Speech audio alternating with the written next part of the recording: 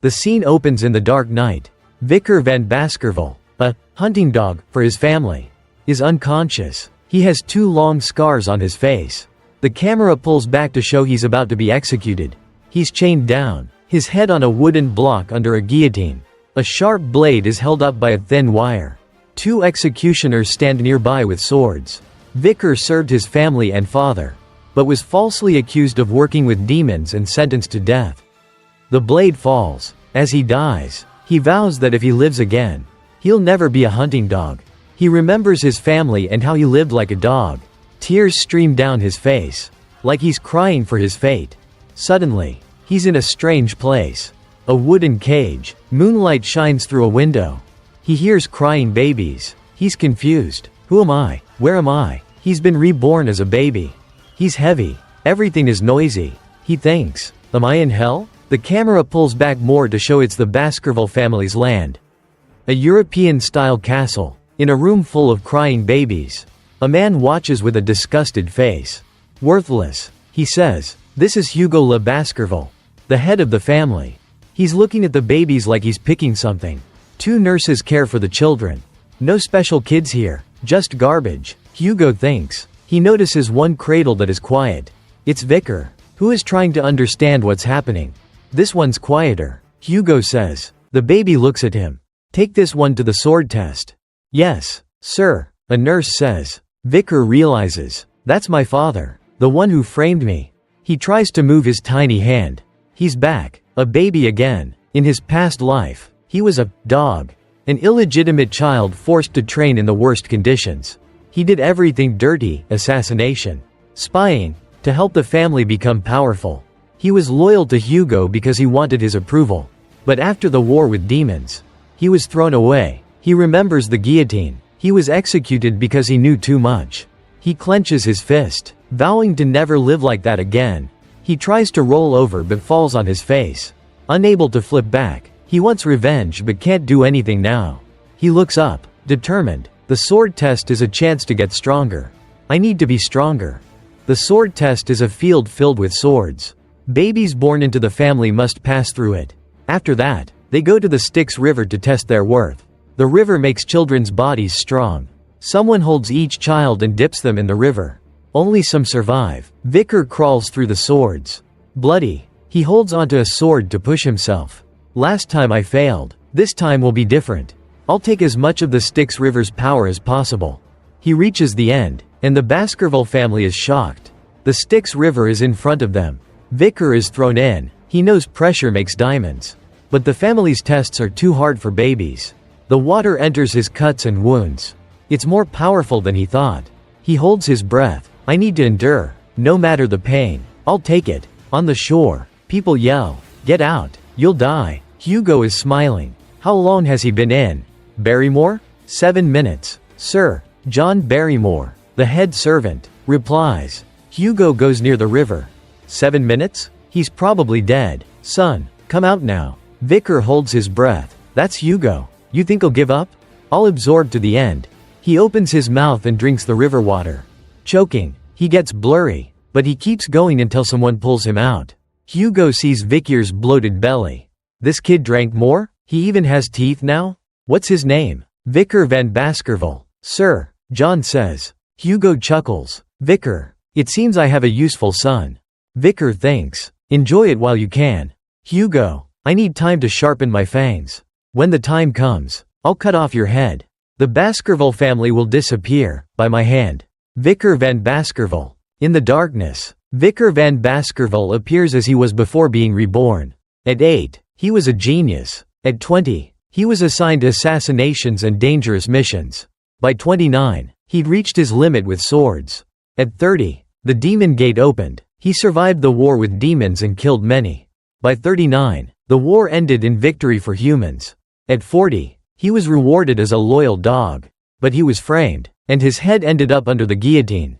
Vicar wakes up, realizing he's succeeded in absorbing the Styx River. He tries to move, and his body is stronger. This will give him a better start. A voice says, my God, the lady is too much. Why did she have me put this in the little master's crib? Vicar sees a box. The lady? Why would someone gift me? An illegitimate child? The box opens, releasing a dark mist. 2 red snakes crawl out, their eyes fixed on the baby.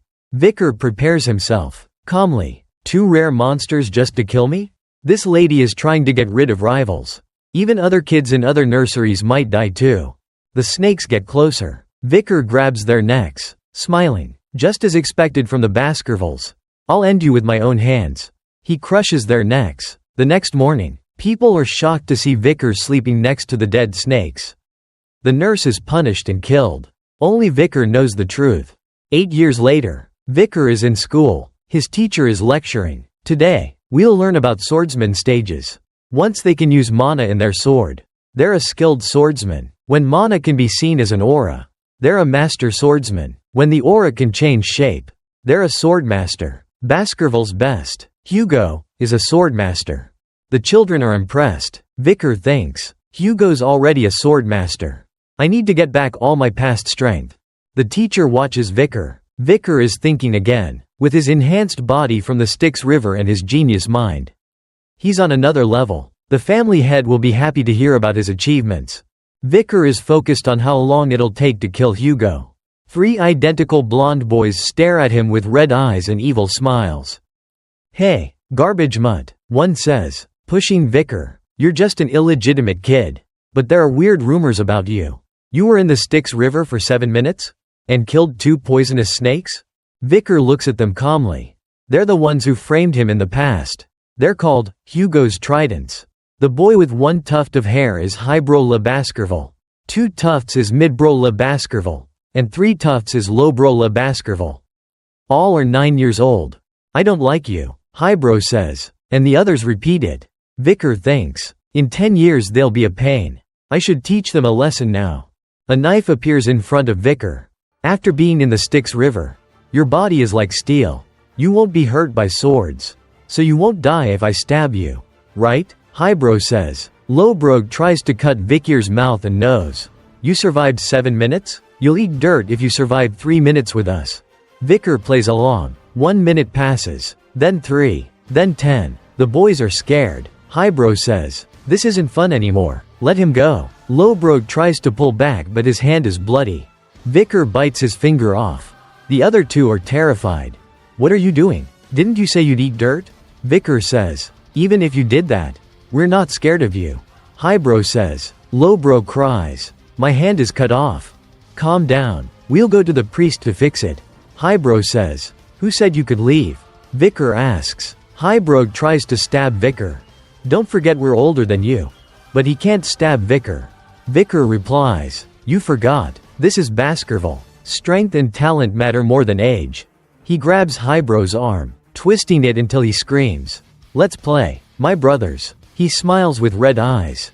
Highbrow yells. The rumors are true? Vicar punches him, his nose bleeding. He kicks Midbrow's knee, breaking it. You'll be okay with treatment.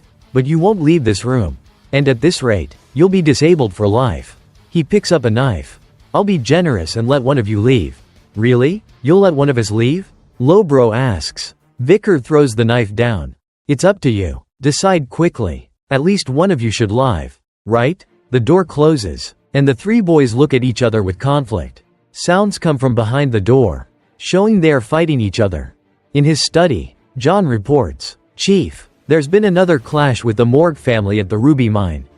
Morg wants the mine. We'll discuss it later. Anything else? Hugo asks. In the recent midterm test, Vicar came first. Really? When's the practical test? In 5 days. The young knights are getting ready for it.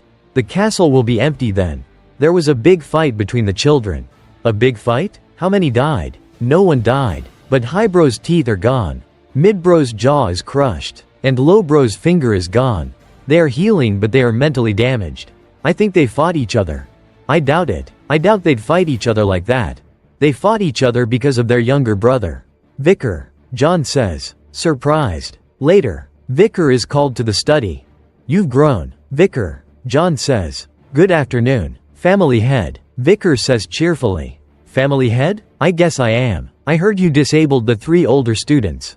Hugo says. I thought they were getting special treatment? Vicar replies. I'm not talking about their physical state.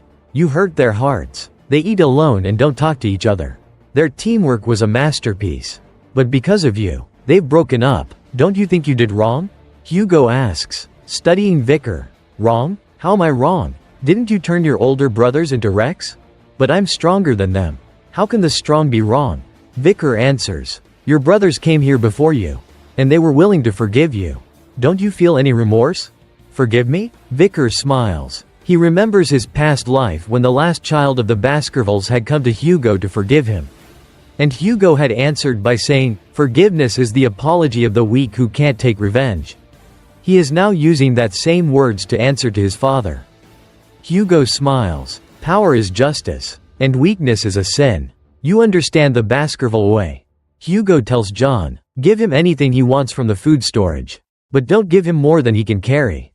Can I have chocolate? Thanks. Family head. Vicar says cheerfully. John calls him back and says, do well in the upcoming test and don't lose to anyone. Vicar clenches his teeth. Yes. Family head. At the storage, John says, this is chocolate from the stylish Morgue family. It's hard to get. I don't want processed stuff. I want strong flavored cacao beans. Vicar says, you mean raw beans? John is surprised. A bag of red cacao beans is brought out. These are blood beans. Very strong, the cook says. Vicar tries one, and his face twists at the bitterness. John thinks, he can eat those raw beans. He must really like chocolate. He's taking the family head's words literally and is finding ways to get lots of chocolate within those guidelines. Should we process them later? The cook asks. You don't need to. Just give them to me. Vicar says. He is quite unique. John thinks. Vicar doesn't want to eat the chocolate. The beans will be used for the practical exam in 5 days. Vicar smiles confidently. Something that has never happened before will take place. The Baskerville family is known throughout the world as a family of madmen. The children born there are rigorously educated. After learning to walk, they must climb a very steep mountain to develop basic endurance. And they are not allowed to rest outside of designated times. When they go to sleep, they must sleep with the corpse of a demon or imp to adapt to the harsh environment. This phase ends when they turn 8 years old. The young hounds then face evaluations accompanied by incredibly terrible hardships. This is why the Baskerville family came to be known as a family of madmen. And today, a practical survival evaluation will take place. The young hounds gather at Mount La Rouge et La Noire, a mountain filled with evil creatures captured at their territory's border. The instructor of the Baskerville family, the leader of the guide dog team, Paviev van Baskerville, will be in charge of this evaluation. Young masters, the practical evaluation is still quite simple. Survive here for a month and hunt powerful demonic entities. You only need to remember these 2 things. You will be rewarded 10 points for successfully saving someone, 30 points for saving someone without being seriously injured, 50 points for surviving by eliminating another young master, 70 points for hunting and surviving a monster, and 90 points for meeting all the conditions mentioned earlier. In addition, a badge obtained by stealing another's badge will count towards bonus points. No points if you die. And there is no way to achieve 100 points. I hope all of you remember the teachings of Lord Hugo. A moment of carelessness will result in death. I advise you not to leave the restricted area, as Mount La Rouge et La Noire has many dangerous, unexplored areas. Therefore, I recommend that you stay within the area containing the demons we have tamed. The guide dogs, guardian knights, will secretly score you during the competition. Meanwhile, a few people glanced at Vicar, whispering, isn't that the guy who was submerged in the river Styx for 7 minutes? There are also rumors that he strangled 2 poisonous snakes in his cage. I heard he also scored full marks on the written test. Let's see how he does in the practical evaluation. Vicar's face was filled with confidence, as if he were standing in his own domain. Mount La Rouge et La Noire. It's been a while since I've been here. On the other side, a trio looked very confused.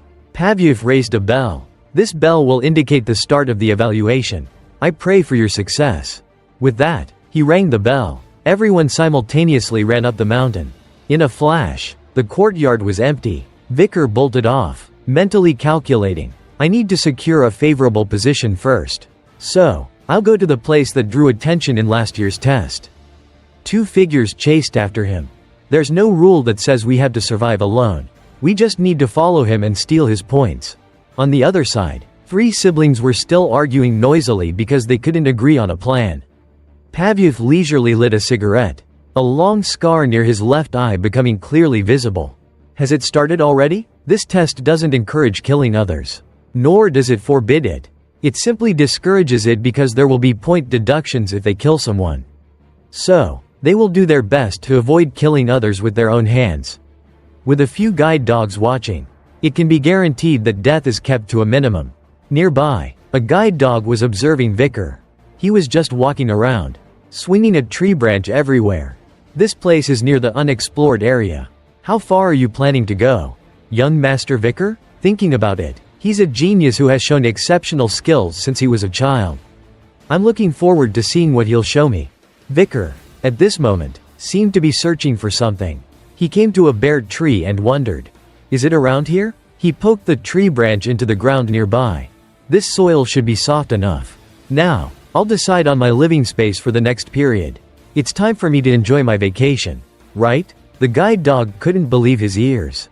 A vacation? While the others were battling each other and monsters, this main character was chopping wood and building a shelter. The hound was helpless. All he does is sleep and spend days digging a hole? He also only hunts for food and collects firewood. Is he planning to hide here and kill time? I heard some rumors about him being a genius. Perhaps I don't need to watch him because he doesn't seem to intend to run away. With that, the hound moved to another spot. Vicar watched him leave and smirked. He's finally gone. Looking at the fire at his feet, Vicar reminisced. Camping is also a bit nostalgic. Hey leader, cocoa beans are the best thing to remove the fishy smell of meat. Especially if it is highly concentrated blood bean, a subordinate in his group once told him. Thinking of this, Vicar tossed some blood beans into the fire. The obstacles have disappeared, and my preparations are complete. Should I start my hunt now? The holes that Vicar had made were filled with thorns. However, they were hidden deep, so the hound didn't see them. A few days later, Vicar was venturing deep into an unexplored area. Vicar looked around. The other side was an unexplored area. But these places were all his backyard when he was a special forces agent. Suddenly, he smelled something, a burning smell that singed his nose. Dead roots burning? A light flashed in a corner, drawing his attention. Burning dung? Found it. There was only one demon around the dung, creating such excrement. A pair of sharp fangs, surrounded by fire, appeared. He was sick of them during his days as a scout. But now, seeing one, he welcomed it with open arms. Standing opposite him in the darkness was a hellhound. Its entire body was engulfed in raging flames. Its eyes blazing, it looked at the uninvited guest, opened its mouth, and launched a fireball. An explanation about hellhounds. Danger level B+. Size 3 meters. Habitat: Mount Le Rouge et Le Noir. The second slope. A dog carrying hell in its mouth. This is a creature that brings misfortune to those who encounter it. Even a single bite can lead to a continuous death.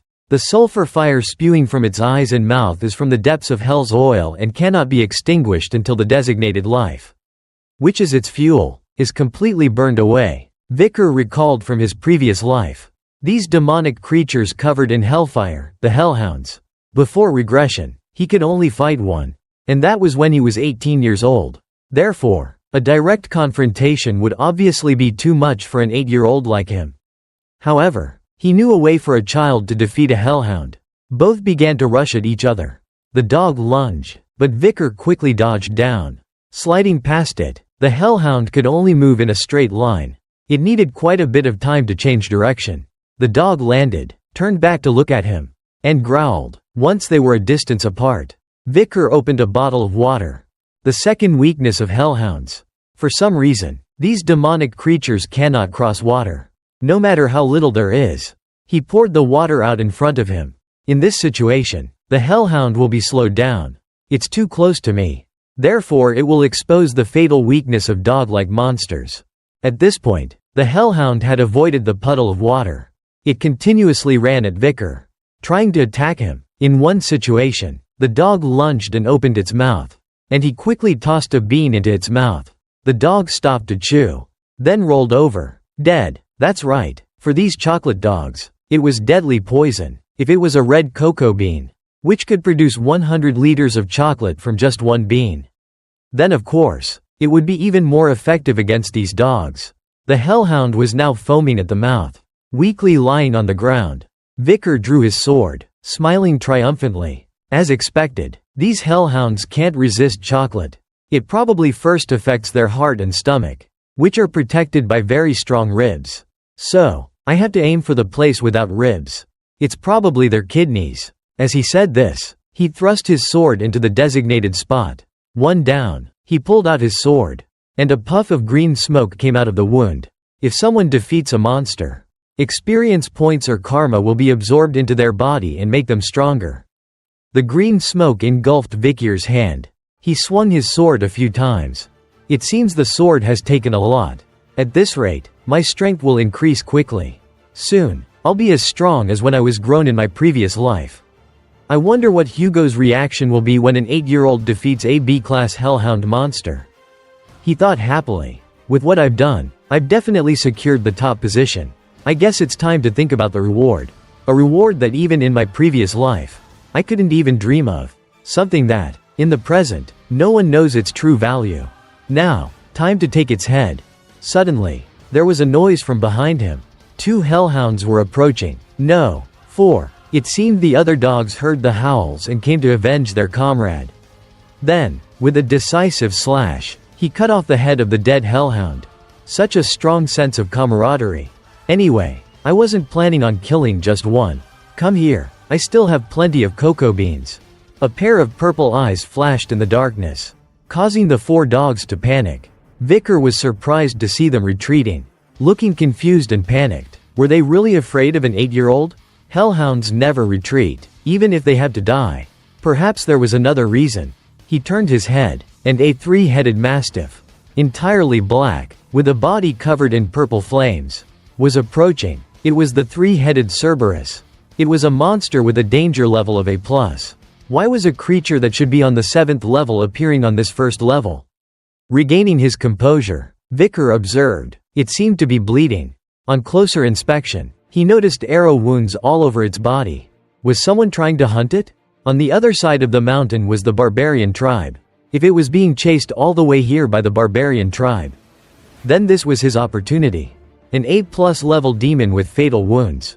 He had to take it down even if he had to use everything he had. Vicar mentally calculated. In his previous life, he hid all his skills within the Baskerville clan. His mastery of swordsmanship had reached the level of a high-level swordsman. And his mastery of the Baskerville trident had completely reached the level that other hounds could only achieve during adulthood. Vicar swung his sword, slashing towards his opponent. Meanwhile, another head lunged to attack. Vicar effortlessly slashed back at it. Vicar smirked. He could do it. He was definitely capable if it was a wounded Cerberus. Before regressing to fight monsters, Vicar's swordsmanship was honed to the point that there was no wasted movement when killing an opponent. Above all, he had a body that had been strengthened by the river Styx. Vicar's weapons were more than enough to cause damage to a Cerberus. Cerberus had gone mad. Its eyes turned a deep purple. Vicar was wrong. With one bite, Vicar's sword shattered. In a moment of carelessness, it had created an opportunity for the Cerberus to use its claws. One swipe sent Vicar flying backward, crashing into a tree trunk. A mouthful of blood gushed out from his mouth. An explanation about Cerberus. Danger level A+. Size 7 meters. Location 7th level of Mount La Rouge et La Noire. Nicknamed Guardian Dog of Hell. It is not interested in the souls going to hell. But as soon as a soul wants to leave hell, it will tear them to pieces. Huh? Is it having multiple personalities? It resides in the deepest part of hell, where all souls end up. It is the strongest monster among dog-like species. Vicar was unconscious for a moment before regaining consciousness. He realized he had lost consciousness after the attack by Cerberus. The dog was now right in front of him. His entire left arm was in pain. Was it broken? He looked down and checked his arm. The sleeve of his clothing was torn open by the wound. A deep claw mark was visible. Vicar was amazed. Even though Cerberus was injured, its attack was incredibly dangerous. But the only reason he was wounded to this degree was because of the effects of the river Styx? As he was thinking, Cerberus attacked again. Vicar dodged while calculating. If I keep getting hit like this, I'll barely be able to survive. This is a tough situation. But even in this situation, a veteran hunter always finds the best way. The best way for me right now is the 36th stratagem. Running is the best option. He's quite aware. I thought the main character was some sort of battle maniac.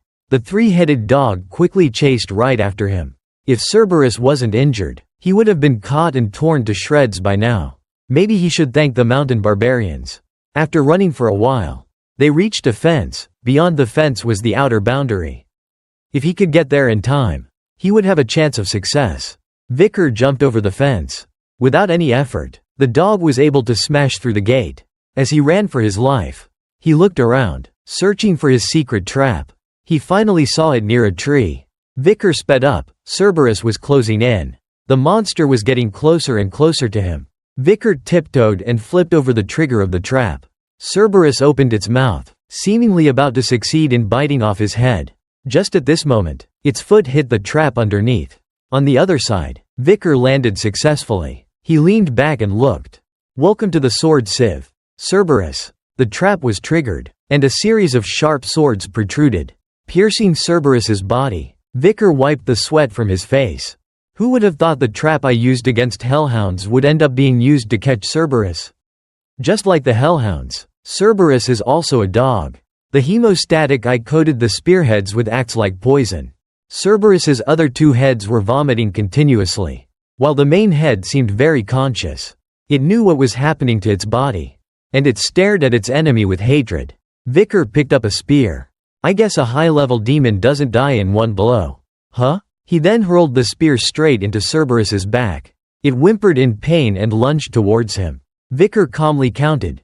1, 2, 3, 4, 5, 6, 7. The monster was right in front of him. On the 8th step, Cerberus shut down and collapsed. Finally, he had finished it off. He looked at the monster's corpse. Exactly 7 steps. The rumors were true. The wooden spear I threw was a bit different. A single bite can make it difficult to take 7 steps. The spearhead is covered with the poison of the blood snake. I'm glad I saved it when I was younger. The familiar green light enveloped Vicar once again. I can feel the energy from Cerberus. Looks like all 3 heads are dead. Now, how do I carry it? The cause of death is obvious, and the Guardian Knights will probably suspect me soon. But first, there is something I need to do. Vicar walked around the forest. Cerberus was a gatekeeper monster with a tendency to protect its territory. There must be a dungeon around here. This was a strange place full of treasures, and sometimes, it was home to powerful demons. It was likely that the dungeon was empty when the gatekeeper disappeared. If he disguised himself with Cerberus's scent, he could avoid facing most demons. While thinking this, he smeared the monster's blood all over himself. When he was done, he added soil, dry leaves, broken branches, footprints, and saliva to mark the path. In just a short time, he reached the entrance of the dungeon. It was pitch black inside. He remembered coming here before his rebirth. Vicar discovered it 10 years later, but it was empty then. But things were different now. Vicar could feel the scent of mana mixed with the scent of decay. This place had definitely not been touched. He observed the cave. Light can't reach the end of the path. It looks like it's deeper than I thought. I wonder what treasures are waiting for me in here. With that, Vicar smiled excitedly and went straight into the cave. There were red lights along the walls of the cave. There were quite a few ruby veins in many places along these walls. It seemed like this place was connected to the Crimson Fang Mountain, a branch of Mount La Rouge et La Noire. Gradually, a blinding red light appeared. That must be inside the dungeon. Inside, in the center of the room, was a dilapidated stone pillar, on which there was a crystal that was emitting a bright red light. Vicar walked closer. It's glowing in the dungeon. It must be a creation that emits light by absorbing mana and transferring it into the ruby. Suddenly, he saw a skeleton leaning against the wall nearby. Someone has been here before me? Looking at the condition of the skeleton, Vicar guessed. Scattered injuries all over the body, like they were slashed at random with a knife. The blood has also dried up. Looks like it's been a while. There was a letter next to it. At this moment, my name no longer matters. So it can be anything. I will call myself Cain. I don't feel the need to stain this clean paper with my true name. Vicar analyzed. This style of writing has been passed down in the Baskerville family for generations. Could this person also be a member of the Baskerville family? He continued to read the letter. I am writing this because I want those who come later to not make the same mistakes I made. Family legends say that this place is an ancient dungeon, and my brother, Abel, discovered it by chance. We have tried countless times to explore this dungeon. We have defeated countless monsters and found this stone chamber and faced an ultimate riddle here. This riddle has kept us for a long time. For 3 years. Vicar speculated. 3 years? They must have really wanted the treasure inside. This ultimate riddle must be somewhere in the dungeon. Is it that? He looked at the words carved on the stone pillar. What goes in is 1. But is 2 inside? Only when it is 1. Can it leave? Returning to the contents of the letter. With our limited understanding of the riddle on the stone pillar, my brother and I thought about it for a long time. And we both came to the same conclusion.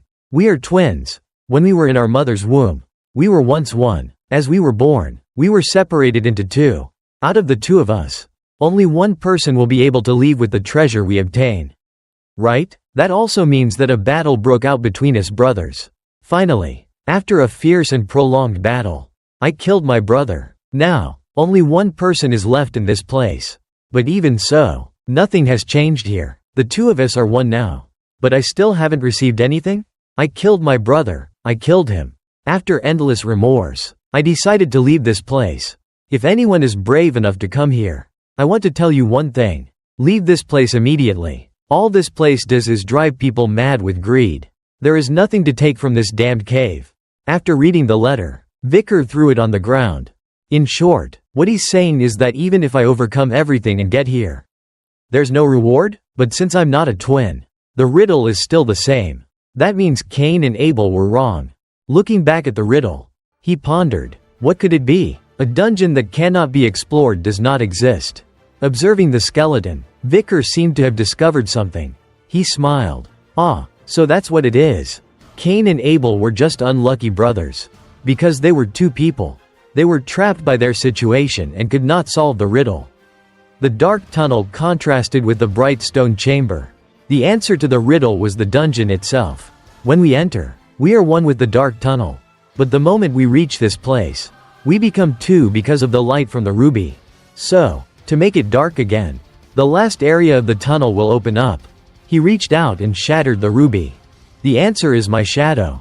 From the shattered fragments, the ruby emitted a red glow. The door of the dungeon slowly opened before Vicar's eyes. So, this was the thing that the 2 brothers fought each other to death for? A black sword was embedded in another stone pillar before him. Could this be a holy relic of the evil lord? An ancient sword with engravings was emitting a powerful red light. The text below read, "Only the blood of the Baskerville clan can draw Beelzebub." Vicar was surprised. This is Beelzebub. This is the holy relic that can be found in this place? I remember seeing illustrations of this sword in a myth book I read in my previous life. The gluttonous fly demon, Beelzebub. In ancient mythology, there was no mention of the great demons who took over the land. There were a total of 7 disasters corresponding to the 7 deadly sins. To stop those 7 disasters, the leaders of the 7 families stood up to fight each demon from the 7 deadly sins. At that time, the demon the Baskerville clan faced was the gluttonous fly demon, Beelzebub, and from then on, what remained of Beelzebub was sealed within the Baskerville clan's territory. The demonic energy that Beelzebub released attracted monsters. Or at least that's what the mythology said. But no one believed it. However, that legend was right, and in the future, this sword will fall into the hands of evil and bring death to countless human warriors on the battlefield. But in this life, that won't happen again, because it belongs to me now. As he said this, Vicar touched the hilt of the sword. A red energy radiated and flowed into his hand as if his hand were absorbing it. Then, the sword suddenly grew from his hand, surrounded by a powerful red glow. He and the sword had become one. A sword crystallized from what's left of a demon's holy relic. Huh? Obtaining Beelzebub is a completely unexpected treasure. I wonder how much stronger I will be in this life. I'm really looking forward to it. Looking at the sword in his hand, he smiled wickedly. Looking around the cave, it seemed there was nothing left for him to take. While idly wondering whether to return, something happened in his body. Vicar collapsed to his knees, feeling dizzy. Was this a symptom of hunger? The sword seemed to want him to feed it. Ah, right, the gluttonous fly demon. Staggering out of the cave, Vicar clutched his stomach. The constant hunger made him feel like his stomach was being torn apart. He seemed more sensitive to hunger than usual. There was something that smelled amazing. From his hand, the sword's blade, like a long tongue, wriggled, pointing in one direction. Are you trying to say there's something edible over there? After walking for a while, he returned to the same place. This was the corpse of the three-headed dog he had just killed. Right? The tongue from before had turned back into a sharp sword, stabbing straight into the monster's flesh. Sucking and sucking. The blood flowing through Beelzebub makes my stomach feel like it's alive again. I guess it was hungry for a long time. Could the withered trees and barren land also be because of Beelzebub's insane hunger? How much do I have to feed it to be satisfied? After sucking its fill, Beelzebub satisfiedly withdrew the sword. Beelzebub's hunger still had 2 more empty slots. Was this Beelzebub's unique skill? It was said it could turn the opponent's skills into its own. It could absorb an infinite number of skills, and those absorbed would be completely destroyed. As he guessed, there was a maximum number of skills he could absorb because it was a corpse. The three-headed dog's blood skill, which made even the smallest scratch cause profuse bleeding. Vicar was thinking if he could take this skill. Then, before he finished the thought, the sword shot out again. Continuing its mukbang, Vicar scratched his head. You can't eat it all. It'll be hard to explain when they examine it later because the corpse will be completely damaged. He just talked to it, without doing anything specific to stop it. After a while, he tapped the sword, reminding it to eat less or it would get fat. Beelzebub resentfully informed him that it had gained 2 more abilities. Cerberus's A+ level Incinerate, Hellhound's B+ level Blood Manipulation, and Brown Rat's F level Rapid Regeneration. Vicar looked down in surprise, so it had also eaten the corpse of the brown rat underneath. Vicar was satisfied, but getting Incinerate from Cerberus is a big gain. With the skill I absorbed from the Hellhound, a person would die if they experienced that. It's even more terrifying than being burned alive. I prepared the demonic creature for the practical test. So now I just need to relax until the evaluation ends. The evaluation ended, and the young Baskerville hounds returned after completing their practical evaluation. Each one of them was a mess. While leaving, they were all unscathed. The evaluation continued afterward, and the corpses of the demonic creatures that the young hounds caught were made into shields, swords, and necklaces and returned as spoils of war. And one of the demonic corpses that a young hound brought back shocked the Baskervilles there. After hearing the report, Hugo looked up and asked, "Who caught what?" Young Master Vicar Van Baskerville, 8 years old, happened to pass through an unexplored area during the exam and hunted down a dangerous A+ level monster. Cerberus, the butler reported. Are you talking about the three-headed Cerberus that was highly regarded by the Guardian Knight Association we once fought? I was informed that it had been previously wounded by the barbarians and had been poisoned. What kind of poison is strong enough to take down a Cerberus? And how the hell did it get poisoned? Nothing was recorded in the hunting logs. I tried to ask the young master about it, but he said he was tired and returned to the dormitory. So, this kid is also a businessman. Knowledge is power, and power is value. Hugo smiled, pleased. To be honest, I was also very surprised, thinking that such a talent would come from the van line, not the L or L lines. You don't understand me. I'm different from the previous family heads.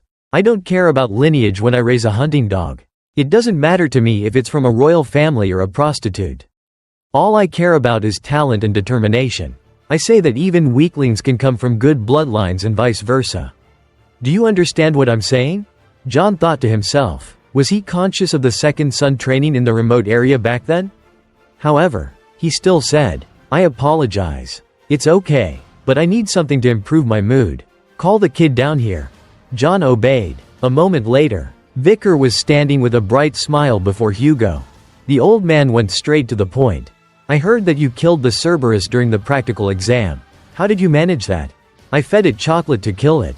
Chocolate is actually a deadly poison for hellhounds. Vicar said casually. I see. So that's why you asked for chocolate? Yes, Vicar confirmed. Old John stood to the side, thinking. They just asked back and forth without even greeting each other. Is this really supposed to be a father-son conversation? At this moment, Hugo asked again. I heard that you didn't answer him properly when he asked about the details of the hunt. Why was that? Because he is not my master. Then who is? Since I am a member of the family head is my master. Who else could it be? You've learned very well, Hugo praised. As a reward, the corpse of the creature you caught will be yours. And because you took first place, I will grant you a wish. As expected, Vicar muttered to himself, I wish to enter the Holy Library. The answer made Hugo and John flinch slightly. The Holy Library. A massive library in the deepest part of the Baskerville main stronghold.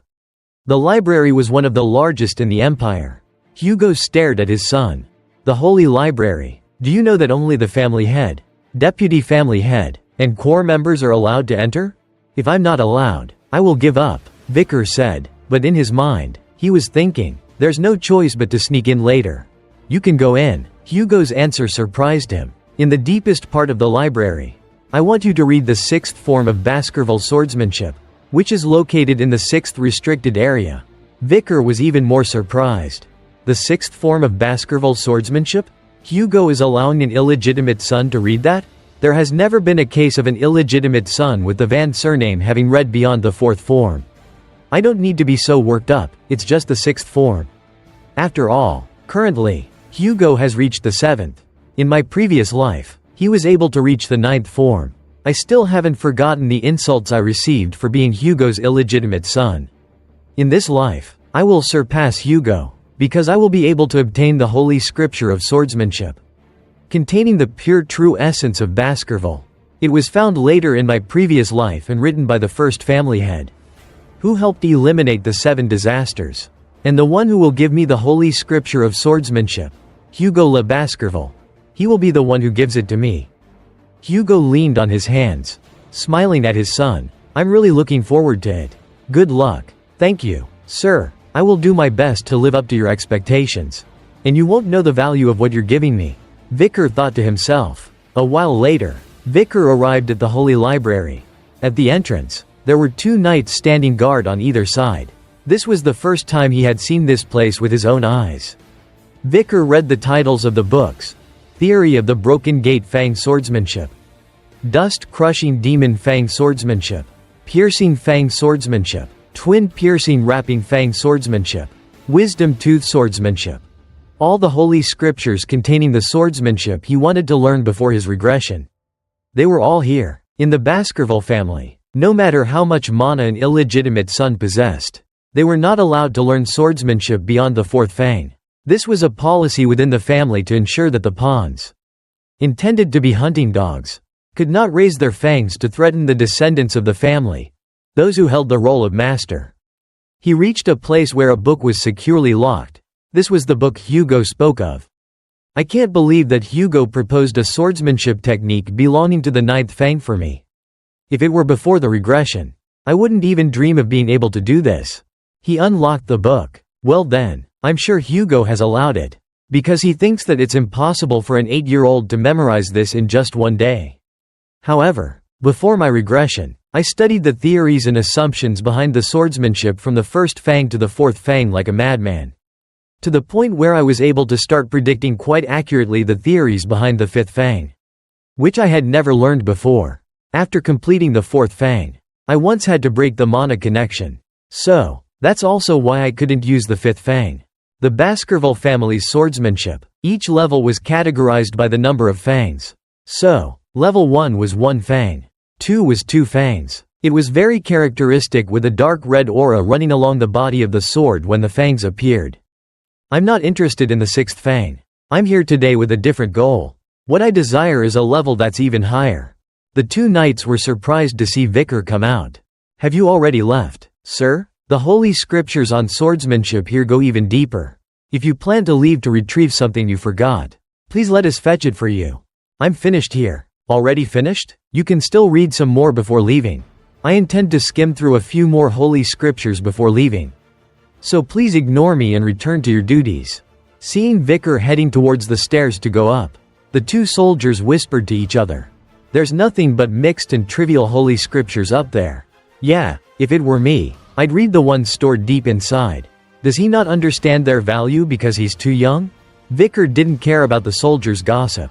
Think whatever you want. There's no way you could know that in that pile of mixed and trivial, dusty holy scriptures. A treasure is waiting to be discovered. Vicar went straight to a bookshelf.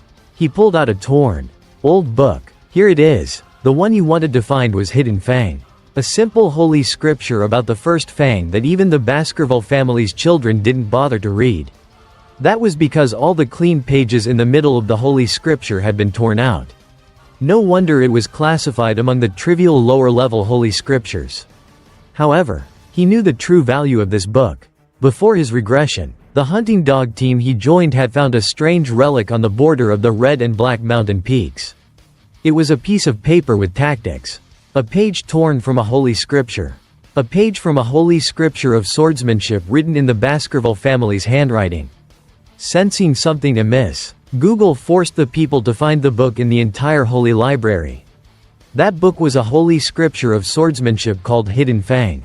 This holy scripture was written by a Baskerville ancestor, detailing how to reach the 10th Fang of the Baskerville family. Mad with the idea of the 10th Fang, Hugo unleashed the family's hunting dogs to find the whereabouts of the remaining 6 pages.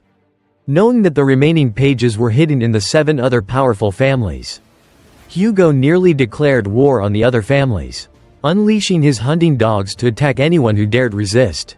After countless lives of the hunting dogs were sacrificed, they finally found and presented the remaining pages to Hugo. And the reward for all of that was, thinking of this, Vicar's hatred flared up again. Thanks to that, Hugo surpassed the 7th Fang and reached the 9th Fang, using the blood and flesh of the hunting dogs as stepping stones. But in this life, that won't happen. The hunting dog who searched and presented all of those pages was him. He still clearly remembered the information on the missing pages. But the reason why he couldn't climb to a level higher than the 4th Fang was because he had never touched the holy scripture containing the original text. The book stated, the first step of the 10th Fang is similar to the essence contained within the first Fang. The moment one expresses one's aggression when drawing the sword and creates an arc with the blade. All sword paths end with the same limit. No wonder most people would treat this book as a low-level one full of nonsense. But when the missing pages are put back in their place, the information that seems to be mere boastful fabrications becomes a riddle. Each stroke painting a beautiful picture. Before my regression, I was at the 4th Fang level in swordsmanship and a high-ranking graduate swordsman in aura. I will become as strong as before my regression at the age of 15. Vicar sat absorbed in the book from late at night until dawn. He closed the book. That was enough reading. He turned to look at the window. Have I been concentrating all day? But thanks to that, I know this book so well that I can even read it backward. I don't feel the presence of the guards. I might not be able to reach the 10th Fang with this child's body. But I might be able to reach the 5th Fang, which I couldn't touch in my previous life. He took a breath, focused his strength, and imagined an opponent in front of him. He raised his hand and slashed, cutting the body in half, the first Fang of the Baskerville family. Then continued to the 2nd Fang, the 3rd Fang, the attacks getting stronger and faster. Then the 4th Fang. Before his regression, he had lived a shallow life. He could have achieved the title of a high-ranking graduate swordsman after diligent practice. But he was looked down upon by his own family because he couldn't learn the proper swordsmanship. And the only reason he couldn't reach the 5th Fang or higher levels was because he was an illegitimate son. He would not live a life like that again. As he thought this, Vicar tried to execute the 5th Fang. He imagined that the face of the opponent was Hugo's. His rage surged, and with a complex technique, he split the body into hundreds of pieces. After finishing, he panted, looking at his hand that had just executed the technique. Vicar thought to himself that it was still a bit lacking. But he was able to use the 5th Fang. A warm feeling from the depths of his heart. A choking sensation. Vicar wanted to cry tears of happiness after reaching the 5th Fang. He turned his head to look around. But there were no swords here. Throughout the entire history of the Baskerville family, the fangs of a young hunting dog were growing faster than ever. And those fangs were aiming at the throat of its own master. Thinking back on the whole process, Vicar smiled contentedly. I succeeded in drawing the 5th Fang. If I can increase my mana from now on, I will reach my strength before my regression. My mana is still growing steadily, this time. Through enlightenment, it will grow more comprehensively. This flow, liquefied aura, is the sign of a swordsman. It seems I've leveled up from a high-ranking elite swordsman to a low-ranking swordsman. A level that I could only reach at the age of 30 in my previous life. Now, I've achieved it at just 8 years old. A swordsman was a completely different rank from an elite swordsman. Thanks to the aura turning into a liquid state, the density of aura was increased, and the ability to change states was less limited. I've also obtained a better swordsmanship than the one I used before my regression. This swordsmanship won't stop at the 5th state, it can even reach the 10th Fang. It possesses infinite potential. The Fang strike I learned earlier would allow me to become strong faster. But it limited my growth potential. In comparison, Hidden Fang is a perfect swordsmanship that combines both offense and defense and has no growth limit. If I focus on learning it, I can even face a mid-level swordsman. I would have a 100% win rate if I assassinated. And 50% if I faced them directly. The issue is how much should I reveal to Hugo? The strength I reveal can't be too much. Nor can it be too little. I need to give him some things he wants so that I can get more benefits from him. Vicar silently left the book by the window, took out his magnifying glass, and adjusted it to the sunlight. The old, tattered book burst into flames. With this, the opportunity for Hugo and his hunting dogs to reach the 10th Fang is gone forever. Except for me, of course. Just at that moment, 2 guards came up. "What's that smell? Young master, what have you done?" "I apologize. I accidentally burned the book because I carelessly left the magnifying glass on it. I'll go see the butler if I need to report this." Seeing the old, tattered book, the 2 soldiers laughed. "Oh my, young master, you don't need to feel guilty about this. It's our fault for not paying attention to you. Besides, it's lucky that only 1 book was burned. Yes, that book was too messy anyway. Aren't the knights busy with the conflict with the Morgue family at the quarry? You shouldn't have the free time to pay attention to small matters like this.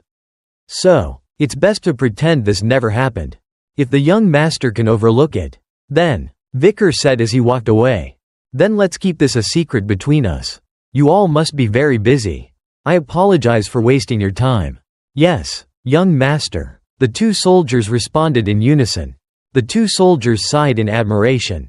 The young master is truly a good person. He even knows how to consider the feelings of servants like us. What a respectable young man. Hearing these words, Vicar, having achieved his goal, smiled brightly. When he returned to Hugo's room, the old man asked, "How was it? Have you gained any enlightenment?" "A little," Vicar replied modestly. "What did you feel and realize in the library?" "Something warm and sharp, but also soft like the waves? That's what I felt." "Could it be aura?" John was shocked. Aura. The evidence that a person had truly stepped into the world of swordsmanship. Even for geniuses who trained relentlessly, it would take at least 15 years to enter the realm of a low-ranking master swordsman. Hugo reassured himself. "What am I thinking? The boy is only 8 years old. Can you show this father what you just said?" Hugo asked. Of course. A moment later, they had arrived at the arena. The students murmured as they looked around. Vicar stood confidently in the middle of the arena, holding a sword. "Family head. Is it okay to test the young master's skills like this?" John asked, a little worried. "I will only provide a monster suitable for him." "A monster?" John asked, thinking he had misheard. The iron door was gradually raised. "Yes, I starved this monster to make it a bit more sensitive." A monster that must have been 2 meters tall was led out by a jailer. Its whole body was rippling with muscles, and it was chained with heavy iron chains. Its mouth was covered with a large muzzle. It was an orc demon with a danger level of C. The people began to chatter. "An orc? Isn't it too much to put an 8-year-old against an orc? Usually, you have to be 15 to be able to do that. Well, if something happens, I'm sure the Guardian Knights won't stand by and watch." From the observation deck, Hugo waved his hand, and the jailer immediately released the orc's chains. The orc, having been starved for a long time, immediately went berserk, roaring. It then charged towards Vicar with incredible speed. Vicar calmly swung his sword, cutting off one of the monster's arms. Everyone was shocked by this sight. Even the orc. Without wasting a second, he crouched down and cut off its leg. The monster fell to its knees in pain. Was it shocked that it was bleeding for the first time? The rare skill of the orc, super regeneration, didn't even activate. There was no way a rank C monster could stand up to a rank B+ like the Hemorrhage's Hellhound. Vicar secretly used the power of Beelzebub. The people watching the fight were also confused. Is that really an 8-year-old boy? How can a kid do that with that body? He hasn't even used mana. How is that possible? Hugo was still observing the fight very carefully. Looking up, Vicar thought to himself, he's thinking I haven't shown him what I realized in the library. Well then, I will show him, as he wishes. Hugo's expression changed slightly, and John was stunned. Vicar focused, applying aura to his sword. On the other side, the orc still hadn't recovered from the 2 attacks and immediately felt something. It reacted, and a red force hit it. Vicar, holding his sword, charged forward. One slash cut the demon in half. Hugo jumped up from his seat. John adjusted his glasses. That is the aura of a low-ranking elite swordsman. Congratulations, family head. The outstanding genius of this generation has appeared. Do you really think so? Even if you searched all the families in the empire, you would never find such a genius. Hold on a moment. Look at the orc. There's something very strange about it. The orc's special ability is super regeneration. But this one is continuously bleeding. That kid only won because this orc had become too weak. John thought to himself, can't he be more honest and show some happiness? Wait, father. Vicar was now right beneath him. He looked up and smiled, suggesting, are there any monsters stronger than an orc? An explanation of the orc. Danger level C size 2 meters. Location. Lowlands of Mount La Rouge et La Noire. Looks and brain similar to humans. Regarded as a human-like species. They have strong bodies and low intelligence. They have superior breeding ability and reside in villages. They are considered to be no less dangerous than the barbarian tribes. Wait, father. Vicar was now right beneath the old man. He looked up and grinned, suggesting, are there any stronger than orcs? The surrounding students stared in astonishment, the murmuring growing louder. Vicar thought to himself, it's best if I reveal just enough strength for now. If I'm lucky, my achievements will be recognized, and I'll have a chance to break away from Hugo. I might get sent to the wilderness or recruited into the academy. For example, at this moment, Hugo looked down and thought. After a while, he said to the butler, John, it seems that the orc we had to travel all the way to capture isn't enough to satisfy my son's hunger. Is it? What Vicar said makes sense. The boy is still at the age where he needs practical combat experience. Butler, didn't we capture something for testing during the recent conquest of the barbarians? Yes, there is still one. John replied. It seems to be very sensitive because it hasn't been fed for a while. Bring it here, Hugo ordered. In the darkness, a 2-eyed monster with glowing red eyes was slowly emerging. The iron gate opened, and those who witnessed it showed terror. Vicar looked up, quite surprised by its size. It was a giant troll. It had to be 10 times taller than Vicar, with a massive build and iron chains wrapped around its body. As it walked, it made strange sounds. Vicar calmly asked, Father, can I start now? Yes, go ahead, John agreed. As the iron chains were removed, the troll roared with a deafening sound. Then, both sides charged at each other like arrows. The troll swung its fist, delivering a devastating blow toward Vicar. The punch was so powerful that rocks and earth flew up from underfoot. Vicar quickly dodged to the side. He frowned, looking at his opponent. The troll was so big that it was quite slow in turning around to find its opponent. Vicar jumped to the back. Everyone around held their breath, watching every movement of the two. Some wondering, that was so close. There was an opening just now. Why didn't he attack? Hugo smiled with satisfaction. Good decision. The troll has an exceptionally high regeneration ability. So, if you can't inflict a fatal wound in one move, you're just wasting your energy. Therefore, you need a strategy to hunt a troll. At this point, on the arena floor, the troll kept throwing punches at Vicar. Wherever it punched, rocks and dust flew up. Vicar was also very agile in dodging the blows. After throwing punches for a while, the troll started to get tired, breathing heavily. The people in the stands were still engaged in lively discussions about the match. He dodges every move so closely. Is he trying to tie the troll down? Can an 8-year-old have such judgment? So, is this a real prodigy? Vicar on his side was also breathing heavily, calculating in silence. This one is quite slow. so I don't feel much pressure. But I need to perform well. I could easily kill something like this troll if I revealed my true strength. But that would make things more complicated. I need to kill it as naturally as possible. The best way will be to use the troll's force against it when it attacks. And so, as the troll charged, Vicar jumped up, slashing at it several times. The sword, coated with aura, unleashed its power effectively. The troll slumped, clutching its left arm, which had been nearly severed, and roared in pain. The audience whispered again, "The troll has been slashed. But it will recover right away. Unless that's a kill move." Just as I thought. You can't possibly kill a troll with the first fang of the Baskerville sword technique. But an 8-year-old doing this much is still impressive. Looking at the troll's arm regenerating, Vicar calculated his next steps. It's true, you can't cut through the troll's thick skin with the first fang. If I used Beelzebub's continuous blood loss skill, the troll would die after a while. But that would be pointless. On the viewing platform, Hugo spoke, "You can stop now. It's going to be too dangerous if you continue." "So, I'm almost there," Vicar interrupted. "I think I'll figure something out if I fight a little more. If I can't take it down in the next move, I'll give up." After thinking for a moment, Hugo agreed. "Continue." The troll had recovered to its normal state. It looked back at its opponent with red eyes, ready to resume the fight. Vicar was applying aura to his sword. How much power should I reveal? The answer was already set. What he wanted others to see was a scenario of him having achieved enlightenment and leveling up during the fight.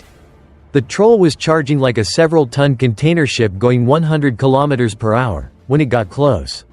Vicar was ready for his decisive strike. I'm really looking forward to seeing Hugo's reaction after he sees this. Around him, a crimson energy spread out, his eyes turning crimson as well. Gradually, that energy enveloped the troll. Vicar jumped, slashing a fatal blow that cut off the troll's head. Everyone there stared in wide-eyed shock. In the Baskerville family's blood-forged sword style, a person's life was based on a formula. Around the age of 15, they could channel mana into a sword. At that time, most hounds would learn the first fang of the Baskerville sword style. But for the first time in the history of the Baskerville family, an 8-year-old had obtained what his older siblings had received at 18, the second fang. A remarkable individual had been born. The fight was over, and Vicar scratched his head as if it was a lucky win. Haha, I won. Hugo was just as stunned as everyone else in the stands. Everyone was so shocked and quiet that they forgot the arena and fell into silence. What did we just see? A week later, during lunchtime at the children's castle, Vicar looked at his food with disgust. He stirred the bowl, loathing it. No matter how many times I eat it, I can't get used to this random stew. It tastes as bad as ever. Looking around, the other children were turning away, finding other spots to sit, even though there were many empty places at Vicar's table. Vicar sighed. They've been keeping their distance from me since that day. I guess it's normal in Baskerville, where strength is everything. Looking back, Hugo's bewildered face was a sight to behold. Vicar grinned with satisfaction, remembering his father's wide-eyed expression. The power I publicly revealed was the second fang of the Baskerville style. The power of a mid-level swordsman. My true power is the fifth fang of the Baskerville style. Still quite weak, but still close to the strength of a low-ranking swordsmaster. If I include the troll's abilities I obtained, I'm certainly stronger than a typical elite swordsman. Fast indeed. But Beelzebub has already finished mukbang the troll. Vicar now possesses super regeneration ability. A troll grade C+. It seems he's hungrier since he got Beelzebub. While he was pondering, 3 people stood behind Vicar. They must have been there a while. Vicar, wary, turned around, and it was the triplets. Bro. Have I been too easy on you guys before? Do you want some more beatings?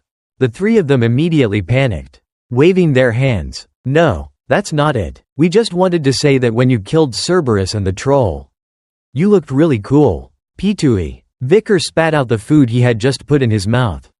Taken aback by the unexpected compliment, the 3 of them were even more alarmed. Are you okay? Are you alright? You okay? Vicar trembled. What's going on? Are they trying to play two-faced? Or are they trying to trick me? He clenched his fists, frowning. It's not fun having goosebumps. Maybe I should just punch them first and think later. Because of some unpleasant experiences in his previous life, Our protagonist in this life doesn't trust anyone. He got fans expressing their admiration. And he thinks they're being sarcastic and wants to punch them. As he was hesitating about whether to act, the butler, John, spoke up. Young Master Vicar, everyone here is like a ghost. Can't they appear like normal people? They always have to appear silently from behind people. Vicar, of course, jumped, not knowing when he arrived. Just a moment ago, it was the Bro triplets. Butler Barrymore? Young Master. John adjusted his glasses, looking serious. You will need to meet the family head soon. And one gloomy afternoon, a carriage sped into the Baskerville family's territory. A white flag fluttered in the wind, showcasing the Morgue family crest. Sitting opposite Hugo, the Morgue family's deputy head, Adolphe Morgue, spoke first. Long time no see, Lord Hugo. You look just as ever. I hope this year's annual event won't end with many issues. This joint training always ends without many things happening, doesn't it? Hugo replied casually, his arms crossed. Last year, both families had people seriously injured, didn't they? If that's not a problem, what is? A small scratch became a serious injury? It seems the Morgue family's children exaggerate a bit too much. Hugo began to lose patience. Well, I guess that's because we Morgues are a prestigious and elegant family. Adolphe was obviously annoyed by the taunt. Their faces may be calm, but in their hearts, they were not. The prestigious Mage family, the Morgues, and the blood-forged Sword family, the Baskervilles, initially did not have as many conflicts as they did now. The emperor from 2 generations ago had once said, "Magic and sword skills are complementary." According to the emperor's words, the Baskerville and Morgue families had started joint training. Only children between 8 and 15 years of age were allowed to participate. And the annual event of both families started with a very positive atmosphere. But at one point, disputes arose between the territories of the Baskervilles and the Morgues. The issue of the sovereignty of a ruby mine came up. And then, the relationship between the two family heads went off track. But due to the emperor's orders, the joint training had to continue. So, instead of the Morgue family head, it was his younger brother, Adolphe, who started meeting with the Baskervilles as the deputy head representative. The deputy head began to ask about the story he had heard. "Oh, that's right. I heard there's a rising star in the Baskerville family. A once-in-a-century genius from the Baskerville family would be a great fortune for the empire. This is not something you should be focusing on." Hugo bowed his head with a smile. "Do you think you can play these distraction games with me? This sly bastard actually reacts to praise about his son? That's a rare sight," Adolphe thought. Then he turned around and continued. "We can also call it a double blessing. A genius has also appeared in our Morgue family. Come in and say hello." Camus. The door opened, and a figure of a girl with waist-length hair, wearing the Morgue family uniform, stepped in. The sound of her shoes clicking on the stone floor rang out. Hugo observed her in silence. She was a red-haired girl. Though still young, she was already beautiful with a cold, arrogant demeanor. She sat down, hands on her thighs, her eyes fixed on the head of the Baskerville family. "This is her daughter. Her name is Camus." "Dear." Adolphe turned to put his arm around her shoulder, reminding her, "You should greet the head of the family. Shouldn't you?" After a slight pause, Camus greeted him in a way that could not have been more impressive. "Sir, are you the thief who stole our family's ruby mine? Please return it to us, that ruby mine." Hugo's eyes widened. "Thief?" Adolphe was sweating, turning to remind her again. "You brat, what are you saying all of a sudden?" "But that's what you said. Uncle, you said that despicable bearded man stole our ruby mine like a thief." Camus replied calmly. "It's just the truth. When did I say that?" Adolphe was now extremely flustered. "In the carriage, before I got off? About an hour and 42 minutes ago?" He wasn't sure if she was a genius. But she was a disaster that just happened. This genius's EQ seemed to be quite low. Hugo gnashed his teeth. "A despicable, bearded man like a thief? Ahem. It seems like there's a bit of a misunderstanding here." Adolphe still tried to salvage the situation. "What does a naive puppy know?" Hugo put a hand to his forehead. "You don't need to try to defend the Morgue family's teaching methods to me." Seemingly unaware of the situation, Camus continued to demand for the mine. "Give me back the ruby. I can't conduct my research without it." "Camus." Adolphe felt like crying. It was a mistake to bring this nutcase. Everything is ruined now.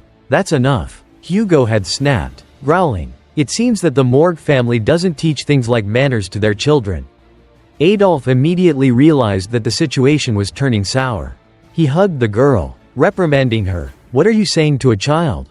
Is the holy sword of the Empire going to bully an 8-year-old? Hugo was seething, unsure of what to do when a voice rang out. I guess the Morg family doesn't teach their children that they shouldn't desire things that belong to others. Do they? The main door burst open, and Vicar entered. Next to him, the butler announced, "Sir, I have brought Master Vicar here." Adolf glanced at him. Is that the rising star of the Baskerville family? Then he noticed his hand was empty. The girl that was just in his arms had disappeared. She jumped in front of Vicar. She crossed her arms, questioning him. Hey, what did you just say? Camus? Vicar asked in suspicion, thinking to himself, Camus? No way. The queen of the Morg family? Could this be the young Camus Morg? Even among countless supreme mages from the prestigious mage family, she was hailed as a genius among geniuses. At her peak, she single-handedly conquered all the monsters and barbarians of La Rouge et La Noire Mountain. And the way she roasted and scorched them into blood and dust spread far and wide. Not only that, her beauty mesmerized the upper class, enough to manipulate the royal family to the point of being called the representative of the government. However, that's a story of the distant future. Now, she's just an 8-year-old. On the other side, Camus continued with crossed arms. What's with that disgusting face? Why is the ruby mine yours? It's ours. Did you go through all this trouble to just cause a ruckus like a child? Vicar mocked. Those sharp words caught the attention of the family heads and deputy head. Camus started to burn with anger. Did you just call me a ruckus? Yes, you are causing a ruckus right now. Vicar replied calmly. Then I will teach you why the ruby mine belongs to the Morg family in a way that even your dog-shit brain can understand. After saying that, a sphere of ice appeared in Camus' hand. A faint blue light covering the room. Vicar put his hand in his pocket, observing the situation in front of him. This is going to be fun. It seemed like it would be an earth-shattering fight between the two geniuses of the two families. But no. From the ice magic, Camus created an ice table with models of two castles facing each other, separated by a deep trench in the middle. Everyone in the room was confused. Camus laughed confidently, pointing at her model. Now, I will try to make it so that even an idiot like you can understand. Vicier's face was expressionless. An ice model? I thought we were going to fight or something. Camus started her geography lesson. First, the border between the Morg and Baskerville families. She pointed to a black spot in the middle of the border, also known as the shared security zone. You must know that the mine here produces high-grade rubies, right? Well, the problem is that the entrance of this mine is on the surface of the Morg family territory, while the underground part is in the Baskerville territory. As you can see, the structure of the mine makes it impossible for the Baskervilles to mine the rubies themselves. That means that the ruby mine should belong to us, the Morg family. However, your family insisted that we had encroached on your territory and interfered with our mining. Furthermore, you even rejected our request to lease the related land. Adolf nodded his beard with satisfaction, pleased with Hugo's darkening face. The score is 1-0. Oh, my niece is very articulate indeed. Vicar retorted. It's true that a mineral called ruby is often used as a magical material. And the Baskerville family really doesn't need to use the exact rubies being mined. Camus laughed, seeming to think she had persuaded him. But no, Vicier's next sentence made that smile disappear. But lease the territory? It seems that your greatest tragedy is that no one in Baskerville is stupid enough to lease their land for just a bit of change. What? Camus was upset. You said that the Baskervilles had no interest in the rubies. That's right, we only care about the land. And that's why we told you to not encroach on our land. Besides, you're the ones who are upset about not having the rubies, right? The rebuttal made Hugo very satisfied, bringing the score to 1-1. Camus, frustrated, bit her lip, glaring at Vicar. Okay, I'll show you why we have a right to those rubies more precisely. She pointed to her ice model. This is your family's land, and this side is my family's land. Then she stretched her hand across the border. Now, whose hand is this? Are you asking? When your hand stretches over our territory, to whom does your hand belong? Vicar smiled, and he grabbed her hand. It clearly belongs to me. Suddenly having her hand grabbed and hearing those words, Camus blushed. She got flustered. Her hands and feet were all over the place. What are you saying? Why am I yours? You're so stupid. Who said you were mine? Vicar slowly pulled out a small knife from his side. I said your hand belongs to me. Vicar gave a cruel smile. The adults in the room were startled by the scene before them. Camus was shocked, unable to believe what she was hearing, and became blank. What? After saying that, he raised Camus' hand. The knife was close. Camus was terrified and cried out, "Triple A, help me, uncle." Adolphe moved quickly, appearing behind Vicar. You idiot, get away from my niece. Vicar was startled by the aura. He turned to look, taking that chance. Camus pulled her hand away and ran into her uncle's arms, crying, "Uncle, he was trying to chop off my hand." Marquis, what's the meaning of this? Adolphe angrily turned to question Hugo. Hugo's face was complex. He turned to remind Vicar. That's enough playing around, my son. Vicar casually fiddled with the knife. Under his fingers, the blade curved. My bad. I'm used to playing around like that at home. Is that a fake knife? What kind of toy do you give children? Adolphe was even angrier for being threatened by a fake knife. Vicar bowed his head to apologize to Adolphe. I only intended to tease her a little. I didn't expect her to cry. I'm sorry, sir. The children in the Baskerville family have been playing with toys like this since they were young. Is this something you joke about? It's just children playing. Don't you think you're overreacting?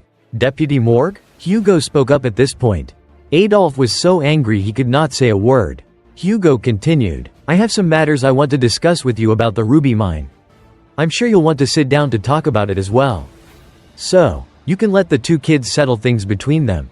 Camus had stopped crying by now, but her eyes were still watery.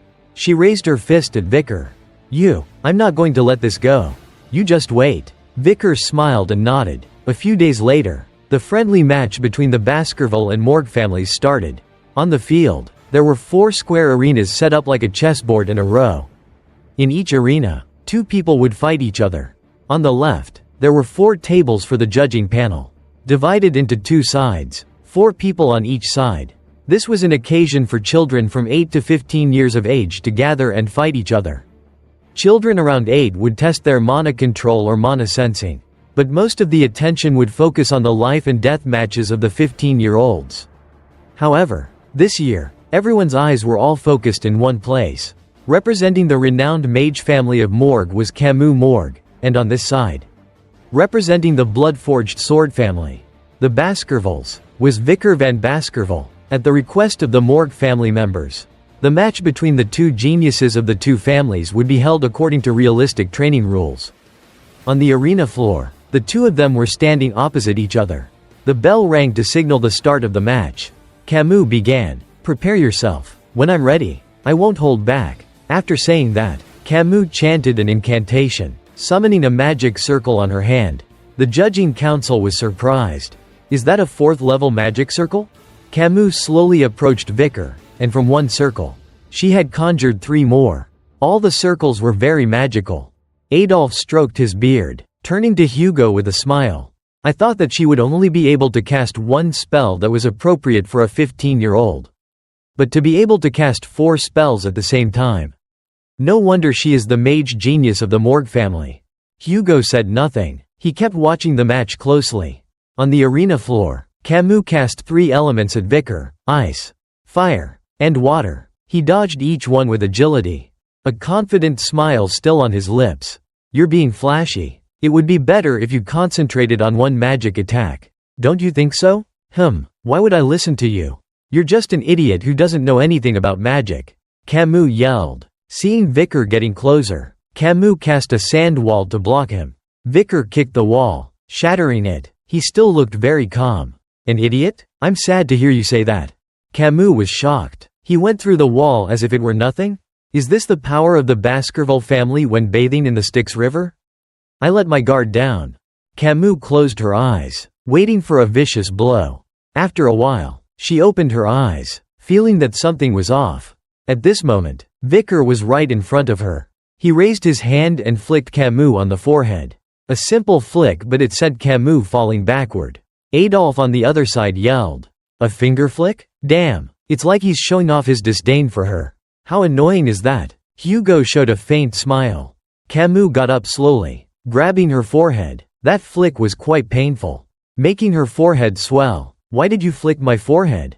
Are you going easy on me because I'm a girl? I'm not going to let this go. Vickers smiled, pointing at her forehead, reminding her, your forehead is swelling. Let's end it here, okay? Before something unexpected happens. Camus was really angry. There was no way she was going to end it like this. She summoned a double wall of sand. Haha, now there are 2 layers. Let's see how you break through that. Vicker was a little speechless with this girl. What's the point of that? I can just go around you. Alright, if you want to play. Then fine. Vickers smiled, put his sword down, and punched the sand wall with all his might. Bam! A loud sound echoed. In just a flash, his hand had gone through, reaching before the bewildered Camus. Vicker mocked. Now I have a question for you. Whose hand just went through the wall? Before Camus could recover, he pulled his hand back and flicked her again in the same spot.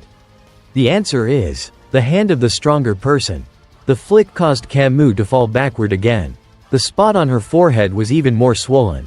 Camus was clearly furious. She shot fire magic at Vicker. He tilted his head to dodge. I didn't think you'd still fight after that pain. Kids these days are really stubborn. Camus stood up, attacking Vicker continuously with both lightning and fire. Vicker backed up while dodging. If he wanted, he could break her neck in 0.1 seconds. But that would cause trouble. What should he do to calm her down? He provoked her so much. And now he has to find a way to appease her. Vicker dodged and looked behind him. It's better to let the others handle it. A very intense match was also going on in the arena behind him. In this arena, a Baskerville swordsman was standing with his back to Vicker. The swordsman was mocking at the moment. What is this weak magic? I will cut all magic like that down. Vicker thought to himself. The stupid mage keeps casting fire magic. And the swordsman isn't much smarter. Just constantly cutting down the same magic. I can use those 2 idiots. Camus was extremely angry because Vicker was just dodging and not attacking. The 2 direct hits on the forehead had made her feel extremely insulted. You damn, don't run away. Fight properly. Vicker ignored her. He looked back, waiting for a suitable opportunity. The mage in the other arena was gathering his power, creating a giant fireball. This was the opportunity. He backed closer to the edge of the arena. Speaking, Camus Morgue, you better prepare a defensive spell. He leaned backward, and at the same time, the fireball exploded in front of Camus. Adolphe stood up, worried, and yelled, no. Then, the fireball engulfed the entire arena. The entire audience stood up in shock at this unexpected incident. Everyone was extremely worried about Camus. They all saw the fireball aimed directly at her. Adolphe shouted anxiously, Camus, in the thick smoke rising up. Camus vaguely heard her uncle's voice. She was extremely flustered, not knowing what to do. She had managed to avoid injury with a defensive spell. But the fire magic had burned all her clothes. Due to the smoke blocking the view, everyone was still in the dark. But if the smoke were to clear and everyone saw her, they would laugh at her, and she would die of embarrassment. The more she thought about it, the more she panicked, clutching the remnants of her clothes. Camus burst into tears. While she was in a frenzy, someone came over and draped a coat over her. Camus looked up, and it was a shirtless Vicker. Who told her? Wear this. Why are you protecting your opponent? Camus asked in embarrassment. Although she said that, her hands gripped the coat tightly. Then, I'll take the coat back? That's not what I meant. But if you give me your coat, you won't have one. I don't care about things like that. Camus was now completely red in the face. This idiot, why is he caring about me? Then, she looked at his arm. Hey, your arm is bleeding. Hearing that, he looked down as well. There was a rather deep scratch on his left arm. And it was still bleeding. A scratch on a body that's bathed in the Styx River? That swordsman bastard must have added some aura to it. The smoke gradually cleared, and everyone could see that Camus was covered in a coat and Vicker was standing next to her. Adolphe sighed in relief. She's safe. Thank God. I wouldn't have been able to tell her mother if she was hurt. Next to him, Hugo was deep in thought, not knowing what he was thinking. People were talking. Lady Morgue is sitting on the floor. But the one bleeding is the Baskerville kid. It's hard to determine who the winner is. Another person added, but wow, look at his body. He must have been bathed in the Styx River. Just looking at those muscles. It's clear how hard he has been training. An 8-year-old prodigy. Camus was now safe in her uncle's arms. She glanced at Vicar, a complex look on her face. Back at the castle, walking along the corridor, Hugo and Vicar were talking about the match. "So, how was the battle with the young lady from the Morgue family?" he asked. "It was very interesting. I understood the meaning of this event once again," Vicar replied. "A match with a mage is very different from a match with a swordsman." "So, why didn't you finish it?" Hugo wondered. "I was a little confused when facing a young lady.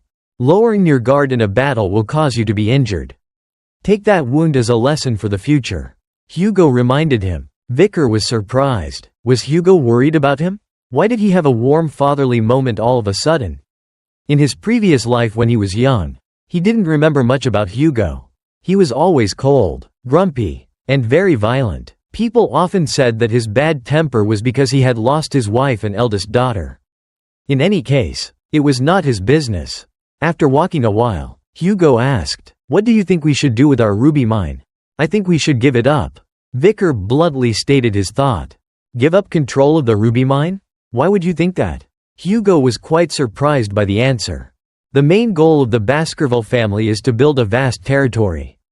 The location of our ruby mine is in the lower reaches of the Black Blood Mountain. The monsters and barbarians there are a big obstacle for us. If we manipulate the Morgue family skillfully, we can minimize damage during the exploration of that land." Hugo laughed in agreement. "That's right. Once the Morgue family controls the ruby mine, they will leave people in that area. We only need to push the monsters and barbarians to attack that area. And we will have killed 2 birds with 1 stone. Rubies will be bathed in the blood of the enemy." Hugo's face was filled with cunning. "If that happens, the Morgue family will have to think twice before daring to step into our territory. Your thinking is about 90% in line with mine."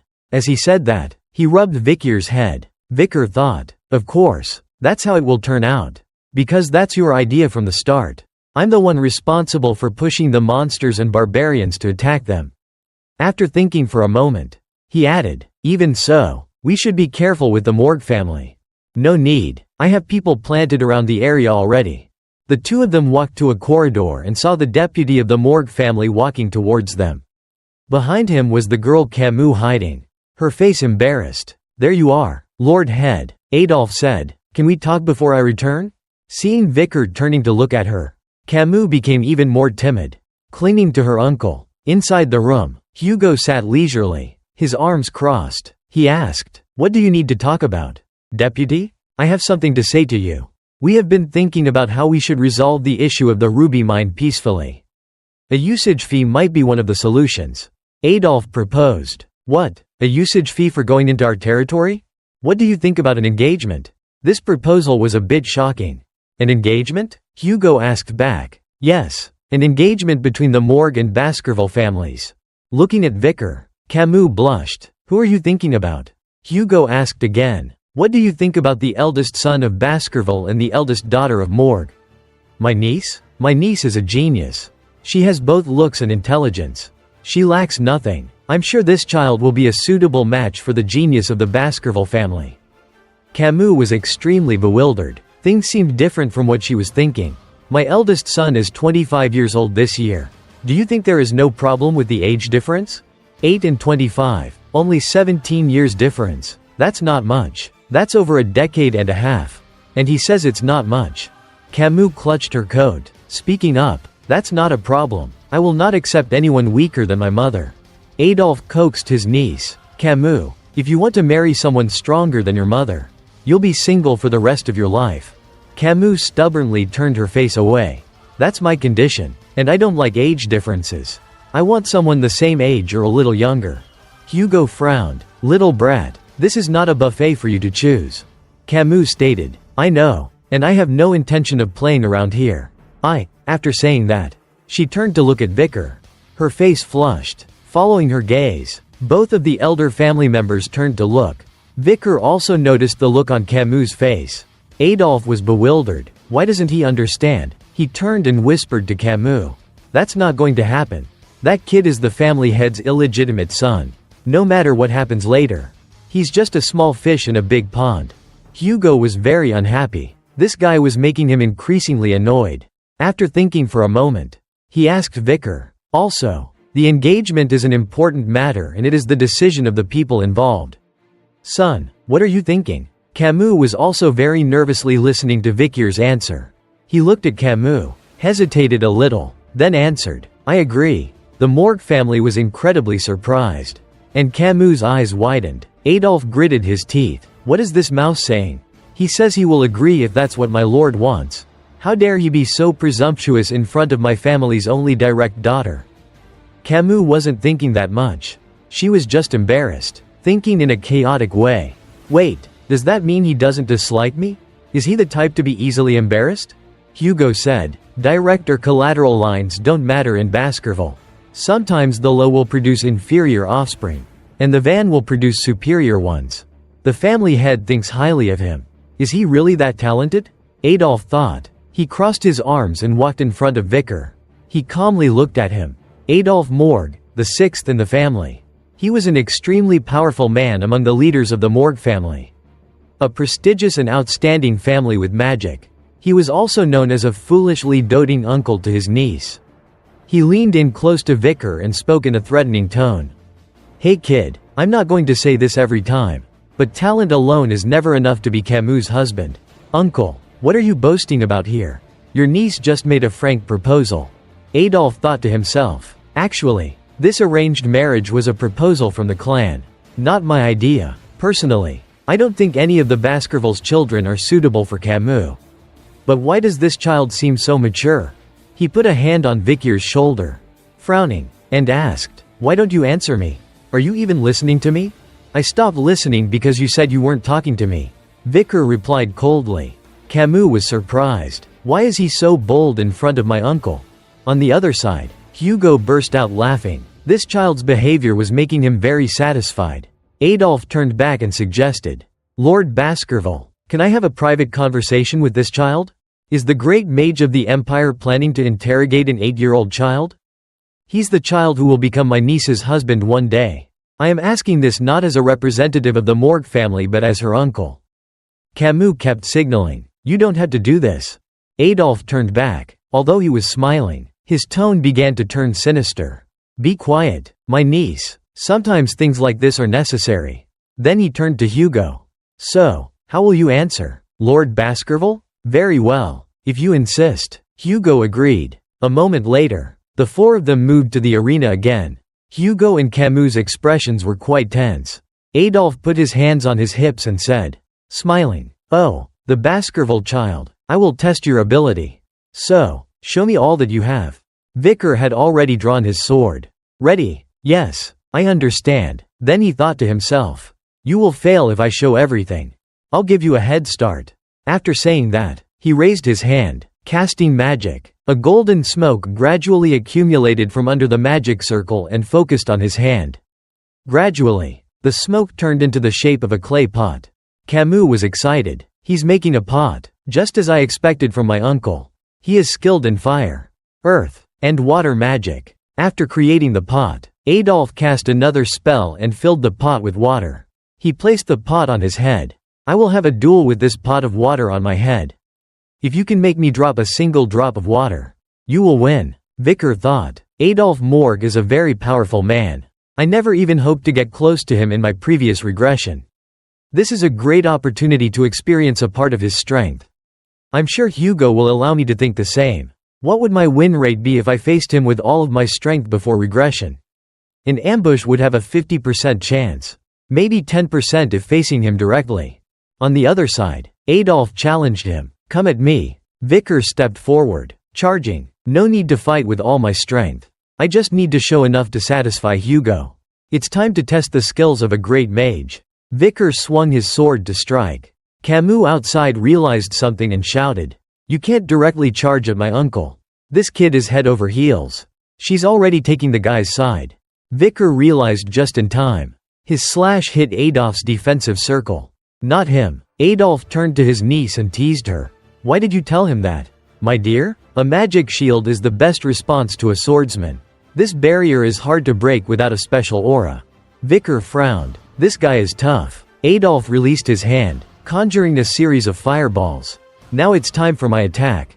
After saying that, a series of fireballs flew towards Vicar. He was startled and backed away. Camus was extremely upset. Was her uncle going to roast her fiancé? Uncle, that's too much. You didn't even use magic like that when you fought me. Camus, which side are you on now? His heart was a bit sad. He loved and cared for her. But now that there was a little bit of a man, she had forgotten him. The more he thought about it, the more sorry he felt for himself. He yelled, "You bastard, I will not forgive you." Hugo crossed his arms, watching the fight. He thought, he is attacking with a speed that's hard to dodge. It seems I don't need to intervene. Let's see what this young hound will reveal before this great mage. Vicar on his side was still looking for a way to execute his plan. Is this the level of his skill? In reality, I only regressed in the form of a 6-year-old, and I can use the fighting experience from before my regression. I can lure him to lower his shield. I might even be able to kill him. On the other side, Adolf was still very relaxed. He was casting spells for his defense. Vicar held his sword, stabbing directly into the shield. The two collided, creating a blinding light. Adolf warned him, "It won't change anything even if you do that 100 times. Your sword can't break my shield." But Vicar ignored his words. He swung his sword repeatedly, striking the same spot on the shield. From that spot, small lightning-like sparks appeared. Adolf also realized Vicar's intention. He is attacking the same spot over and over? He is like a machine that is absolutely precise. His focus and swordsmanship deserve recognition. However, at this time, Vicar's sword was cracked and chipped in many places. He used all his strength to slash at the shield again, causing the sword to break in two. A piece of the sword flew away. Adolf smiled. This is no different than trying to break a stone wall by throwing an egg at it. You should calculate the durability of my wall and the durability of your sword. There is something commendable about being stubborn and trying to break it. But you should carefully examine your opponent before using such a tactic. Outside, both Hugo and Camus were surprised. Adolf was still laughing. You had a plan, but you still lack a lot to be engaged to my niece. Then, a stream of water flowed down his eyes. He had been too focused on the fight that he had forgotten the condition of the pot on his head. The flying sword piece had hit the center of the pot, causing the water in the pot to flow out. He was in a panic. What? A piece of the sword broke my pot? I think that's enough. Or do I need to make the pot leak more? Vicar smiled triumphantly, his main character aura glowing brightly. Camus turned bright red and covered her face with her hands. That was a random coincidence. But he beat my uncle. Does this mean that the marriage? Hugo heard this and thought, a random coincidence? Did a sword piece randomly break the pot? Vicar van Baskerville, he looked at his son. Maybe I've raised a more cunning hound than I thought. Time flew by. 7 years later, at the training camp of the Baskerville family, a monster that looked like a wild boar with 2 sharp horns was present. Its eyes were red, its mouth growling fiercely. All the trainees stared at it, their hands on their swords. It roared and charged straight towards the trainees. 4 trainees jumped up and attacked it. One slashed at the horn. Several others slashed at the face. And one slashed at the body. The giant beast roared, swinging its sharp claws at the trainees. A man was observing from outside. He was an employee of the Baskerville family, the trainer of the exercise. He raised his voice to instruct the trainees in the battle. If you are forced to fight an opponent stronger than you, the best way is to find an opportunity to run far away. Do not try to kill them. It's more effective to aim at the backs of their legs. From behind, the 3 bro brothers jumped up to attack the beast together. A red aura emanated from them. The 3 brothers combined their attacks, causing the beast pain and exhaustion. They may hate each other, but they still knew how to work well together when attacking. The trainer saw this scene and sighed to himself. Just as expected from the young master's high bro, mid bro, and low bro. As expected, their aura has been perfected. Dark red. After a while of catching its breath, the monster was ready to return to battle. Another group of trainees jumped up to attack it. A moment later, they had finished it off. The trainer clapped, praising everyone. Well done. With that performance, you have all reached the elite swordsman level. With hard work and practice, you have all completed learning the first fang of the Baskerville sword style. From now on, your 7 years of training has been completed. Unlike this oxbear locked in a cage. The oxbears on Le Rouge et Le Noir mountain are much stronger. I'm not even sure if I would be able to handle them. I want everyone here to keep in mind today's confrontation with this monster. It is nothing compared to what you will see on your upcoming journey. Death is always closer than you think. With talent and passion, you will surely overcome the difficulties ahead, or accumulate experience and try to survive with all that you have. Now, the trainer raised his hand and saluted military style. I congratulate you all on successfully graduating.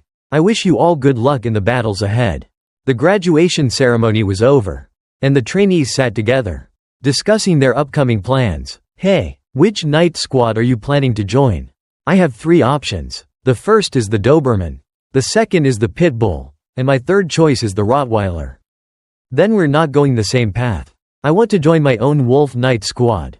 There are a total of 7 missions for Knights of the Baskerville family.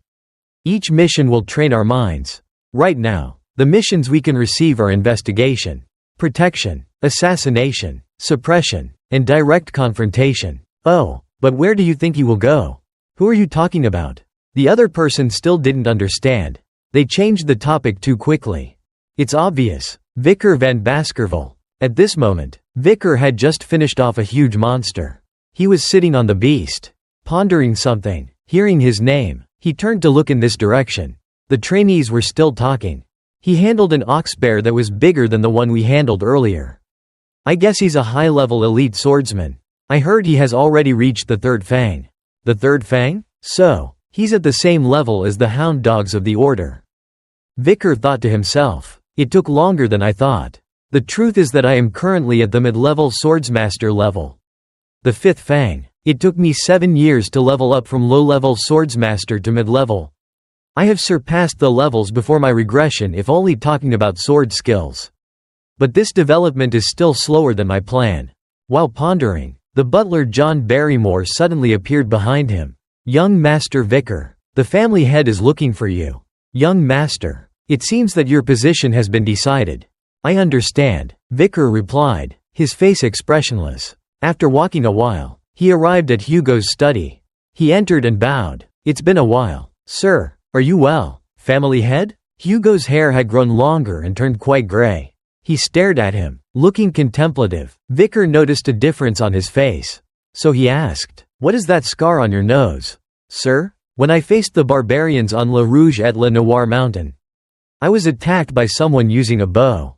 Hugo reached up to touch the scar. Did you capture them? No, however, I also left a scar on that bastard's face. Anyways, he changed the topic. I congratulate you on completing your training. Thank you, Vicar replied. From now on it will be even harder. Hugo added. Vicar deduced. Is he talking about my deployment? Thinking back, at this time in my previous life, I became a trainee knight for the Pitbull Knight Squad and was sent to Le Rouge et Le Noir mountain for 21 months.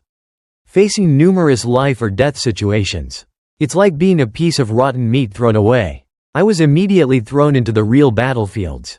The children of the Baskerville family are divided into the elite or the mercenaries after they turn 15. While the mercenaries die on the battlefield, the elite learn about political and ruling roles.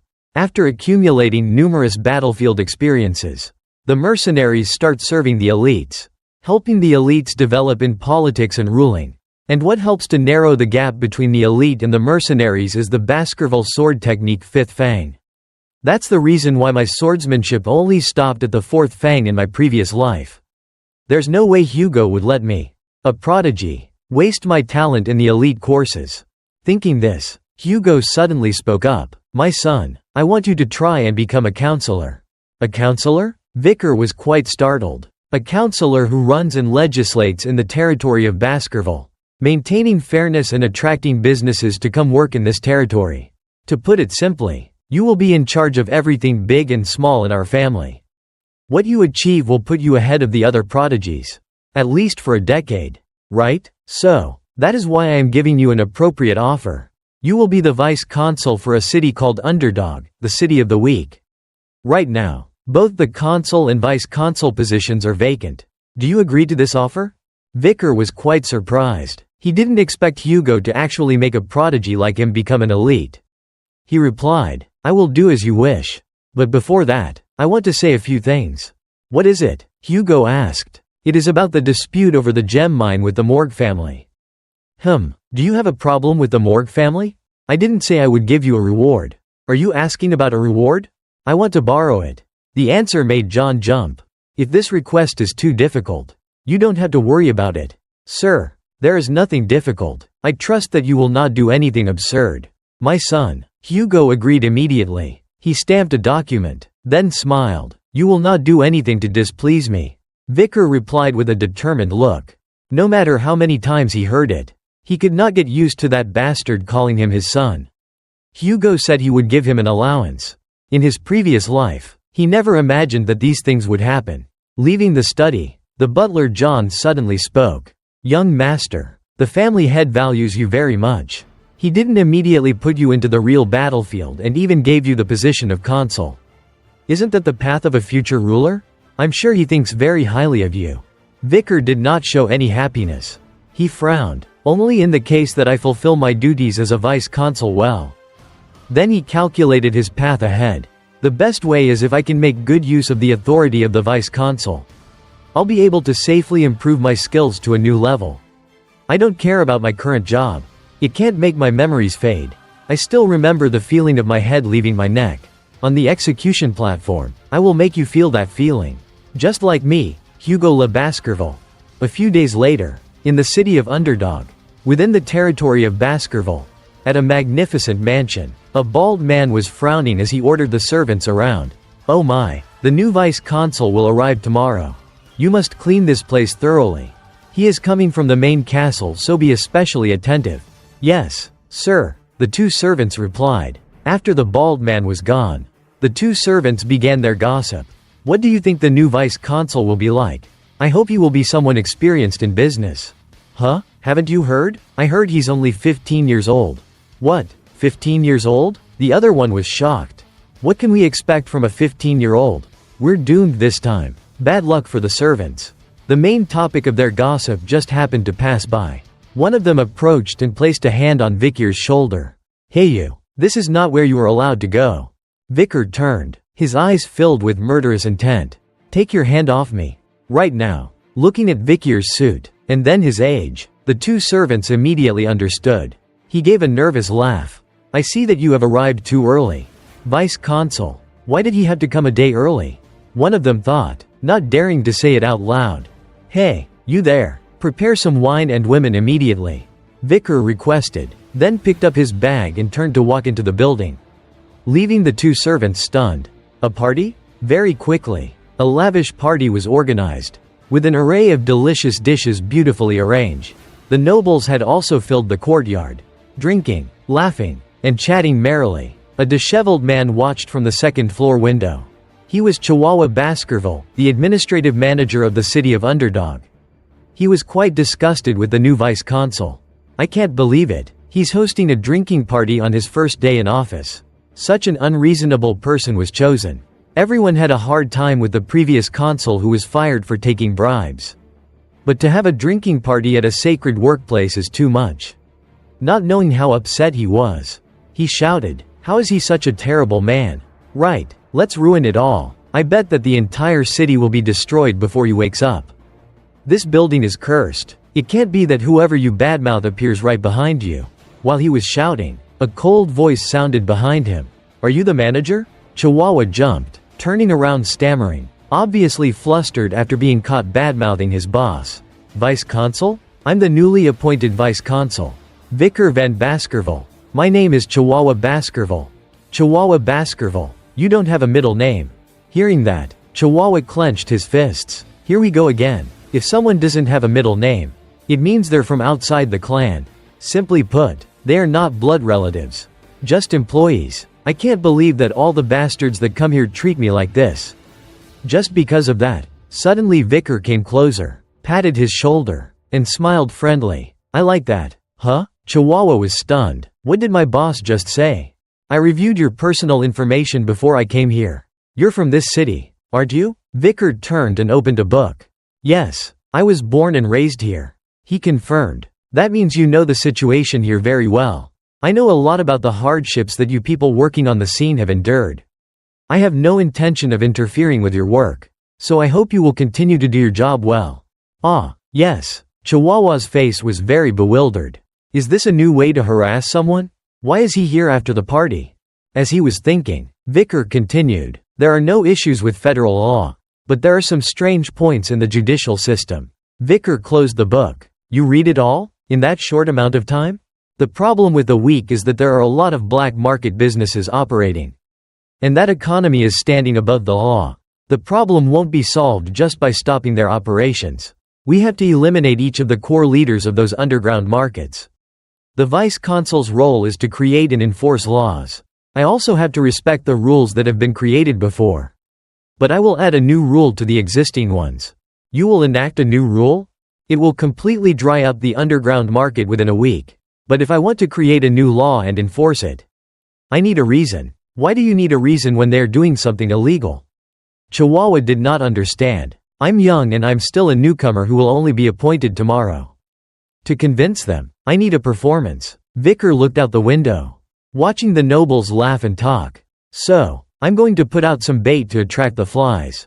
He smiled wickedly. Chihuahua was sweating. Oh my God, is he planning something? The next morning, at Dort Smile Street, the main street of Underdog, a crowd was gathered at the notice board.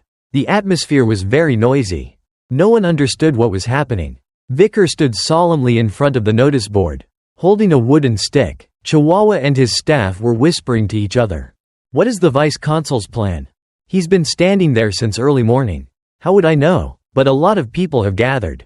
At that moment, Vicar spoke. Listen carefully. I am the newly appointed vice consul. The crowd, of course, started to talk amongst themselves. He looks so young. He's so cute. What can a kid like that do? I'm sure all of you have read the public notices here. Vicar continued. Although the vice consul has changed, these autonomous laws of the Baskerville family are still in effect. The Baskerville Autonomy Constitution paragraph XX, and they will be kept as is. I doubt they'll keep all of it. Everyone laughed sarcastically. They were all too used to this. Those in power are always like that.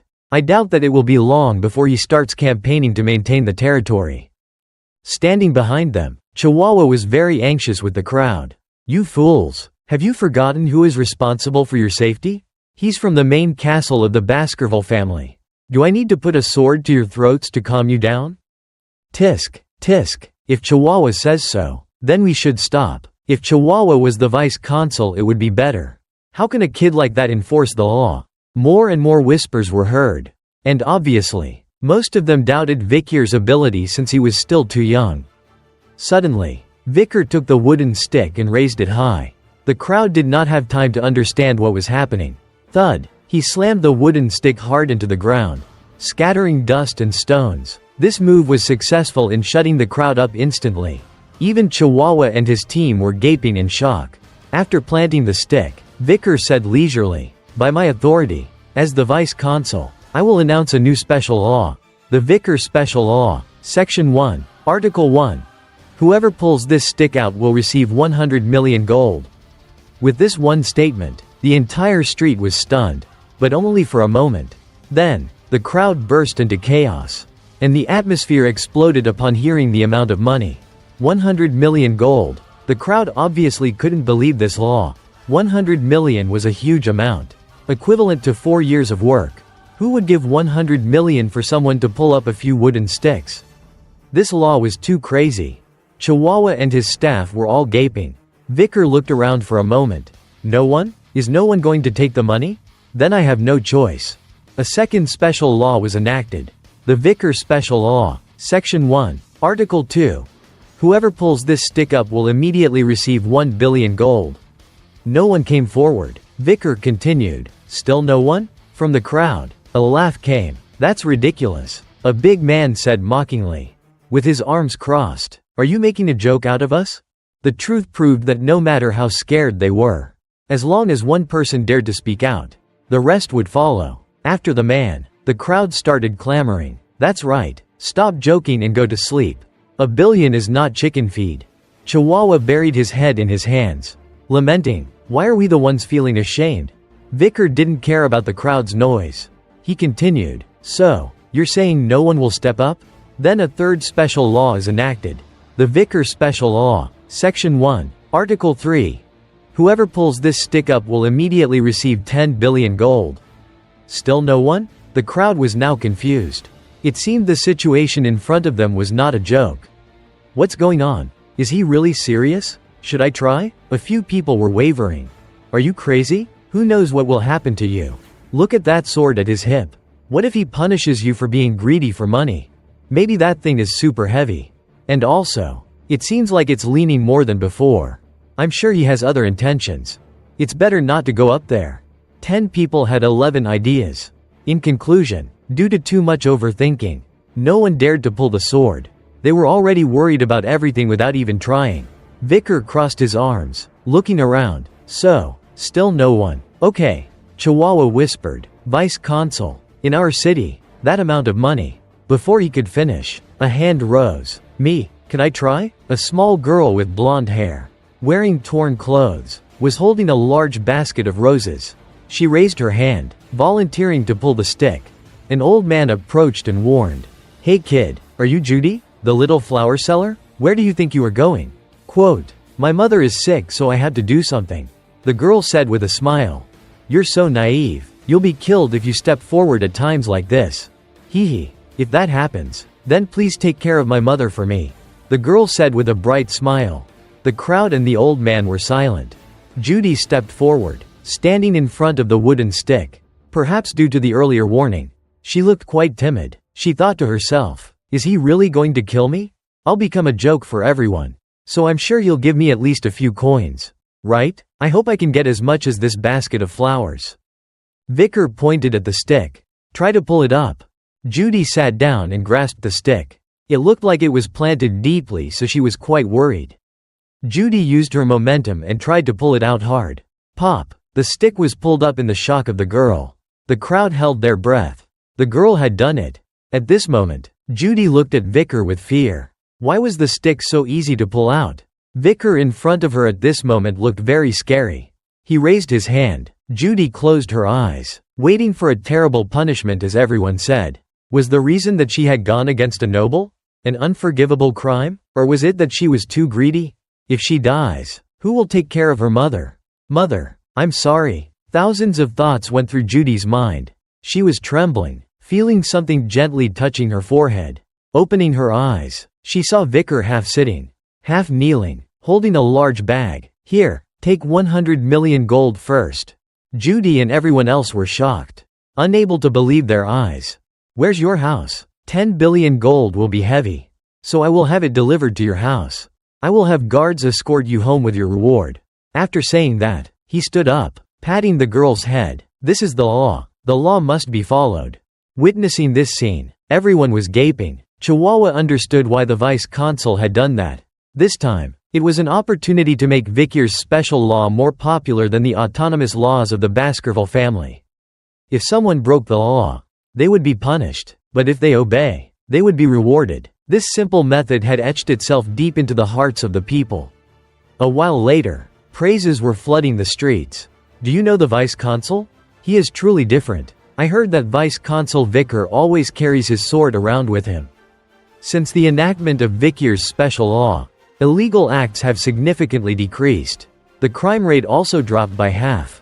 In the consul's office, Chihuahua, sweating, hung up a special ornament, a banner with calligraphy. Vicar praised him. Is that an Eastern style?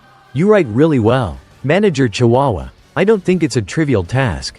In my 20 years of working, I've never been allowed to touch this. We can't be angry with people who don't trust and look down on the law. I've been thinking of how I can attract attention and leave a strong impression. Vicar said with his arms crossed. I, Chihuahua, will follow you for the rest of my life. I now realize that the hardships I had to face after meeting the vice consul were not in vain. The manager was suddenly touched. Calm down. Vicar comforted him. Thinking about it, the things he was doing now were the same things that Camus Morgue had done in her previous life. When she became the queen, the crime rate was close to 0%. Of course, because she forced politicians with violence. She wasn't well liked. The problems are beginning, Vicar said, opening a map. Because we gave away 10 billion gold. We need to think of a way to earn it back. Right? He marked a few places on the map. These are the places where illegal organizations usually hide. I will clean up that area and confiscate their black money. Chihuahua was surprised. How do you know they are there? I can smell it. Vicar pointed at his nose. Of course I know because that's where I investigated and smashed them like crazy before my regression. How much has he investigated? He always understands the situation. Chihuahua admired. At this moment, the main door burst open and an employee poked his head in to announce. Vice Consul, there is a request for questioning from the Autonomous Youth Council of the city. Just as expected, Chihuahua was sweating bullets. So those nobles who can only brag in the council want to see me? In contrast to the manager, Vicar was relaxed, smirking. Chihuahua turned around to explain. The Autonomous Youth Council consists of people from the Mont Blanc family, the Pior family, the Luovi family, the Channel family, the Furigamu family, the Hermers family, and the Prada family. They are the second and third generation members from the indigenous families of the Baskerville territory. Although it's called the Autonomous Youth Council, it's actually a social organization. It seems the young masters have something to say about Vicar's special law. Vicar pondered for a while. So the flies have started to smell the dung. Chihuahua and the employee jumped when they heard that statement. Vicar smiled. The game is on. Then we should go and exterminate the pests eating away at the prestige of the city. Shouldn't we? At the luxurious hotel club, the city of Underdog did not lack extravagance. There was a room in the deepest part of the club. A VIP room that cost 10 million gold for 6 hours. A party was being held there, with the 7 core members of the town's youth council. They were the young masters of the 7 indigenous families in the Baskerville territory. One of them was continuously pouring wine into a tower of wine as tall as a person. Build the tower. Bring everything you have here. We'll party all night. The rest of them cheered with delight. And with that, the Don Quixote Perignon 666 pyramid is complete. And you know that each bottle here is worth 10 million gold. The blonde-haired guy turned to speak to the servers licking spilled wine on the table. You can drink the stuff that spills on the table. Thank you, sir. Thanks to you, we can taste this very valuable drink. We will serve you diligently. The orange-haired server said gratefully. No matter how much I spend, my money won't decrease, the blonde-haired guy said arrogantly, throwing himself into his chair. It's all thanks to the Baskervilles that we are able to live like this. A brown-haired guy nearby said, the slave trade is still growing, and capturing barbarians as slaves is going very smoothly. He raised his wine glass and laughed with satisfaction. It's all because the Baskervilles are only interested in expanding their borders. And because there are no royal eyes around here. It is truly a perfect playground. Even the clubs here are more extravagant than those in the capital. Not to mention, the Baskerville family is also protecting us. It's so safe. A few other young masters agreed. To be honest, won't this make the Baskervilles our hounds? The Baskervilles are just a bunch of stupid sword fanatics. Just look at what happened to Messemedrano. The blonde guy laughed. They don't even know that we set a trap for them. The Baskervilles personally massacred the Messemedrano family, the most loyal family of the 8 families. Thanks to that, the 8 families are now 7. It's because they got in the way of our fun. By the way, have you heard the news about the new vice consul? I asked an observer. Apparently, he is an illegal obstacle. I think his name is Vicar. Have you guys heard of him? No, this is the first time I'm hearing that. He's only 15 years old. I heard that he threw a big party as soon as he arrived. He must be a complete idiot. I bet we'll get along well. Why don't we tease him a bit and assert our position? We will throw a big party with the most expensive wines and plenty of women. But when the party is over, we'll leave the bill for him to pay. That sounds good. Another guy agreed. How much money could a 15-year-old bureaucrat have? I bet he won't even dare to send a report back to the family for fear of being scolded. Then we'll say it was just a joke and we'll pay. He'll never be able to answer us again. At that moment, the door to the room burst open. The server led a group of scantily clad women into the room. Gentlemen, the ladies have arrived. The group began to divide the girls to their liking. An orange-haired guy turned to see a stranger. He asked, who is this? Did someone order a male waiter? Huh? Isn't he someone you know? Sir? I don't know who he is. The orange-haired guy denied. You guessed it right. Our main character had arrived. The server didn't know the height of heaven and the depth of the earth. And grabbed Vikir's hair, saying, I didn't even notice that something was weird because he came in so boldly. Hey kid, where do you think you are? Vikir frowned. Snap. Everyone was shocked. The server looked down in a daze. His hand was broken in two. His broken arm sliding down. Coming to his senses, he clutched his arm and screamed in pain. The orange-haired guy just now looked at Vikir with fear. Vikir was approaching. He looked at him coldly. Vikir van Baskerville is my name. Vikir, you mean? The orange-haired guy was startled. This name sounded too familiar. The vice consul? Why are you here? One of them remembered in panic. You called for me. Vikir replied calmly. Haha. Oh, vice consul. You sure are efficient. We didn't think that you'd come here so fast. The blonde-haired guy laughed fakely. Then the two of them turned and whispered to each other. Should we test the new guy now? Yeah, let him pay the wine bill. We will make him sit with us. And when the party is over, we'll have him pay the bill. Vikir contemptuously placed his hand on the table. Stop this nonsense. Almost immediately, the wine tower exploded, and the group was stunned. The blonde-haired guy was shocked. He just destroyed the champagne tower with mana resonance? Just by touching the table? Does that mean he's an elite? The two men covered in wine continued to whisper to each other. Damn, I thought you said he was a 15-year-old kid? You're a mid-level elite swordsman. Do something. Shut up. If I fought him, I wouldn't last a second. Vikir grabbed a guy near him. Hey you. He jumped, hurriedly explaining, I swear we will pay for the wine ourselves. Of course you should pay for the wine you drank. Did you think I was going to clean up after you enjoyed the party? Vikir bent down, his eyes crimson, looking at him. The whole group hurried to defend themselves. Who would do such a despicable thing? We would never dare do that to a member of the Baskerville family. We just wanted to test the vice consul's qualifications. As you know, the city of Underdog is a bit rundown now. We need to know if you can easily resist temptations. That's right, you are worthy of leading us. We will follow you. Vikir, of course, didn't listen to the dirty words. He coldly said, a master can test his dogs at will, right? Then he punched the orange-haired guy hard, his 5 fingers piercing into his body. However, the opposite is not true. No matter what, a dog cannot test his master. It seems that you don't know fear because you have a bit of money and power. Do you? Everyone in the room witnessed this scene, not daring to even breathe. The orange-haired guy roared in pain. It's because you have never really felt fear, Vikir said, then pulled his hand out. Blood from the 5 fingertips sprayed out. He threw the orange-haired guy to the ground. Do you know why he ended up like this? Stepping on the face of the orange-haired guy. Vikir turned to look at each of them. If you still don't know, then you deserve the same fate.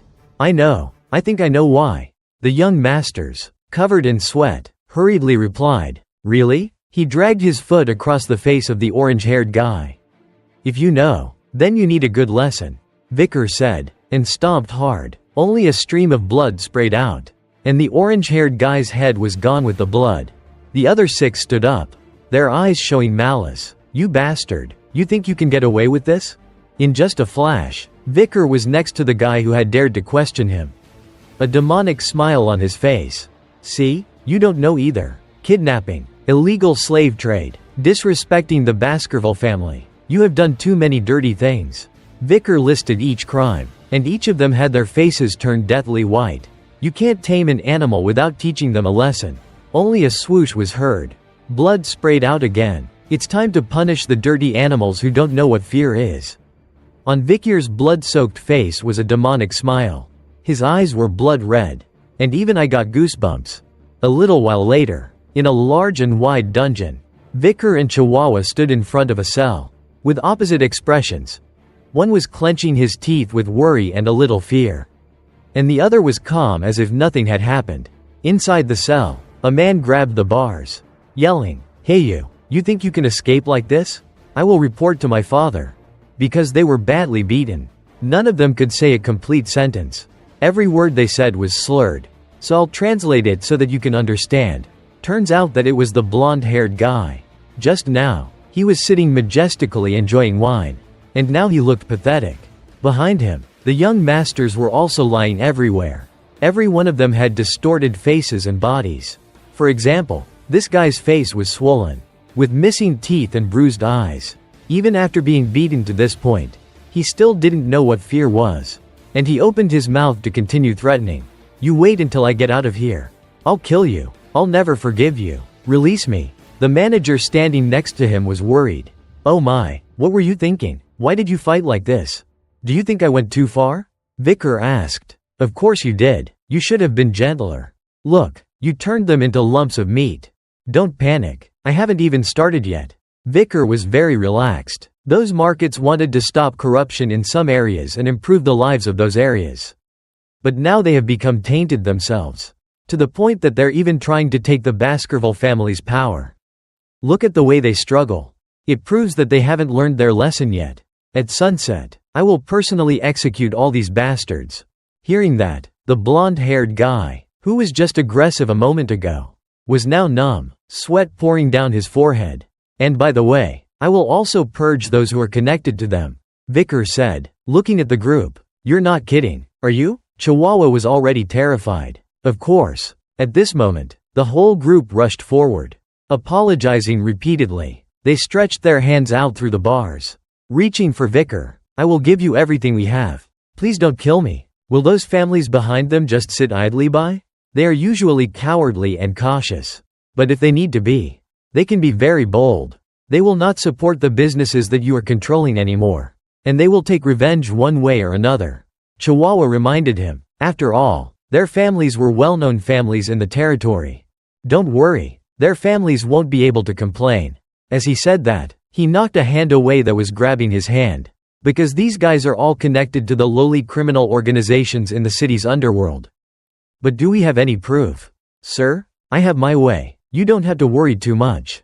Vicar reassured him. In reality, he didn't care about the consequences too much.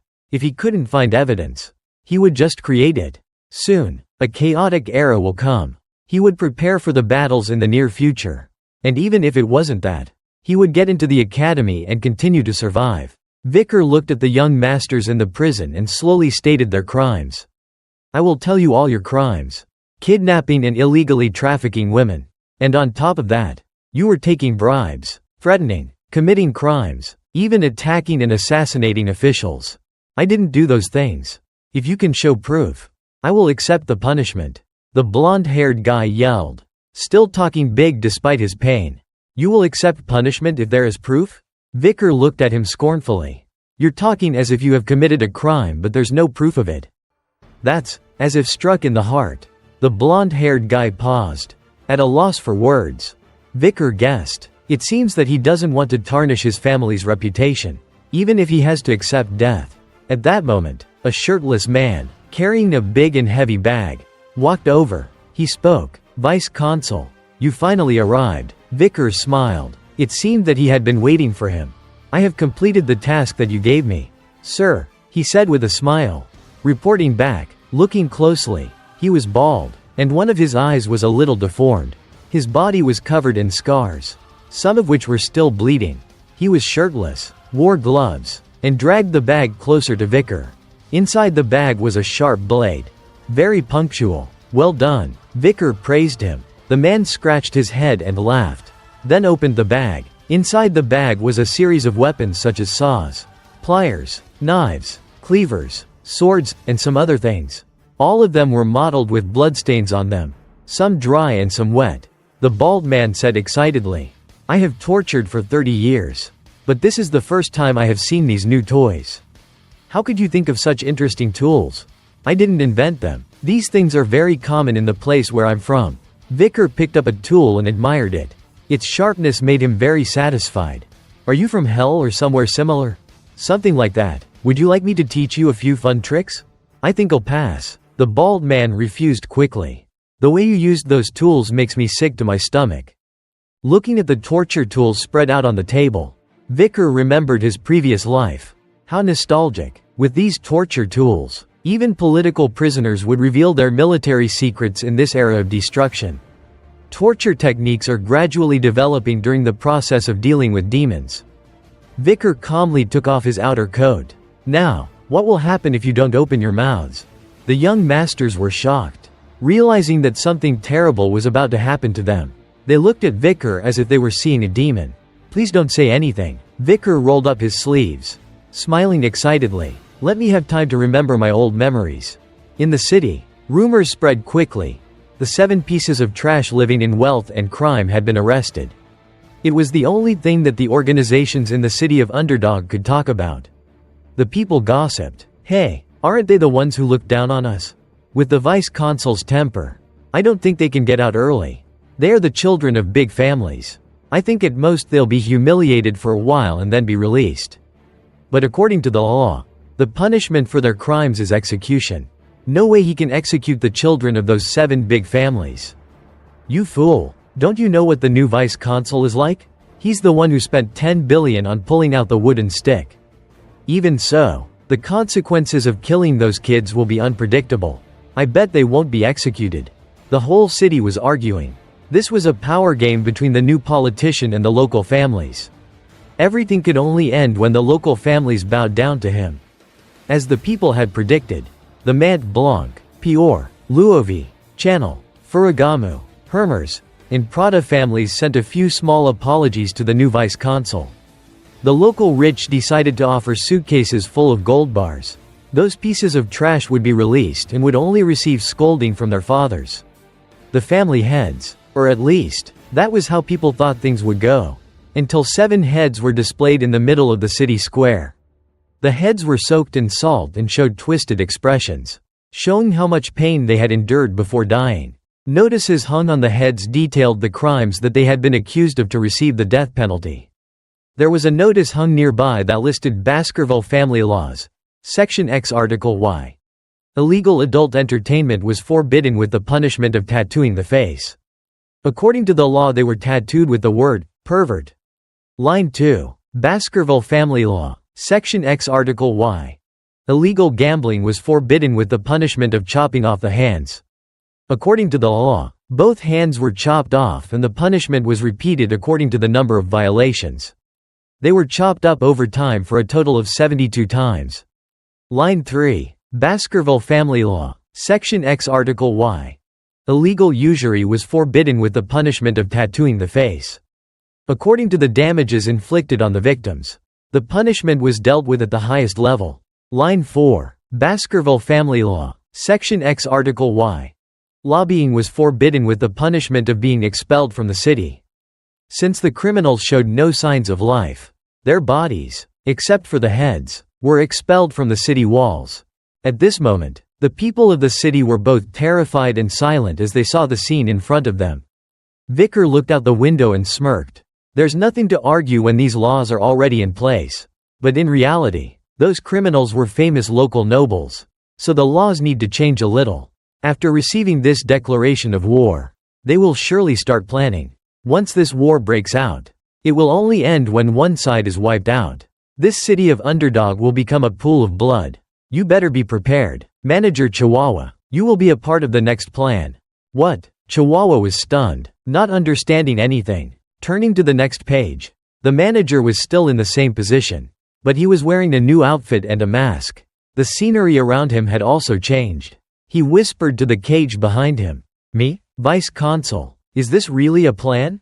Don't you trust me, Chihuahua? Vicar was sitting in the cage with an extremely different appearance. It's not like that, sir. The manager was still worried. Is this a good idea? For the Vice Consul to dress up as a slave? They were heading to a giant tent set up right next to the city walls. It was very crowded around the area. The group entering the tent included nobles with fancy clothes and masks on their faces and slaves with their hands and feet tied. Vicar was sitting in the cage, his face filled with a demonic smile. He had disguised himself to look like a slave, with long, waist-length hair, shirtless, wearing torn pants, barefoot, and his hands were chained. Let me know when you are ready for the next part. Night fell, and the large tent was erected in a place near the city walls outside of Underdog. The high-end cargo wagons began to gather near the large tent in this area. Today was the slave auction, normally a secret auction that the Baskerville family did not participate in. Captured barbarians, nobles, and even civilians were brought to be traded. A masked man dressed in a clown costume suddenly spoke. Welcome, everyone. We are extremely honored to welcome our esteemed guests to the circus today."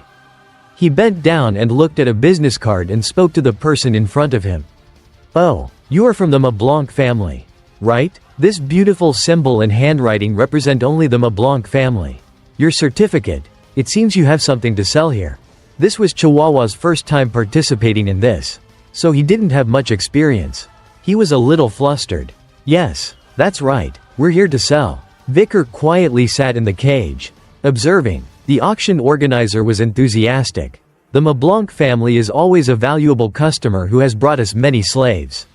I only ask this in case you were disappointed with what you bought last time." "Not at all. We are always satisfied with the slaves here. Black hair and red eyes. You have brought a rare item. I can guarantee it will sell for a good price." The organizer assessed the item in the cage very highly. "I'm counting on you," Chihuahua replied. "Well, I hope you have a wonderful time at the circus, Mr. Chihuahua Mablanc. The first step is considered successful." The manager swallowed. "The main part is next." Night fell, and it was time for the program to begin. The hall was packed, the atmosphere very noisy. The organizer stood in the middle of the stage to manage the auction. Up on the stands, the nobles were talking excitedly. "I heard there is a trend for strange-looking slaves. I'm not interested in trends. Slaves need to be beautiful. Haha, I'm really interested in slaves from grim history. I remember that the best one was bought by a noble. And I hope everyone finds a good item here." The organizer began his introduction. "Okay, the first item is a knight from one of the orders that the Baskervilles have hunted down. A Class A monster. It's called Murcielago. It's a hell ox, 3 meters tall, and its habitat is on La Rouge et la Noire mountain. Second peak. This is a type of ox that lives deep in hell. It is rumored to have 19 hearts and won't stop chasing until death. Skin, meat, bones, and organs. Nothing goes to waste. Everyone. The starting price is 100 million gold." The nobles began to raise their paddles to bid. From 100 million, then 140 million, 200 million, and 250 million. The organizer kept banging on the table. "We have 250 million. Does anyone bid higher?" And then the ox was sold. Items and slaves continued to be brought up for auction. A male slave was sold for 200 million. A female slave was auctioned for 100 million. For the next item, a man ran over and whispered something to the organizer. He glanced at it and then was perplexed. "Is this item for sale too? I'll try to sell it. But don't have high hopes. Ladies and gentlemen, a special item has appeared from the slave traders deep in the forest. From the warring tribes deep in La Rouge et la Noire mountain. A barbarian. Balak. Isn't it interesting to train a slave who doesn't listen? This is an opportunity for everyone to show off their training skills." The barbarian was very angry. Her eyes glared straight ahead, full of murderous intent. The barbarian was tied up, with a piece of wood in her mouth, revealing sharp fangs. She kept struggling to break free from the chains, yelling in a language that no one understood. The organizer started the auction. "Okay, our starting price is 5 million. The atmosphere around became quiet as a graveyard. Clearly no one wanted this item. "No one? Then we'll lower the starting price to 3 million. Another moment passed, and still no one bid. "I will lower the price to 1 million this time only," the organizer said, looking flustered. Some nobles started yawning, and the organizer turned to speak to a tall, muscular man covered up in black clothes, one of the people in charge of controlling the slaves. "It's over. This thing can't be sold. I told you already. Only bring things that can be sold. Forget it, we will use it as bait later." The barbarian went crazy, struggling violently. The tall man punched her in the stomach, causing her to spurt blood and pass out. He carried her on his shoulder and walked away. The organizer was confused, and quickly tried to manage the mood of the auction. "Everyone, it seems there was a small scuffle. To show our sincerity, we will start auctioning the best item today." The next item was presented. A noblewoman's eyes lit up, showing excitement. Vicar slowly walked out on the stage, his long hair flying in the wind, his six-pack abs rippling, and his eyes cold and red. The organizer put an arm around his shoulder, introducing him. A special item with black hair and red eyes. Clearly, it doesn't need much training. Excellent quality. I'm looking forward to starting. The noblewoman just now raised her paddle. 600 million. We haven't even started yet. But we already have a bid for 600 million. The organizer was excited. 800 million. A man from behind raised a paddle, continuing to raise the price. What? But you are a man? The noblewoman angrily turned around and questioned him. Does 800 million have anything to do with me being a man? The man was annoyed. What are you going to do with him if you are a man? None of your business. I'm going to use him as a warrior slave. While the two of them were arguing loudly, another man spoke up. 900 million. 6 billion. A paddle with the number 99 was raised along with the extreme amount of money.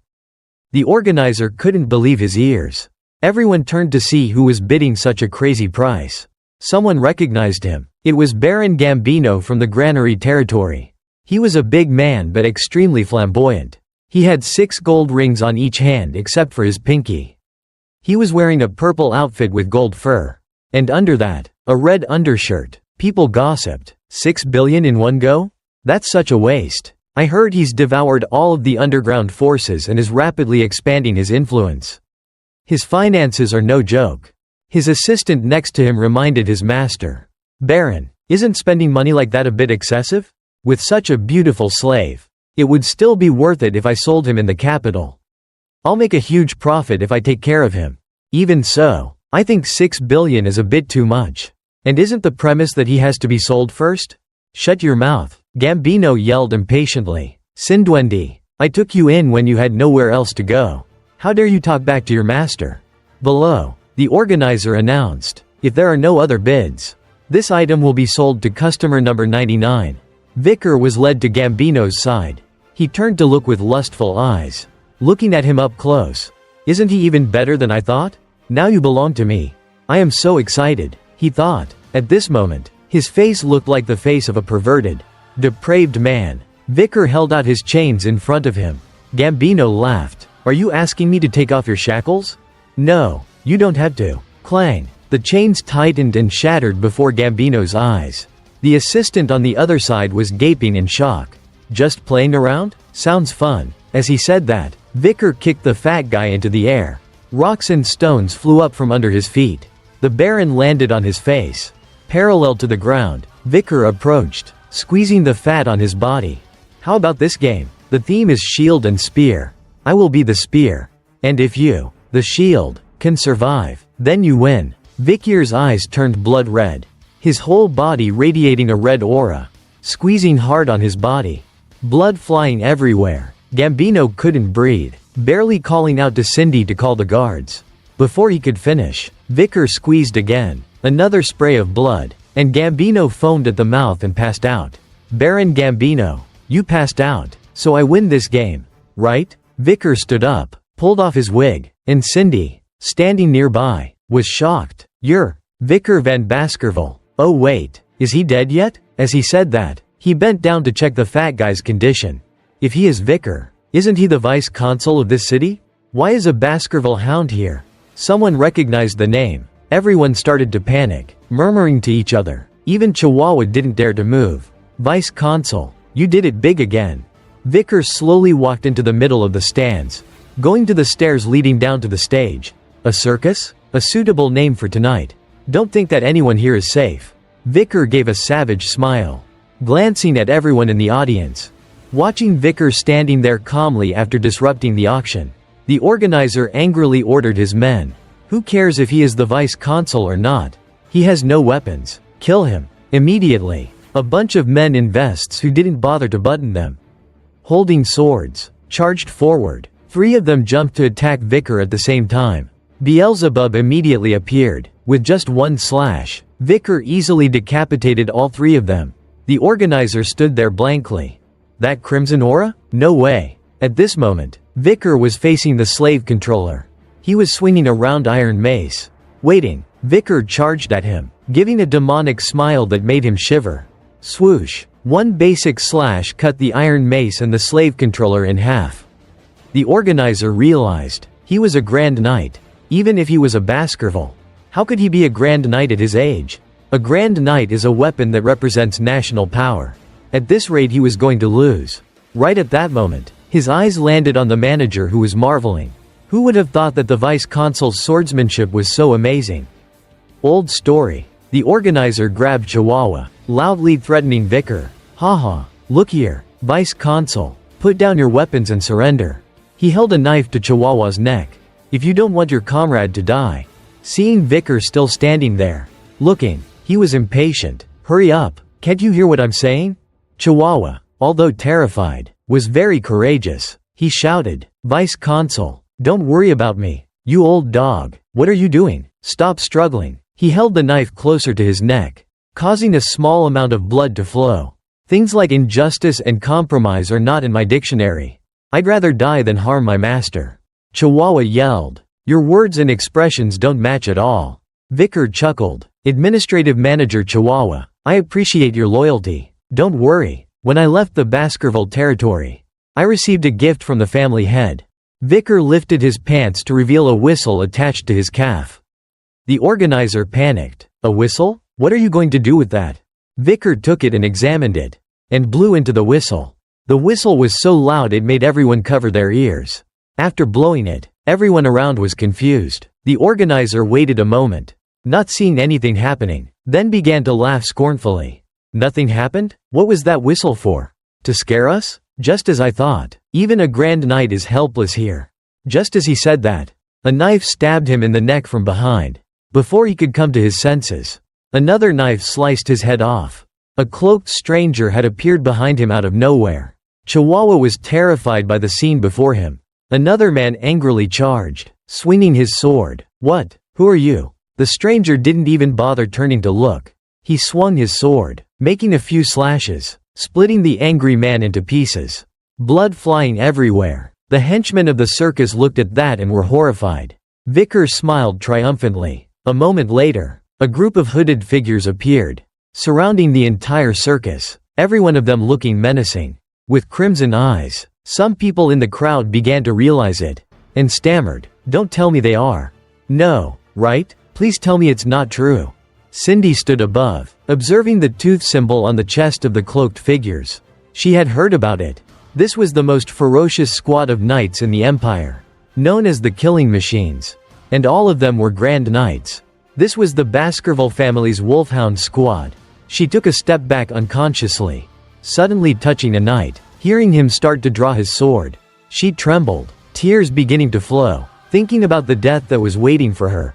At that moment, Vicar rushed over and stopped him. Let this one live. Cindy was shocked at this rescue. Seeing Vicar, the knight immediately jumped back and knelt in respect. Cindy was so scared that her legs went limp, and she slumped to the floor. Vicar was cold as he gave his orders. Get rid of the rest. Don't kill those who have completely surrendered. But if they show any resistance, don't hesitate. The knight replied, Yes, sir, and immediately flew to carry out his orders. Vicar thought, Hugo is very sensitive when it comes to military matters. Luckily, I was able to receive the wolfhounds without any problems. Below the stage, a bloody purge was taking place. The knights were cutting down anyone they saw, as if they were vegetables. And there were corpses everywhere. A noble lay down, hugging his head, trembling. I'll just lie here first. When things settle down, I'll find a chance to run.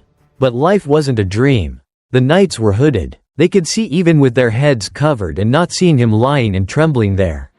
A knight stood in front of him from out of nowhere, coldly observing every move he made. The noble raised his hands to show that he was surrendering and added, Hey, I'll put on handcuffs. We don't carry those. The knight replied coldly. He slashed, cutting off both legs of the noble, causing him to suffer a life of death pain. Those who are going to be executed don't need legs anyway.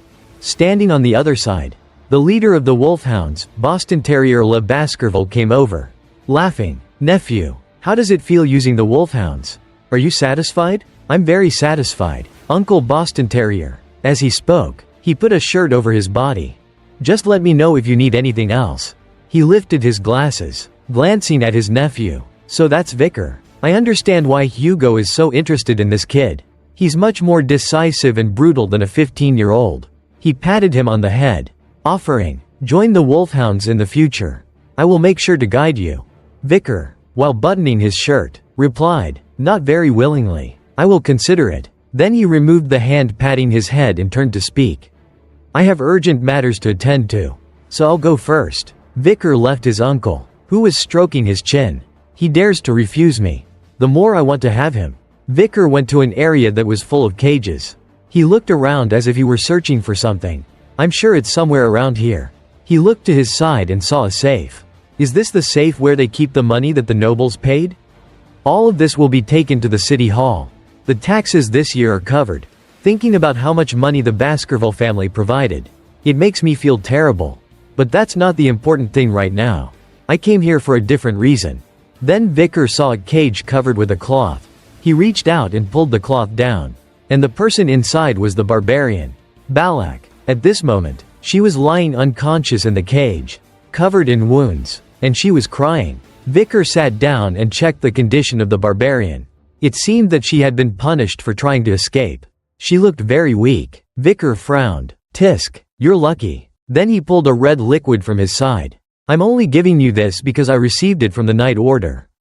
After saying that, Vicar poured the red liquid into the barbarian's mouth. A moment later, her body, which was covered in injuries, was completely healed. Balak's eyes shot open, and seeing a stranger behind her, she backed up quickly, looking terrified. Vicar, looking calm, pushed the iron gate open, surprising the barbarian, who was unsure of what was happening. He spoke in the barbarian language.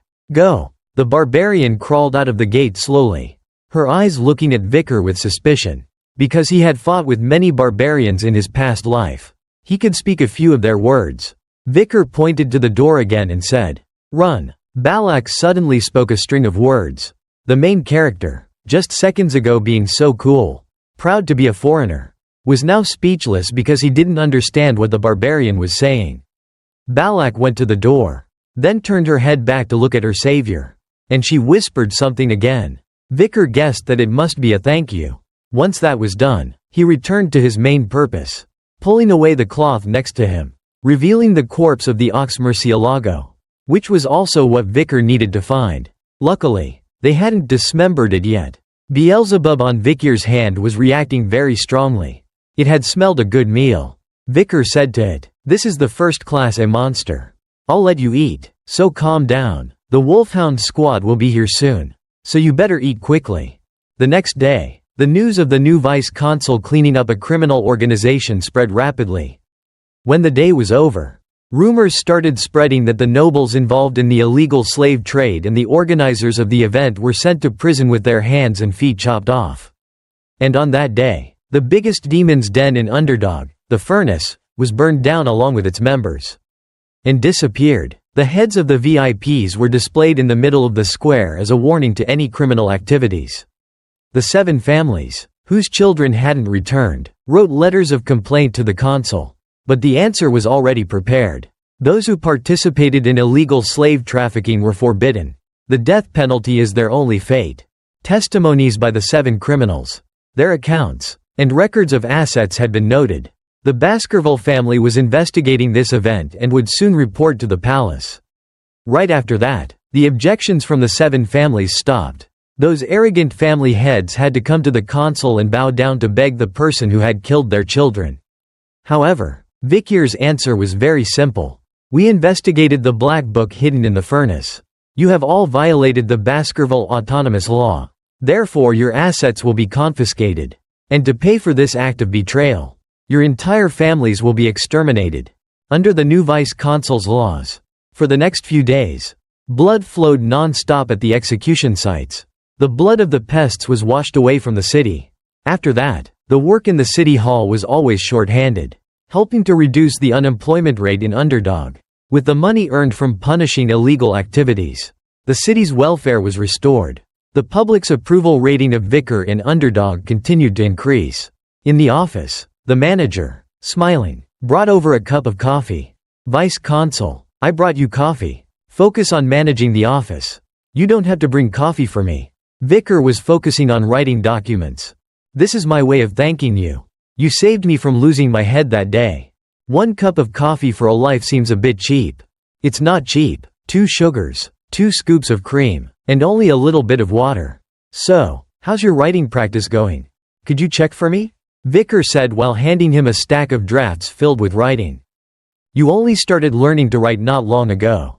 But you've already reached this level. Chihuahua marveled. I still have a long way to go to reach your level." Vicar replied humbly. Chihuahua thought, he is really surprising when he creates new and effective laws with just a few things he has learned. He understands how the law operates. If the vice consul continues to keep up this pace, Underdog could possibly develop even further.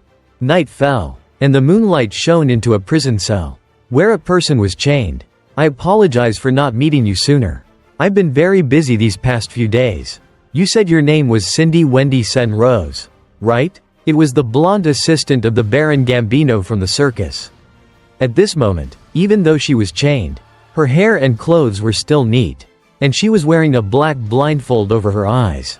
"Why did you let me live?" Cindy asked. "It's simple. I have a few questions for you." Vicar snatched the black blindfold off Cindy's face. "Questions? That's what kept me alive." She frowned, looking at the person in front of her. "Was it you who helped Baron Gambino, who came from some unknown place, increase his power so quickly? The results of the investigation show that you're very good at making money." Vicar brought a chair. "If you can use your talents somewhere else, you can become a great merchant or investor." He sat in front of her.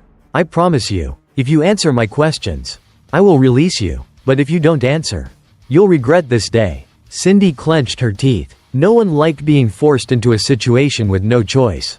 "I will answer you what I know." "Very good. What do you think? Do you think I'm doing well?" "I think you are doing an excellent job right now. I can't keep my promise if you are dishonest like that."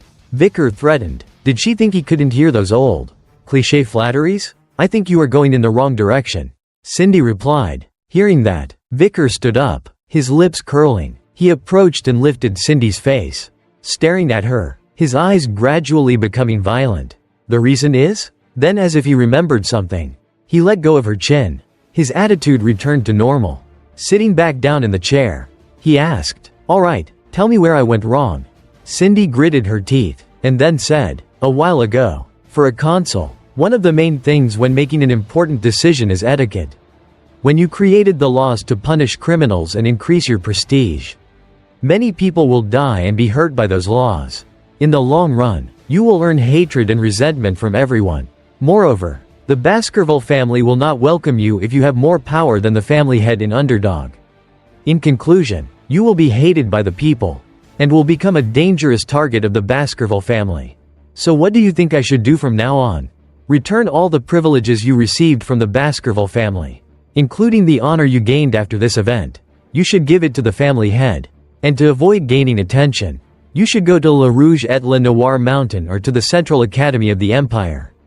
That is a place where your age and your family background are common, hiding your strength as well as your identity. When the time comes, the Baskerville family head will be the one responsible for you." Suddenly the aura in the room changed. "So, what you're saying is that you're advising a hound to bite its master?" Vicar questioned, his voice full of threat, his eyes turning crimson as he looked at the woman in front of him.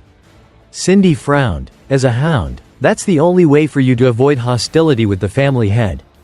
After hearing this, Vicar gave a mysterious smile. "I'll remember this. That's good advice. You have the same thoughts as me." After saying that, he pulled out the key and unlocked Cindy's chains. "As promised, you are free. You're really releasing me?" Cindy asked in disbelief. "I always keep my word." "Then I hope you'll never regret this," Cindy said calmly and turned to leave. "Do you know of a family called Messamedurano?" Vicar suddenly asked. There used to be more than just the 7 major families in Underdog. Among them, there was a powerful merchant family, the 8th major family, the Messamedurano family. However, this family disappeared after an unfortunate incident. Vicar glanced at Cindy's clenching hand. The youngest child of Messamedurano, on his birthday, showed off his newly learned swordsmanship. The show started, and the people of the Baskerville family couldn't believe what they were witnessing.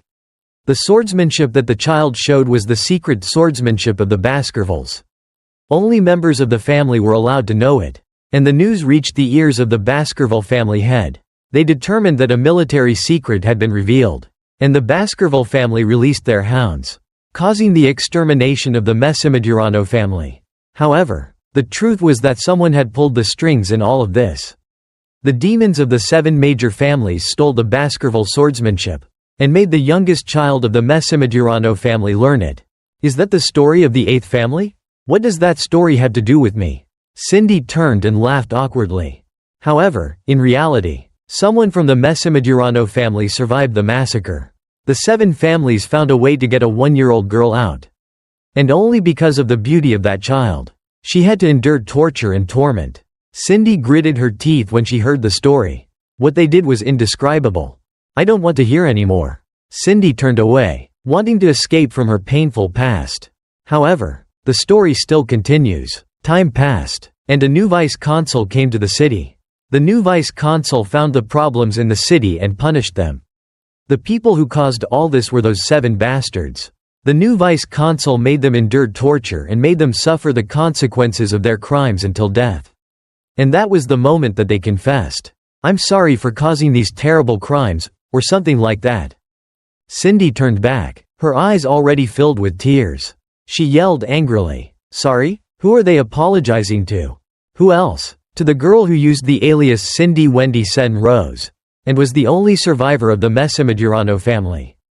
How can I trust you? You captured and tortured them. How can I believe their apologies? Then what about trusting me? Vicar took a torch off the wall and brought it to a prison cell. I guess it will be easier if you see it for yourself. Turning to the cell next to it, Cindy was shocked at the sight before her. A dark cell, with blood splattered all over the walls and the floor. On the floor were the 7 headless corpses of the 7 bastards. Kneeling on the ground, on the floor, there were words written in blood. We are the ones who caused the death of the Messimadurano family. Forgive our sins. I'm sorry. I'm sorry. I'm so scared. I don't want to die. Cindy covered her mouth. Then she broke down and cried. Vicar approached her. However, no matter how painfully they die, the revenge of the Messimadurano family is not over. There is still one family to deal with. The Baskerville family. Cindy Wendy Sen Messimadurano. You still have a lot of work to do. You are a member of the Baskerville family. So why are you helping me? Cindy wiped away her tears and asked, looking up with eyes full of suspicion. That's the wrong question. Vicar tilted his head and smiled. I understand what you are trying to say. Vicar van Baskerville, I will repay this debt. From now on, no matter what you do, I will make sure you will never have to worry about money. Cindy turned to leave the prison. I will remember that promise very well. Vicar smiled, watching Cindy's figure leave. The next morning at the consul's office, Chihuahua excitedly ran to Vicar's room to wake him up.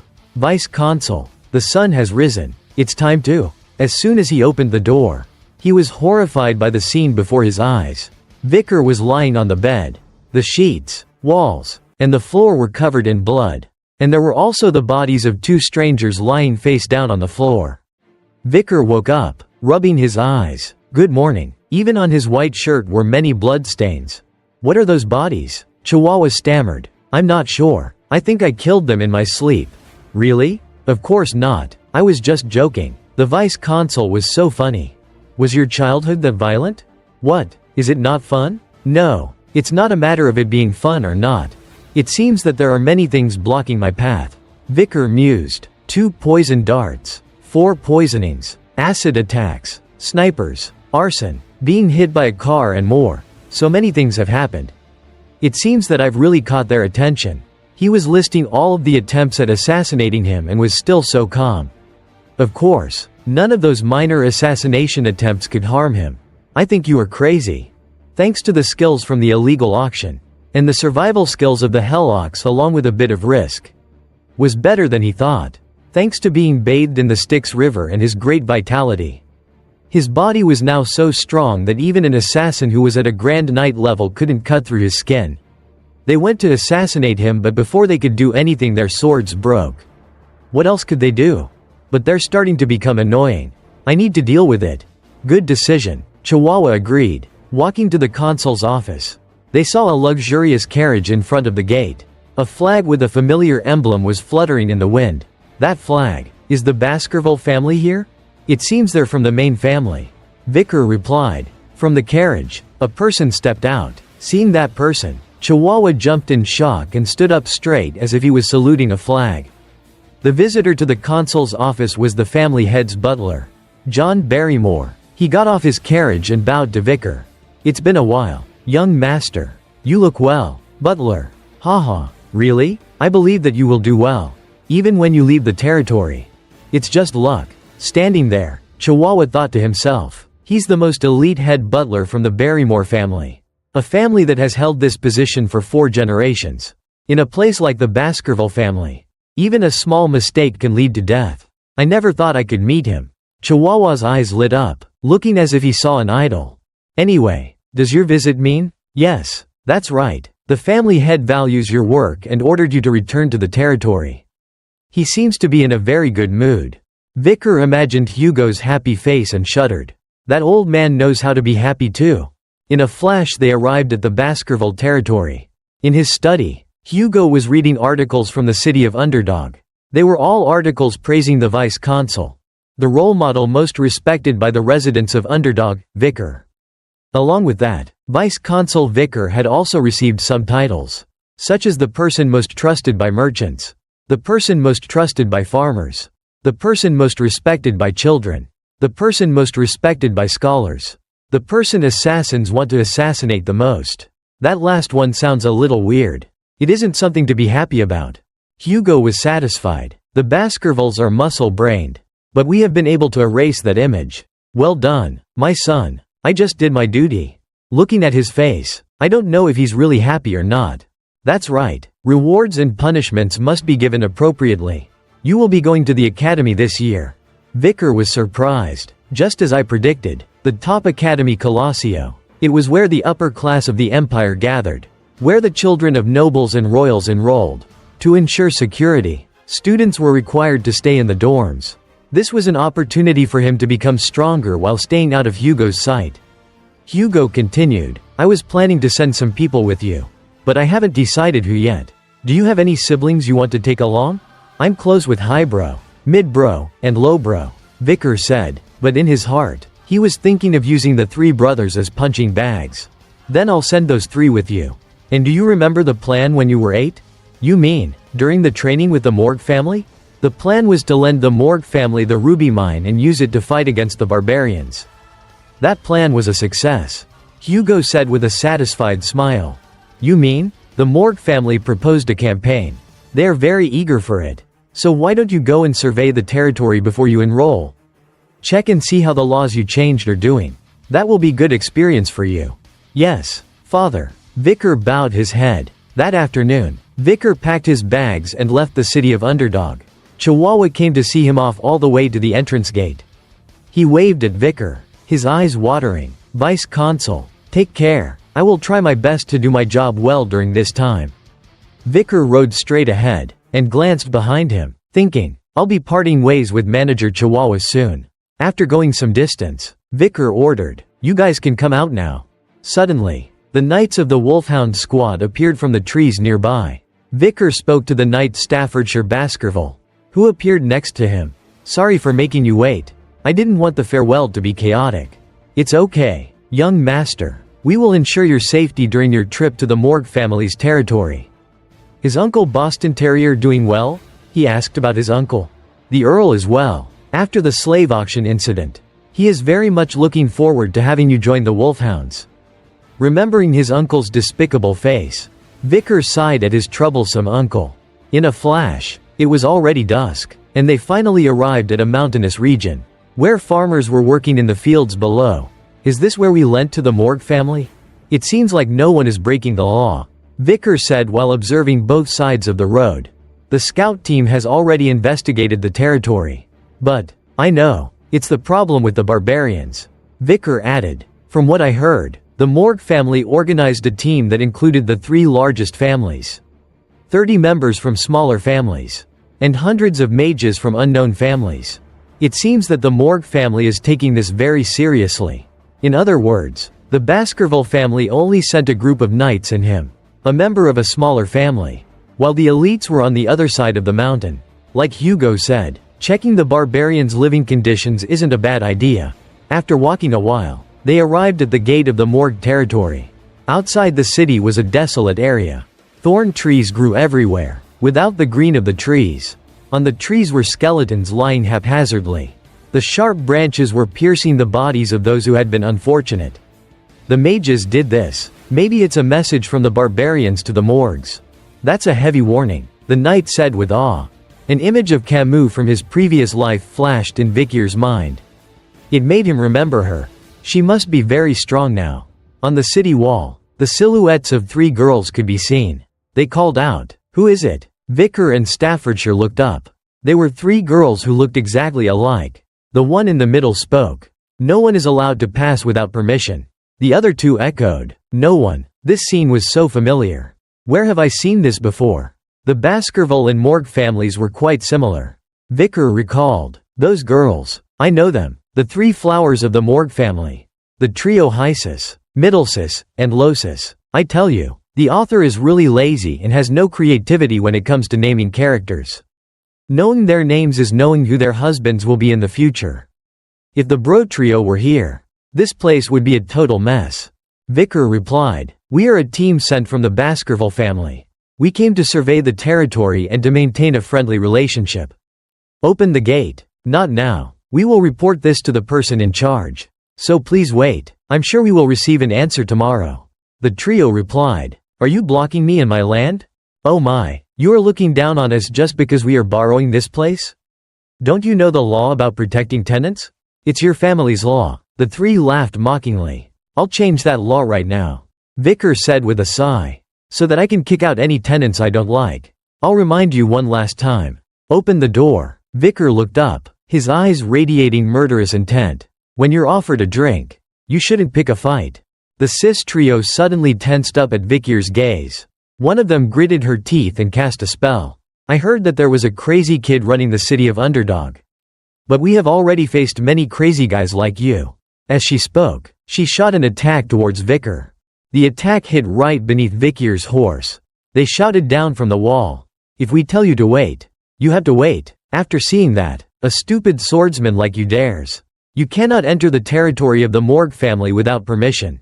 Or how about you show us how talented the Baskerville family's rising star is?"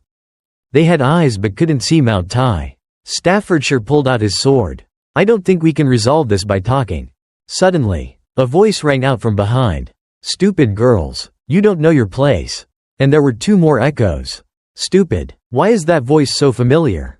On the wall, the cis trio shouted back, "You are just subordinates. You think you have a higher status than us? A bunch that doesn't know their place." The 3 people who had spoken just now jumped in front of Vikir's horse, answering in unison, "We're not." As they spoke, they pulled off their hoods. "Well, you guessed it right. The Bro brothers had appeared. It's so miraculous. I just mentioned them, and those 6 people meeting. It would be noisier than a market." Highbrow pointed to Vikir. "He's the symbol of the Baskerville. Go ahead and be rude. And we'll show you a celebration. X3 is for speaking in unison." Then the 3 turned, winking at Vikir. "Leave, X3. Everything, X3, to us, X3. The main character's face had completely froze. When did these 3 demons start following us? They were even silent for the entire trip. Vikir's troubles were increasing again. Vikir sat on his horse, pondering, why are these immature guys doing this?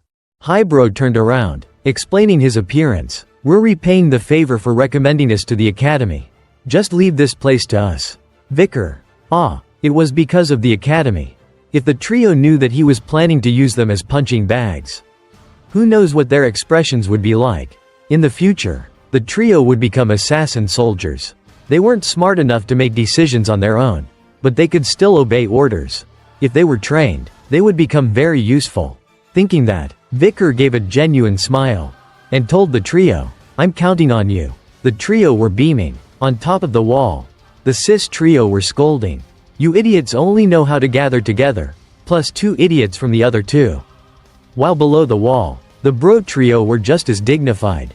"You're the idiots, plus 2 idiots from the other 2, along with giving the middle finger in unison. The girls were beyond furious and yelled, "You impertinent brats, we will teach you a lesson." While saying that, they cast their magic circles. While Vikir was observing their trash-talking match, he was also recalling that before his regression, the Morgue trio were known to be skilled mages in 3 elements. Losis the youngest was skilled in water. Middlesis controlled the earth element, and Hysis was the master of the nature element. The combination of the 3 elements increased their magical power by 10 times. So they were called the three flowers of the Morgue family. After the three of them cast their magic, a sprout rose from the ground. And in a flash, it turned into a large vine reaching the ceiling with tentacles spreading all around.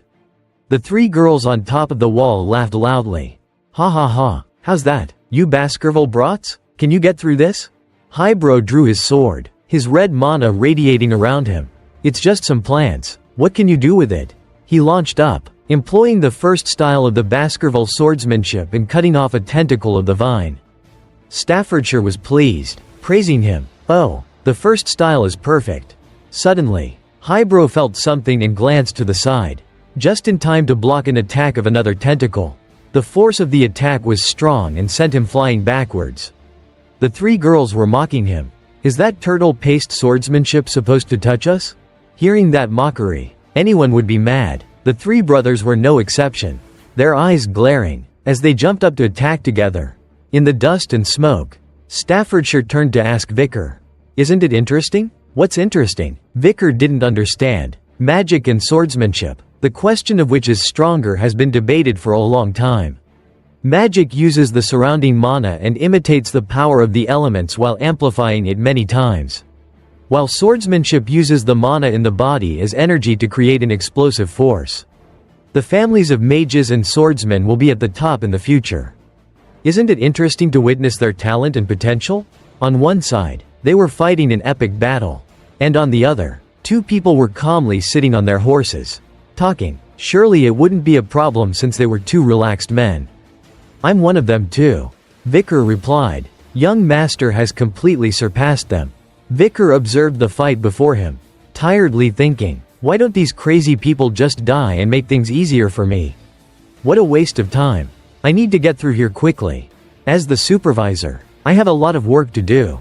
There are so many things I need to take care of. And I have to watch 6 immature kids fight with words and physical attacks. Like a prayer being answered, a figure appeared on the city wall, holding a fireball with extremely strong aura. What are you doing in front of my territory? At this moment, Highbrow was fighting close with the eldest sister, Hysis, when a huge fireball suddenly flew towards them. Boom! A loud earth-shattering explosion.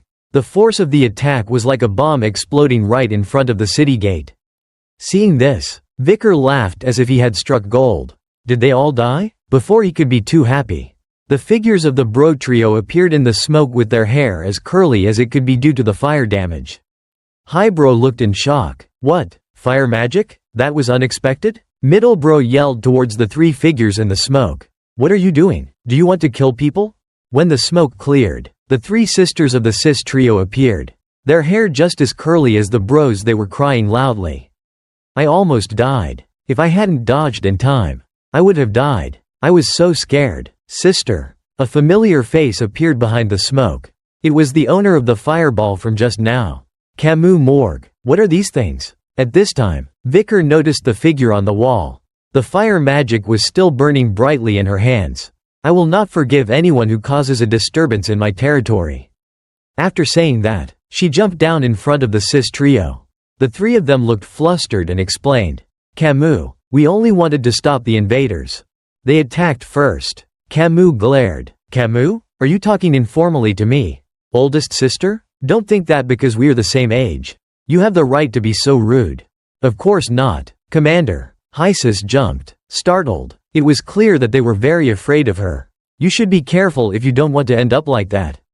Camus pointed at the dry bones on the trees, which scared the 3 sisters into nearly having their souls leave their bodies. After dealing with her family, she turned to look at the strange group of people below. When she saw a familiar face, her eyes lit up. Then she jumped down from the wall quickly. Her eyes met his. She wanted to look at him for a long time, like a tiger roaring on the city wall.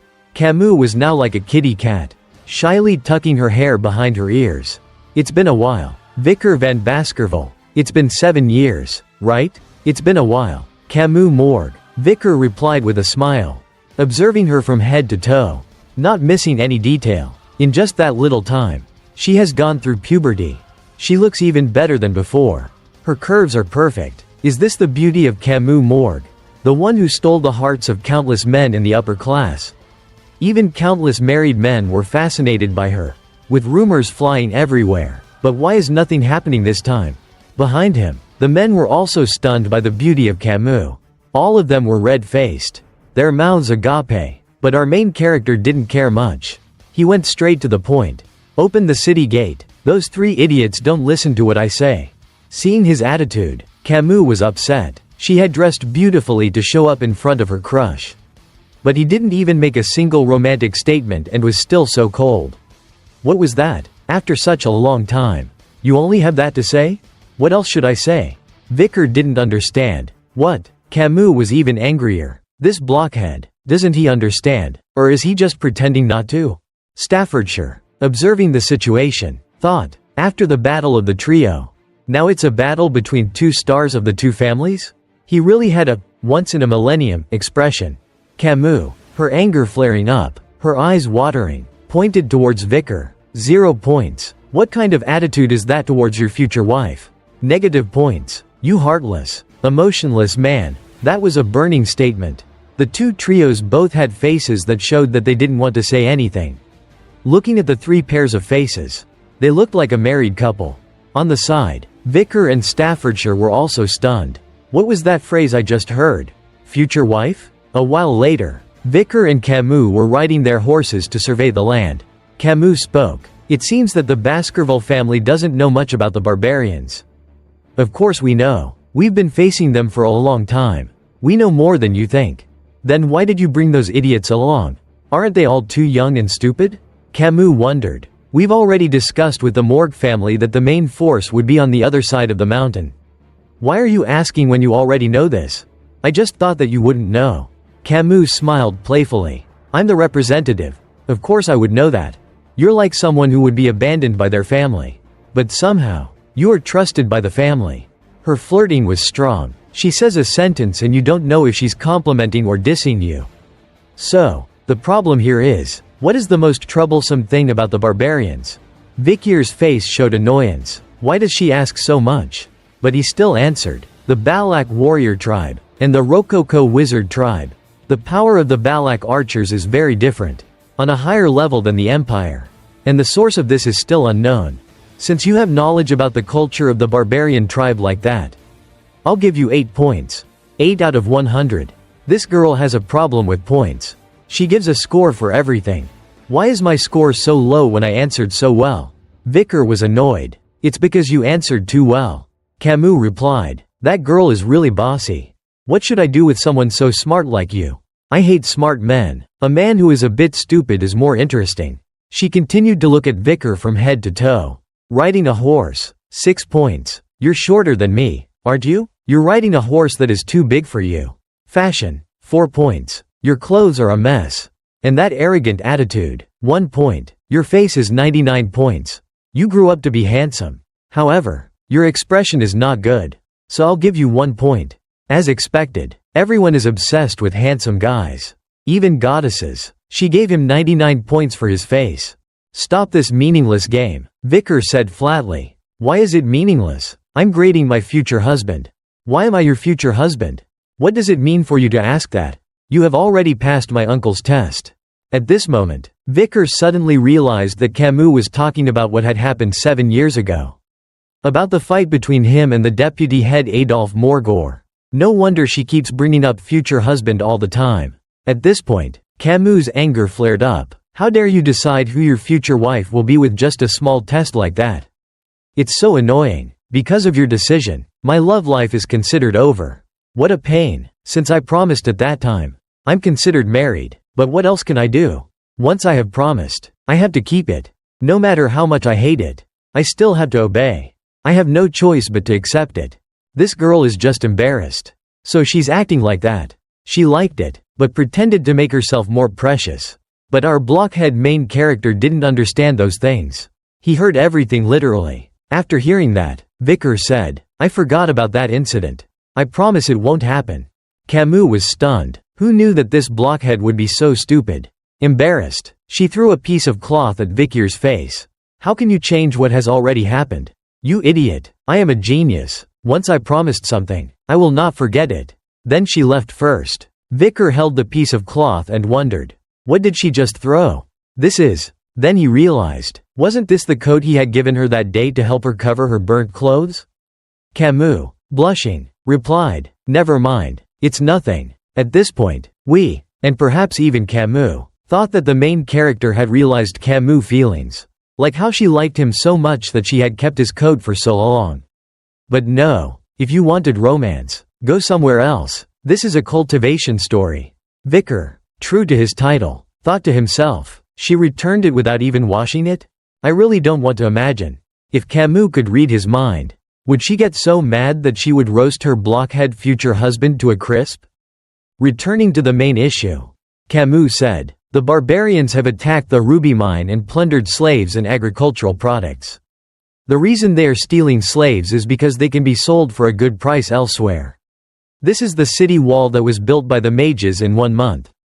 While Vicar and Camus were inspecting the city wall, the wall was extremely solid, and at the base of the wall were sharp spikes pointing outwards. Vicar was impressed, as expected of the Morgue family mages. In 1 month, they were able to do what hundreds of normal people would take a year to do. "You got that right," Camus replied proudly. "Are those the marks of the arrows fired by the Balak tribe?" Vicar asked about the deep holes on the city wall. "Yes, each arrow carries a very strong aura. At night, countless people have died after being hit by the arrows. They can break through a 2 to 3 meters thick wall. Their abilities should not be underestimated. The arrows can break through magic shields. So my uncle was injured. Luckily, he survived, but his pride was severely wounded. Thinking about it, our family head has experienced the same thing. I heard that his nose was broken." Vicar sympathized. "It seems that there is someone outstanding on the barbarian side. Do you know who it is? I think it's a woman. Because they blackened their faces. It's hard to tell their gender." While the two of them were discussing this, a person ran over to report to Camus. "Deputy Commander, I think you need to come quickly. The scouts captured a barbarian." Hearing that, the two of them quickly returned to the Morgue family's military camp. Inside the tent, a bald barbarian, covered with strange tattoos, was kneeling on the ground. He was wrapped in a cloth around his waist, his hands tied tightly. He was staring at this side with hostile eyes. Vicar identified him. "He's from the wizard tribe. Did you get any information?" Camus turned to ask the guard. "He hasn't said a single word. What about mind control magic?" "It's not working. They're powerful wizards. Reading their minds is impossible." The guard replied helplessly. Camus approached the wizard and questioned him. "A few days ago, you attacked the Morgue family's citadel. Do you remember how many people you captured?" The wizard was silent. At this point, they noticed that it wasn't only this one, but also 4 other barbarians who had been captured and were kneeling in the same condition. Camus continued to ask, "Among the victims, there was a girl from the Morgue family. Her name was Rose, my 6th cousin. What did you do to her?" Suddenly, the wizard looked up. He gave a disgusting smile, his eyes glaring at Camus, and then he whispered something in a language that no one understood. It was a unique language of the barbarian tribe. Camus asked the guard, "Translate it. What are these barbarians saying?" "I only understood a little bit. When they attack, everyone dies and is taken away." "Deputy Commander." The guard scratched his head. "So no one can translate what he is saying?" Camus asked impatiently. "I know a little of the Rococo tribe's language." Vicar stepped forward. "You know? Is there anything that you don't know?" Camus was surprised. "Not very fluent. I only know a few basic words." "Then can you ask where my cousin is?" "She was captured in the attack. She was 12 years old with red eyes, red hair, and white skin." Vicar stepped forward, translating Camus' question to the wizard. The wizard smiled lewdly and wickedly as he answered. Vicar closed his eyes and sighed. "She's dead." Hearing the answer, Camus' anger immediately flared up. She approached the wizard. "The head of the court isn't here. The head of the temple is on the other side of the territory for inspection. So all decisions will be made by me, Camus Morgue, a member of this family and the deputy commander of this citadel. I sentence you to death immediately." Immediately, a fire engulfed the wizard, and then a sharp earth spike rose from the ground, stabbing straight through the wizard's heart, causing him to roar in pain. In his pain, he uttered a series of words in his native language. Camus didn't care what he was saying. She looked at him struggling with red eyes, and said coldly, "Keep talking, say whatever you want." because after this battle ends, your language will only be spoken in hell." The other barbarians were terrified at the sight. Camus turned and ordered, "Let's go." Vicar pondered, watching Camus leave. After a while, he also left the tent. In the twilight, Camus was standing there, hugging herself and sobbing. Vicar thought, even though her actions are so tough, she is still only 15. Then he spoke up to comfort her. "It seems you were very close with her." "Yeah, she was always following me around. She was an innocent child. She was never suitable for the cold-blooded Morgue family." Camus recalled her innocent smile. "Don't be too sad. I'm sure she will go peacefully." Vicar comforted. "Do you think I'm an idiot? I'm a genius. Even if I can't speak that language, I can understand a little bit." Camus glanced at Vicar, frowning. "Tell me, what I heard is true, right?" Vicar thought to himself. She noticed. "Huh?" The wizard's words were extremely gruesome. He didn't want to, but still told her. He had said, "We ate her." Hearing that, Camus trembled and sat down, clutching her chest and wailing. I'm sorry for not protecting you." She hugged herself, feeling guilty. The death was truly too painful and cruel for a 12-year-old child. Vicar stood on the side, wanting to reach out and touch her shoulder to comfort her. But his finger stopped in midair and then he pulled it back. He decided to let Camus cry to her heart's content. This is such a sad scene. After crying for a long time, Camus wiped the tears from her face and said, "It's not that big of a deal. If someone is a beast, then I will just take their life. Now is not the time to grieve. I need to quickly regain my spirit to get revenge." Vicar smiled, as expected of the queen. He held out his hand in front of Camus. "That's right." Camus paused and then carefully reached out her hand to take Vicar's hand. At that moment, a bell rang, grabbing both of their attention. "What's that bell?" Camus jumped up and explained. "That's the signal that the barbarians are attacking. Your time for revenge has come quickly." Outside the city wall where Camus was garrisoned, there was a deep moat around it. The only path in was through the city gate. All around, it was silent. Suddenly, the footsteps of some creature could be heard coming closer. It was the barbarians of the Balak tribe. 3 women were riding on 3 white wolves, holding bows, and their arms were covered in tattoos. The leader, holding a bow that was emitting a white-blue light, aimed and shot. Thwack! The arrow flew towards the city wall where 2 of the Morgue family mages were standing. They were too busy chatting to notice anything. By the time they turned around, the arrow had already penetrated a hole in the city wall. Bam! The rocks and debris on the wall flew everywhere. The leader took advantage of this opportunity and signaled for her troops to advance and attack. The Balak army charged on their wolves, freely cutting down the Morgue forces. Another barbarian threw a lasso around a soldier's neck and dragged him across the ground.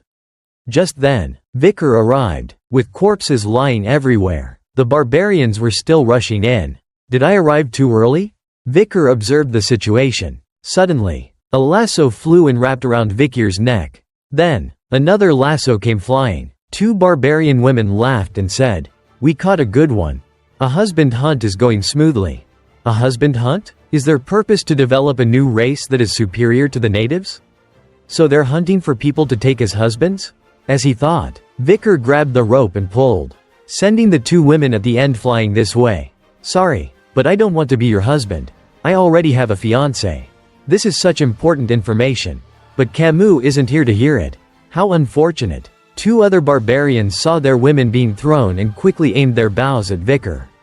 Is he an enemy? Vicar calmly drew his sword, watching the 4 arrows coming towards him. Hugo asked me not to act rashly. Before I join forces with the main forces, I can't start a war first. Should I wait for the main force to arrive? With just one slash, Vicar cut all 4 arrows. The path of his slash radiated a red light. The barbarians were shocked. Impossible. Then from behind him, a fireball with destructive power began to form and then fly towards the barbarians. What are you doing? Why aren't you killing them? The barbarians cried out in pain in the fire. From within the smoke and debris, Camus walked forward, still holding a flaming fire spell in her hand. She furiously cast a few more fireballs. Die, you barbarian bastards. Is Camus going to turn this entire place into a sea of fire? Vicar thought to himself. Camus approached and asked him, "You just used a liquid form of aura, right? So you are a grand knight. I knew that you were the only man who could make me acknowledge you.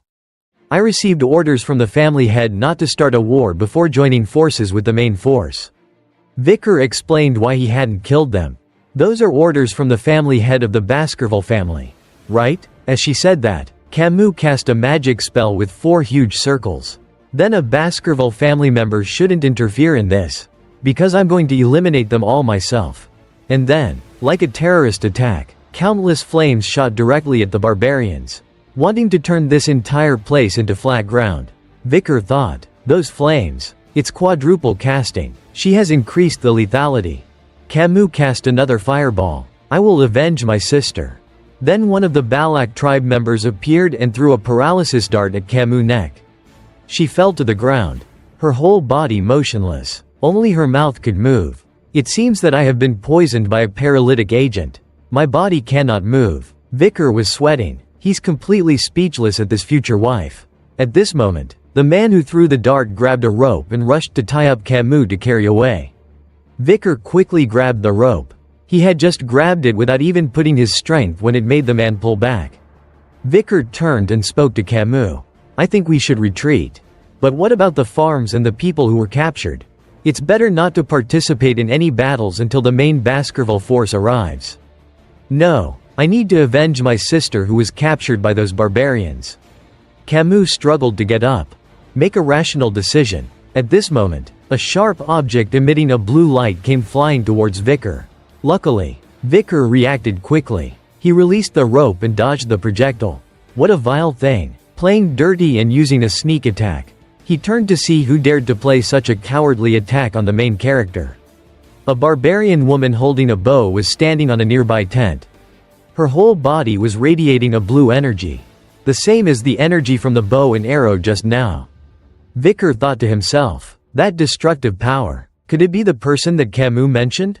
Taking advantage of Vicar's carelessness, the barbarian who had thrown the dart rushed behind him, picked up Camus, and put her on his shoulder to carry away. Camus' body couldn't move. She was panicking and called out to Vicar. Vicar recalled that before his regression, when Camus' morgue was still in her adolescence, she had been captured once. Of course, she wasn't captured for too long. And afterwards, she single-handedly destroyed the barbarians and returned. After that, she was called the Queen of Le Rouge et Le Noir. Things have really taken a turn for the worse. What should I do to turn this situation around? While he was contemplating, the barbarian had flown close to Vicar and was raising her arm holding her bow to strike down. Vicar hurriedly dodged the attack and the bow struck the ground, creating a blinding light. This barbarian was also a top fighter. Her speed was extremely fast. As Vicar was dodging an attack, she kicked him in the stomach, sending him flying back several meters. Vicar assessed. Her movements are different from the others. Do I need to use my full strength? Suddenly, Vicar's eyes widened. The barbarian seems to be saying something. I told you before, you and we would meet again. She pointed at him and then herself, her eyes glowing blue, and then gave a mysterious smile. I said before, that you and I would meet again. Hearing those words, Vicar suddenly remembered. Isn't this the woman I met at the slave auction? The ragged barbarian I rescued? Are you repaying kindness with enmity? I, a slave, am taking revenge on my captors. The Morgue family, not you, the barbarian said calmly. After saying that, she jumped onto her wolf and turned to leave with her tribe. Take the woman who is leading. You can follow me if you want.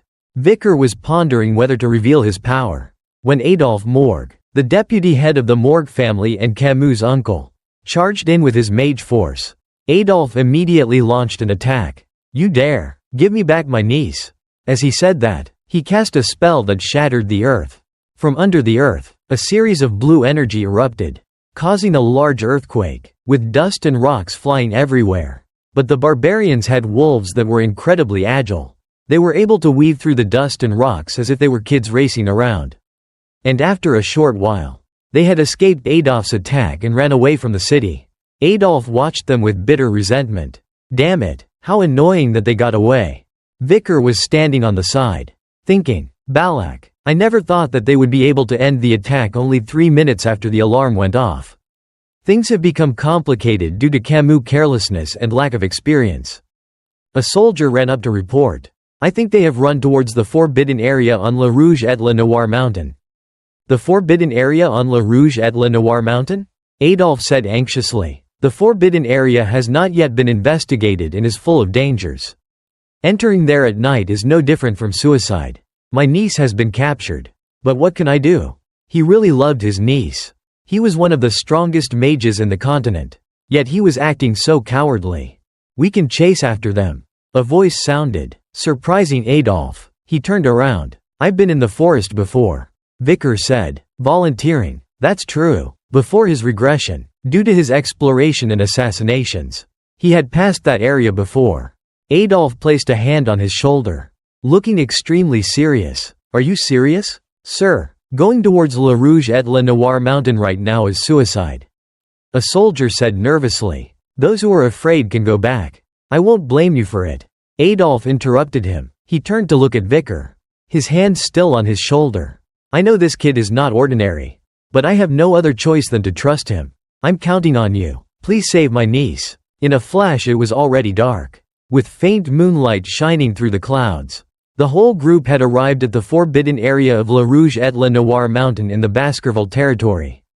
This was the habitat of bone marrow-sucking mosquitoes, poisonous thorn gourds, assassins, and many other dangers. Normal people could not survive here. That was why this place was known as the flesh-eating forest.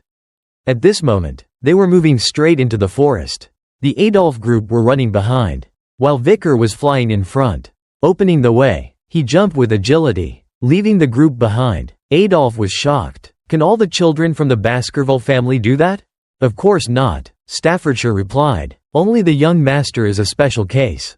At this point, 2 demon mosquitoes flew towards Vicar. He drew his sword and with 2 basic slashes, he destroyed them. The trio behind him saw this scene, their eyes sparkling, admiring his coolness. His fan club is growing so big that he needs to open a fan club soon. When they arrived, Vicar squatted down beside a tree and observed ahead. Then he gestured for the group behind him to not make too much noise. Ahead was an orange light. It seemed to be a campfire set up by the barbarians. I heard that the Balak hunters spread dry leaves around so that they can hear any pursuers. Vicar warned, we need to be more careful from now on. Adolphe cast a spell under his feet. Silence, he recited the incantation. And then a light emanated from a magic circle that wrapped around Vicar's feet. This magic will help you move without making any sound. I'm counting on you from now on. I will not forget this kindness. My nephew-in-law, Vicar thought to himself. Nephew-in-law my ass. Your attitude changed so quickly when you needed help. On the Balak barbarian side, after the battle, they were tired and stopped to make a campfire to rest. They gathered around the campfire, exchanging stories, and talking. Camus was tied to a tree. She shouted, you barbarian sluts. Once I get out of here, I will burn you to a crisp. I will show you my magic. Just wait. But it seemed the barbarians didn't care, since they couldn't understand what Camus was yelling. 2 barbarian women were talking to each other. I like that guy from before. She was referring to Vicar. I think the husband hunt has failed. Camus was tired from shouting so much, and she stopped panting. They're not listening to me. I think they were talking about husband and wife hunting before. Was that the reason why they attacked? At this moment, a footstep came closer to Camus. It was the tall, muscular barbarian, who had thrown the paralysis dart and captured Camus. He rubbed his chin and looked at Camus with a perverted, depraved face. Because we have captured this woman, all the men in the tribe will want her. You psychopaths, what are you planning to do to me? Just kill me, Camus shouted. I don't understand what she's saying, the barbarian said casually, then turned and squeezed Camus' face. But just looking at her eyes, I know she is a rebellious slave. I think that this arrogant slave needs to be taught a lesson. As he said that, he held a sharp-looking weapon, resembling an arrow, up to her face and licked it. He's handsome, but also so disgusting. At that moment, Ayan, the leader of the Balak tribe, walked over. Ahun, stay away from my slave. What, Leader Ayan? I'm the one who captured her. Ahun protested. You idiot, lower your tone. What do you mean? I was the one who shot the arrow and set the trap. Ahun was furious. Then who was the one who brought results? If I hadn't blocked that swordsman, you would be dead. So you're saying this woman is your prize? Of course. Ayin replied, crossing her arms. Camus, although she couldn't understand, could see that the atmosphere was tense. She guessed that the barbarian that they were arguing about was the leader. Named Ayin, she fought evenly with Vicar. A grand knight. If I want to escape, I must surpass her. At that moment, the two were still arguing. But she's a woman. Leader, are you gay? So what? Ayin was still calm. I won't let you do whatever you want just because you're the leader. Ahun went ballistic and pointed directly at Ayin. This little brat is too cocky. After being spoken to politely for so long, did he think that the tiger was a Hello Kitty? Ayin's eyes widened, her body emitting a blue aura. If you want to object, come to me whenever you want. Ahun, I'll make you know your place. Ahun flinched, like a dog with its tail between its legs. He slowly backed away, and quickly changed his tone. I don't object. No problem? Do you know fear now? Yes, I give up. You can do whatever you want. Leader. He tried to test his boss for a second and was sent up to the altar to look at naked chickens. He turned to leave, muttering something that was not clear. Ayin turned to speak to Camus. Your eyes are as good as your abilities. As expected of someone with good blood. The next family head of the Morgue family. Then she launched her foot out and kicked Camus hard in the chest. I was captured by your Morgue family and sold as a slave. However, I was lucky that someone helped me. She recalled the scene of Vicar helping her at the circus. So I was able to escape slavery. But you won't be as lucky as I was. She glanced at Camus, her anger and hatred clear in her eyes. I will teach you so that it is etched into your bones. Your daily job will be kneeling down and licking my feet. While she was saying that, boom, a loud explosion echoed from behind Ayin. Before she could understand what was going on, she turned to yell, an explosion? An ambush, someone reported. At that moment, someone was hit by a fire magic and was screaming in pain in the flames. You barbarian savages, a figure appeared proudly in the fire. I have come to repay you for what you did. Camus was delighted to hear that familiar voice. It was her uncle. Adolphe on this side cast fire magic from his hands, yelling, release my niece, or I'll barbecue all of you right now. The barbarians panicked in the face of the unexpected ambush. They never thought that they would be followed this closely. And a battle between the barbarians and Adolphe's forces started. The knights of the Wolfhound squad flew in, cutting down the barbarians like they were nothing. Vicar was sitting on a nearby tree branch, observing the situation. Something is strange. Why are these Balak hunters, who are normally so professional, so chaotic? He saw that the barbarians were fleeing in panic, and barely put up any resistance. Some of them were trying to escape on their wolves. You bastards, how dare you cause trouble in the forest and at night like this? Seeing this, Adolphe ordered the chase. They're running away. Don't let any of them live. Camus laughed triumphantly. Do you know fear now, barbarians? While she was talking, Camus suddenly jumped. It seemed that something was touching the rope that was binding her. She glanced behind her, and a familiar face appeared. She called out happily, Vicar. He raised his hand and signaled for her to be quiet. He had to sneak out to rescue her. What was she yelling for? But Camus didn't seem to care. After she cut the rope and was wrapping her arm around him, she asked in a voice that was not quiet at all. You came to rescue me? Do you not know the signal for silence? That's right. The consequences immediately came after. Ayin, appearing from who knows where, was standing right in front of them. You're skilled with the sword. I knew you would come. Good constitution allows you to find your way quickly. A brilliant mind allows you to see clearly in the dark of the forest. And a burning love makes you risk your life for a girl. I won't ask about your past. You have passed. Vicar was confused. What the hell was she talking about? Past what? But on the other hand, Camus had already smelled the presence of a rival in love. Their eyes met, and sparks were flying. Vicar, still the blockhead that he was, didn't understand the situation. He put his arm around Camus, pulling her close to his side, causing her face to blush. Vicar tried to recall. Hiding my abilities is impossible right now. How can I not remember anyone like her from my past life? Don't tell me that she is someone who was able to avoid Hugo's investigation. A Balak shooter. The Night Fox? She is too young and lacks the skill to become her. Or is she related to the Night Fox? The three of them faced each other in the dark. Suddenly, a wooden arrow surrounded by a blue aura appeared in their view. It seemed to be aimed at Camus. A dart suddenly flew over. and Vicar put out his hand to shield Camus. Hun was startled. How could that brat react so quickly? How could he have known? Vicar picked Camus up and said, "Things are becoming troublesome. Bear with it for a moment. I'll try to get you to where your uncle is." Camus, now a lioness who had turned into a rabbit in her crush's arms, blushed and replied, "Okay." Seeing that Camus had become suddenly gentle, Vicar didn't think too much of it. She was acting normal now. It's probably because of the poison. Then the two of them jumped away and ran towards the back. Ayin stood there in a daze. Then she touched her head in resignation. "Geez, I wanted him to follow me willingly. He prefers a punishment." On the other side, Vicar, while flying away, asked about Camus' condition. "Are you badly poisoned?" "I think so," Camus replied shyly. The two barbarians who were escaping earlier suddenly attacked from their hiding spot. Vicar quickly used his sword to block the attack. On one side, Ayin had already loaded her bow, the bow emitting that familiar blue aura. Raising it to aim, "Should I take that morgue brat out?" Thud. The bow flew and landed right next to Camus and Vicar, who had just turned to run.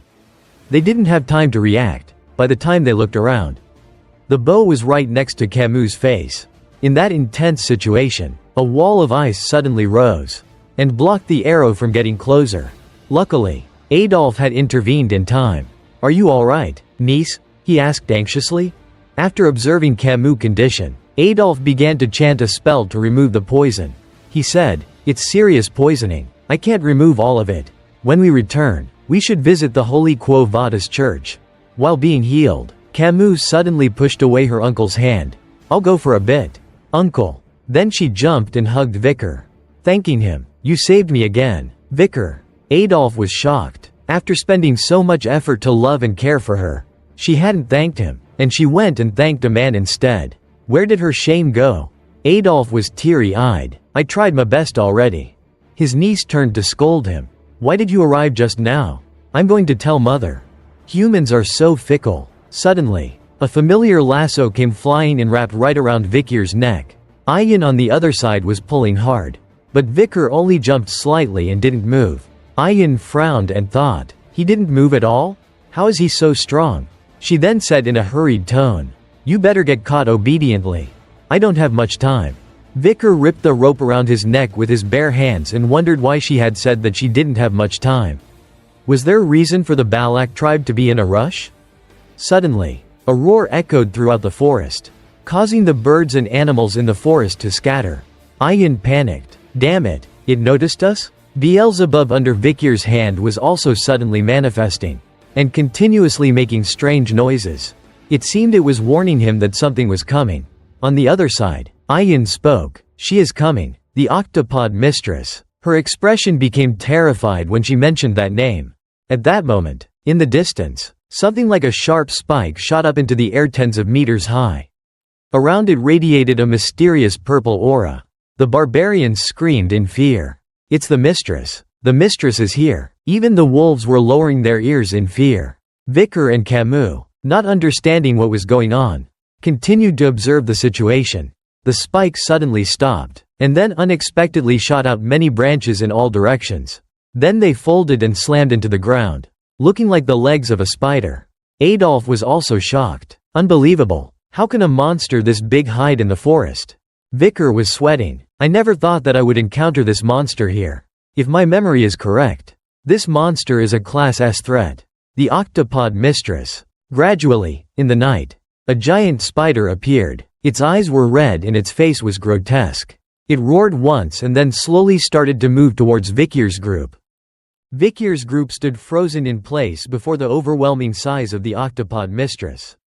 Camus, in a panic, blurted out, "What is that?" Immediately, Vicar covered her mouth. "Don't speak so loudly. Although its eyesight is poor, its hearing is extremely good." The octopod mistress was turning around, looking for her prey. Vicar remembered what an old native had told him before his regression, about the accident he had heard and seen on La Rouge et La Noire mountain. A legend, not unlike a horror story. It was a story about something called the octopod mistress who lived deep in the humid forest. The Monster Dictionary of the Empire had been republished and revised several times and still contained records of the octopod mistress exploits. It was a Class S dangerous monster, capable of destroying an entire nation in one day. It was a disaster-level threat. The monster opened its mouth, full of saliva and emitting a green smoke, and sprayed a bunch of disgusting green acid all over the forest. The acid splashed on a few nearby tree branches, corroding them wherever it landed. It was truly a terrifying acid. Vikir's group struggled to avoid the rain of acid. Vikir was jumping left and right, while Adolf cast a magic shield to protect Camus.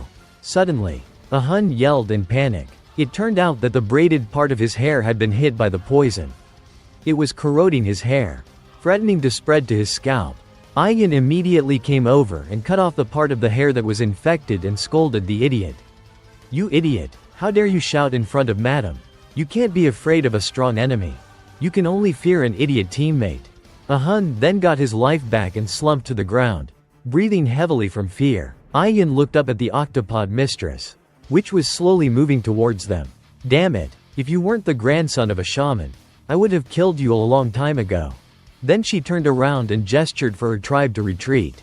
On the other side, Adolf was carrying his niece in his arms, and leading his group as they told each other to get out of there before they all died. The octopod mistress seemed to have paused to observe.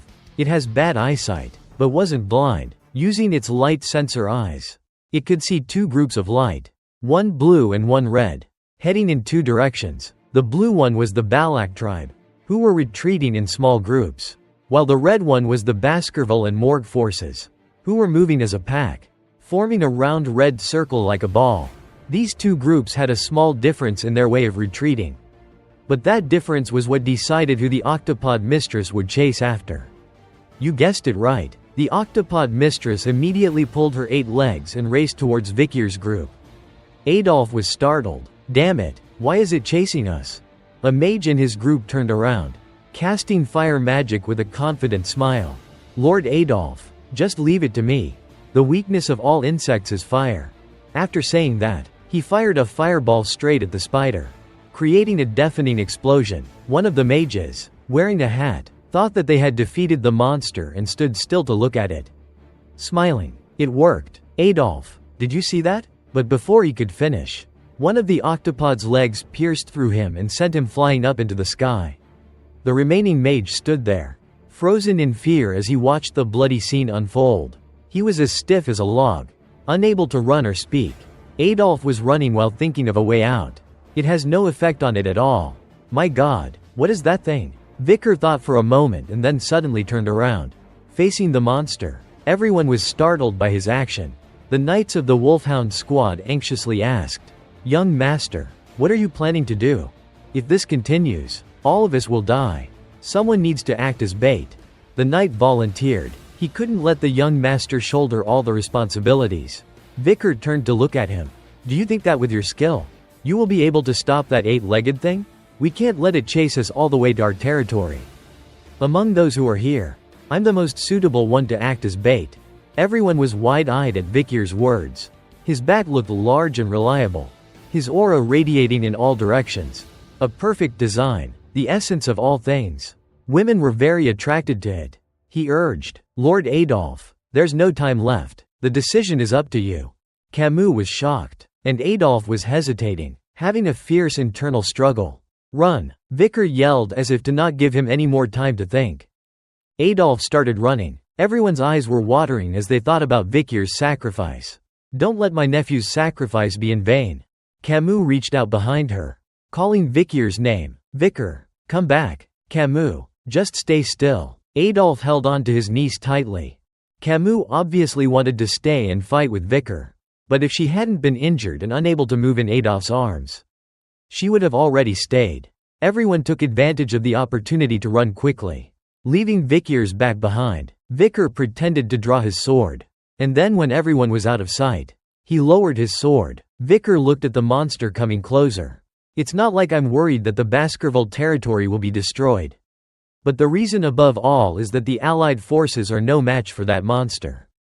Especially when it hasn't shown its full power yet. However, this is a good opportunity for me. If I fake my death, I can escape Hugo's surveillance and have plenty of time to study and memorize the 10th Fang technique." When I am capable enough to escape Hugo's control or when I finish learning those skills, and am able to hide and control them, I will return to the family. While thinking about his future, Vicar summoned his sword, Beelzebub. Immediately, a crimson power appeared on his hand, crimson lights wrapping tightly around it, and Beelzebub appeared. Vicar's arm was covered with a black color and had red lines all around.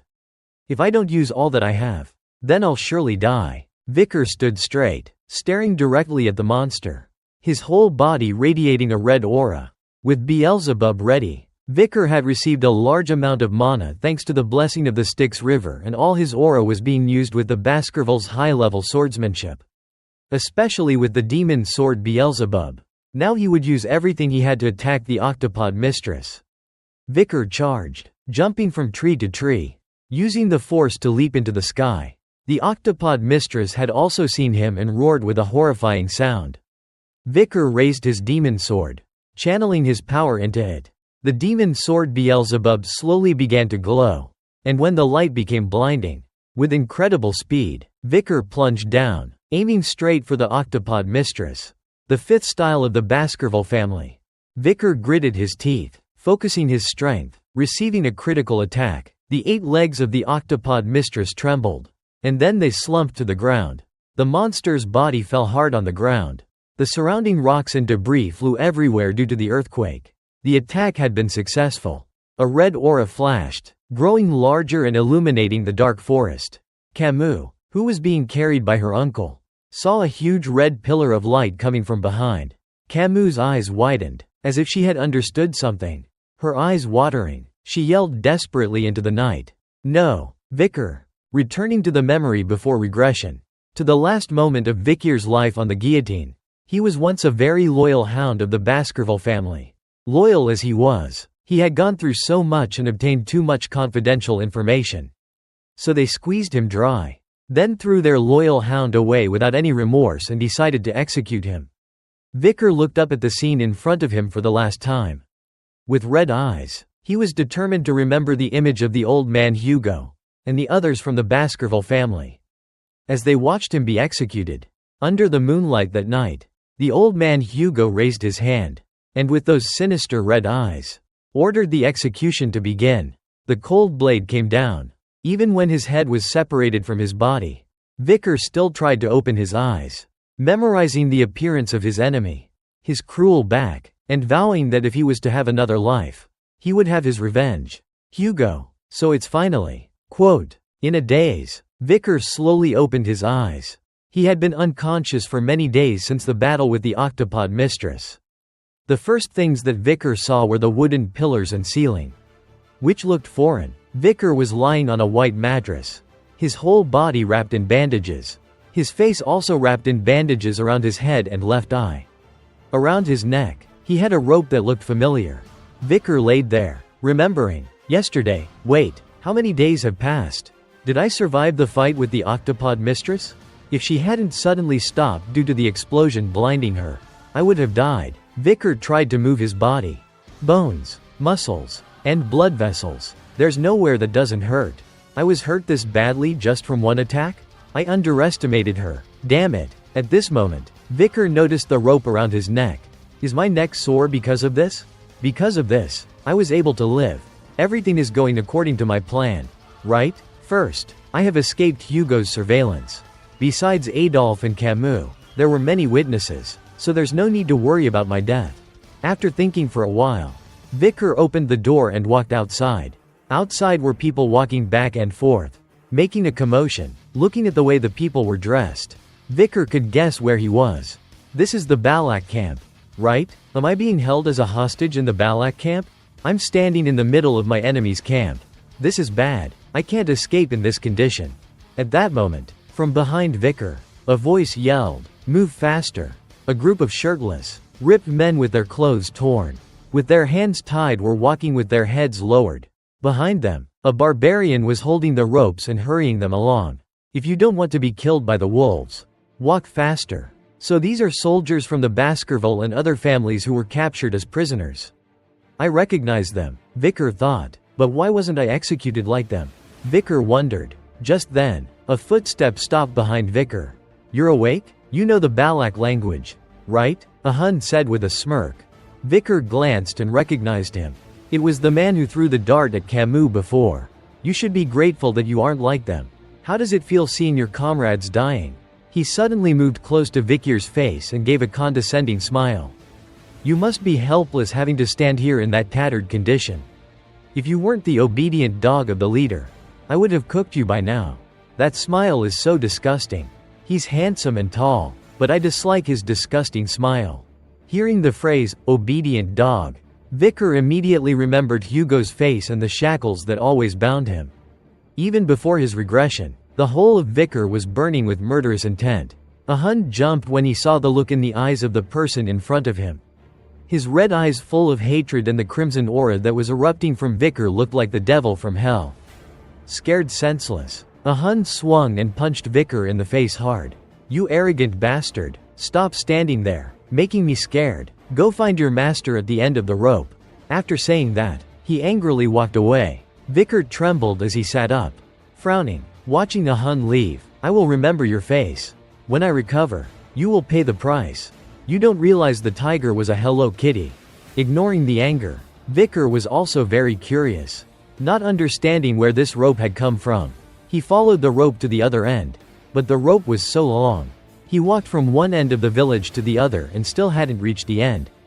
He had even wandered into the forest and still hadn't found the person at the other end. Why is this rope so long? Have I not reached the end yet? Is my master at the end of this rope? Pulling and pulling. Suddenly the rope tightened. Vicar was surprised. He had arrived at a lake at the end of the path. A head popped out from the surface of the water. Ayan calmly looked at Vicar. Vicar also looked at Ayan. Their eyes met. He just wanted to look at her for a long time. Ayan smiled and sighed out. Lie down. Before Vicar could understand what was happening, she yanked the rope hard, pulling his head to the ground. An arrow flew past, sticking in the tree next to them. Ayan turned and scolded a group of children holding bows and shields. You brats, go practice somewhere else. They giggled and ran away.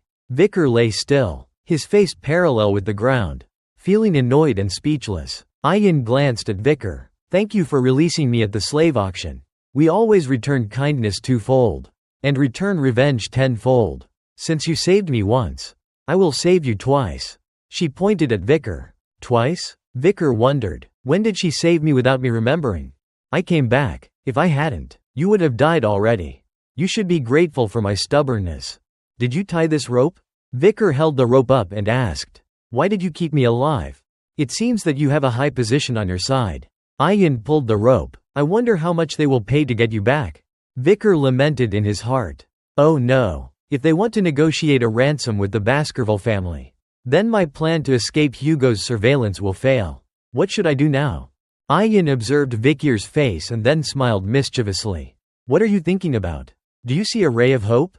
Unfortunately, you won't be able to return to that side. With one hand holding the rope, she slowly pulled out a knife from the side of her thigh. Swish. One slash to cut the rope. You will become my slave. Hearing that, Vicar secretly breathed a sigh of relief. That's right. It's exactly what I wanted. Ayan pointed the knife towards Vicar. We should decide on what I'm called first.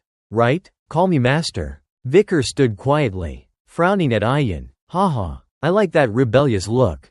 I will tame you. Before that, we have a place to go. Let's go. She turned, and put her knife back in its sheath.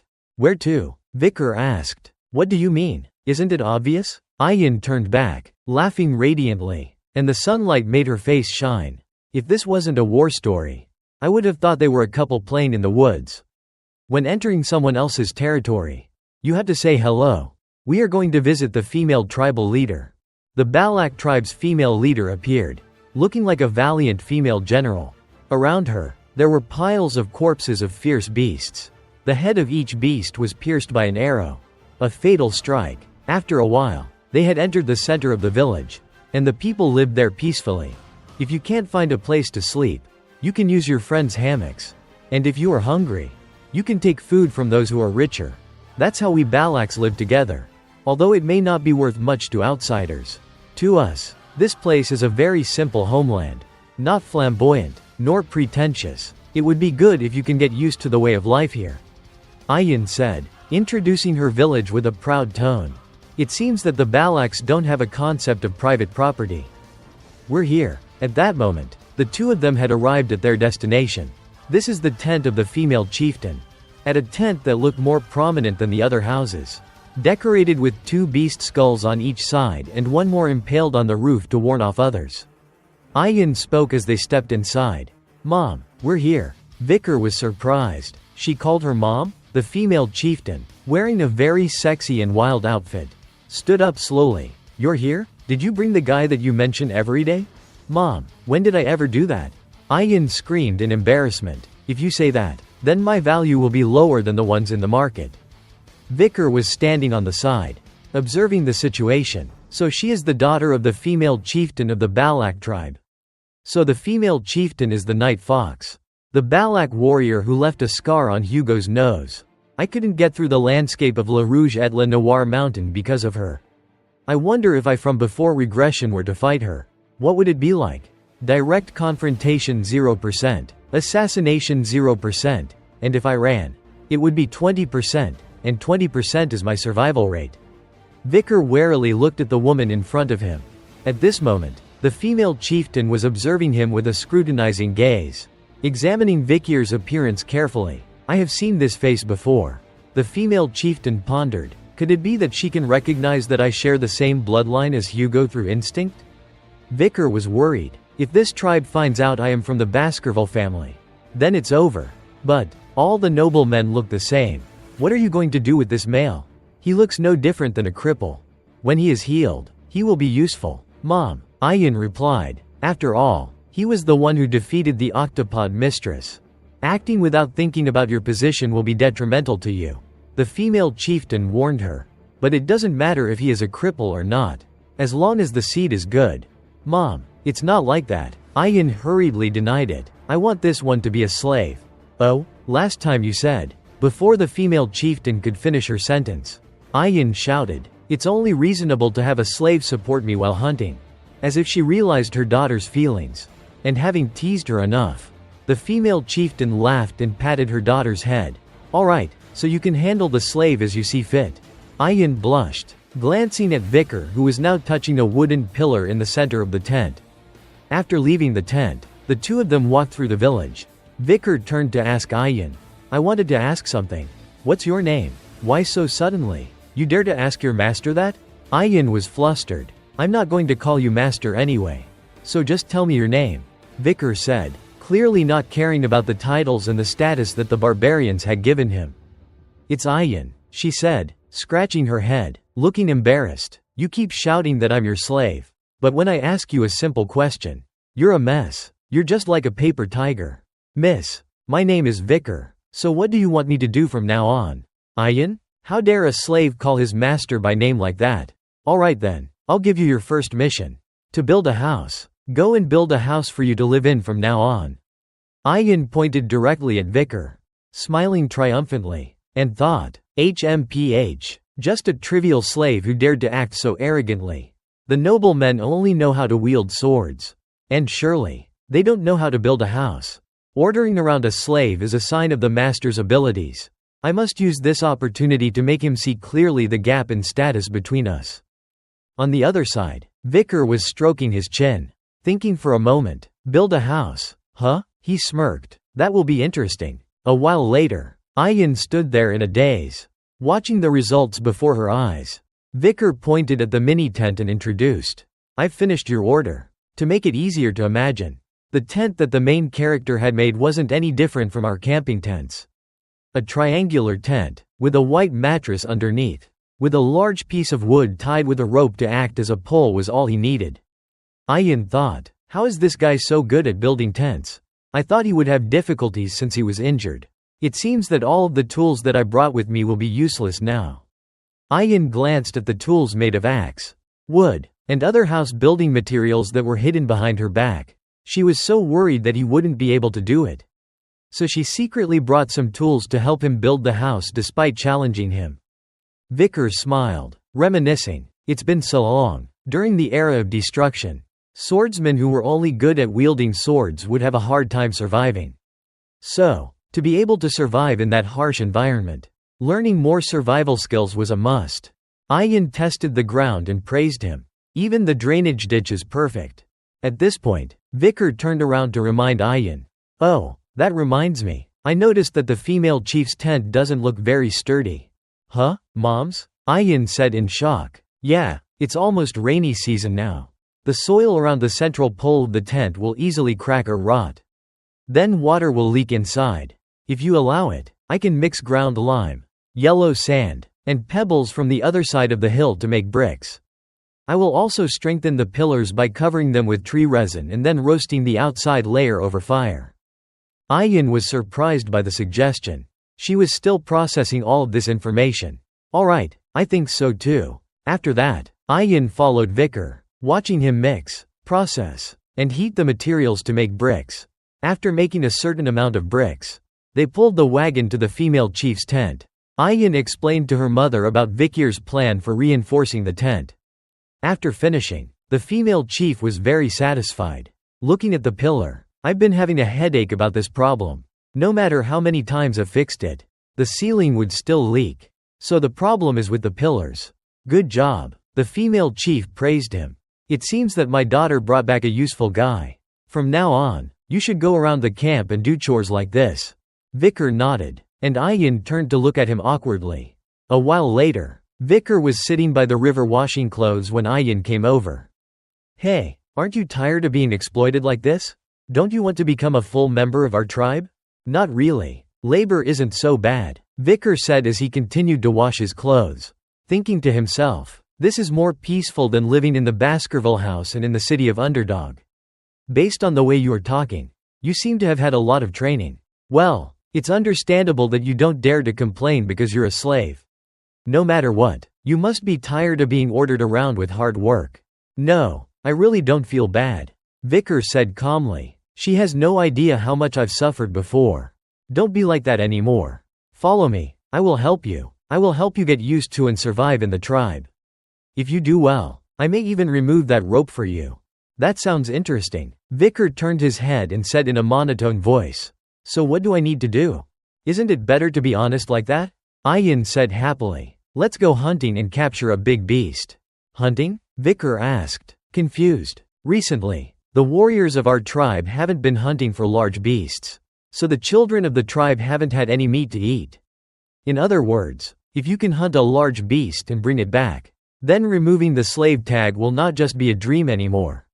And it seems like you're handling light work now. She playfully patted Vicar on the back. If you just support me, that will be enough. You should be grateful that you have become a slave of the Balak tribe's hunting leader. Vicar was hit on his injury and frowned due to the pain. What's with all the women around me that are so fierce?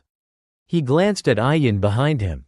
Alright, let's go then. Hearing that, Ayin happily placed her hands behind her back, her face blushing. Let's leave tomorrow? Alright, but why are you smiling so brightly? I'm not. Ayin denied it quickly. Her smile has reached her ears. And she is still denying it. While they were talking, they didn't notice a figure eavesdropping behind a nearby tree. A Hun gritted his teeth, his eyes blazing with hatred and jealousy. He looked at Ayin happily teasing Vicar, cursing, that disgusting bastard. Switching to the next scene. A hand wrapped in a white cloth reached into a nearby jar and took out a pile of black dust. It was the tribe's shaman, Auman, doing a ritual before the tribe went hunting. Alright, hunters, gather around. It's time for the blessing. Each person was lining up to take their turn for the blessing. Receive my blessings. If you don't, you won't have peace. The Balak hunters feel remorse when they kill their prey. Ayin explained, so before they kill, they put ash on their faces to hide from death.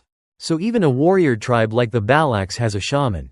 Vicar thought. In front of him, a man and a woman were grumbling to each other.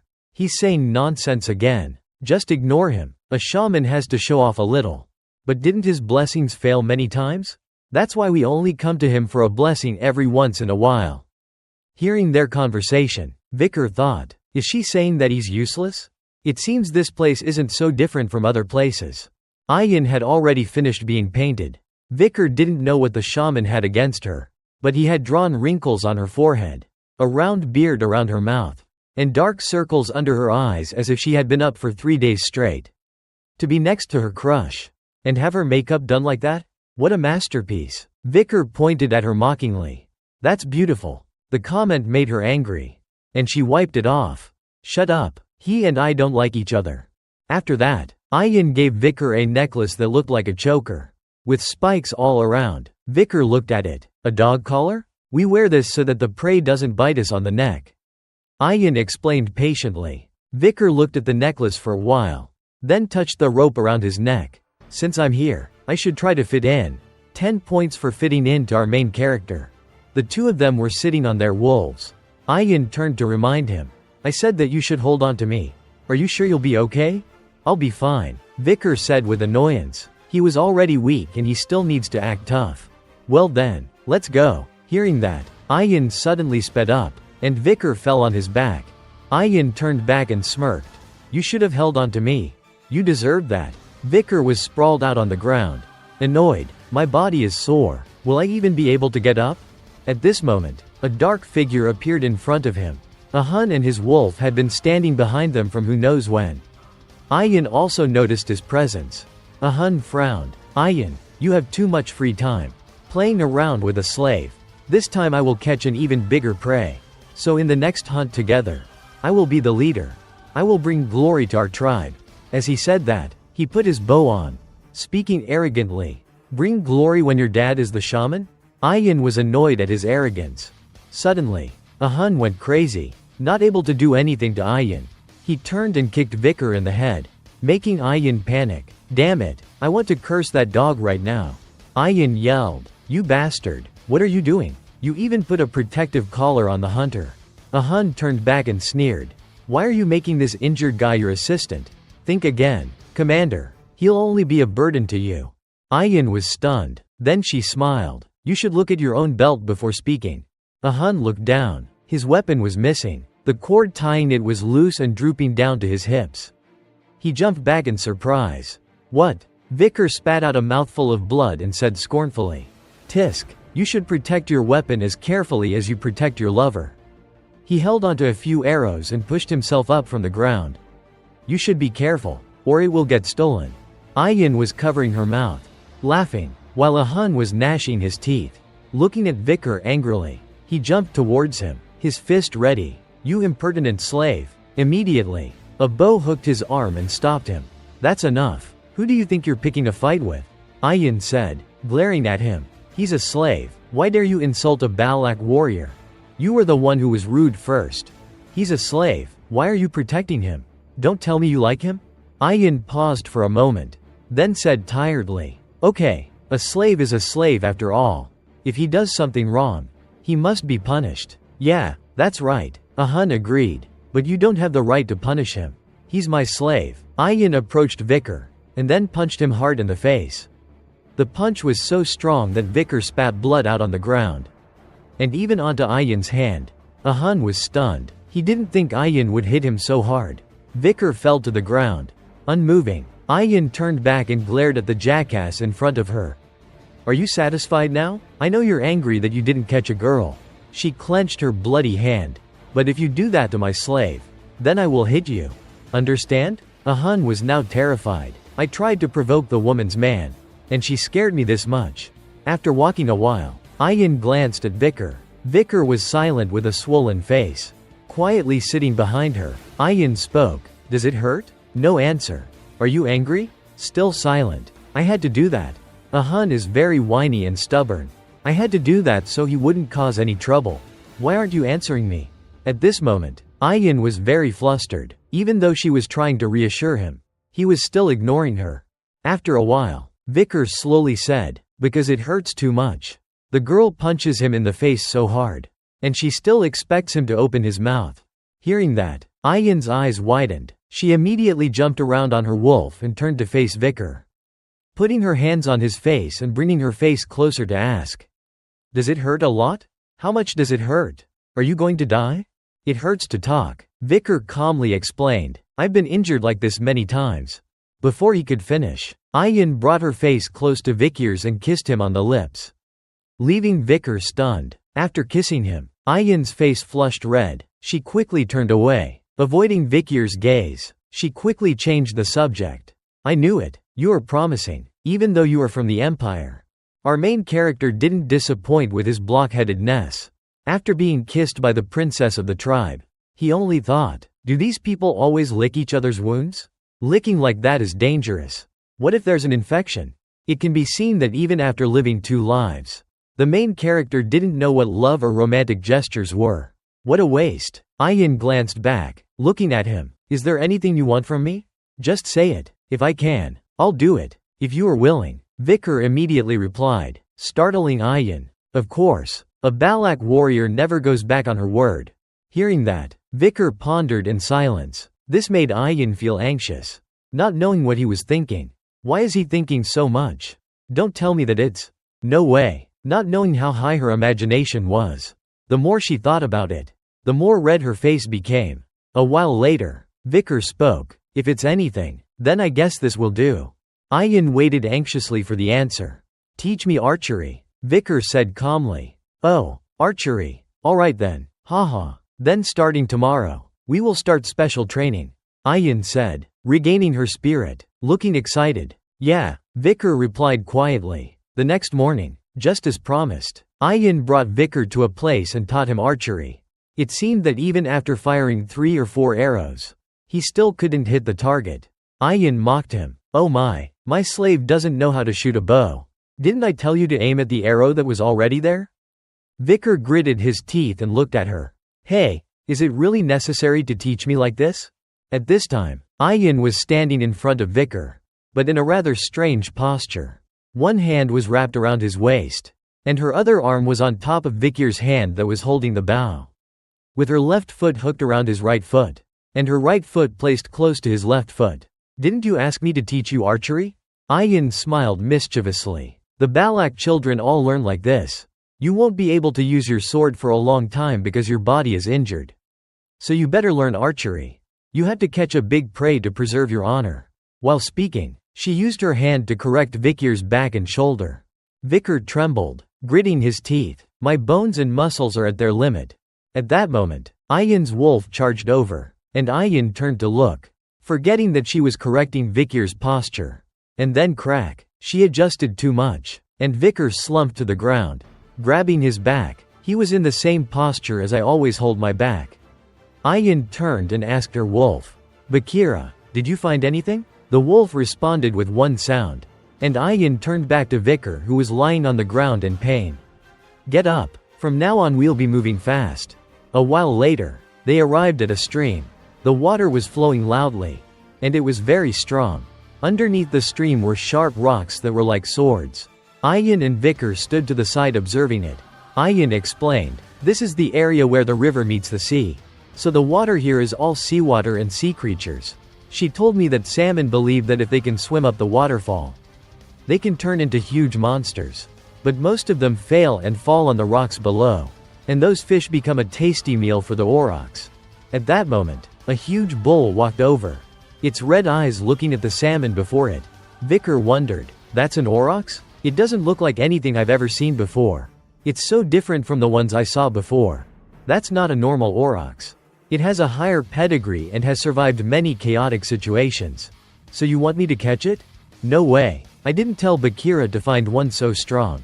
Our target are those who follow her to mate. At this moment, 2 or 3 male aurochs came to the stream. They looked at each other for a moment, and then suddenly the female charged and slapped one of the males nearby, and then the remaining 2 were also given the same treatment. Vicar was stunned, watching the male aurochs turn to leave. Is she rejecting them all? How strong of a mate does she want? You have the wrong idea. It's the other way around. The female isn't looking for a strong male. At this point, another bull came. It was smaller than the others. If the previous ones were a mix between a bear and a gazelle, this one looked like a pig crossed with a gazelle, and had pink fur. Unexpectedly, the female aurochs lowered her head, nuzzling the male aurochs. Vicar was surprised. She chose the weakest one? She is looking for a mate that she can control. When the strong males become excited, they can kill their mates. So they are not very popular. That is why the females want to find a male that is smaller and weaker. Oh, so even the aurochs have the cougar seeking her toy boy trend. Like how the Balak warriors choose their partners. You know what kind of person is often chosen? A young person with good genes. If they are weakened due to injuries, it's even better. So genes are all that matter? Vicar thought, and then realized that her words were implying something about him. Watching the two animals head deep into the forest, Ayin said, "Now we need to wait. The female will completely suppress the male's power." A moment later, a roar echoed throughout the forest. Following the roar, Vicar and Ayin arrived in front of a cave. Vicar wearily looked at the dark cave, which was emitting the sounds that everyone knew were from the two monsters. Time passed, looking at the piles of fish and fruit in front of them. Vicar was annoyed. "I've been standing here for the last 4 days listening to these bears moaning. I don't even know what I'm doing anymore. Did you leave the food out for them?" Ayin reminded him. "Yeah," Vicar replied. "I provided food for those bears for the last 4 days so that they can continue mating. These monsters have it so good. They are being loved and also having food delivered to them. Even kings aren't living this well. This fruit is effective in temporarily enhancing power." Ayin picked up a pink fruit and explained, "But it's not good because it will affect their lifespan. The smarter females will understand our scheme. The males will also understand but will have no choice other than to eat it to satisfy the female. I understand why she chose such a strong male. To suppress the male's power as much as possible." Vicar was sweating, thinking about the pathetic scene of the male during the past 4 days. Ayin poured 2 bowls of the soup she had just cooked on the pot. "Here, eat this so that your wounds heal quickly. They sure are working hard," Vicar exclaimed. "Isn't that normal?" Ayin's calm reply caused Vicar to choke on his soup. "Are men of the Empire different? You must not be able to do it since you come from a boring place like that." Then she continued to ask, "Can you do that?" Vicar was silent and stared at her. Then she slowly crawled closer in a suggestive position, teasing him, asking in a voice that reached a high note, "Can you?" Suddenly, a roar rang out, different from the previous 4 days, causing Ayin to immediately stand up, holding her bow. "Get ready. It seems that the female is pregnant." The female aurochs in the cave had just pushed the male out. She roared with a horrifying and scary sound. Poor male aurochs, after mating, hadn't had time to rest, and was pushed out of the cave. It scrambled to run, afraid that the crazy female would come after it. Why did it chase the male away? A male aurochs that has finished mating is like an enemy inside their territory. It's warning it to never return. Ayin explained, "This is just like a use and throw situation. Seems like all trap girls have similar attitudes. It must be sleepy because it has used all its strength and hasn't slept in the last 4 days." Vicar guessed. "It will hide somewhere far and safe. From here, we will quietly follow it. When it's asleep, we will start hunting it from on top of a tree." Vicar and Ayin quietly planned their hunt. After a while, it was already dark, and they arrived at a place that was full of overlapping ice mountains. The wolf had slowed down. They were now in the middle of a narrow canyon. "It's tired, and it went so far," Vicar said while looking around. "It's looking for the place with the least amount of danger. This place is very cold so the mosquitoes can't live here." Ayin explained. "It knew that and came here?" Aurochs are very intelligent. Their knowledge is more than just animalistic instincts. Vicar shivered and hugged his body. He wasn't wearing a shirt, so he couldn't withstand the cold, and he cursed quietly. "Oh shit, I'm freezing. Are you cold? If you are cold, then come closer to me." Ayin could feel his shivering, and turned to talk to Vicar. "No, I'm fine," Vicar said politely. "If your body temperature drops, you'll become stiff. If you're stiff you'll slow me down when we go hunting. Do you want to slow me down?" Vicar thought for a moment. She's being rational about it. Then he moved closer, wrapping his arms around Ayin, causing her face to turn red. "I'm only worried about the health of my slave. Since I'm the master, I have to take care of my slave," she told herself. "It's the first time I've seen a master this nice. This is the first time I've seen a master justify herself like this." Suddenly, Bakira seemed to have discovered something. It stopped and started to growl menacingly. Ayin was surprised at her wolf's reaction. Ayin looked at the ground and discovered that the aurochs' footprints had disappeared. She looked around with caution. "Where is it?" Then, from the side, in a dark corner, a pair of red eyes appeared.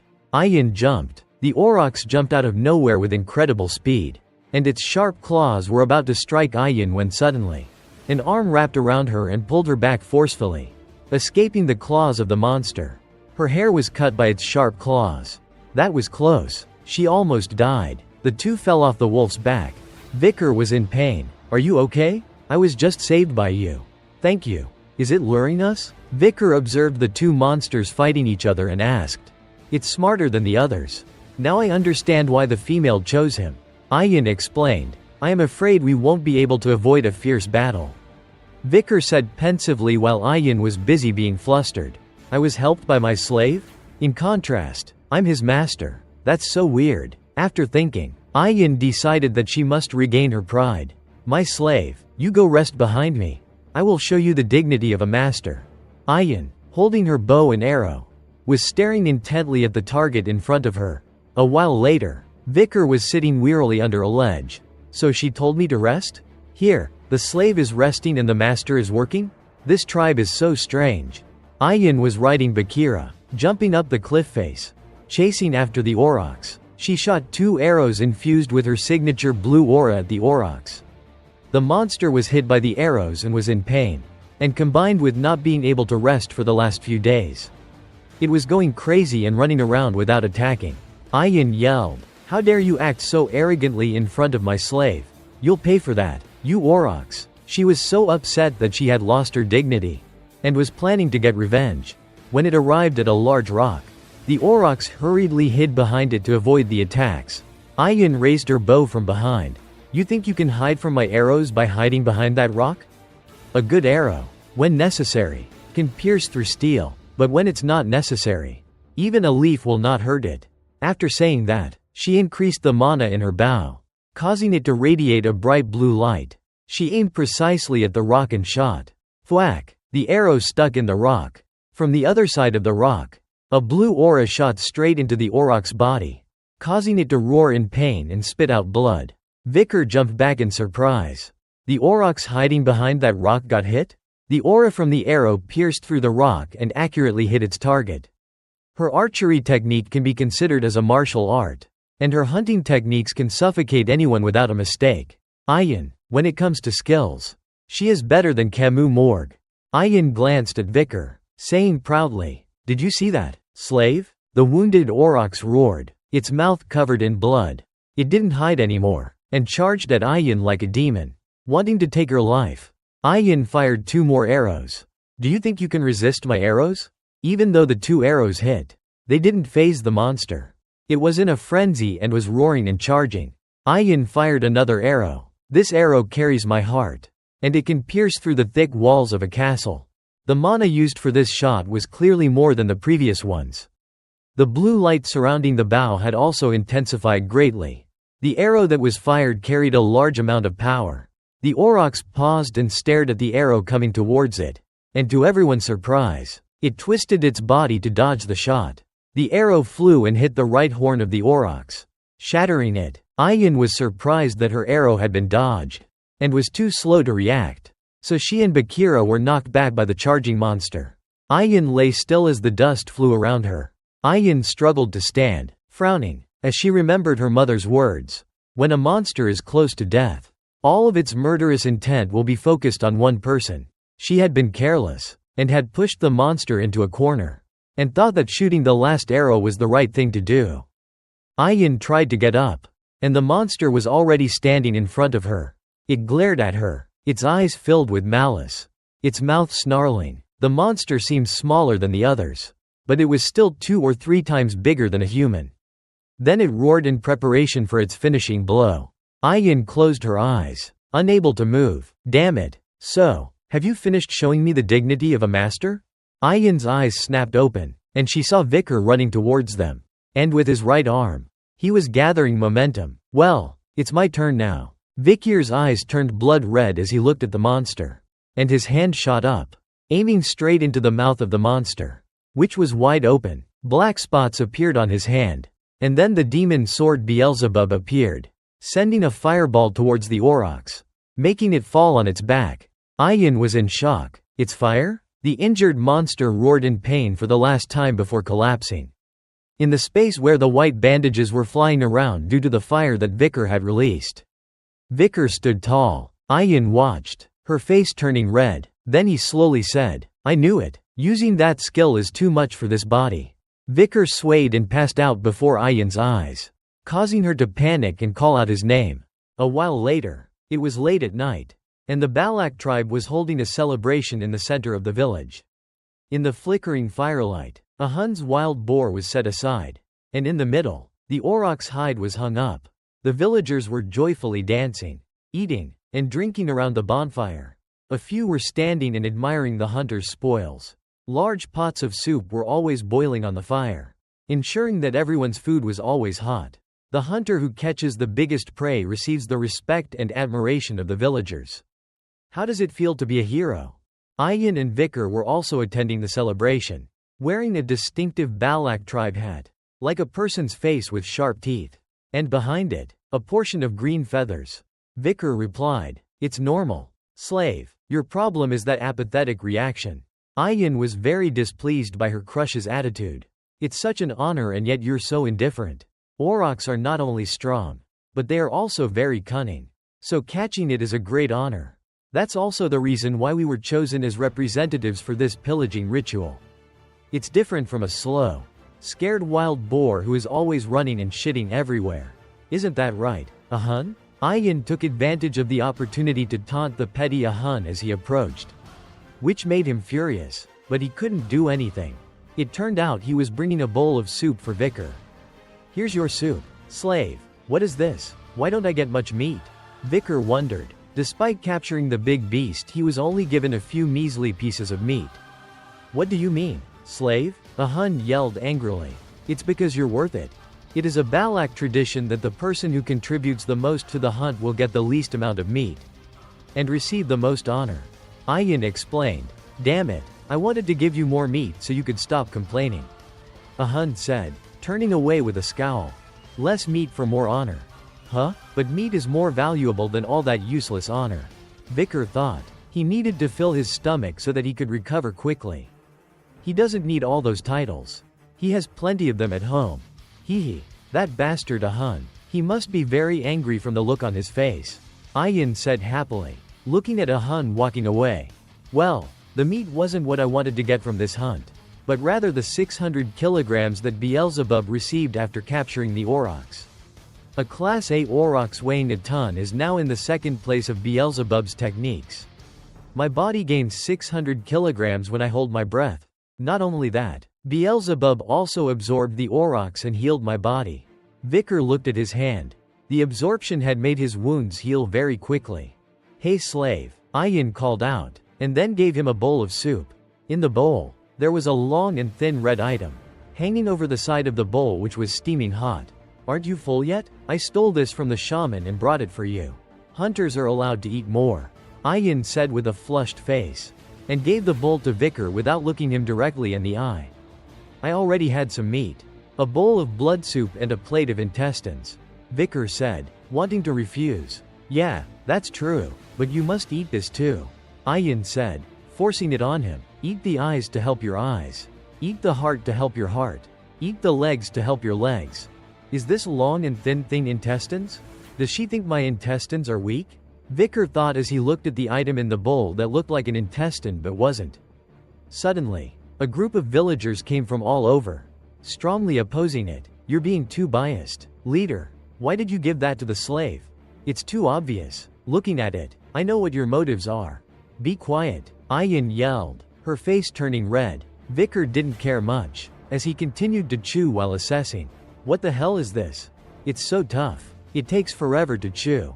Seeing that he had swallowed it, Ayan was very happy. "Now you will be able to fulfill your duty. I've already completed the hunting mission. What else does she want?" Vicar thought while chewing, not understanding anything. Early the next morning, just as the sun was rising, Vicar had already left his tent, standing in front of a huge tree that had been cut down. And now there was only a stump. In one corner, there was a long cut with smoke still coming out, as if it had been touched by the green acid. Vicar observed it and thought, what she said yesterday was true. Remembering that yesterday, Ayan had left a pile of meat on this tree. Why did she leave all the good meat here? Didn't I say that our village was short on food? So we will offer this to the octopod mistress and ask it to allow us to live in this jungle. The octopod mistress. If you run into this thing in the jungle, It will be impossible to get out alive. Looking at the attitude of the Balak villagers towards it, I can see how reckless I was. Vicar thought. It's such a troublesome creature. The sun was high in the sky. Vicar walked to the female chieftain's tent and saw that everyone was lined up waiting to enter. What's going on? Is there another ceremony? Vicar guessed. At this moment, a few people turned to talk to each other. I've been standing here since sunrise. Luckily, it's almost my turn. I haven't slept all night. Based on the results of the ceremony yesterday, I'm sure that I can become a normal person. Then one of the girls in the village will become his wife. If he can even hunt an aurochs, he must be very strong. The girls were happily gossiping when a footstep approached with a roaring voice. You all, I was the one who gave that bowl of soup to him yesterday. How dare you take my things?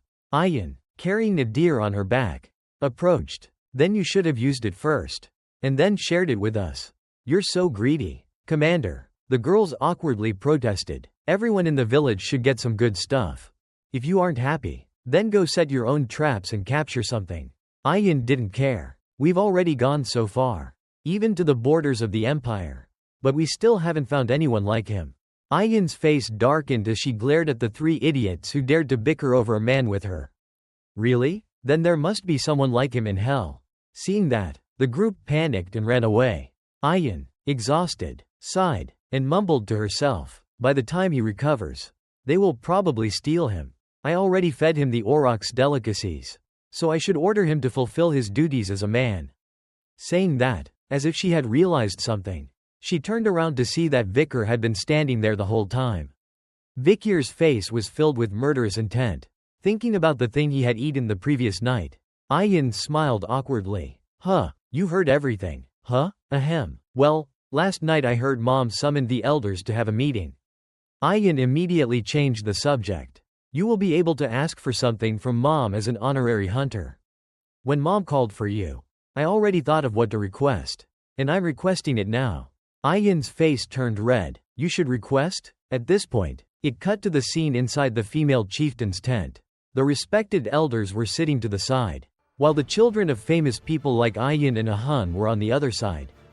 And Vicar was kneeling in the center. Greetings, chieftain. The female chieftain was sitting majestically on the wooden throne, with an eagle perched on her head. The female chieftain praised him. You captured the aurochs, right? Thanks to you, I had a tasty meal. I only did what I needed to do. Vicar replied humbly. You don't need to be so humble. You did a great job. It seems that your injuries have healed considerably. Your recovery speed is really fast. Thank you for your concern, Vicar said, looking up at the female chieftain. This is interesting. Aquila, the night fox, a skilled archer who made the empire tremble even though she only led a Balak tribe of less than 300 people. As composed as Hugo, but also so warm and gentle. The female chieftain smiled and continued. You even saved Ayin. Huh? I should reward you for that. As a reward for your accomplishments yesterday, I will change your status.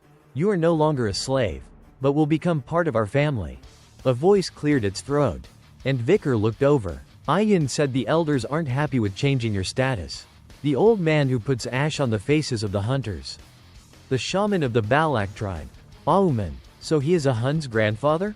Seeing that Vicar was looking at him, the old man glared at him. What are you looking at?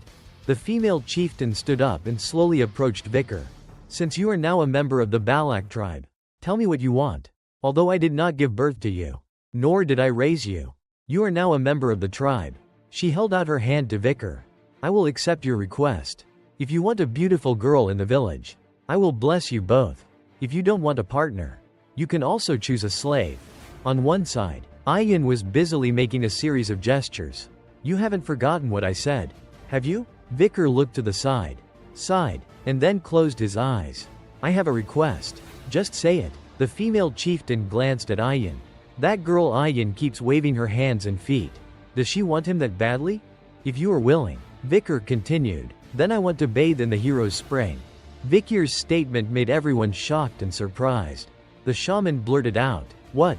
Ayin smiled brightly. The female chieftain's face darkened. The hero's spring. Do you know what you're asking?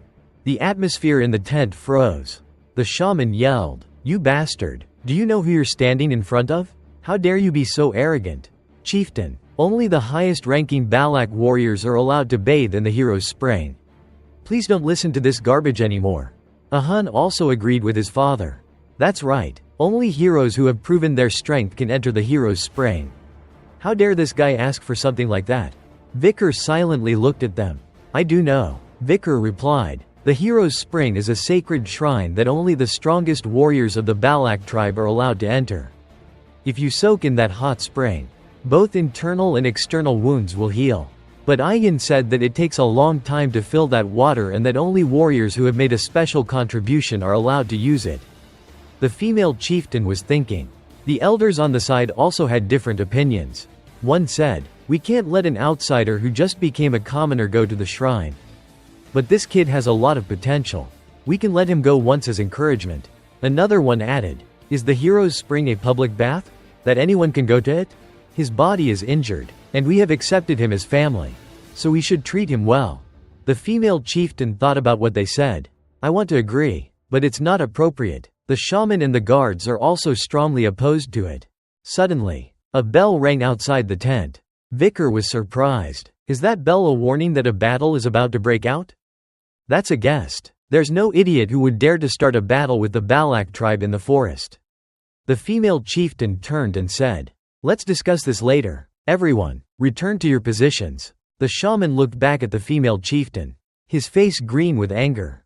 Grinding his teeth, Vicar and Ayin walked out of the tent. The villagers had already gathered around the center of the village. A guest? Huh? Yeah. It was a group of merchants carrying food like wine, food, fruit, bread, and vegetables. Their wagons were full of them. Those merchants bring things that we don't have in the forest. We always look forward to the day that they arrive. Ayin explained. Vicar quietly observed. The scale symbol on the yellow flag caught his attention. That symbol, one of the 7 merchant families. The bourgeois family. To get here from the imperial capital, they would have to go through the territory of the Baskervilles or the Morgues. How did they get here? Those 2 families could not have let them through. Did they smuggle their way in? An old man with a scraggly beard smiled. Greetings, everyone. The 5-day market is open. If you want to trade anything, just bring it over. Some villagers were bringing out the things they wanted to trade. They had been waiting for this day. The other vendors were also enthusiastically inviting people over. Here are glass balls that will give you good dreams if you put them next to your bed. We also have cosmetics over here. We have rice here. The villagers immediately swarmed the stalls. Vicar observed. These merchants bring food and necessities that can be found all over the empire. They are trading them for rare things from the forest? Those merchants cannot be ignorant of the value of these things. Are they taking advantage of the Balak tribe? Well, they need to figure that out for themselves. If I interfere and get recognized, it will get complicated. Vicar turned away. Just then, Ayin was roaring at a stall. Wait a minute, this isn't right. Exchanging a diamond for 1 corn cob is insane. Vicar sighed. Thank goodness there's still someone normal here, but then Ayin continued. I should at least get 2 corn cobs. She then made a pose as she showed off her new purchase to Vicar. He turned away in annoyance. Seriously, she's exactly the same. At another stall, 3 Balak men were also yelling. Why is the value of a son equal to 1 turnip? It should at least be 2 turnips. Only 1 cabbage? I won't give you the remaining deer horn. 1 is enough. The vendor frowned, looking angry. I can't fight against the Balak warriors. I'll add more. The 3 of them got more goods and then happily posed like Ayin had done earlier. The vendor smiled to himself. These stupid Balaks don't know the value of the things they're trading. At that moment, a little girl in the tribe approached. Please give me a glass ball. I have a lot. What do you want to trade? A hardened insect larva, the girl said excitedly, raising her item. Rare, delicious, and very nutritious. The vendor looked at her with annoyance and flicked the bug away. Why would I eat that? The girl, heartbroken, slumped down looking at her bug. I can't believe it. The seller also has a thing for pretty faces. They would probably sell her as a slave. What a shame. Vicar patted the girl's head. Hey, old merchant, this transaction isn't right, Vicar said, looking coldly at the old man. Speaking in the imperial language. Ayin on the side didn't understand. And also didn't understand what language Vicar was speaking. The vendor then smiled awkwardly. Oh, you know how to speak imperial? It's just a misunderstanding. The fact that you were planning to sell that Balak child as a slave," Vicar said with a sneer, causing the old man to freeze. Not knowing how to explain it, Vicar continued, "That's not important now. You must cancel all unfair transactions today." "Unfair? What unfair?" The old merchant denied it. "You are selling these items far from their market price. You're talking as if you know the market prices.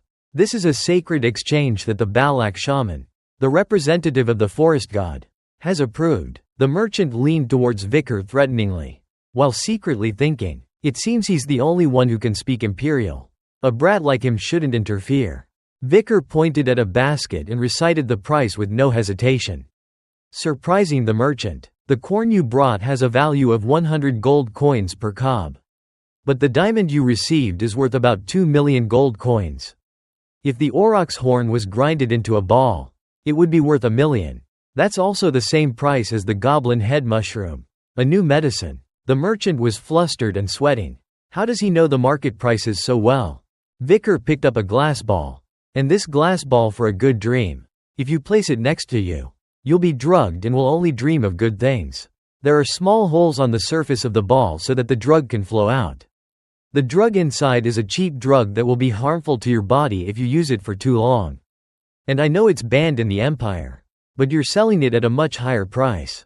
As he said that, Vicar squeezed the ball in his hand. When he released it, only fragments and small white pills were scattered all over the ground. The merchants were afraid and whispered to each other, "What's going on?" "He found out," the merchant said, reporting the situation. "Did you just say the words drug, harmful, and body?" Ayin approached and asked. "Yeah," Vicar confirmed. Ayin went ballistic, glaring at the merchants. "Don't tell me that the reason why many people here have suddenly become sick is because of." The merchant knew the situation was getting tense and tried to find a reason to escape. "I think there has been a misunderstanding." Then an arrow shot him on his left shoulder. Ayin was furious and looked at him with her hand still on the bow. What was happening here was catching everyone's attention. The merchant backed away to his group. "You bastards! How dare you deceive the Balak tribe?" At this moment, everyone could see that their items were harmful, unable to believe that the items that they had been using were that bad. The merchant gritted his teeth. "Damn it, everyone pack up and run." They got on their horses and started to run away. Vicar turned to ask, "Why did you let them go?" "I have no intention of letting them go. With beasts that move in herds, injuring them and letting them run is a good hunting strategy. They have a habit of returning to their herd when they are injured," Ayin explained. On the other side, the merchants were gritting their teeth and cursing. Those Balak bastards. They had already returned to their camp. The merchant with the scraggly beard yelled at his comrades. "The Balaks have taken everything from us. Get ready to fight." They didn't notice that on the sky a great eagle had appeared. After scouting out the situation, it returned to Ayin. Ayin and Vicar stood in the dark. Ayin's eyes filled with hatred. If they dared to cause trouble with the Balak tribe, there's only one ending: they will be massacred. The merchants were on their way back to the Balak tribe's camp. A one-eyed man turned to the scraggly bearded merchant and laughed. "You're a smuggler. You look very surprised that those Balaks stole our goods." "Huh? What did I tell you? You can't trust those forest people. You should kill them and make the rest slaves. Since this is your first time in the forest, you don't know. But the Balaks are not easy to defeat," the scraggly bearded man reminded him. "If you're scared, then why did you bring our mercenaries along? Didn't you want us to kill them if the deal didn't go well?" The one-eyed man pulled out a match and lit a cigarette.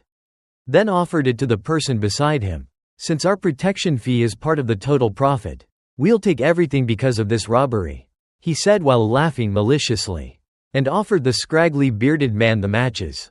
The scraggly bearded merchant looked at them with concern. "Do what you want. They are hard to deal with." "Huh? We just need to ambush them at night and burn their camp down. And besides..." Suddenly, the two people beside him became noisy. The man who just lit his cigarette was about to put out the fire when the man with the parted hair yelled, "Don't put it out. Let me light my cigarette. One match is only for two people to light their cigarettes. Haven't you heard of that rule on the battlefield?" The other man ignored him and held the match up to his cigarette. "I'm not that superstitious." Just as he finished speaking, thwack, an arrow flew and pierced straight through the top of his head. Thwack! Another arrow flew and pierced the man next to him. The one-eyed man was still bragging. A long time ago, I used to capture forest people and sell them as slaves. Before he could finish, the third arrow, without exception, hit him squarely in the head. The scraggly bearded merchant was horrified by the bloody scene. He turned around yelling, "It's the Balaks! Put out the fires!" The mercenaries panicked, raising their swords and shields as they looked around. Ayan, on the other side, commanded, "I will not let you hit anything other than their heads. Show them the terror of the Balaks." The Balak hunters lined up, their movements synchronized as they fired arrows at the merchants. Vicar thought, every Balak warrior can fire their arrows to any place they want. Just by looking at the light on the tip of the cigarette, they can pinpoint their target. At this moment, a Balak member was holding 2 wooden barrels. "Hey slave, the thing you wanted is prepared. I was freed. I'm not a slave," Vicar reminded him. "Haha, don't be so petty." A bald guy holding a shield, leading the formation. "Mages in formation, use your shields to block their arrows. Aura mages, get ready to counterattack." At this moment, 2 arrows tied with a rope flew, dragging a wooden barrel and sticking into a nearby tree. Then dozens of arrows carrying wooden barrels flew and were spread over the heads of the mercenaries. The bald guy was still confused. Did they use the wooden barrels to deliver them? He looked closely at the barrels, and it seemed that the barrels were leaking, and something black was showing through. Just as he was about to realize what it was, a series of fire arrows came and struck the barrels. Boom! An explosion like an earthquake erupted over the mercenaries. The group was engulfed in fire, screaming in panic and pain as their flesh burned. They set them on fire. The scraggly bearded man hid behind a nearby tree, observing the situation, frowning. They fired oil barrels by tying them to the arrows? How did these people become so smart?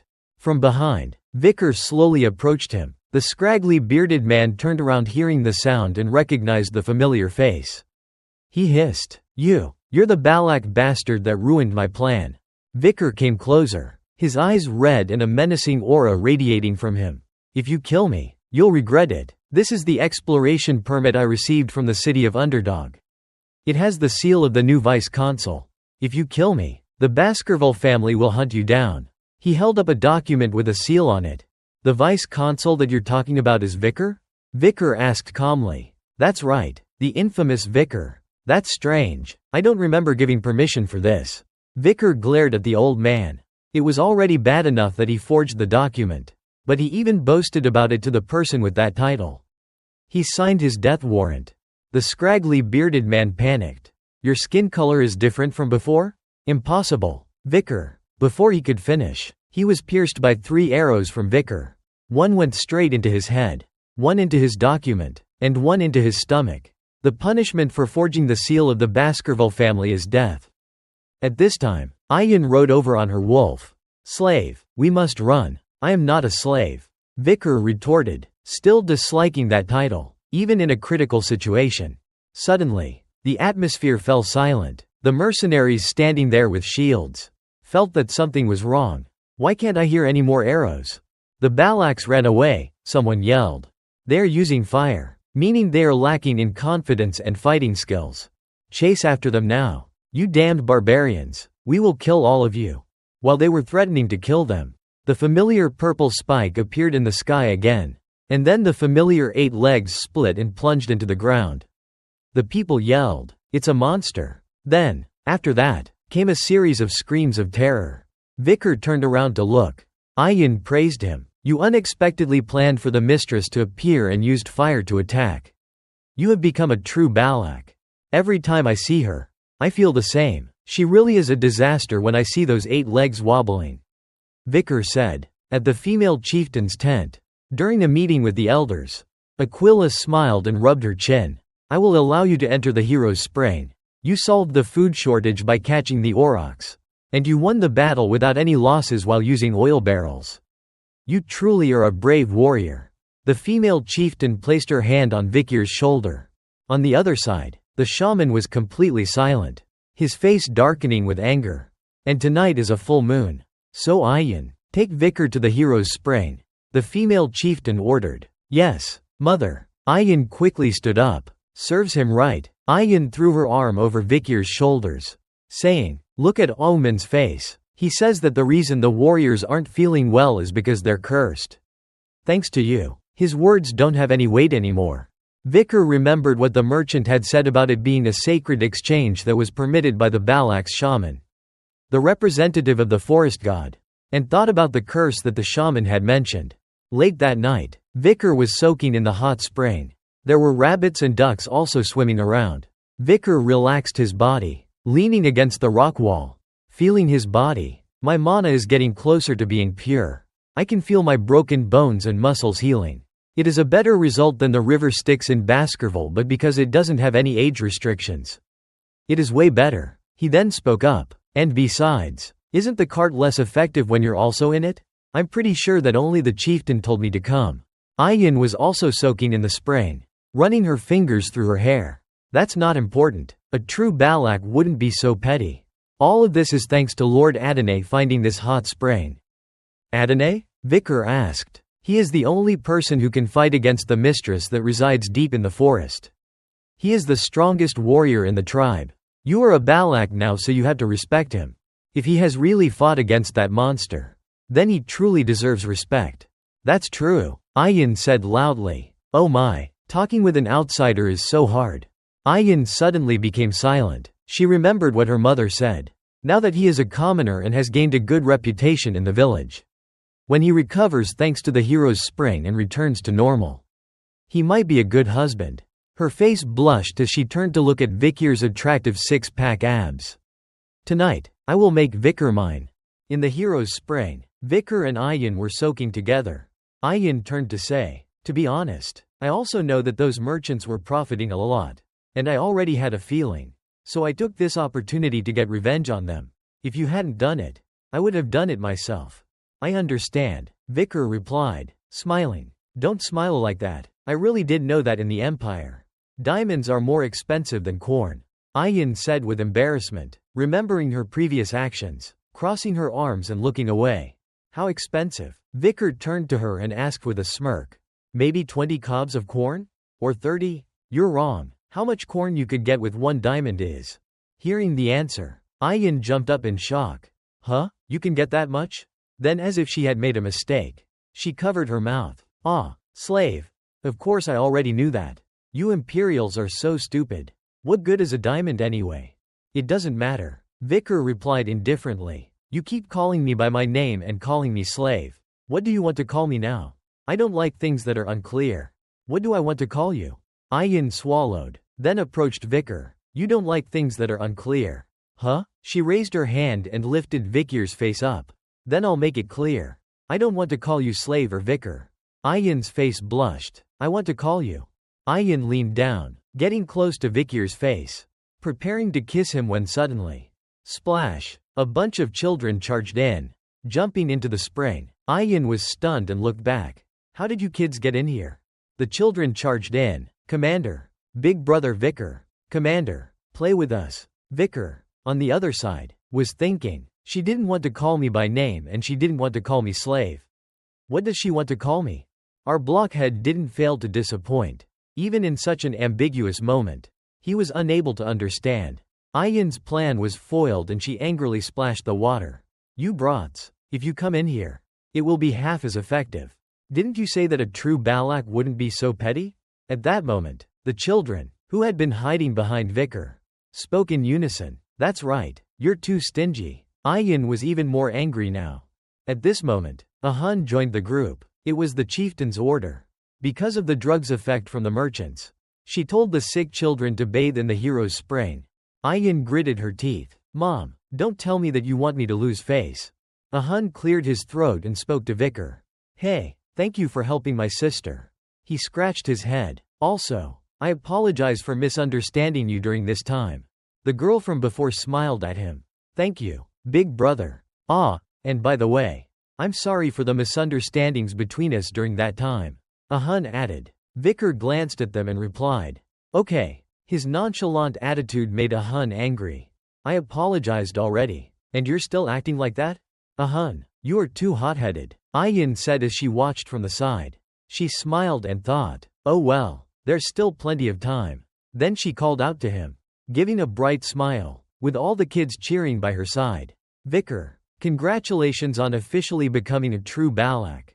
Time passed by. About 2 years later, a Hun was punched in the nose and fell to the ground. He and the people beside him were stunned by what just happened. You're weaker than I thought. A Hun, Vicar said, putting away his fist, looking calm. At this time, Vicar was now 17 years old.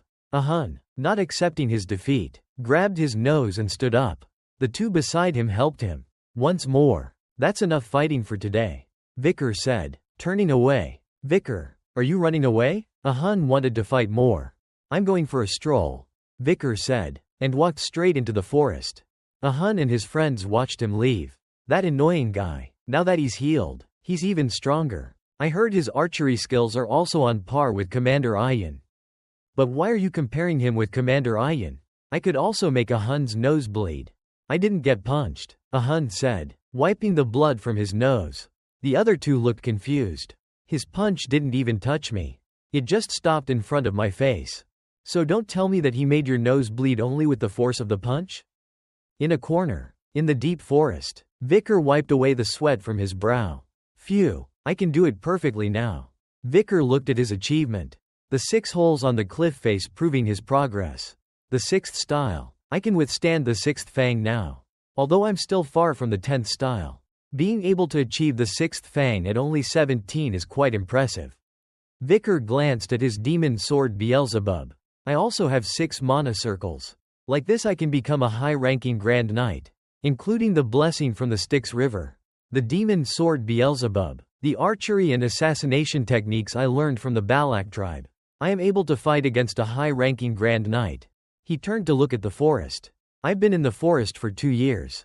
I will say goodbye to the Balak tribe after I'm ready. Right? A moment later, together with Bakira and Ayan, they were examining the traces on the ground, while Bakira was busy chasing butterflies.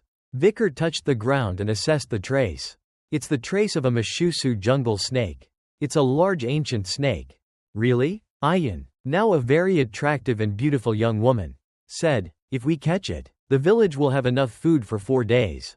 Really? Ayan repeated, seemingly absent-minded. Vicar noticed it, and glanced at her. Ayan, you seem out of it. Ayan jumped, her face red, denying it quickly. No, that's not it. Ah, that's right. The other hunting group asked me to ask you something. Vicar looked annoyed. She's hiding something. Ayan took out a knife that had carvings on it. It looked very exquisite. That group bought this dagger from an Imperial who infiltrated the forest. Do you know what this symbol is? Yes, it's very famous. Vicar looked at the knife. This is the Leviathan family.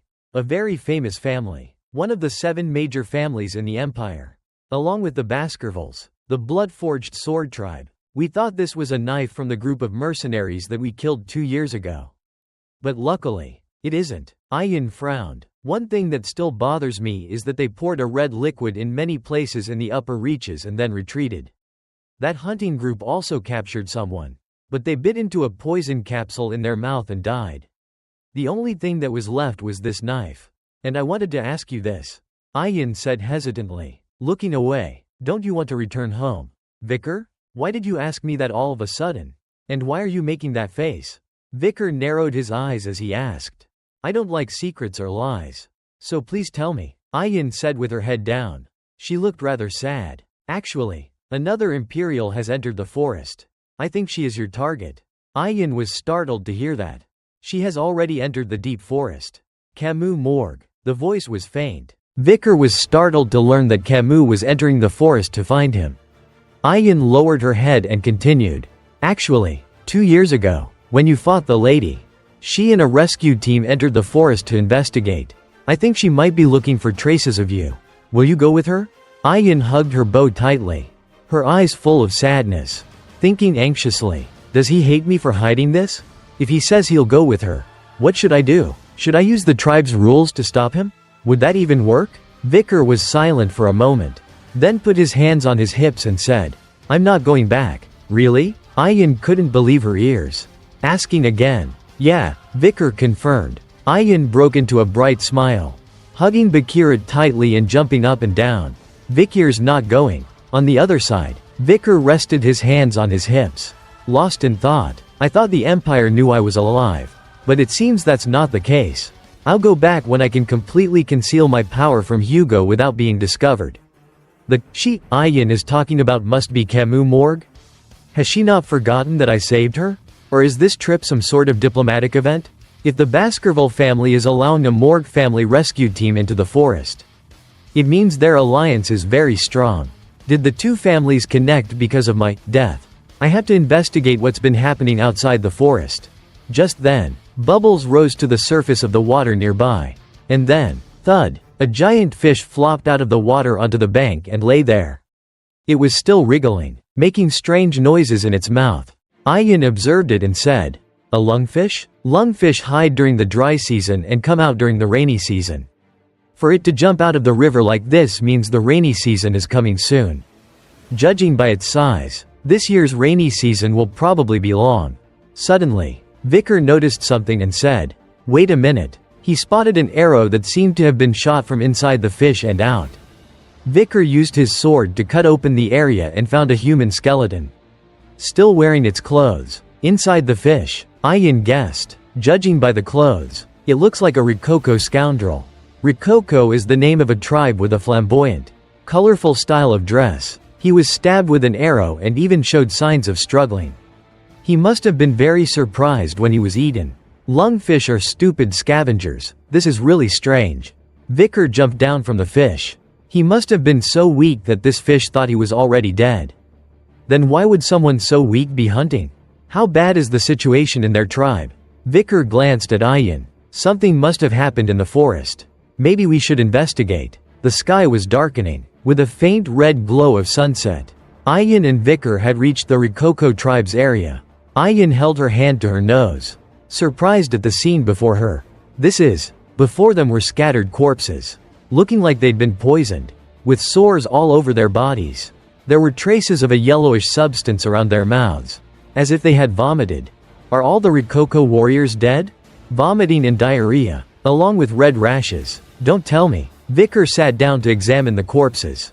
Vicar, look. Ayin pointed in one direction. It's past mealtime, but there's no smoke from the Rococo village. Vicar's group immediately set off for the Rococo village. It was already night when they arrived. Skeletons and skulls hung from nearby trees. The entire village was filled with an eerie, deathly silence. Vicar, Ayin, and Bakira went to check each house. It's strange, there's no sign of life at all. It's been a long time since anyone cleaned this place. Vicar glanced at the weeds growing thickly on the ground. You can tell by the grass. Ayin pulled aside a tent flap and asked, "Did the Rococo people move somewhere else?" Just as she pulled it aside, a swarm of insects flew out, startling Ayin. Inside the tent was a corpse leaning against a post, decomposing. The smell of decay was unbearable, and Ayin held her nose. "Vicar, there's a corpse here. There's one over here too." Vicar frowned. He looked at the corpse, analyzing it, the rashes and these bodies. "Now I remember. In my previous life, there was also an epidemic in the jungle around this time. It was called the Red Death, a highly contagious disease that killed nearly all the tribes and creatures here. Their bodies would be covered in red rashes, with vomiting and diarrhea. Then they'd fall into a painful coma and die slowly. The disease spread so quickly that it even crossed the Empire's borders." Ayin hurriedly urged Vicar, "We have to leave this place quickly. This is a curse from the gods." "Don't worry, it's just a contagious disease," Vicar said calmly. "What? That's even more serious. Calm down. It's not that bad." Vicar reassured her. "It's really not a curse?" Ayin still wanted to confirm. "If you're scared, go back first. What if you die from the curse?" Ayin was extremely anxious. "Then I die," Vicar said with his usual indifferent attitude. "Who said you could die?" Ayin was furious, annoyed by his way of talking. "I did," Vicar thought, but didn't say it. He was too lazy to argue. Judging by the number of bodies, they didn't all die. They probably moved elsewhere and left the sick to die here. Vicar surmised, "I'm going to go into their camp and grab a few things. You rest somewhere. They used necromancy and that's why this happened." Ayin muttered. She watched Vicar go. Gosh, he's so insensitive. Suddenly, footsteps behind her startled Ayin. Vicar heard Ayin scream and came over. "What is it, Ayin?" He found her sitting on the ground, terrified, drenched in sweat, staring in one direction. "It's a curse." Her hand trembled as she pointed to a disheveled child standing nearby. "It's a cursed child. We have to run. Vicar, you go first. I'll follow." Vicar looked up and saw the child. Ayin, behind him, was clutching her leg, yelling, "Ah, I have a leg cramp." Vicar didn't pay much attention. He approached the child, crouched down, and looked her over. "She doesn't look like she belongs to the Rococo tribe. She's only about 5 years old." He looked at the pile of stones and a branch of flowers next to her. "She's making a grave for someone." He asked, "Who are you?" "Rococo. Slave. Kitchen helper," the child said, one word at a time. "So you're a slave of the Rococo tribe. What's your name?" "Pomerian," the child answered obediently. "An imperial name? Did the Rococo kidnap her?" Vicar thought. "Le Baskerville," the child slowly continued. That name startled Vicar. "What did you just say?" The child raised her hand, pointing to herself. "Pomerian Le Baskerville." Only then did she lift her face, revealing the red eyes characteristic of the Baskerville bloodline beneath her messy hair. Within the Baskerville family, there were 3 different prefixes. The prefix van was given to collateral descendants, and the prefix le was given to direct descendants. And although it wasn't used much in the Baskerville family, as most of the members were male, there was also a prefix given to direct female descendants, le. The child before him clearly said her name was Pomerian Le Baskerville. Vicar tried to remember. The prefix, le. I'm pretty sure there aren't many people in the family with that prefix. Ayin came closer and pointed to the girl's neck. "Vicar, look, isn't that your family's emblem?" Ayin was referring to a necklace with the Baskerville family crest on its pendant. Vicar picked up the necklace to examine it. "Let me take a look." Opening the necklace, he found a photo of 3 people, and Vicar was shocked by the people in it. No way. Hugo Le Baskerville. It was a picture of him when he was younger. Beside him was a woman and a child of about 10 years old. Vicar didn't understand why Hugo was in this picture. His hand trembled as he pulled the string, which scared Pomerian. He glared and asked, "Who are the people in this picture? What's their relationship to you?" The child was terrified and took a few steps back, wanting to run. Ayin grumbled, "Do you think a child will answer you if you ask like that? What kind of attitude is that? You need to smile when you ask." "I can't control my emotions because this is too shocking. This child hasn't done anything wrong," Vicar thought, berating himself. He then adjusted his voice. "Who are the people in this picture?" He gave a gentle smile to the little girl, while Ayin moved closer, surprised. "Slave, you know how to smile like that?" This made Vicar sigh, annoyed at this nagging woman. The child stared for a moment, then pointed at the picture. "Mom, Grandma, Grandpa," she introduced each person. Vicar was surprised. "Grandpa? That means what the butler, Barrymore, said could be true. He once told a story. You may not believe me, but the patriarch was once in a deep and passionate love. I don't know how many people in the Baskerville clan can believe that. The patriarch truly loved his first wife, Roxana, very much and always took care of her. Though Lady Roxana passed away from a sudden illness, that wasn't the reason for the patriarch's change of heart. When the only child born to the patriarch and Lady Roxana, Miss Penelope, was stolen by the barbarians, it was the last straw.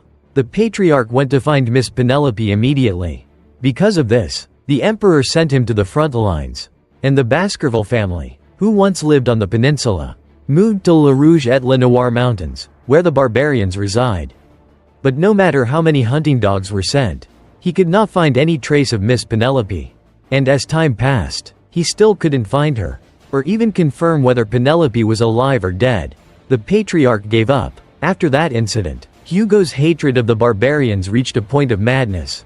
He became a cold, cunning machine, living only with the sole purpose of destroying the barbarians and demons. I disregarded it because I thought it was a fantasy. But this kid is undeniable proof. Penelope, the daughter of Roxana, the only woman Hugo ever loved, and the daughter of that Miss Penelope. Pomerian, if my guess is correct, then this is Hugo's direct granddaughter. If Hugo, who currently treats his own children like tools to fight the barbarians, sees his granddaughter with barbarian blood running through her veins, what expression would he make? Vicar thought for a moment, then patted Pomerian's head. It seems the Rococo tribe hasn't been treating you well. Come with me. The child looked at him hesitantly. Vicar tried to put on that gentle smile from before, wondering if he was smiling correctly. Or else the child would run away. The child pointed at Vicar's face, saying each word. Hair, eyes, like mom. That's right. All the Baskerville hunting dogs are quite similar. You can call me Uncle.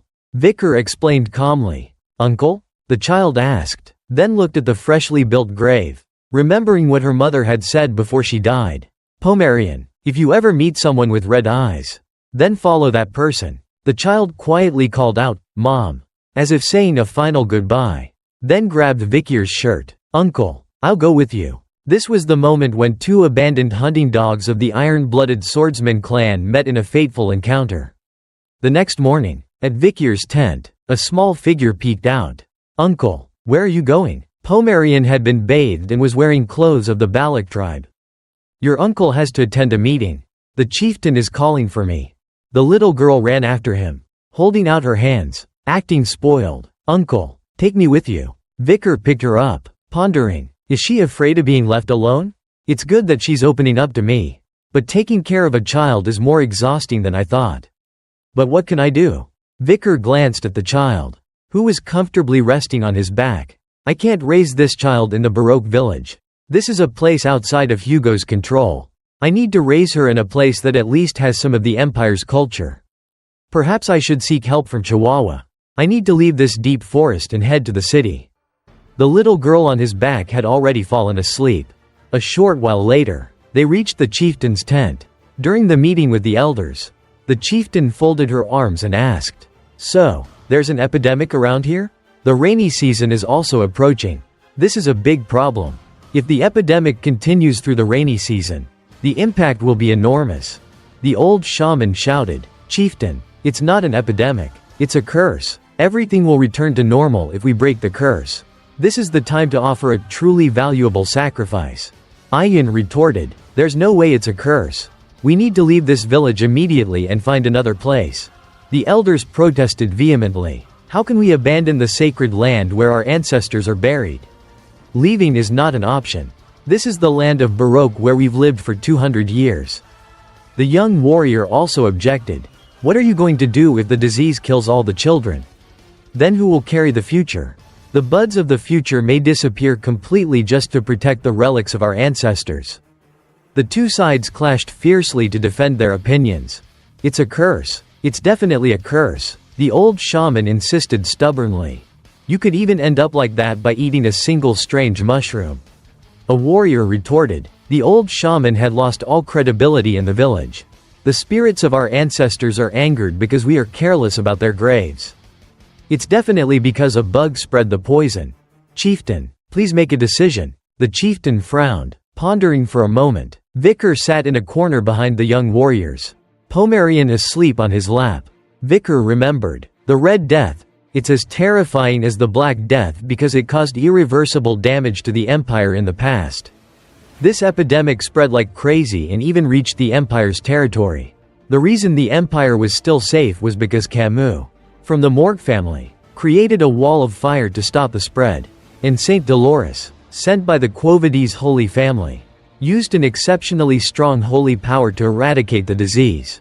But the range of that method was only within the Empire, and most of the barbarians in the La Rouge et La Noire mountains and deep forest died. This was Baskerville's long-standing wish. As the barbarians, who dominated the deep forest, disappeared, so the low-level monsters began to rise. They poured into the Empire, harming the people. The Baskerville family received orders to exterminate these monsters. In the end, the Baskerville family successfully protected the border. And Hugo's influence grew. It won't happen again this time. Hugo. After thinking for a while, Vicar raised his hand and said, I know a way to stop the Red Death. After hearing Vicar's suggestion, the Balak tribe hunted several goblins that afternoon. They tied their hands and feet, then hung one upside down from a tree, dipping it into a basin of water below, like fondue. While doing the experiment, everyone wore masks to prevent the spread of the infectious disease. Once they dipped the goblin, they pulled it up, and everyone stared at it, waiting for a moment. Oh, It caught the Red Death. One person exclaimed, as if they'd found a treasure. Red rashes were spreading on the goblin's face and body. Once they were finished, they casually threw the goblin into a large fire next to them. These people are playing a strange game, experimenting and not even getting paid. And then, they cremate them just like that? Ayin turned to Vicar and said, "The goblins we put in the contaminated water all caught the Red Death." Just like Vicar said, it really is transmitted through water? Yeah, contaminated water is the biggest cause of the disease. But when you boil the water, there won't be any problem. So boiled water is safe? Ayin said, glancing at the 3 goblins who were tied and kneeling beside them, causing them to flinch, not letting them wait long. They tied up another one and dipped it into the boiling water, causing it to scream in agony. This time it's truly fondue. Of course, the goblin died from the burns. Ayin pointed in shock. It died immediately. Put it in cold water. Vicar replied calmly. Okay. After saying that, the 2 goblins were dipped into cold water. And after a while, they woke up. Everyone gathered around to observe them again. That's right, they haven't gotten sick after a while. We've found a way to defeat the Red Death. It's boiling water. So boiling water will prevent the spread of the disease? The chieftain praised him. Well done. Thanks to you, we can see the light at the end of the tunnel. I am very grateful. We still can't be careless. Vicar reminded them. It can't spread through our eyes or skin, but it can spread through the air. So be careful when there's fog at dawn. Ayin didn't forget to taunt the fake shaman. Oh, someone said it was a curse, right? Alman gritted his teeth in anger. Then said, HMPH, so we have to avoid water? The rainy season is coming soon. How can we avoid water? Everyone who heard this began to discuss it. That's right, when it rains, the water from the river will overflow, and the air will become humid. The methods of boiling water and washing up will be difficult, so we have to move the village. Hearing this, the old shaman roared. What? Didn't I say that we can't abandon the place where our ancestors fell? Are you ignoring the words of your elder? Vicar calmly spoke up at this moment. There is a way to help us not have to leave Balak's territory. Sometime later, the rainy season quickly came to the forest. The flood rose, and what was once a plain was now a swamp. In the deep forest, the flooding was something that even the elders had never seen before. And that was how everything in the forest was submerged in the flood. Except for the Balak village. It rained day and night. At this time, the Balak men were shouting to each other, pulling ropes to build a bridge between the trees. Pull it and tie it tight. Set it up. Tie it securely. Don't let it fall. The Balak people had managed to move their houses up to the large trees nearby, creating a very internationalized treehouse ecosystem, which also avoided the flooding. They looked at their achievements with satisfaction. Even though it's raining like this, the village is still not flooded. It's all thanks to him. Then, they spoke up to Vicar, who was in the tent above. Vicar, thanks to you, our village hasn't flooded. Thank you. I'm glad you guys listened to me. Vicar thought, it's fortunate that there are a lot of tall trees in Balak territory. We can get through this rainy season. Pomerian, in the tent, kept poking her head out, crying, wanting to go outside with her uncle. Suddenly, Vicar saw 2 glowing eyes in the fast-flowing water, and a giant shadow was approaching the 2 young men from before. Vicar yelled a warning, "Hey, it's dangerous." At the same time, the shadow leapt out of the water, opening its large mouth with sharp teeth, flying towards its prey. The 2 men were caught off guard, frozen with fear as they watched the fish getting closer. Ayin immediately drew her bow and arrow, hitting the fish, causing it to fly away. She frowned. Get lost, you damn catfish. Is that a Mashusu? Vicar wondered. That thing used to be the king of this area 8,000 years ago. Ayin explained. We call it Ka. The fish was so ugly, so monstrous. Its body was like a dragon, but its face looked like a snake-catfish hybrid. The creature was hit by the arrow but didn't die. Instead, it went berserk, thrashing its tail, destroying the stand the 2 men had just been on, causing them to fall. Seeing this, Vicar jumped down. How dare you destroy the house we worked so hard on? I'll show you what manners are. With that, he summoned the demon sword, Beelzebub, and jumped towards the catfish, executing the 6th technique of the Baskerville family. 6 twisting cuts that formed exquisite curves. The catfish roared in pain, but it seemed Vicar wanted to drive it away rather than kill it. So he didn't cut through its body. The catfish, terrified, dove back into the water and swam away. The two young men who had just escaped death hugged the tree trunks tightly. Still in shock, everyone standing above watched the battle, cheering. Wow! Vicar drove Ka away. How many times has he saved us? Vicar, you're the hero of the Balak tribe. Vicar didn't pay much attention. He blew on the remaining tassels of Beelzebub. On the other side, the old shaman angrily clenched his fist. The more he hated him, the more achievements he made. It was so irritating. Beside him, Ahun was deep in thought, worried about something. Ayin had sparkling eyes, with her thumb up. He's my future husband. So cool. I'm so obsessed with him. A moment later, from Vikir's tent came a rich, fragrant aroma. A plate of extremely appealing snails that had just been cooked. Still hot. Pomerian tasted one, hugging her face, her eyes closed, her expression of pure bliss. Oh my god, the taste is so delicious. So intense, so heart-wrenching. Ayin beside her showed the exact same expression.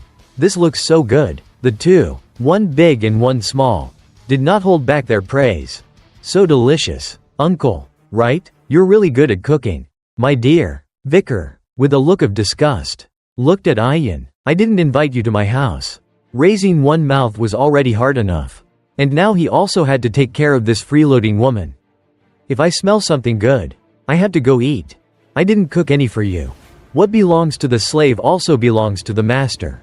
What's yours is also mine. How many times have I told you I'm not a slave? I told you not to be so petty. Ayin was not to be outdone. Pomerian observed for a moment, then said, Uncle and Ayin seem like a married couple. Ayin heard that and was very happy. She blushed and smiled, then snuggled close to the girl. Wow, really? You're so cute. Vicar was wondering, when did these two become so close? Suddenly, a gust of wind came from behind. Vicar turned around. The tent flap had been pulled open by someone. Ayin frowned at the uninvited guest. Why are you here? Ahun? Ahun was standing at the door, soaking wet from the rain. He was trembling. Vicar, I'm here because you saved our village so many times. Lightning flashed, revealing Ahun's tear-stained face. So I beg you, Vicar, please save my sister. Ahun's sister was lying unconscious on her bed, breathing with difficulty. Her whole body was beginning to break out in red rashes. A moment later, the group arrived at Ahun's house. His sister was constantly sweating. Vicar sat down to observe the situation for a moment. Then he asked, when did she start showing symptoms? Since yesterday. I think she went into the swamp while we were cutting down trees. Ahul is a child who always wants to help others. Vicar, have you found a way yet? Ayin asked anxiously. At this time, the old shaman suddenly entered. He raised his eyebrows, mocking, she deserves it, for daring to disobey her elder and wander around. That's karma. It's what happens for listening to that imperial spy. Ahun, flustered, stepped forward to stop his grandfather. You've gone too far. Shut your mouth, the old man roared. A loud slap echoed in the room. And even Ayin frowned, witnessing the scene. You useless brat, just like your parents, he scolded, while Ahun held his cheek in pain. Unable to say anything, the old man opened his umbrella and turned to leave. He glanced at Vikir's group and said, I've been saying this all along. This is a curse from the gods. We have to perform the ancient ritual to stop it. Don't humiliate the Balak tribe by listening to an imperial. Things have already come to this. I'm sure the chieftain will allow it. Ahun bowed his head in defeat, while Ayin clenched her fist in anger, probably cursing the old man's ancestors under her breath. Ahun broke down in tears, his face full of mixed emotions, mostly concern for his sister. Vicar spoke, there's a way to treat her. Ahun, use boiled water to disinfect the items Ahul used.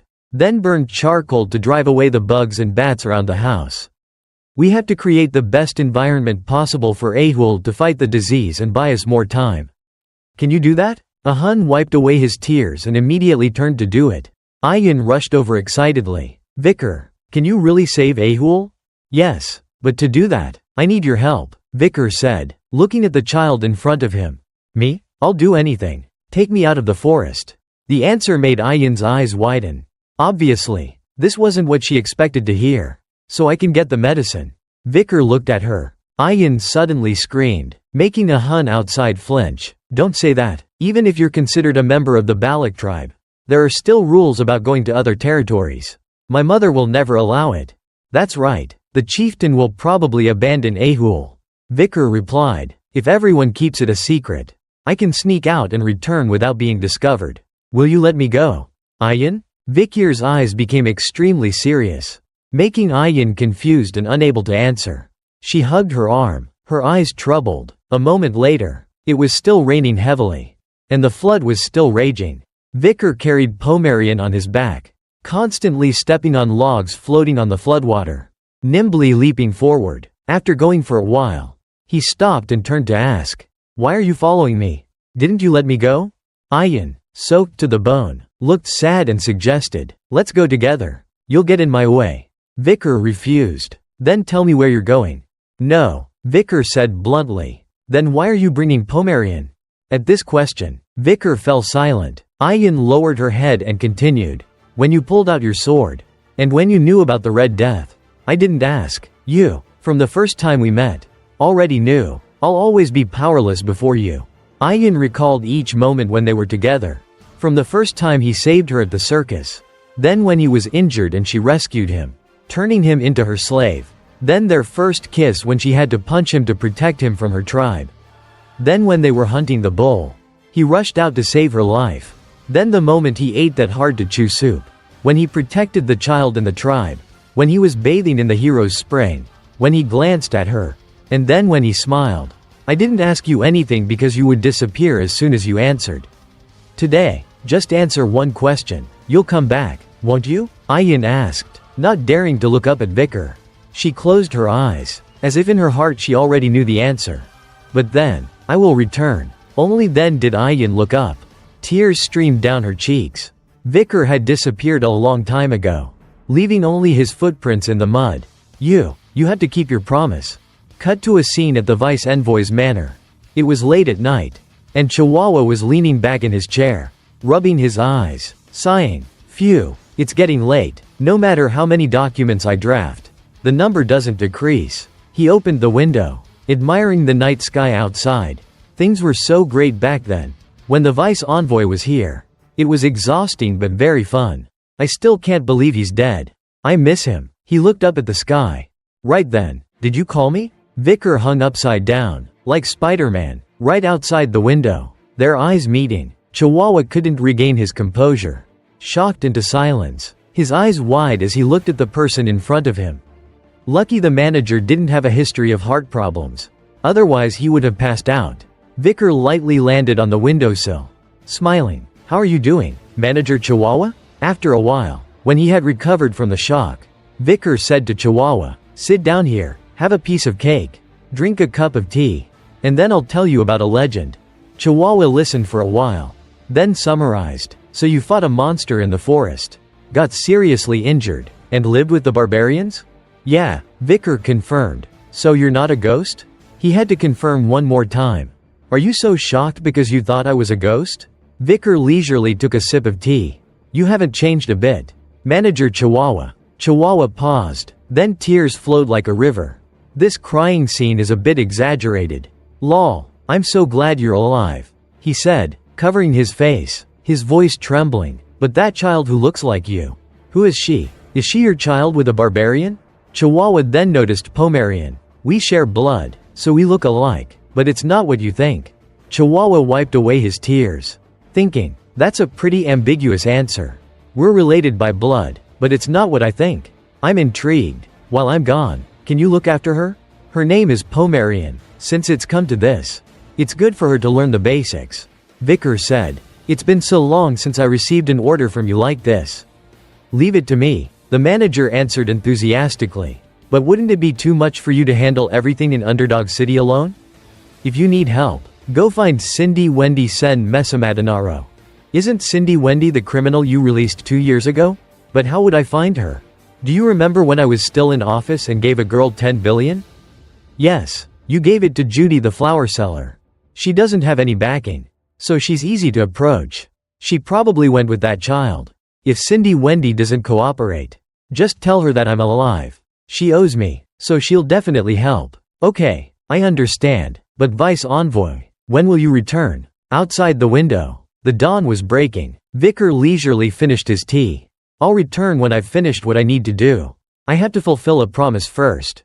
An image of Ayan, sad in the rain, flashed through his mind. Vicar stepped to the window, contemplating his next plan. Awel's disease can be easily cured with a drop of holy water from that family. So I know what I have to do. Behind him, Pomerian was happily playing with Chihuahua, which made him feel somewhat reassured as he set off.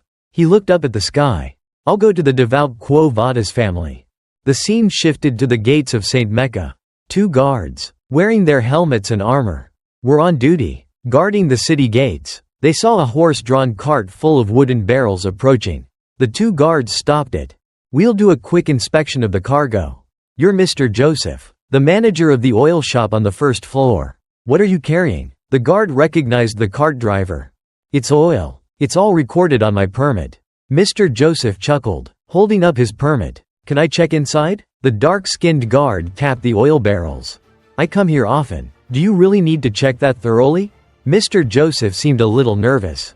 Our superiors take regulations very seriously. The 2 guards clearly didn't intend to let anyone pass. The dark-skinned guard approached the cart carrying the barrels, wondering which barrel to check. Then he picked one at random. Mr. Joseph's face showed his panic, thinking, why did they pick that one of all the barrels? It seemed he was hiding something and was afraid of being discovered. The guard opened the lid and looked inside. Nothing unusual, just oil. You can go through now. The guard said to the merchant with a smile. Welcome to St. Mecca. Mr. Joseph secretly sighed in relief. After passing through the gate, he reached a secluded spot. He bent over and whispered to the barrel behind him. You can come out now. Sir. The silent barrels suddenly had a lid fly open. The lid was heavy, but the person inside gave it such a force it dented the lid. Vicar, wearing a mask, stood up, his whole body dripping with oil. He stepped down to the street. Mr. Joseph anxiously said, I've gotten you into St. Mecca, so I'll be going now. Okay? Wait, Vicar said to the old man. Here's the giant bull's tusk. As I promised. Thank you, Joseph said, his hands trembling as he reached out to take it. Then he watched Vicar's figure disappear into a dark corner. He marveled. He sat in oil for 2 hours. How can he be human? Vicar stood on top of the clock tower, watching the sun gradually set in the city of St. Mecca. He took off his mask, sighing, this is the longest I've ever held my breath, since I held it for 7 minutes in the Styx River. But I've infiltrated Quo Vadis territory. St. Mecca, the central city of the Quo Vadis family, with a population of 160,000 people. Lust and greed are strictly prohibited here due to the church's influence. Even if there was gold on the ground, they would step right over it, because the people are very aware of order and peace, so they obey the rules very strictly. Suddenly, the clock tower chimed. Vicar looked up at the bell. Now I remember, when the clock chimes, they stop to pray. It's so weird. On the street below, people dressed in white, their heads covered, all stopped and put their hands together to pray. It looked like some kind of cult ritual. Vicar, dressed in black, calmly walked through the crowd, who were all engrossed in prayer. How can they live such a stifling life, he thought. It was already night, and everyone had gone home. Vicar wore his mask and stood beside a well. He took a vial of purple liquid from his pocket, opened it, and slowly poured the liquid into the well. This was the contagious Red Death bacteria from Ahul's blood, sweat, and tears. It was very contagious, so pouring this into the well would infect everyone. It was a radical measure. But the situation was urgent. Every second and minute was important. This was a religious area, so they would save people before casualties happened. While he was doing this, 3 children came, one of them holding a ball. Who are you? They whispered to each other. There's a suspicious person at the well. Never mind, let's go, one of them said nervously, not wanting to get into trouble. He looks too dangerous. Vicar took the opportunity, slowly turning around, his eyes glowing red. He spoke in a scary voice. Children, listen carefully. This well has been cursed. Anyone who drinks water from it today will die. Remember what I say. The children were so scared they nearly wet their pants, screaming and running away in all directions. It's a ghost. The ghost cursed the well. I'll never drink water from it." The children were so scared that they dropped their ball while running. Vicar felt temporarily relieved. If he scared them like that, they wouldn't drink the water in the well. Once he was done, he stuck the dagger that Ayin had asked him about before into the ground. A dagger from the Leviathan family, known for its deadly poisons. Considering the situation, the one who spread the Red Death in the jungle is none other than the Leviathan family. The Devout family and the Poison family have had a good relationship for a long time. This will surely cause a major conflict, Vicar said with a sly smile. Alright, that's all set. It's almost time to pour the holy water. I should go see Saint Dolores. Right? Late at night, a crowd of people surrounded a magnificent castle. This was the castle where Saint Dolores resided. The crowd at the gate were all people who wanted to have an audience with the saint. They were noisy, arguing with each other. I heard the saint is resting here. We want to send her our greetings. Please open the gates. Saint, please look at my illness. Please, we want to see your face. Saint, a voice came from inside. Why are you coming to see me so late? The crowd became even noisier. That's the saint's voice. A lord spoke first. Allow me to introduce myself. I am the lord of the Dort Smile territory. I am also the eldest son of the Jonathan family, who have sent many soldiers to the front lines to fight for the kingdom. And I am also the son-in-law of the Alphonse family. A long-haired man also introduced himself. I am the manager of the Ipsen Guild, an organization that manages the export and trade for the bourgeois family. I am also an honorary knight serving Count Boston Terrier Le Baskerville under his 4 bodyguards for 2 years. Another person promised, if you can cure my illness, I will reward you with an entire granary. I will also give you a warm seaside villa in the south and luxurious, exclusive carriages. It was louder than a philharmonic hall. They were either bragging about their titles or making all sorts of promises. The saint spoke. Please stop. Surely, your status and wealth are not enough to persuade me to open the gates this late. Please, everyone, go home. The crowd, hopeless, dispersed, each going home. Vicar remained in place, thinking for a moment. Before my regression, I usually saw the saint at the front lines of the battlefield. I saw her covered in blood, desperately healing. Her pure white clothes were stained with blood, and the white light of her divine power never stopped shining. The saint I knew hated money and power. Vicar stood silently before the castle gate. The saint asked, "Who are you that you come looking for me?"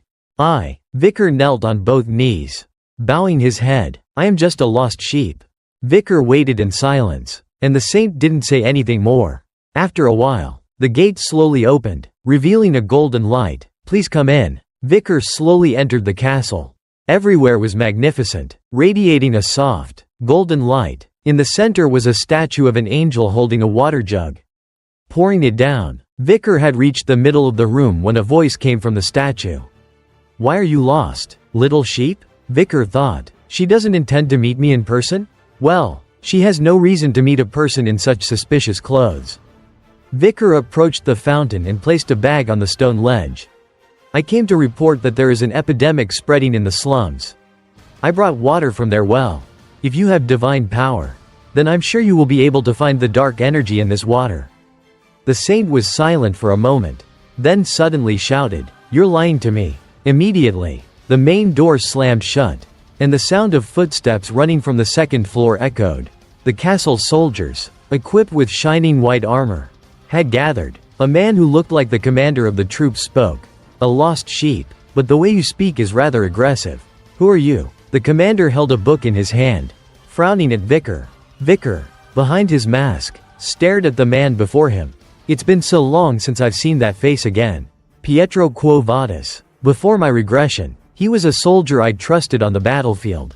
He never compromised with injustice, even in the name of righteousness.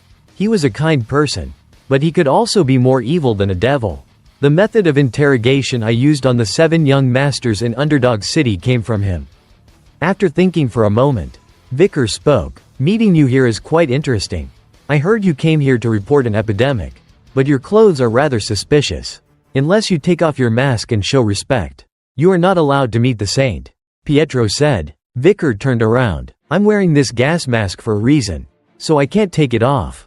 And I've reported what I need to report, so I'll leave now." Suddenly, Something flew past Vicar. A piece of paper that was imbued with divine power.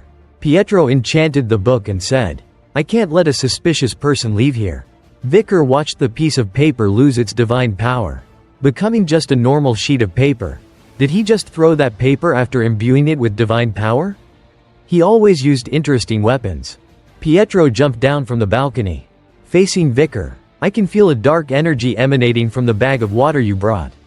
If there really is an epidemic, then you are the one who spread it. If I were the culprit, why would I come here to report it?" Vicar asked in return. "I don't know. Maybe it's a trick to lure the saint out." That makes sense, Vicar thought. He's hitting the nail on the head. "I'll listen to your confession after you're imprisoned." Pietro then opened his book, sending more enchanted pages toward Vicar. Vicar constantly jumped from side to side to dodge the attacks. Vicar didn't attack immediately but tried to calculate. If he used magic, they might discover that he was a member of the Baskerville family. He kicked off the wall and flipped back, flying directly above Pietro's head, then landed a kick on his head. Pietro was astonished. That was heavy. It felt like a boulder was pressing down on me.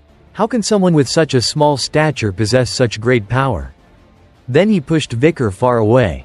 His plan had succeeded. The skill he gained after defeating the giant bull 2 years ago. A force of 600 kilograms.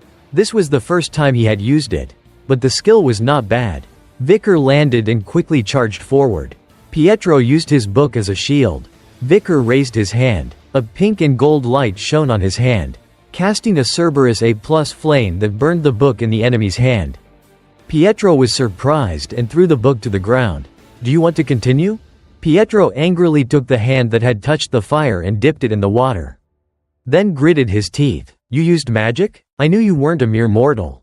Then he slammed his fists together, preparing a lightning punch, charging at Vicar. "I can't let you escape." Vicar calmly kicked the burning book into the air, blocking it between the two of them, also blocking Pietro's sight. Then he crouched down and launched a devastating punch into Pietro's chest. This punch, imbued with mana, sent him flying like a bird, smashing through the statue and the wall behind him. Pietro coughed blood, lying motionless. The soldiers above were confused.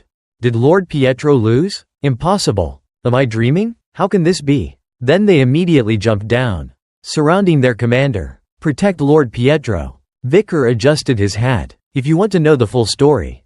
Before he could finish his sentence, a figure with long, blonde hair down to her heels appeared on the balcony. "Stop." The saint had appeared. She was wearing a white dress with gold patterns. Like a Greek goddess, she had small wings on her head, and her hair was as golden as the morning sun. She was truly a beautiful woman. The saint asked, "Are you the lost little sheep?" "It is I, Saint Dolores." Vicar bowed respectfully. "Yes. You're more like a stray dog than a sheep.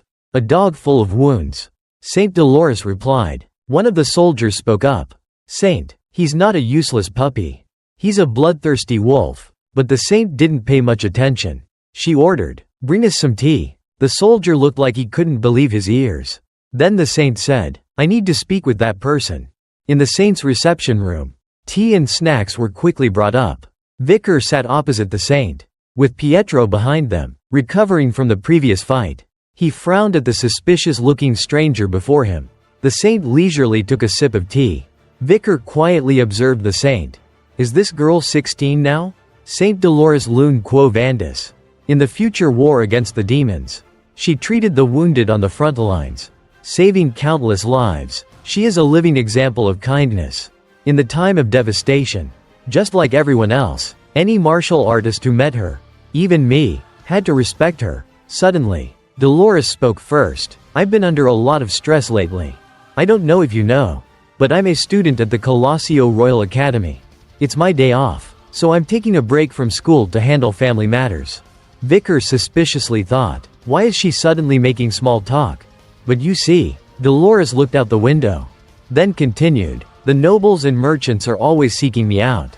Their illnesses are all the result of addiction and sexually transmitted diseases.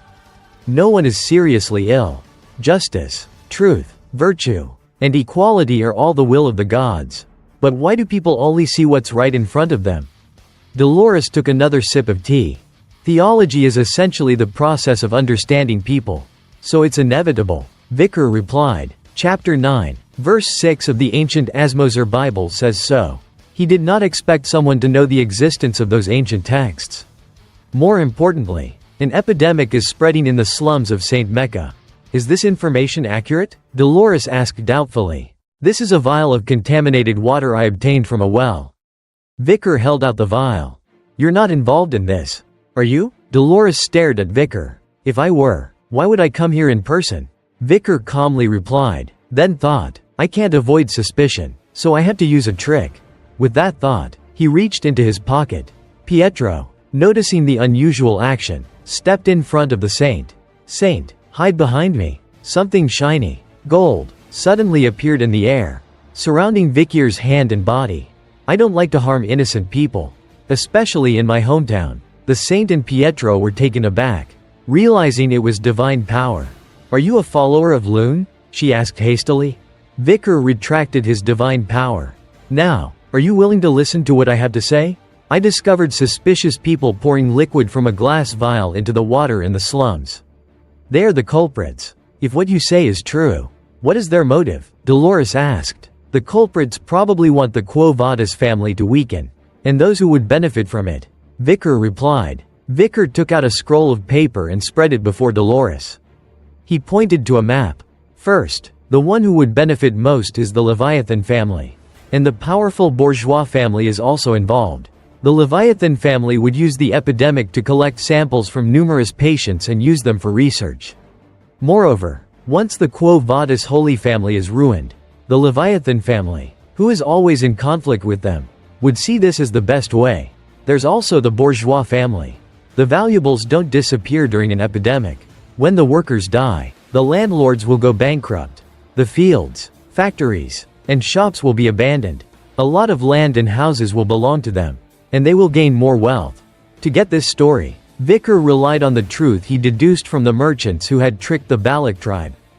I'm sure the ones who caused the Red Death are those Leviathan bastards, and their accomplices are those bourgeois merchants. The natives in the deep forest become sacrificial victims for both families to profit. Vicar continued, for that reason, I think they have a close connection with this pandemic. Of course, this is just my speculation. This speech made the saint and Pietro stare wide-eyed. Simply listening, Dolores thought, it makes sense. I didn't expect anyone to predict the future so accurately. She asked, who are you? Just call me a night hound. That's a strange name, Dolores said. It suits your attire. Quite blasphemous. Actually, Pietro added. Well, everything Night Hound said could happen.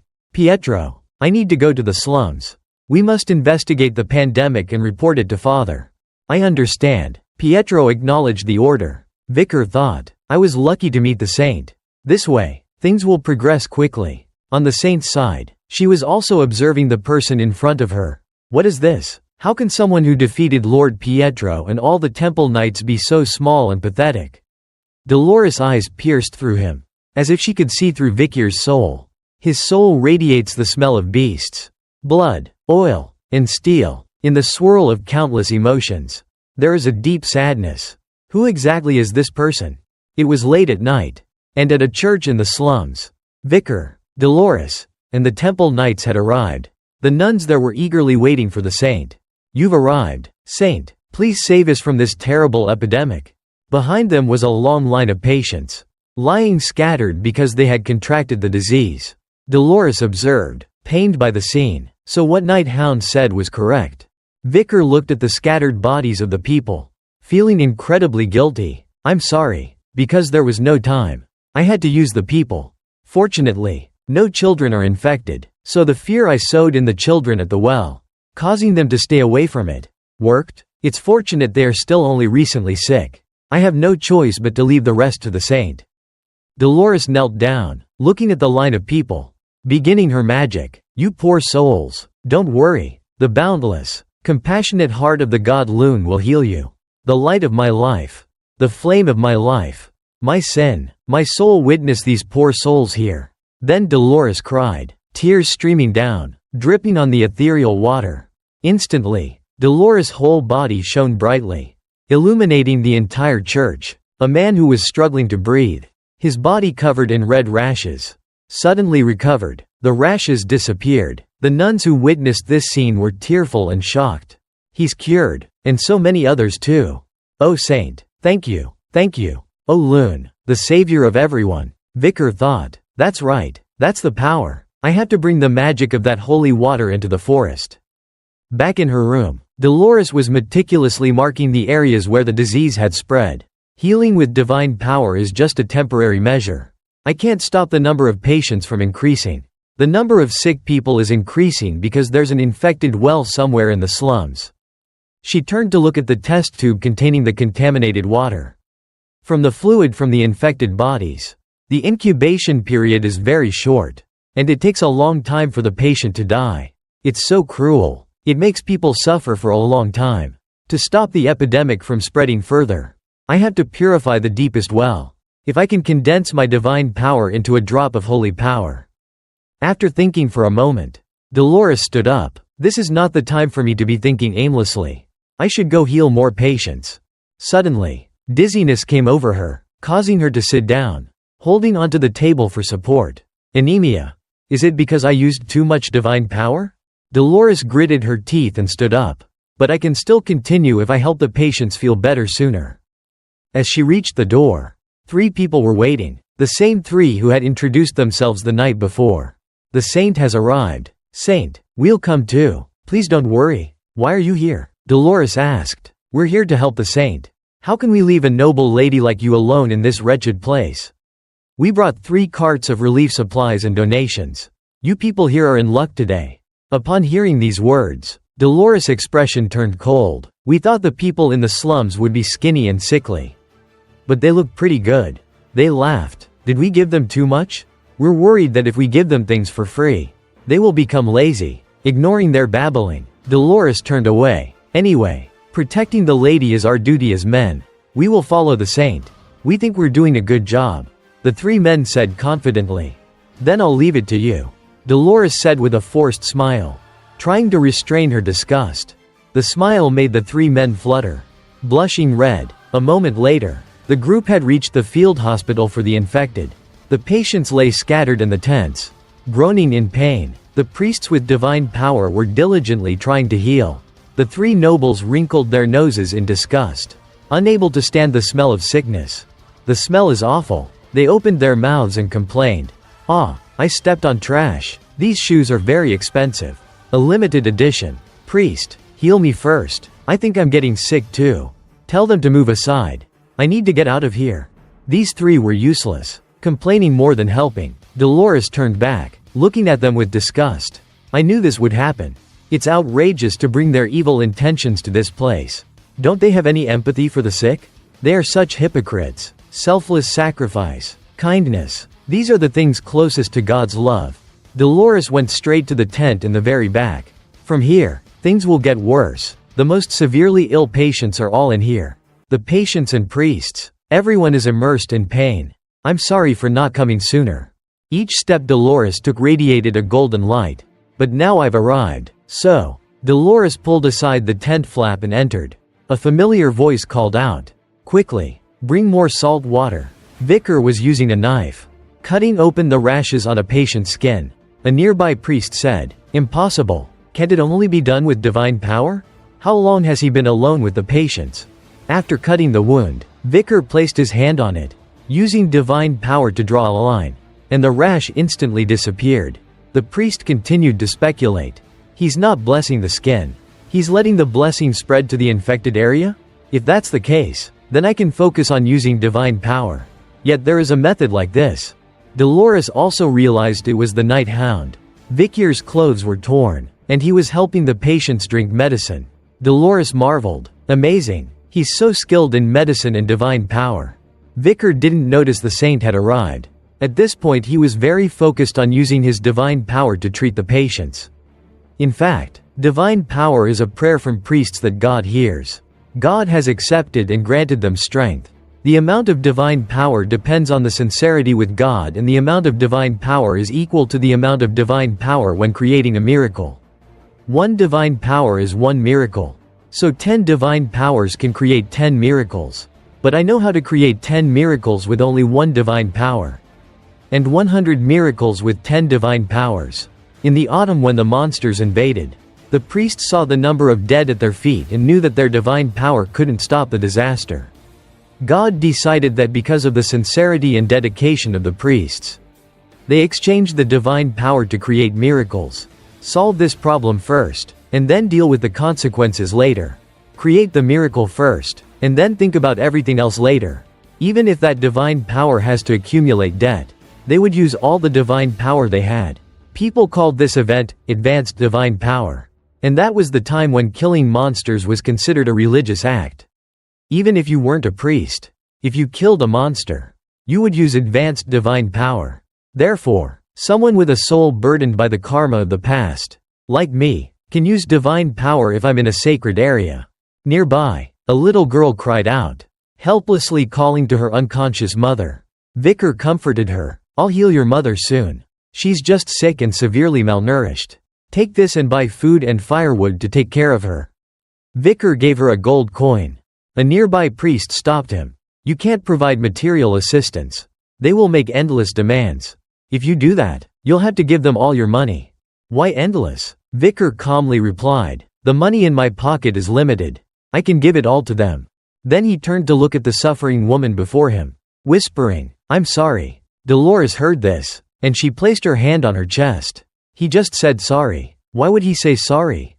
She remembered what Vicar said when they were drinking tea. Theology is the necessary process to study people. So there is no other choice. Could it be that his apology was for the same reason as hers? Because he couldn't heal more people? Dolores turned away. The innocent, young 16-year-old Saint Dolores. Dolores' heart began to beat faster because of the mysterious man before her. It was dawn, and Vicar went outside to rest, breathing in the fresh air to get rid of the stuffiness. He slightly lifted his mask and tilted his head back to drink some water. He had to wear the mask constantly, so it was hard to breathe. When he heard footsteps approaching, Vicar put the mask back on and asked, What is it? It was Dolores. She came to sit beside him. Can I talk to you for a moment? Sure. Thank you for helping. Thanks to you, I was able to heal all the injured people. I only did what I needed to do. Vicar replied humbly. I knew you would say that. Vicar didn't respond. Dolores gripped her dress, then expressed her thoughts. Someone as strong as you should have been born with divine power. Honestly, I'm very lucky to have been born with divine power. But my body, mind, and faith aren't strong. Why would God choose someone as weak as me to be a saint? There are many people who have strong faith even if they were not born with divine power. Why would God give me the title of saint? The fact that you are immersed in suffering and sin is why God chose you.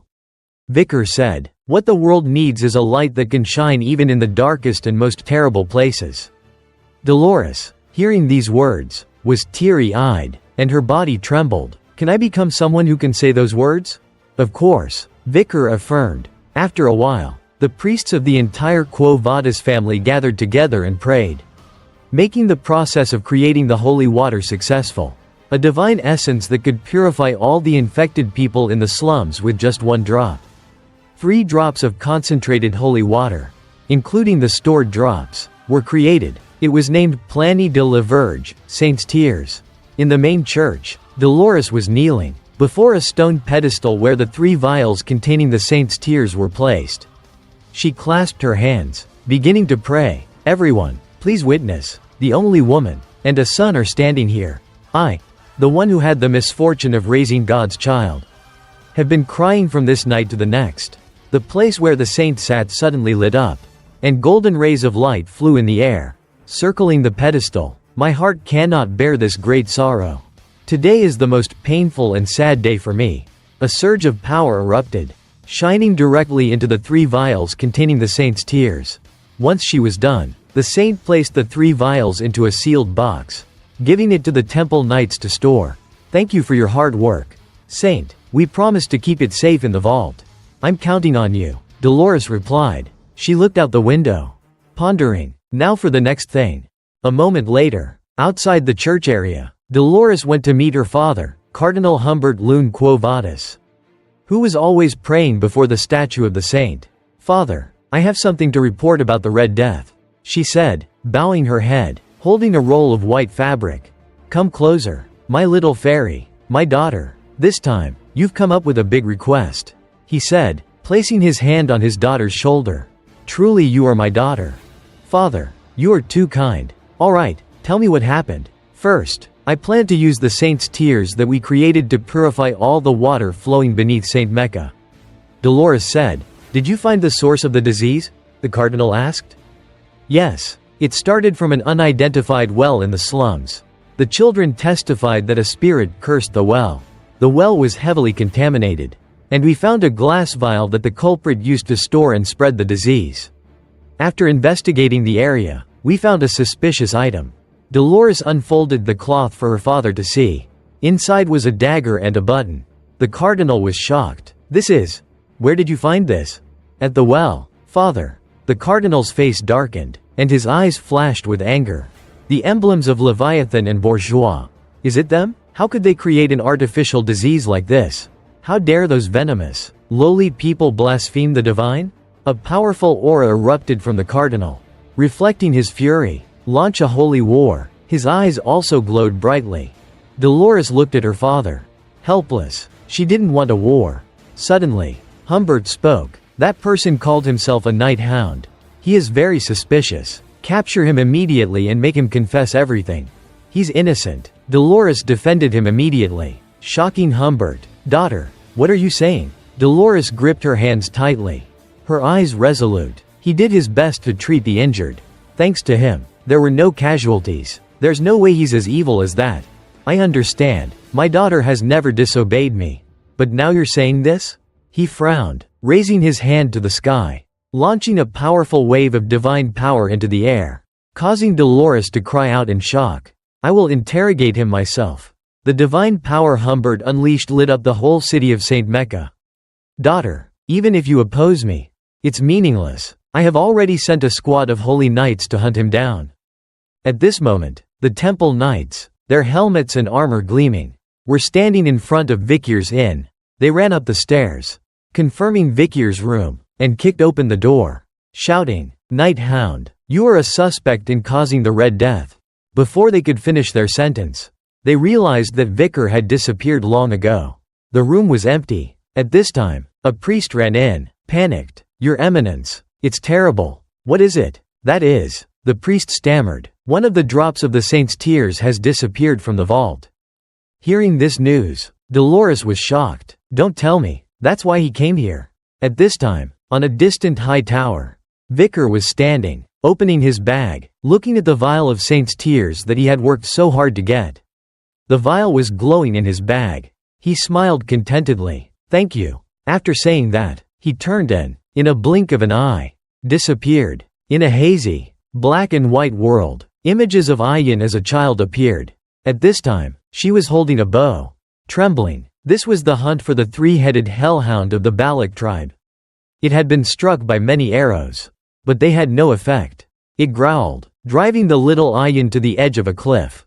Behind her, everyone was worried, trying to shoot arrows to get the monster's attention. But it only had eyes for the prey in front of it, Ayin. It kept advancing toward her. Suddenly, the rock under Ayin's feet cracked, and she lost her footing, falling down the cliff with the rock. She fell endlessly, then hit some branches below and landed on the ground. She passed out, and then, as if hearing someone's voice beside her, Ayin slowly opened her eyes. Before her were two men dressed in imperial clothes. Closely evaluating her, they kept muttering in a strange language. It turned out they were a group of merchants passing by who had found Ayin lying unconscious here. But these merchants had no good intentions towards barbarians. They took the girl to heal her wounds. And then, when she was still recovering, they forced her into the arena to fight for the entertainment of the nobles. At this time, the young Ayin was fearfully holding a sword, surrounded by masked nobles who were cheering. Her opponent was a bald man, with bulging muscles all over his body, a whole meter taller than her. His face was covered in scars, and he grinned with a brutal smile. He let out a yell and charged towards the skinny little girl. Ayin, her face full of fear, hastily jumped away just as he reached out to grab her, not forgetting to slash her sword into his shoulder. But the little Ayin's movements were not quick enough. The man grabbed her leg, then threw her against the wall. Up above, the nobles cheered, enjoying the show. Ayin coughed blood, tears welling up in her eyes. The laughter of the nobles and the bald man echoed in the girl's heart.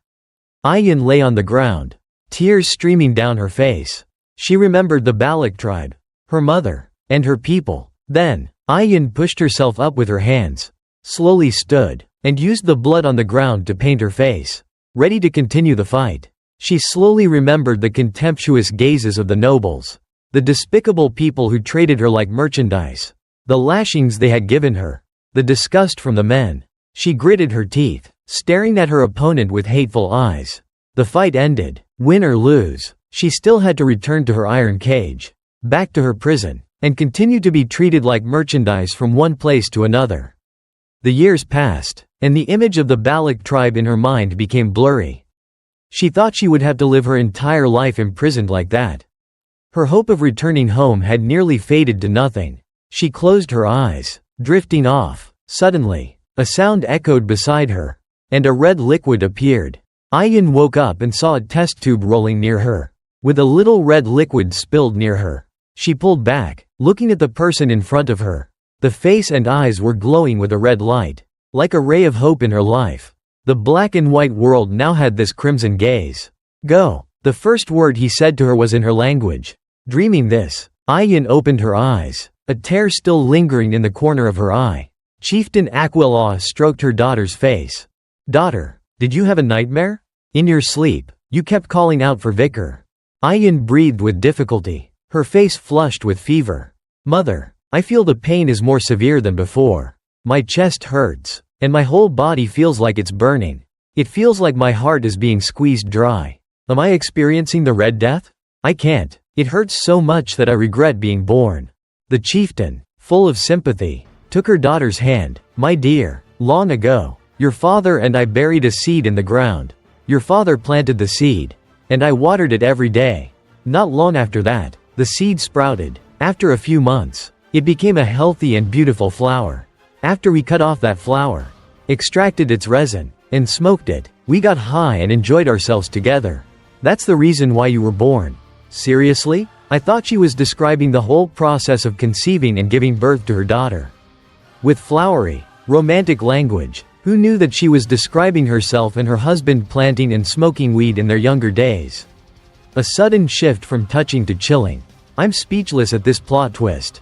The chieftain continued, your father committed a crime, so your grandfather executed him. Your body is getting worse. You won't know what life will throw at you. You just need to live and endure it. Try to wait a little longer, until Vicar returns after finding a cure. Mother, you don't need to comfort me, Ayin said tearfully. He won't come back. Just then, someone outside shouted, he's back. Vicar is back in the village. Vicar has brought medicine. The chieftain smiled. See, daughter, I told you so. She bent down, but before she could finish her sentence, she saw the shadow of her daughter, who had just been lying in bed, disappear. The girl, who had been as weak as a slug, had jumped up and rushed out the door. The chieftain was speechless. My daughter is all grown up. It's so hard to keep her in. Her crush returns and she forgets all about her mother. So, was she in a lot of pain? Was she experiencing the Red Death? At this moment, Ayin was running as fast as she could. Her mind recalled the scene when she ran away from the burning circus. She had sat crying for a long time on a cliff nearby. In truth, Ayin had been very scared at that time. But when she saw Vicar standing ready to face the 8-foot lady, he showed her how he faced fear.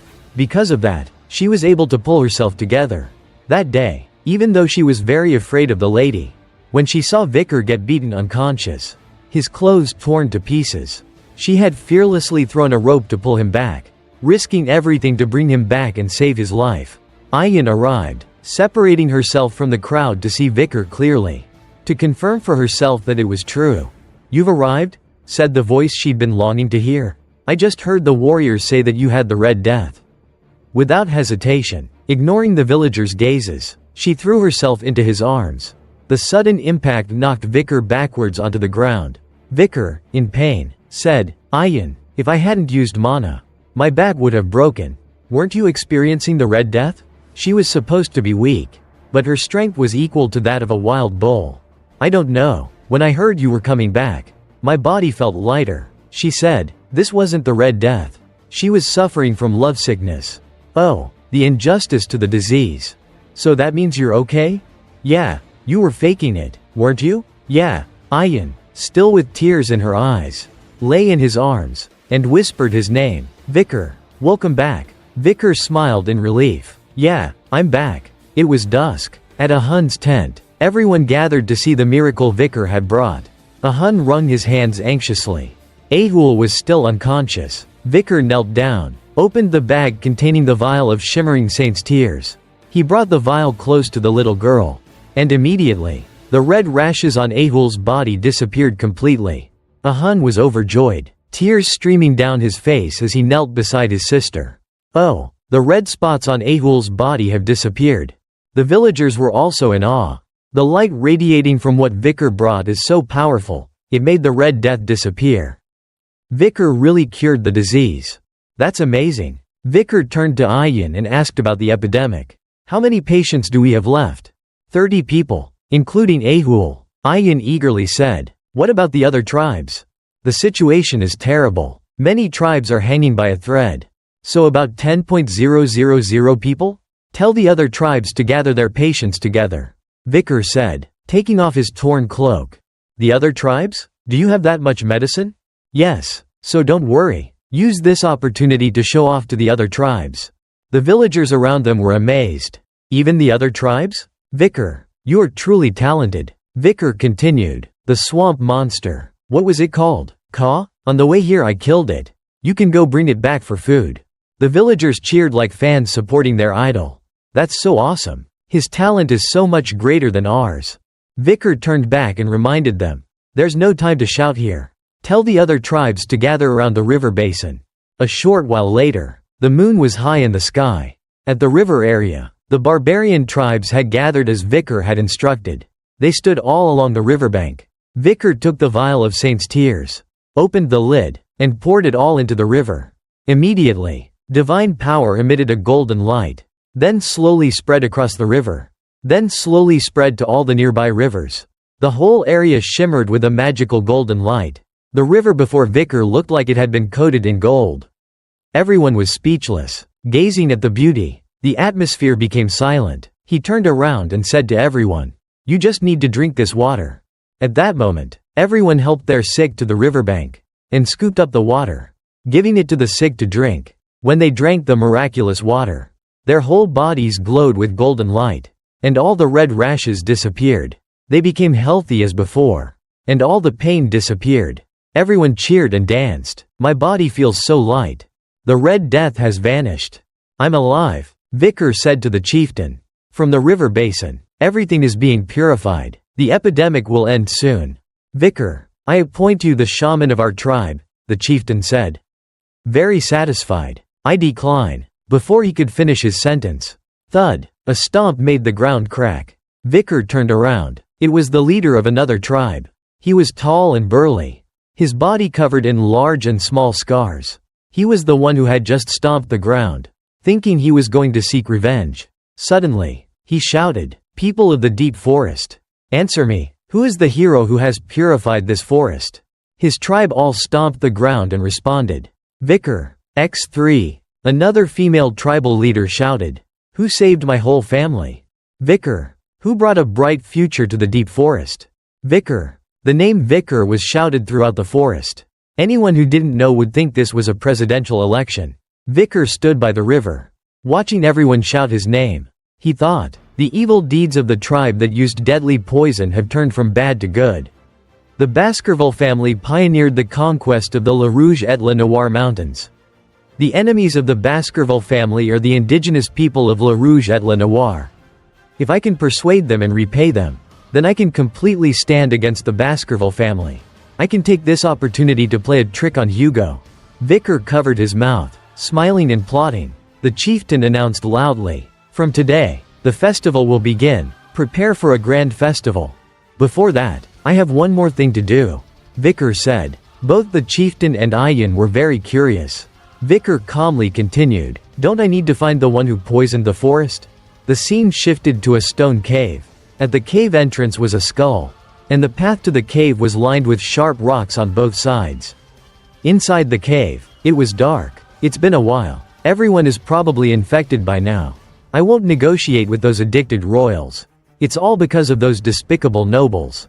At the moment when everyone is desperate, I will resolve the epidemic with an antidote. A familiar face appeared in the darkness. This way, the whole tribe will have no choice but to respect me. The old shaman slowly smiled slyly. I knew having Ahul get infected was a good idea. No one will suspect that I would poison my own granddaughter. The old shaman walked out of the cave, happily thinking about the bright future he had carefully planned. Truly, it's a perfect plan. But it seemed things weren't as he had imagined. He hid behind a tree, watching everyone happily walking around, living, talking, and laughing. What's going on? They are all healthy? Before the ancestor worship ritual started, they should all be dying from the Red Death. And Ahul too. He saw his granddaughter stirring a soup nearby. What the hell is going on? Impossible. Impossible. The old shaman ran straight to the riverbank. The river, after being purified, had become crystal clear and was reflective like a mirror. The fish are still alive in the river? The river has been purified? Not only that, but the water is even clearer. How? The old man clutched his head in despair. Suddenly, a face came close to him from behind. The river is even clearer than before. Isn't it, old shaman? The old man quickly turned around. You noble bastard. The old man felt nervous, thinking, this punk, when did he come back? How long has he been standing here? Behind Vicar, the Balak people appeared one by one. They looked at the old man with suspicion and contempt. The old shaman was very confused, unable to understand what was happening. Vicar confirmed his suspicion. The one who spread the Red Death in the forest. Just as I thought. It was you, Auman. Before my regression, there was a time when a story about an old man living in the forest and his crimes was very famous. It was a horror story about an old man spreading a contagious disease in his own tribe in order to become a hero. In return, he couldn't cure the disease and killed almost his whole tribe. So it turns out it was this old geezer. Auman. The old shaman tried to appear calm. Did you all come here to greet the old shaman? But inside? He was in chaos. He wondered, wait, how does he know everything?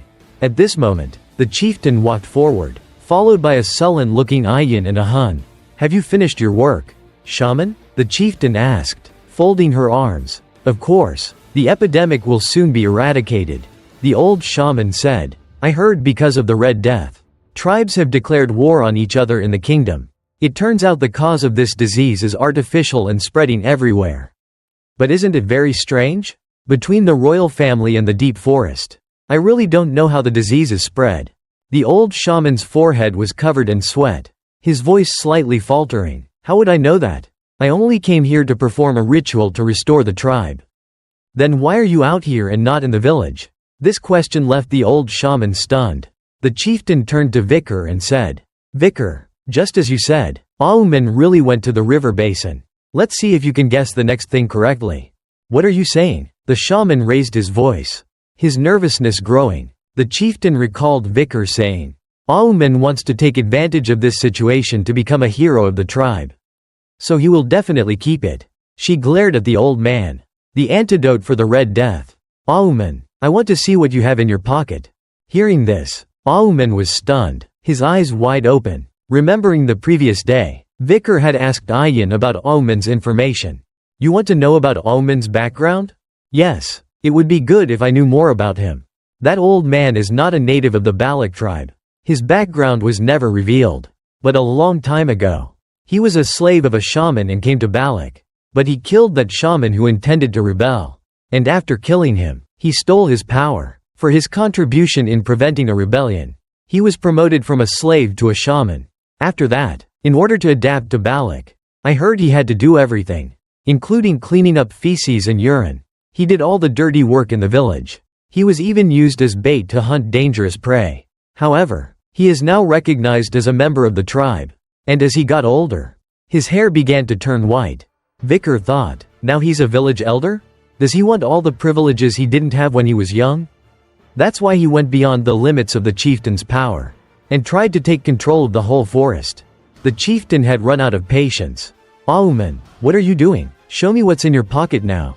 She held out her hand in front of the old man. Auman swallowed, trying to calm himself. Yes, The old man pretended to slowly take out a bag. "This is just some noodles I was saving to eat after the ceremony." Then, as if by accident, he flung his hand, causing the bag to fall, conveniently dropping into the river. The white powder in the bag spilled out, mixing with the river water. This old man's hand was shaking so much that I accidentally dropped it into the river. The chieftain covered her face.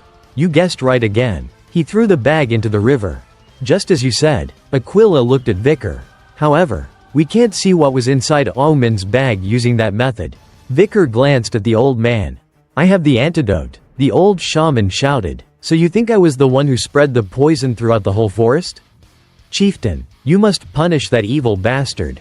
He has framed me and tarnished the pride of a shaman," he said, appearing very wronged. He was indeed a promising actor. The chieftain said calmly, "Yes, you can't accuse someone without evidence. Since you said you were innocent, we will help you protect your honor and pride." Hearing this, the despicable old man smirked. "Yes, even if you're the chieftain. Without evidence, no one can do anything to me." The chieftain waved her hand, issuing an order. "I demand that we perform an Iliad." Hearing that, the shaman's face changed. Iliad was a ritual performed when a disagreement couldn't be resolved. The Baloch tribe would side with the winner of the Iliad, because the loser was deemed as not powerful enough. A Hun stepped forward at this time. "Grandfather, you always say that tradition is very important. Iliad is a Baloch tradition. Please show us how you will defend our traditions." Auman gritted his teeth, glaring at his grandson, who was standing on the opposing side. That despicable coward, he thought. Then, he pointed at Vicar. "Okay, 4 days from today, on the night of the full moon, I will officially propose an Iliad battle." Vicar calmly approached the old man. 4 days? The person who receives the request for an Iliad is the one who decides when it takes place. That's the tradition. Auman was furious. Vicar gave a crazy smile, staring at the old man. "Honestly, all the evidence and truth are meaningless, Auman, because putting you in a situation where you are forced to perform an Iliad battle was all part of my plan. Let's do it right now," Vicar proposed. It was evening, the sunset gradually disappearing behind the mountains. At the arena on the top of the Baloch mountain, the chieftain announced loudly, "The Iliad battle will begin now. The Iliad will take place only within the circle created by the warriors. Warriors, execute any coward who tries to escape from the circle." The warriors replied in unison. The chieftain continued, "Behind us is the mountain of the warriors, where our ancestors rest. Because our ancestors are watching, I will not forgive any wrongdoing. Our ancestors will judge what is right and wrong, and they will choose the victor. As a Baloch warrior, prove that you are right." Vicar and Auman were ready for the battle. Everyone cheered for Vicar. "Vicar, finish him off with one blow." The old shaman gritted his teeth. "Those punks, why isn't anyone on my side?"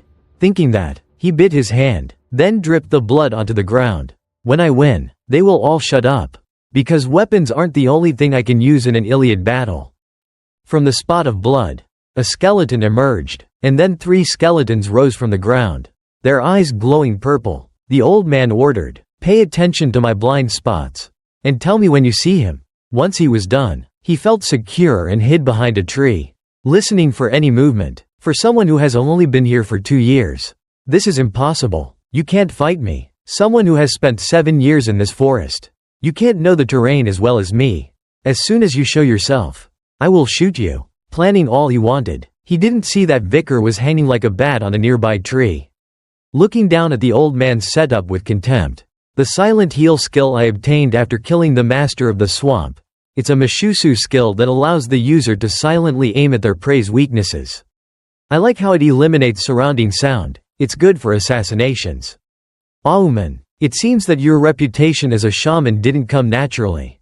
Judging by how you can raise the undead, you must come from Lokoko, a tribe of shamans. Well, that doesn't change anything." After thinking for a moment, Vicar jumped down between the 3 skeletons, who were moving in 3 directions to search behind Auman. With one sword slash, he sent all 3 of them back to the ground. Yet, Auman was still clueless, still observing the surroundings from behind the tree. He was even smiling smugly. That kid must be scared. That's why he hasn't." Before he could finish his sentence, swoosh, a knife pierced through him from behind, making him cough up blood. Vicar, with a completely calm expression, appeared from behind the old man. Auman was shocked. Since when? I didn't hear any sound of him or any rustling of leaves. Vicar waved his hand, stopping his attack. Auman collapsed to the ground, motionless, his mouth gaping open. He calmly put away Beelzebub. The battle was over. Ayan happily ran over from the distance. Vicar. The warriors in the circle were in awe. The winner was decided in an instant. That's because our ancestors decided that what Auman was saying was not credible. Ahun frowned slightly. Auman was trembling all over. It hurts so much. It feels like my wounds are burning. I don't want to die. To survive in the Balak tribe, I had to endure a shameful past. He looked at everyone surrounding Vicar, admiring him. This ending is not fair. Why can't I have the things he has?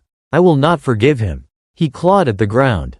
That bastard stole what was rightfully mine. And the Balak bastard scorned me. And the Lokoko tribe abandoned me. All of you. At this time, Vicar turned to Ahun and said, Ahun, how do you feel about ending all of this yourself? No. Ahun turned away, refusing. If we just leave him there, he'll continue to suffer. I almost lost Ahul because of the Red Death. Ahun shouted angrily. That despicable old man even harmed his own granddaughter. Even though he's my grandfather, I still won't forgive him. It's normal for a coward to suffer. He doesn't deserve sympathy. Auman, lying on the ground, heard his grandson's words, and his anger reached a peak. Using the last of his strength, he drew a magic circle in the ground with his own blood. His trembling finger completed the final line, and immediately, a coffin nearby emitted a purple light. Then the lid of the coffin slowly opened, from inside the cave leading to the ancestral tomb of the Balak tribe. That purple light surged. In the sky, dark, purple clouds slowly gathered, covering the entire mountain. The chieftain and Ayan looked up at the strange phenomenon. Stunned. What is that? There's a very disturbing energy emanating from the tomb. Ahun seemed to recognize something and quickly turned back to his grandfather. Seeing him shakily standing up, Vicar also turned back in shock. Impossible. I stabbed him in the lungs. Auman, don't tell me he caused this. Someone else shouted. Did he dare desecrate the tomb? Aren't you afraid of our ancestors' wrath? Our ancestors? Auman asked in return, his voice defiant. The old man tilted his head back, his eyes turning pitch black, looking incredibly demonic. Should I be afraid of our ancestors? Vicar was astonished. No way. Then he dashed towards the old man. We have to kill Auman right now. At that moment, a purple power slammed down, blocking Vicar and Auman, forcing him to jump back. Vicar gritted his teeth. Damn it, is it too late? An arrow? Ayan ran up, observing the situation, shocked at the arrow embedded deep in the ground, radiating a purple light in front of them. Auman laughed demonically. You said to let our ancestors decide, right? Well, from now on, let our ancestors decide the punishment. A figure appeared from the cave that led to the ancestral tomb of the Balak tribe. A light flashed, revealing a woman with long, orange hair blowing in the wind, pitch black eyes, and her skin slowly being filled with black smoke. This figure was identified as a Death Knight, with a risk rating from A to S unconfirmed size, and unconfirmed location of discovery. They were also known as Death Knights, creatures that had died but were corrupted and transformed, using the souls and bodies of others. They gathered black mana in their muscles and blood vessels until it overloaded. Ayan stared in shock at the figure on the mountain. Is she our ancestor? Vicar frowned, looking at Auman. He actually used a resurrection spell on a Balak ancestor. A shaman like Auman can't do that. Did he turn himself into an undead? Auman summoned more skeletons from the ground. You thought I'd dare become a living shaman in the Balak tribe without any special skills? It's too early to be so surprised. There's more than one tomb on this mountain. The ancestors of the Balak tribe appeared before the tribe one by one. The skeletons carried Auman away. Try your best to fight our ancestors. Ahun raised his bow and arrow, shouting, Grandfather, how can you be so despicable? Then, an arrow from the mountain flew down, breaking Ahun's arrow. The figure on the mountain was growling fiercely. But then, an arrow with a blue aura flew from the ground, hitting her in the head, ending the fight. It was Chieftain Aquila's arrow. She ordered, everyone, prepare to fight. These people are just Auman's puppets. We will deal with them and apologize to our ancestors. Survival comes first. The Balak people gritted their teeth. And then all of them charged into a life or death battle. Each person faced one opponent. And no one gave up. One was using a sword, while another used a bow. But of course, the descendants could not fight their ancestral warriors. Those who were not seriously injured were at least slightly injured. On one side, a young man was slashed. And on the other side, a young woman was shot with an arrow. A zombie approached, letting out a roar, and then swish, an arrow flew over, hitting it in the head. And then 3 other zombies also met the same fate. Every arrow was a headshot. With no wasted movements, a figure jumped up and continuously shot the zombies. Meanwhile, Vicar had just stabbed another zombie. He observed the battlefield. 1 arrow, 1 undead. She's killing the stronger ones like a top-level butcher with just 1 arrow. That's Aquila the Night Fox. The rumors about her protecting the forest from the Empire aren't just rumors. Vicar turned to Ayan, who was fighting, and said, "If Chieftain Aquila is here, then we're safe. Follow me." Ayan. Huh? Ayan didn't understand. "We're going to chase after Auman." The despicable old man was being carried away, running like the wind. "You'll regret chasing me, you bastards." Suddenly, he gave an order to a zombie. I need you to take care of something." The zombie obeyed, turning and running off to do his job. The old man stroked his chin, pondering, even though I resurrected them, I still need to be careful as long as Aquila is still there. She's the strongest chieftain in history. A genius. But thinking about this, he smiled slyly. A genius? Even if you are a genius, there's nothing you can do. A moment later, Vicar and Ayan had caught up with Auman. They hid behind a tree, surveying the situation. "He's over there," Ayan said. They saw the old man sitting in a circle, his back to them. He was surrounded by a dark, purple aura. Vicar asked, "He escaped to a place with these pillars? Why is he chanting here?" Ayan rushed out, raising her bow and arrow. "I can't let him do any more suspicious things. I'll kill him." Ayan's eyes were burning with fury. The green arrow flew towards Auman, and as the arrow got close, the old man smiled triumphantly. "It's over." Suddenly, from the ground, a large hand rose, its fingers pinching the arrow. Vicar and Ayan were stunned. Old Auman laughed maniacally. "I succeeded in summoning him. Legends say he sleeps in the deep forest." A zombie with orange hair slowly rose from the ground, a purple light wrapping around him. "I was the only one who discovered you."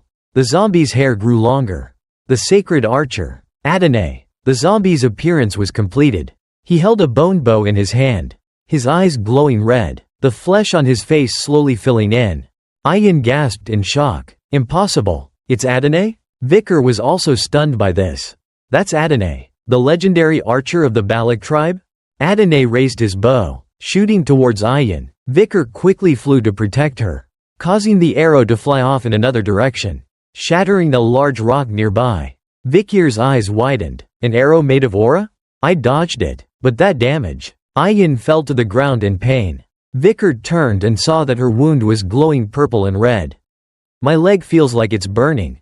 Ayan trembled. "Is it poison? Is it because she touched Adonai's arrow?" So the legend about him facing that monster is real. The arrows he's using are made from the corpse of the 8-foot lady. Vicar thought. At this moment, the zombie Adonai raised his bow, continuously shooting arrows at Vicar's group. Vicar had difficulty dodging while also protecting Ayan behind him. The arrows flew in all directions, creating an earthquake wherever they landed. Ayan, worried, looked at Vicar struggling with pain after blocking the powerful arrows. "Vicar, don't protect me anymore. Run, just leave me here." Old Auman cackled madly. "You disgusting bugs. Do you think I'll let you leave here alive?" "Adonai, kill them," the old man ordered. Adonai obeyed, shooting a death arrow towards Vicar. Vicar and Ayan, pale, prepared for the attack when a figure flew forward, stopping the arrow with her bare hands. Everyone was shocked by this. The arrow was burning Aquila's hand, but she didn't care. She gripped the arrow tightly, her eyes fixed on the despicable old man. "Auman, let's talk." Aquila's eyes glowed brightly, causing the old shaman to break out in sweat. Ayan was shocked by Aquila's sudden appearance. "Mother," she called out. "I sensed a strong aura and came here," Aquila said, clenching her fist, causing the arrow to vanish in her hand. "It's lucky I came." Auman was startled. Despite everything, he was still wary of the chieftain. Ayin anxiously said, "Mother, that arrow was poisonous. You have to get treatment immediately." Aquila looked at her hand. Blackened from the arrow. "Poison? HMPH." She clenched her fist, channeling her internal energy. A little blood shot out from between her fingers. And then she opened her hand, showing it was covered in blood. Vicar was amazed. Did she just release the aura within her body to expel the poison in tainted blood? "I never thought someone would actually do that." Once she was finished, Aquila looked up and glared at the old man. "Auman." The sound of her voice made the old man flinch. He shouted, "Things have come to this. It's all because you pushed me into a corner. I don't care that you betrayed me. You just need to answer this question." Aquila said calmly, "Is this really the legendary archer? Adonai?" "Yes, this is the legendary Adonai. You would never dare face him." Auman replied arrogantly. Aquila smiled. "I understand now. You're wrong again. Old man, Ayin, Vicar, good job. You two go to the back." She turned to face Adonai. "Sir Adonai, I'm honored to meet you. Even in this situation, let's see who the strongest warrior is." Aquila's face broke into a smile, her eyes blazing with excitement. A gust of wind blew between them, signaling the start of the battle. Adonai and Aquila stared at each other for a moment. And then, whoosh, Aquila attacked first. She jumped to Adonai's left side, raising her bow and firing 5 arrows at once. 5 blue beams shot toward Adonai. He ducked, nimbly dodging the attack, and then quickly raised his bow to counter. A dark purple arrow flew like a rocket towards his opponent. Aquila flipped, landing gracefully. Her feet had barely touched the ground before her hand had already drawn another arrow. Ready for her next attack, Adonai fired another barrage of arrows at the same time. 2 arrows, 2 powerful blasts, flew across the forest, creating countless shockwaves. Vicar, carrying Ayin on his back, turned to watch the battle. This is a battle between those who possess a master-level aura. I never thought I'd witness this. Truly a rare sight in this era of decline. Ayin was worried, constantly watching her mother. In a nearby corner, Auman left an eye on a tree to watch the battle while he hid in a corner to avoid stray shots. He was amazed. Aquila the Night Fox is truly something. Fighting against Adonai is not easy. But, he shouted, "You'll never defeat Adonai, because Adonai is already dead. He can use multi-dimensional aura from hell infinitely.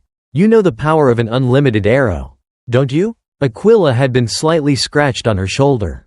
Blood splattered out, but she didn't care. She thought about her strategy. "Fighting at long range will put me at a disadvantage." She observed her opponent. Speed, strength, and agility. He's a perfect archer, without a single weakness, but he lacks one very important thing. Aquila drew her arrow and shot. From the other side, a dark purple arrow was also coming at her. The two forces collided, creating a deafening explosion, and smoke filled the air. From within the smoke, Aquila's face appeared, and she kicked Adonai directly in the face. He quickly dodged, and that was the opening for a close-range battle. Adonai swung his sword, cutting the nearby trees in half instantly, as if he was slicing sugarcane. Aquila leaned back, dodging, while drawing her daggers from her waist. She threw a dagger, hitting Adonai's hand, causing him to drop the sword. She gathered momentum and kicked his leg, causing Adonai to lose balance and kneel. Immediately, she spun, focused her power, and shot her arrow at Adonai. The blue light shot straight into the sky, lighting up the area. She flew backwards, tilted her head back, frowning. "Great ancestor, is the reason you don't have the will to fight because you were already dead? Or is it because you don't want to harm your descendants?" Adonai had been struck by Aquila's arrow. The flesh on his shoulder and part of his face was disintegrating into dust. She loaded another arrow, and continued, "Regardless, what I can do for you is to free you from this state." Then, she focused her power again, and the blue arrow flew. Adonai stood still. He gradually closed his eyes, waiting for the arrow to hit. But at that moment, a purple hand appeared, catching the arrow right before it hit Adonai's face. Aquila was shocked. Adonai roared, as if fighting against something. From the flesh that Aquila's arrow had just destroyed, a dark purple hand appeared, breaking Aquila's arrow. A black demon with red eyes emerged. Its hand was crawling toward Adonai's hand. Slowly, the hand merged with Adonai's hand. Old Auman spoke again. Who would have thought that he could resist the necromancy spell? The legends are indeed different. But Adonai, I will not be lenient to those who are half-hearted. A dark smoke surrounded his hand. Now, you must fight with all your might. Until everyone who is threatening me is sent down to hell. Aquila gritted her teeth in anger. That damn Auman. Adonai had been gradually consumed by the demon. He tilted his head back and let out a roar. A dark purple power spread everywhere. Aquila frowned at the scene before her. Adonai's form was no more, representing that the demon had finished taking over his body. I can't call him Adonai anymore. That face was completely changed. A demon with eyes and a mouth that glowed with a strange purple light. Suddenly, a dark shadow enveloped the demon. A giant monster appeared. At the same time, several other giant monsters came to watch the commotion. Auman, using his eye, also saw this scene, wondering, those are Ranka monsters that live in this forest. Are they being attracted by the commotion? In an instant, the demon turned and shot 3 arrows at the 3 monsters that were lurking behind him. All 3 were headshots, killing their heads with a single shot. Poor monsters, they just went to watch. And before they could even see what was going on, they were sent to the other world. The demon smiled maniacally. Aquila was shocked. I couldn't even see the arrow. Auman laughed triumphantly. Haha, that's the power of Adonai. It's unbelievable that he could kill all those monsters with a single blow. Now, please kill that woman in front of you too. Adonai. The demon turned and began a series of attacks on Aquila. She quickly ran to dodge the attack. I can feel the intense killing intent from that arrow. Each time I'm hit, the poison of the 8-foot lady spreads and weakens me more and more. Aquila's legs had several new cuts. The poison was slowly spreading through her body. I need to finish this quickly. Aquila stopped, loaded 2 arrows into her bow, infused them with aura, and shot at Adonai. He tilted his head to avoid the first arrow, and then created a mysterious circle, drawing the second arrow into it. Once it was done, the circle vanished, and Aquila suddenly smiled mysteriously. The first arrow suddenly flew back, piercing the demon from behind, going through from back to front. Aquila said with a smile. The first arrow was dodged, but the second arrow hit the prey. However, the moment your opponent dodges the second arrow, the first arrow will return and pierce through their head. It's a skill that allows the arrow to achieve maximum spin in the air. As soon as it peaks, it will return and strike the enemy. That's my own archery technique, which I personally created after hearing about your battle with an Imperial Knight. Adonai paused for a moment, then pulled out the arrow without any damage. Aquila was amazed. The Auman's eye on the tree chuckled. Haha, Aquila, no matter how powerful a warrior you are, you've never fought against an undead before. Adonai is already dead. He won't be defeated by just 1 arrow through the throat. Aquila prepared for the next attack. The battle was becoming very difficult. Ayan, from up high, watched the continuous shockwaves in the forest. She was very worried about her mother. Mother, the forest is shaking. It feels so uneasy. Please wait until Vicar resolves this. She recalled Vikir's words before he left. Ayan, stay here. From now on, I will stop Auman's summoning and kill him. Vicar was running quickly through the forest, calculating. Auman is very afraid of Aquila, so it's likely that he's hiding behind Adonai to fight Aquila. That cowardly old man. He glanced into a dark corner of the forest, and Auman came into his view. I see the old man. Vicar stopped, gathering momentum and heading straight for Auman. His footsteps made no sound, so Auman didn't notice him behind him. I'll take him down with 1 blow. Just 1 hand's length from the old man. A zombie suddenly jumped out to attack, forcing Vicar to jump back and dodge the attack. Auman heard the sound and quickly turned around. You again, you damn brat. I had a feeling someone would be tailing me. Because I knew that, I summoned my Death Knights. These guys are so strong that they can be buried in the warrior's graveyard. The 3 Death Knights, ready with their swords, lunged at Vicar. On the other side, an arrow grazed Aquila's side. The poison from the power caused her to sit down in pain. Old Auman laughed like a madman. Ha ha ha ha, finally, you are kneeling before me. Soon, the guardian of the forest, Aquila, will die here, and I will rule the whole forest. This will be my reward for a lifetime of injustice. He would kill all the tribe members who had dared to scorn him. This old geezer, at his age, still hadn't heard the saying, "Don't count your chickens before they hatch." If he just kept his mouth shut, he would at least have a chance to win. The hunting dog from the Baskerville family cut him off. That would be too troublesome. Vicar used the sixth technique of the Baskerville family. With one strike, he sliced the 3 zombies into 6 pieces, each zombie being sliced into 2 clean pieces. Because the people in this forest will soon become my support system. Old Auman's mouth hung open. Impossible to defeat the Death Knights, who are stronger than a high-ranking swordsman. Does this brat have the strength of a high-level master swordsman? Vicar glared at the old man, his eyes glowing with a terrifying red. Have you dreamed of everything you want, Auman? Auman's forehead was covered in sweat. He shouted, "Adonai!" How pathetic he was. He was just like a brat who got picked on, and went to tell his mom. Adonai turned back and shot an arrow at Vicar. Taking advantage of the demon being distracted, Aquila ran over and kicked Adonai in the back, making the demon stagger, and the arrow missed its target, slicing through a tree nearby, passing right over Vicar's head. Vicar charged straight toward Auman, his red eyes looking demonic. Auman made a hand seal, hastily ordering, "Adonai, one more time." But before he could finish his sentence, a red slash cut his hand in half. The slash was so clean and fast that before the old man could comprehend what was happening, another strike bisected his head separating from his body. He only managed to utter a few words before collapsing. The Balak villagers were still fighting fiercely against the zombie ancestors. Both sides were evenly matched, with equal losses. A female warrior was knocked down by a zombie, and her bow and arrow went flying. She didn't have time to retreat and watched as the zombie approached, raising its sword to finish her off. But then, suddenly, part of the zombie's arm disintegrated into dust. She paused, swallowing as she regained her senses. On the other side, a series of zombies also suffered the same fate, their bodies dissolving into skeletons before vanishing. Aquila, panting, clutching her wounded waist, looked at Adonai. The black demon disappeared, returning his face and form, his expression now revealing his helplessness and regret. His hand, holding the bow, was trembling. Aquila walked up to him, placing her hand over his, as if to comfort him and say a final goodbye.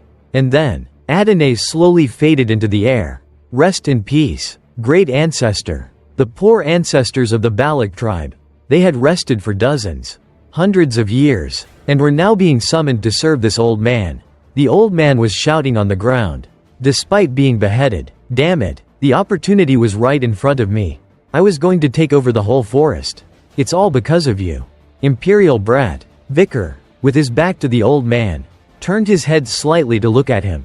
Thinking about it, he wasn't just anyone. He turned himself into an undead and used magic through his voice to control the dead warriors, including Adonai. If only Auman had put that much effort into becoming a true wizard. Suddenly, the old man cackled. "Haha, don't think this is over. You will regret making me like this. You and the Balak tribe. Even if I die, I will still curse you." Before he could finish his sentence, an arrow flew and pierced the old man's head, killing him instantly, his mouth still open. Vicar turned around. It was a Hun, panting, his expression angry, his hand still holding his bow. A Hun blamed himself. "I'm sorry, Vicar. If only I had listened to you and killed Auman then." Vicar paused, then walked over and patted a Hun's shoulder, who was shaking with mixed emotions. "It's not your fault. You did a good job." A Hun. Auman's body disintegrated along with his zombie army. The final battle was over. The villagers were happy with their victory. Aquila, holding Adonai's bow, was lost in thought. Ayan, teary-eyed, happily ran over. The setting sun stretched across the forest. Vicar sighed in relief. "Now, let's go back to the village." Vicar and the Balak villagers slowly walked back to their village. Chieftain Aquila had to be supported by others due to her injuries. Ayan, who was walking ahead, arrived at the village and was shocked by the devastation. The tents were destroyed and ruined. "Oh, our village, what happened?" The chieftain and villagers were shocked. "Did someone come here?" Ahul, crying, ran over, clutching her arm, her face still scared. It was the 8-foot lady. She came to our village? Ayin asked loudly. A Hun ran over and hugged his sister.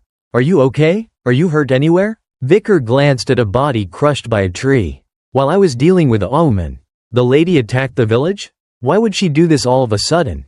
Ahul, her eyes still teary, pointed in one direction. That way. Before she came, smoke was rising from the training area. That was the place used to hold the ancestor worship ceremonies of the Balak tribe. After that, the lady appeared and moved around, as if she wanted to vent her anger. Vicar and everyone went to check the spot Ahul was pointing at. Underneath the ground, the remains of a fire still smoldered. Someone pointed at a skeleton nearby. That's a gorilla's skeleton. Vicar looked at the charred leaves.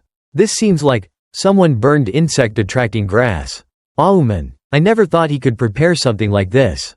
The chieftain furiously punched a rock wall, causing a large piece of it to crack. Damn Auman, that despicable old man. Someone worriedly said, Chieftain, your wound, due to her injuries, even though she had bandages on.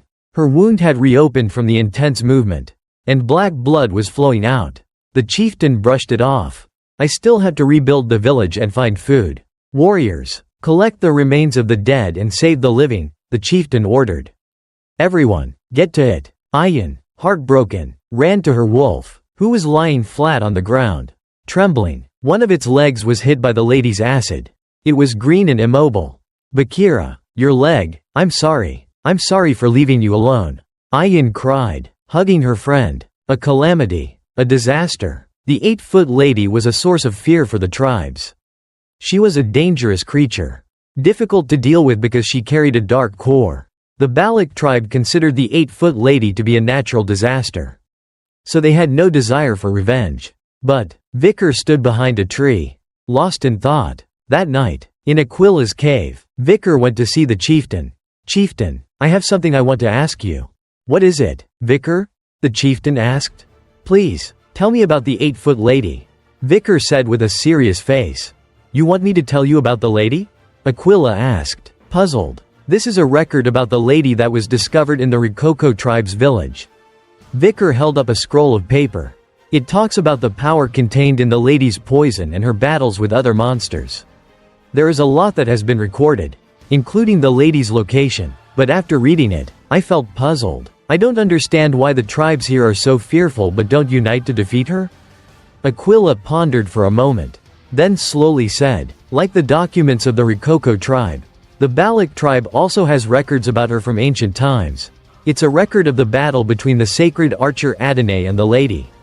In the battle, Adonai shot an arrow into the lady's leg, and they thought that was the end of her. But in reality, that was the beginning of the disaster. The destroyed leg quickly regenerated, and it multiplied. The more they destroyed her legs, the more they grew to infinity. The more they tried to destroy them, the stronger the legs became. Even a divine arrow can't pierce her tough skin. The records show that those who were present in the battle were all poisoned by the lady. They looked at the arrow and knew the power of the poison because it still lingered on it. Aquila glanced at her wound.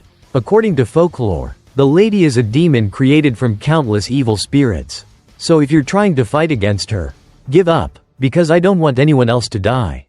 Vicar bowed his head, thinking, the chances of me defeating Adonai or Aquila are very low. But if it's a beast, that's another story. Although today, the monsters that invade the human world, like the lady, are very rare. In the era of destruction, people often encountered monsters that had the same strength as the lady, and I have experienced fighting against them countless times. No matter how powerful the lady is, she is still just a beast. And a beast, of course, will have habits and weaknesses. I will go find that weakness. Vicar turned and left the cave. I can kill the lady myself. Vicar put on his hat, his eyes burning in the darkness of the forest, determined to kill that old spider to the very end. After figuring out the location of the 8-foot lady, Vicar hid nearby for several days, watching her every move. One morning, as usual, the lady stretched her 8 legs out of the cave. As soon as she lifted her body, she roared loudly, as if to announce to the whole forest, "Mom is here, you pray." Then she stretched out her legs. Moving into the forest, Vicar hid behind a large tree. Looking up at her, every time she wakes up, she creates chaos. After watching the lady's hiding place for many days, I've discovered that she often searches for food at a certain time. She'll return to her nest in 2 hours. After making sure the lady was gone, Vicar put on a mask, then used his lightness skill, jumping from one mountaintop to another. Approaching the lady's lair, he flipped gracefully and landed on the mountain where the lady lived. Spider webs were everywhere. This was the lady's nest. From the outside it looked like a rocky mountain, but inside it was hollow. Vicar summoned the demon sword Beelzebub, cutting off a rock with spider webs attached to it on the mountaintop. Holding the spider webs, he examined them carefully. This is a cross-section of the spider webs. Even a master-level mana user would have difficulty slicing through this. So, it's better to use those spider webs to go down. He looked at the tangled mass before him. Without wasting any more time, he did what he planned. Vicar bent his legs, kicking off the spider webs and jumping down into the cave. The entrance doesn't seem wide enough for the lady to pass through. But the further inside I go, the wider it gets. For the lady's size, this place is too suitable to be a hiding place. He stopped on one level. The walls above him were filled with corpses, wrapped in spider webs. Vicar looked around. These are the prey that the lady has caught. Both humans and monsters. Some of the bodies seem untouched but rotten. Does she do that to warn others or play with her prey for pleasure? It seems that the lady knows the position of the food chain in this forest. But I don't have time to think about it. Before the lady comes back, I have to investigate more. Then, he turned, and a sack filled with many small, egg-like objects caught his attention. Those are. Vicar snatched one, looking at it. The lady's eggs? So this is the reason why there were so many spider monsters when the world was destroyed. I'll take this back for analysis. At that moment, a dark shadow covered him. The lady had returned. She used her eyes to look into the cave and her legs to sense if anyone had dared to come to her lair. After standing there, observing the cave entrance for a while, the lady retreated and left. Vicar, down below, quickly hid underneath a thick spider web, which was how he avoided being discovered. He was also a little startled and was breathing heavily. With the instinct of a beast. Did she sense that someone had broken into her nest? If I didn't have the Mashusu's ability to eliminate sound, I'd be done for. It's best to leave as soon as possible. In the Balak tribe's village, everyone was busy rebuilding their houses. They were talking about the sudden disappearances of the main character. Do you guys know where Vicar is and what he's doing? Vicar? He finished building his tent. And I still haven't seen him come out in days. I saw him go to another tribe early in the morning. But we haven't smelled smoke from his tent. Right? What the hell is he doing? Another person asked curiously. Maybe he's planning something. But the main thing is, he hasn't gone to see Chieftain Ayin either. Just like they said. At this moment, Ayin was standing in front of Vicar's tent. Her expression very confused, like she was thinking about something. I heard from my mother. Ayin said, that you asked her about the lady. The lady is a monster that no warrior can defeat. You wouldn't be foolish enough to try and fight her, right? Yesterday, Bakira had to have one of her legs amputated. I don't think she will be able to run like before. If something happens to you. Ayin was teary-eyed. Suddenly, a voice called out from inside the tent. Ayin, I have something I want to say. Come in. Entering the tent, the space was dark. Ayin saw Vicar busy beside a table with 2 test tubes, using a lamp for light. The walls were covered in papers and documents. Ayin was surprised. What are these? It's information about the lady that I've gathered from the tribes in the forest. Vicar explained. Now I'm researching the spider webs and skin that I took from her lair. And also the lady's eggs. Ayin was panicked and worried. You went to the lady's cave? Do you really want to fight her? Ayin clenched her fist. If that's the case, then I'll go with you. After the fight with Adonai. You're still limping, so you just get in my way. Vicar cut her off. Ayin, soon, I will leave this forest. There's still something I need to resolve. So I'll return to the Baskerville house. Ayin bowed her head, her eyes becoming sad. She said quietly, I know, but after I'm done with everything, I think I'll come back here. Vicar continued. Because of that, he took the lamp, turned, and shined it on the wall beside her. It was filled with writing. Analyzing the lady's characteristics. Now I'm planning how to protect the place I want to return to. And I have also thought of a way to hunt the lady. What happened to Bakira will not happen to me, Vicar said, as if reassuring Ayin. She traced her hand across the wall, looking at Vikir's writing. "You're talking about hunting the lady? That's reckless. During this time, you helped us and prevented the forest from being poisoned, and defeated Omen. You've always faced problems that seem impossible to solve, but you always bring good results." She took Vikir's hand. "Vikir, I always believe in and look forward to what you say." Tears were welling up in Ayan's eyes. "And this time too. You will be okay, right?" "Of course," Vikir replied seriously. One rainy evening, Vikir was standing before a huge green monster that looked like a frog mixed with a dinosaur. It raised its claws towards him. But Vikir, with a single basic slash, cut off both its arms. The arms began to smoke black and then automatically reconnected. So, as long as its head is still there, it can continue to regenerate. Vikir slashed down, hitting the water, and looked up at the monster, smirking. "The last thing I need to hunt is the lady. So grant me the ability to do that." Fire dragon. Of course, without even breaking a sweat, Vikir killed the monster, obtaining the swamp super regeneration skill of the A+ level fire dragon. Ahun had just finished building a pretty sturdy looking house. He wiped the sweat off his face. Phew, that's done. The house was built on an elevated platform, with stairs leading up to it. It looked very nice and solid. Two other people standing nearby came to look at it, admiring it. "What, Ahun, you can build a house so well? Is this house for Vikir? Vikir is like my younger brother. Building him a house is my responsibility as the older brother," Ahun said proudly. "Younger brother? Didn't you hate him a lot before?" They just couldn't resist bringing up the past. Ahun was annoyed. People should look to the future, not dig up the past. "Shut up." They looked at the completed houses. Finally, the village is back to its original look. "Isn't it all thanks to Vikir? So let's go tell Vikir the news." The three of them went to Vikir's tent and opened it up. But he wasn't there. "Vikir isn't here. He probably went out again." I really wanted to see his reaction when he found out. Ahun scratched his head in disappointment. "Do you think Vikir will have an expression like this?" Ayan, standing behind them, arms folded, her face full of worry. "So it's today. Oh forest spirits, please bless the great warrior who is about to face that disaster." Meanwhile, Vikir, looking up at the dark sky with the strong winds, said, "It's about to rain." Vikir was standing on the mountaintop, where the lady's lair was located. The lady is probably still sleeping now. This is the best time to hunt her. I've thought about all the variables that could happen during the hunt. So, I've come up with many ways to deal with all those situations. And now, it's time to put them into action.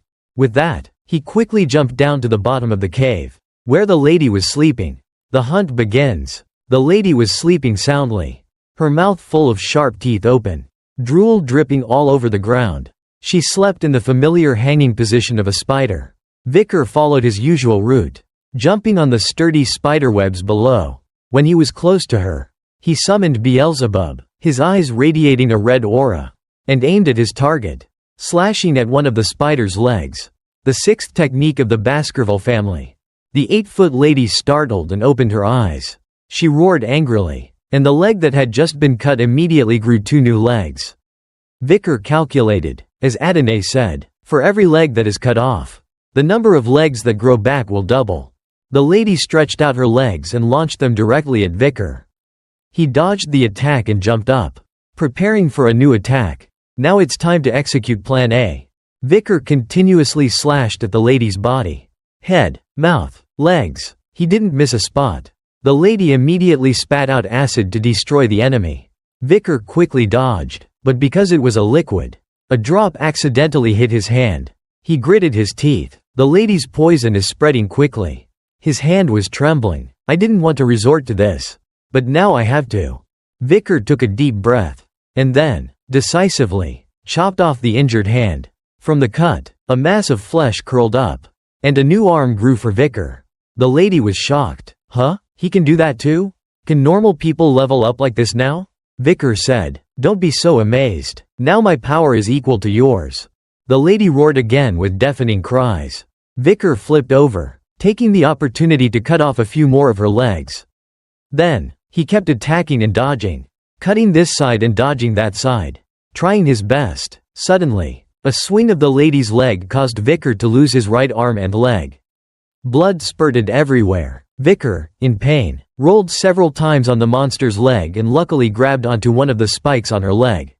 His arm and leg were immediately repaired, and the skin would have to wait a little longer to heal. The lady, without delay, continued to attack her enemy. Vicar continued to cut off her legs. The two sides continued to struggle. After a while, the ground was covered with the lady's legs and Vicar's severed limbs. He panted, "I don't know how many times I've regenerated.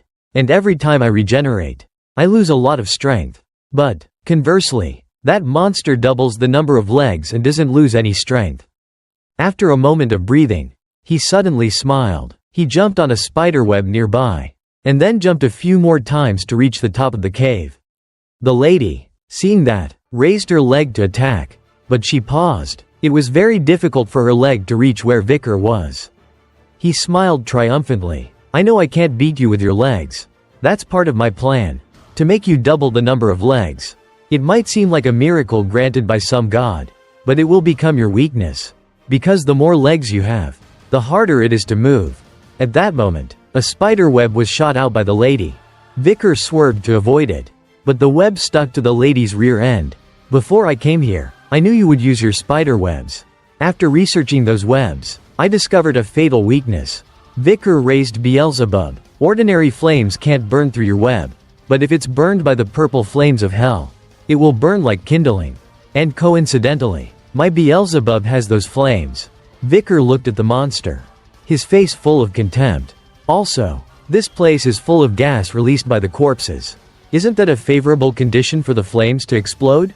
Vicar landed lightly on the corpse of a giant bull. "Just because you are immersed in your own strength, and have sown too much karma, like a messenger of hell." Vicar condemned the monster. "Okay, now is the time to pay for all that." Vicar stabbed the sword straight into the giant bull's head. From the eyes and mouth, hellfire burst out, enveloping the entire cave. Remembering his research on the lady back in his tent, Vicar had realized, while I was training and fighting Cerberus, the three-headed hellhounds, a monster that was driven out of the Black Mountains. I posed a question: why did the tribes drive their enemies and dangerous monsters out of the Black Mountains? The answer is because they wanted to claim the territory for themselves. The people in the tribes were defeated by the lady and were chased to the Black Mountains. And now I understand the lady's hidden agenda behind that action. In fact, she had used the people of the Suhai tribe to drive away the Cerberus and the demons of hell. She did that because she wanted to stay far away from the hellfire. Which is her weakness? He looked at the spiderweb that was burning fiercely in the test tube. I never thought her weakness would be something so familiar to me. Vicar stabbed the sword into the giant bull's corpse. Hellfire quickly erupted, burning along the spiderwebs. The lady's entire lair was engulfed in flames. A moment later, Vicar had left the lady's cave. He walked down the mountainside. And above, the fire was still flickering. Now I know that the thing the lady fears is hellfire. So what I need to do is prevent her from escaping the spiderweb-filled cave. With all those legs, she won't be able to jump out. And she can't even use her webs to move. From the mountain, a dark purple smoke billowed out. In short, there's no way for her to escape. Under the heat of the flames, the outer surface of the lady's skin will melt away. Vicar turned to look at the mountain. Before the flames go out, I have to obtain the lady's skill. Suddenly, the ground beneath his feet shook. Vicar turned back. What? He saw the mountain shaking violently. The flickering flames on the mountain suddenly went out. And boom, the mountain seemed to split in half along with the purple flames. Rocks fell like rain to the ground. Vicar was stunned to see the 8-foot lady appear in the rubble. What? She destroyed the whole mountain? The 8-foot lady crawled out, panting. Then, she opened her mouth and launched a large amount of acid into the sky. The blob of acid reached its peak, then burst like fireworks, creating acid rain that fell down on the nearby forest. The lady must have thought that Vicar had run into the forest. She didn't realize that he was still standing near the mountainside. Vicar thought, it seems the lady can't see me, because her eyes and skin have been burned by the fire. The fact that she destroyed the mountain isn't entirely disadvantageous to me. On the spider's body, there were signs of injury. The iron skin had started to crack. Vicar stepped on her leg, then jumped up, flipping gracefully and raised his sword towards the lady. What I need to aim for are the cracks that were made when she destroyed the mountain. The sixth technique of the Baskerville family. He stabbed the sword directly into the crack on the spider's body and released the hellfire from his sword. The 8-foot lady, in pain, struggled violently, causing Vicar to fly back down to the tree behind him. One strike isn't enough to destroy her. I had to do it again. But at that moment, the hardened shell that had been burned by the hellfire broke, and the lady's eyes shone again. Looking directly at Vicar, he gasped. Her eyes. Oh, crap. Before he could finish, the 8-foot lady swung a direct hit at Vicar. He was caught off guard and took the full impact of the kick, flying a long way across the ground. Vicar was in pain, lying motionless. I made a mistake. I didn't expect her eyes to regenerate after the outer shell fell off. Both of my legs were blown off. Perhaps because I lost a lot of strength. My regeneration is happening slower than before. Vicar struggled to get up. The 8-foot lady was searching for him. Hurry up and grow back. He urged himself anxiously. Suddenly, a voice echoed beside him. Why are you here fighting this monster? You should have left this forest a long time ago. A faint figure stood next to him. If you want to get revenge on Hugo, then you should only think about killing Hugo. Right? Vicar's eyes widened as he looked at the figure before him. His own face before the regression appeared. With his red eyes. That's your only desire in this life. That desire has become more and more faded because of what has happened in this forest.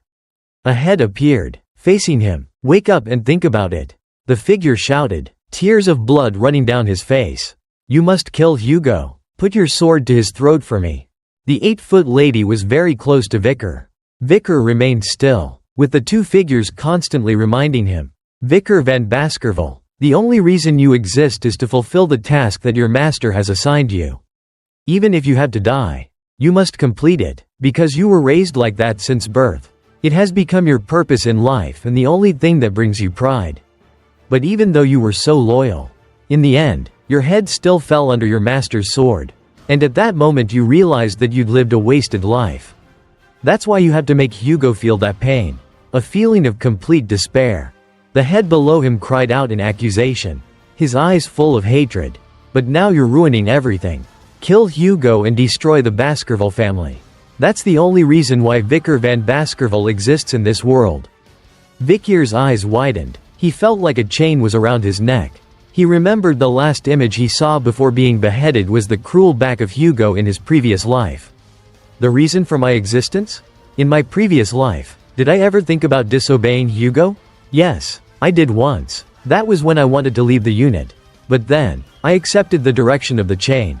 I was just a hunting dog that Hugo had skillfully tamed. Vicar gritted his teeth, and strongly replied, don't force me to do that anymore. Whether it's following Hugo or taking revenge on him, I'm the one who has the right to decide. Yes, only after Hugo is beheaded will a valueless hunting dog like me not be cooked alive. I made the wrong decision in my previous life. What I really wanted was to be freed. At that moment, the 8-foot lady had found Vicar. She opened her mouth wide, roaring loudly, and then launched her sharp leg to finish off her prey. Vicar gripped the ground with his hand, trying to roll away from the attack. Using too much strength, he rolled several times further away. Revenge and protecting the place I live. That's all I desire. Images of Hugo and the gentle Balak villagers flashed through his mind. Vicar gritted his teeth, pounding his hand on the ground, trying to crawl forward. I want to live my life my way. So, I'll stand up and fight her. From now on, I won't live under anyone's control. From behind, the spider's leg was launched toward Vicar. It looked like it was about to successfully hit Vicar, who was struggling to crawl on the ground. When swish, a blue arrow flew, knocking the monster's leg away. Vicar was stunned. Above him, several more arrows were flying, aiming directly at the monster. On a nearby mountaintop, Ayin had arrived with the Balak warriors. She shouted, "You ugly monster! Get away from my husband! Vicar, I've come to fight with you." The Balak warriors are here too. Ahun also shouted, "Why did you try to solve this yourself without telling me? Vicar is fighting the lady. Everyone, prepare yourselves. Let's help the hero of the forest." With that, a series of arrows flew toward the lady. These attacks were just annoying, but they made her go crazy. She roared maniacally. Vicar had grown his legs back. He flew up to one of the spider's legs. Even if I told them, everyone would have told me to give up. But thanks to you, I escaped death. Ayin." As he said that, Vicar raised his sword and stabbed again into a crack on the spider's body. She writhed in pain, swinging a leg and knocking Vicar away. Still not dead? Then, one more time, Vicar gritted his teeth, his eyes burning with determination. The 8-foot lady was now attacking wildly in all directions. Her legs stretched out and retracted, stomping haphazardly through the forest. The Balak tribe members dodged while warning each other. "Be careful, she's starting to rampage." Vicar made her go crazy. Ayin shouted, "Everyone, don't back down, keep fighting." Aquila stood on a cliff, staring at the 8-foot lady. She frowned. For a long time, everyone has considered the lady to be a natural disaster, with no intention of resisting her. Every cell in their body feels that way. But that young warrior is different. She looked at Vicar, who, every time he was knocked away, refused to give up and gritted his teeth to continue fighting. He's overcoming his fear and facing the disaster, even if he's spitting up blood or his wounds are ripped open. The chieftain's eyes flashed with a blue light. Then I have to launch an attack to help that warrior open a path. With that thought, Aquila raised her bow, focusing all her mana into an arrow and shot it at the crack on the spider's body. Hit by the devastating attack, the spider roared in pain. Vicar took the opportunity, running quickly, jumping in a zigzag pattern and then gathered momentum, and plunged into the crack on the spider's body. He raised his sword, slashing again into the crack, making it even bigger. Once inside, Vicar began to execute his techniques. The first technique of the Baskerville family, sharp teeth. Ayin cried out in worry. Vicar went inside the lady. Inside, Vicar continued. The second technique, clenching teeth. The third technique, holding on tightly. The fourth, tearing. The fifth, chewing and swallowing. The monster, being slashed from inside its body, kept spitting up purple blood. Her eyes were half closed. One bright, one dark. Vicar was like a beast. His eyes bloodshot red. It's time to end this. This life bound by chains. I will no longer live the life of a hunting dog. In one of the lady's eyes, countless slashes appeared. The sixth technique, shatter. With that final slash, as if Vicar put all his strength into it, he released a series of slashes that cut the chains that had bound him. His previous life as well as this life. He tore apart the organs inside the 8-foot lady. Then from inside, he slashed another strike that flew out. The Balak villagers, witnessing this scene, were stunned, their mouths hanging open. Did Vicar just fly out of the lady's eye? The lady collapsed, and everyone cheered. She fell. Smoke and dust billowed everywhere. Vicar lay sprawled on the ground, surrounded by severed parts of the lady's body. Vicar gritted his teeth in pain. His face and body were covered in the lady's blood. The poison is spreading through my body. Her blood is also poisonous. And the lady seems to be dying. The 8-foot lady was still breathing weakly. She lay there, murmuring and groaning. Vicar was exhausted. He tried to open his eyes to look, then closed them again. I need to get rid of the poison quickly. He raised his hand. Beelzebub stretched out a long tendril, stabbing straight into the lady's body. In a daze, the lady's eyes opened wide. She was in a red space.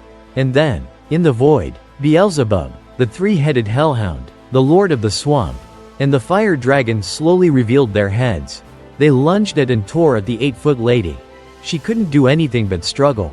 Once the feast was done, Beelzebub reappeared, finishing the job. Everything went back to the dark void. A moment later, Vicar thought he heard someone call his name.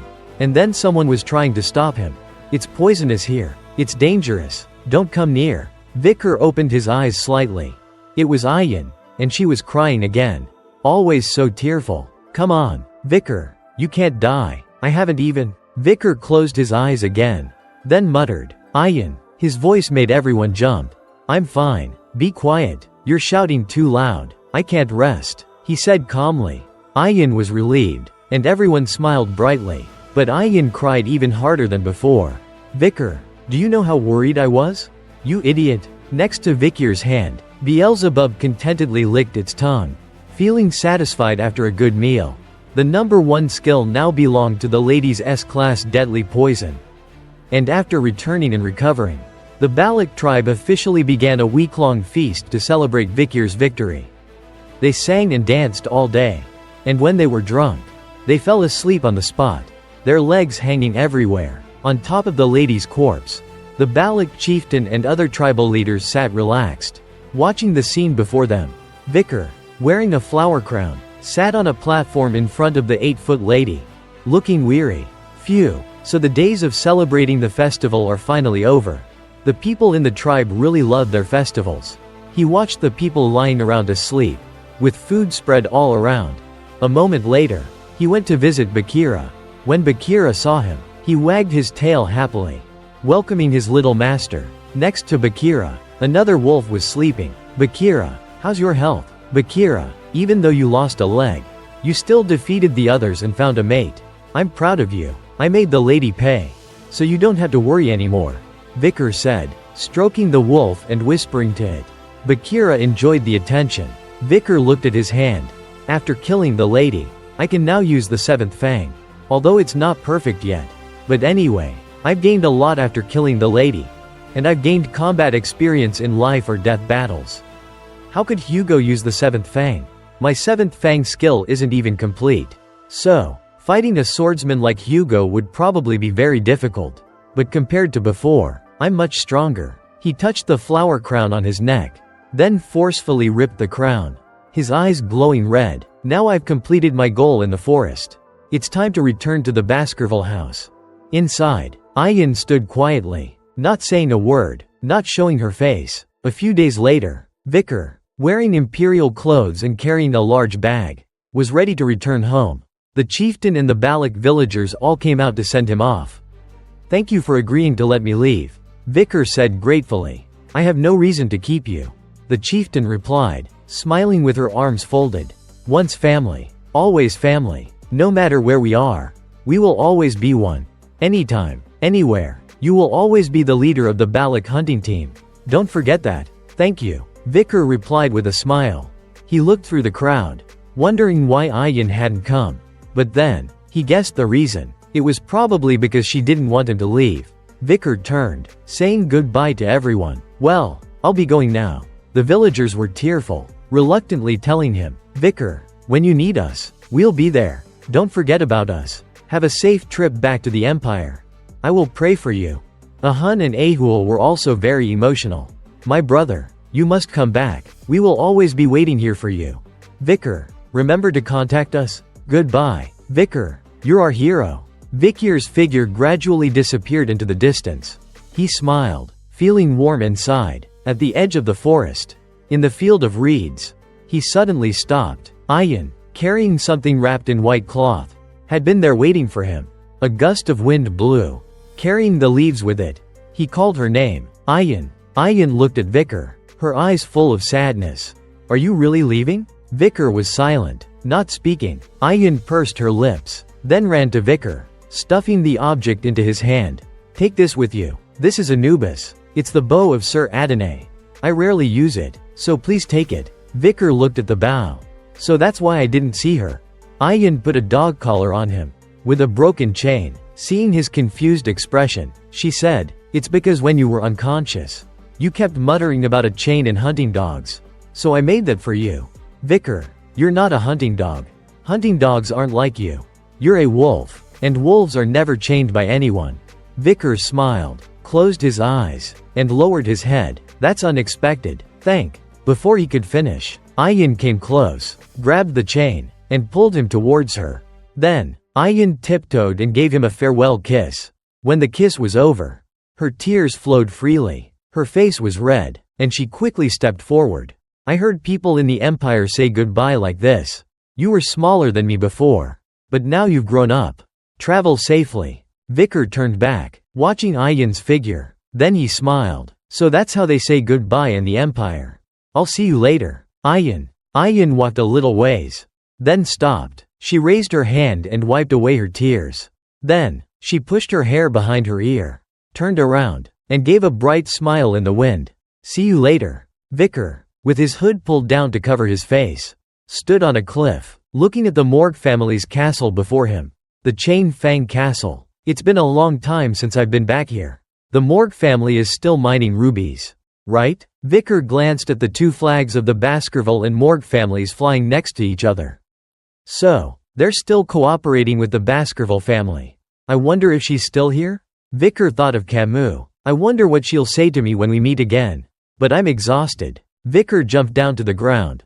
Looking around. It's late. I need to find a place to stay. Where's a good inn? He walked past a huge golden statue.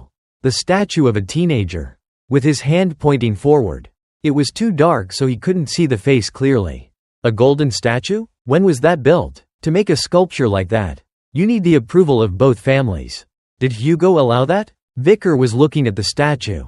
Lost in thought, when a voice spoke. Hey, what are you doing? You're not allowed to touch the hero's monument. If you take even a small piece of gold, I won't let you off. A guard walked past, pointing at him threateningly. And don't touch it. Stand back. Hero? Vicar wondered. What? Are you a foreigner? Do you really not know that hero? The guard was startled, then began to tell the story. His eyes sparkling like he was talking about an idol. I didn't think there would be anyone in the Empire who didn't know about him. I saw him fight with my own eyes. With a single blow, his power wiped out the barbarians. With the spirit of a knight, he worked hard to save the young lady of the Morgue family. Alone, he fought a giant monster, allowing his comrades to escape. His story of sacrifice was so moving and intense that the Morgue family built a golden statue to show their gratitude. Vicier's face turned blank. Why does this story sound so familiar? Why do I feel like I'm the main character in this story? It can't be. Before he could wait for long, the guard said, You must remember this. 2 years ago, that great hero lived in this place. And his name was. The face on the statue was gradually lit up. Vicar van Baskerville. After the guard finished, he raised his head, looking at the statue with admiration and infatuation. Vicar stood there, stunned, and quickly turned away, using his cloak to cover his face which was full of emotion. What the hell? I go away for a while. And I come back and have a national hero status and a golden statue? A moment later, at the inn, the 3 cis sisters of the Morgue family were drinking beer while recounting the first time they met Vicar. We still can't forget the thrill we felt the first time we met Vicar. That's right, he's so handsome. Exactly. From the first time we met him, we saw his true worth. That's right, the story about Vicar was spread by the people in the fortress. The 3, their faces flushing red. He's so charming, and something beautiful is usually hard to reach. Right? But even though it was our first meeting, we talked to him for a long time. Although there were those 3 Baskerville punks trying to stop us. When you looked at his beauty, all the fatigue disappeared. Even that golden statue doesn't fully show how handsome he is. The 3 said loudly. Vicar, sitting on the other side, his head still covered by his cloak, sneered. When I met them, they were like 3 crazy women who escaped from the asylum, wanting to kill me. How did they turn out so different now? Were the achievements of Adolphe Morgue and the allies that day really due to me? Although it's true that I fought against the lady, now I've heard some surprising things from these triplets. They said that ever since I went missing 2 years ago, Hugo was very angry. He even came to the Morgue family and caused trouble several times. Although the Morgue family gave a huge amount of wealth to the Baskerville family, it seems that Hugo was still not satisfied. But being angry at losing a valuable hunting dog is understandable. Vicar finished his beer, and perhaps it's because the compensation from the Morgue family wasn't satisfactory. On the other side, the triplets continued to chatter. If he were still alive, he would be a worthy opponent for me. What? If he was still alive, I would have killed him already. Middlesis retorted. Don't argue. We should unite. What's the point of arguing? He's dead anyway. Vicar stood up, paid his bill, and was about to go upstairs to rest. I've heard what I needed to hear. I should go to bed. I can't listen to this anymore. Unfortunately, the triplets' gaze fell on the mysterious brown cloak on the other side. Hysus stood up, shouting, Hey, you, the one in the suspicious clothes. Come here. This caused everyone to turn and look at him. Those barbarians aren't even as loud when they drink. This girl is drunk again. Quote, Mind your business. My intuition tells me that he's suspicious. She said angrily. Why aren't you turning around?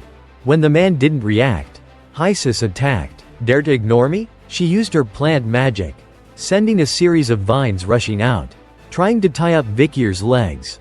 Vicar simply stamped his foot and flipped. easily dodging the attack. Everyone was astonished by the stranger's skills. He landed lightly, and everyone there prepared for an attack. The three sisters also finished casting spells for their attack. A soldier growled, "Who are you? Take off your hat and cloak." Vicar frowned. "This is annoying, but it doesn't matter. I was planning on reporting my return to the Baskerville family anyway." Vicar took off his hat, and the three sisters immediately blushed, losing all their earlier aggression, admiring Vicar's handsomeness while still not recognizing him. "Oh my, that's the face." The soldier next to them suddenly gasped. "What? That face is," making the three sisters confused. "Although he's a bit dirty. I can feel his coldness. And those black hair and red eyes. No way." The three girls finally realized it. The person they'd been talking about, who was supposedly dead, was now standing right in front of them. And they still hadn't realized. They fumbled for words, unable to say his name fully. After a while, they managed to say his name with an excited tone. "It's Vicar." The next morning, the three sisters came to see Vicar off at the city gate. "You could have stayed in the VIP area of the castle." "It's fine, I won't be spending anything anyway." Vicar refused. "It's unbelievable that Vicar is still alive. You met us first. Did you want to find us?" The triplets were all talking at once. "We spread the word that you returned yesterday. Just like you asked. I only asked you to send the message to the Baskerville house," Vicar said, getting on his horse. Then he turned back and said, "I thought it was special news that needed to be spread." Vicar pondered for a moment. "Those three are really annoying. I only asked them to do one thing. And they went and did 10. Then they said, 'We'll take you there. You're busy. I can go by myself,'" Vicar said, turning his horse away. "We're not busy. We're only busy sleeping." The three continued to beg. Vicar sighed. "When I get back, I need to report the laziness of the morgue subordinates." Then, as if remembering something, he turned back and asked, "Oh, what's Camus Morgue doing?" "She's been hiding away to train," the three said, breaking into a sweat. "She suddenly left Sir Adolph's unit and joined the Dark Legion. She is now focusing on researching magic." Vicar was shocked. "The Dark Legion?" "Before my regression, her relationship with Snake, the leader of the Dark Legion, was terrible. Did I change the future?" Thinking that, he kicked his horse, and before he left, he told the triplets, "Tell Camus Morgue that I want to meet her and tell her to leave the Dark Legion." The triplets were stunned, watching Vicar go. What did he mean by that? Their relationship used to be good. So he just wants to meet her, right? In an instant, news of the hero of Chain Fang Mountain's return spread rapidly throughout the empire. Manager Chihuahua and Cindy Wendy, after reading the news, were very happy. Adolph, sitting in a dark corner, reading the news, showed no emotion. At the Baskerville house, a hunting dog ran quickly in, panting with good news. "Patriarch, the young master has returned." Hugo and Barrymore were shocked, unable to believe their ears. "Is it true? Has Vicar Van Baskerville officially returned?" At the vice envoy's office, Chihuahua said with a smile, "Last time you snuck in through the window. But this time, you can walk through the front door honorably." Vice envoy, Vicar, standing by the window, had a headache and rubbed his temples. "But Manager Chihuahua, why are so many people gathered outside?" Below, a crowd of people was looking up at the vice envoy's office. Young and old, boys and girls, they were raising banners, waiting like they were waiting for an idol to come out and greet them. The story of the vice envoy's life has spread throughout the empire. Chihuahua explained patiently. "Knowing you had returned, they came to welcome you." "Sir, so annoying," Vicar sighed. At that moment, the door to the room suddenly flew open. Pomerian ran in excitedly. "Father." Vicar bent down and patted her head. "Pomerian, I'm not your father. I'm your uncle." The little girl didn't care. She raised a white mouse, showing it off. "Uncle, father, Samchun, that's its name, and I caught a mouse. Even though it's a rodent, it's quite cute. You should be careful not to catch a disease," Vicar warned her. "Okay," Pomerian replied happily. Then, he turned and asked the manager about the city's situation.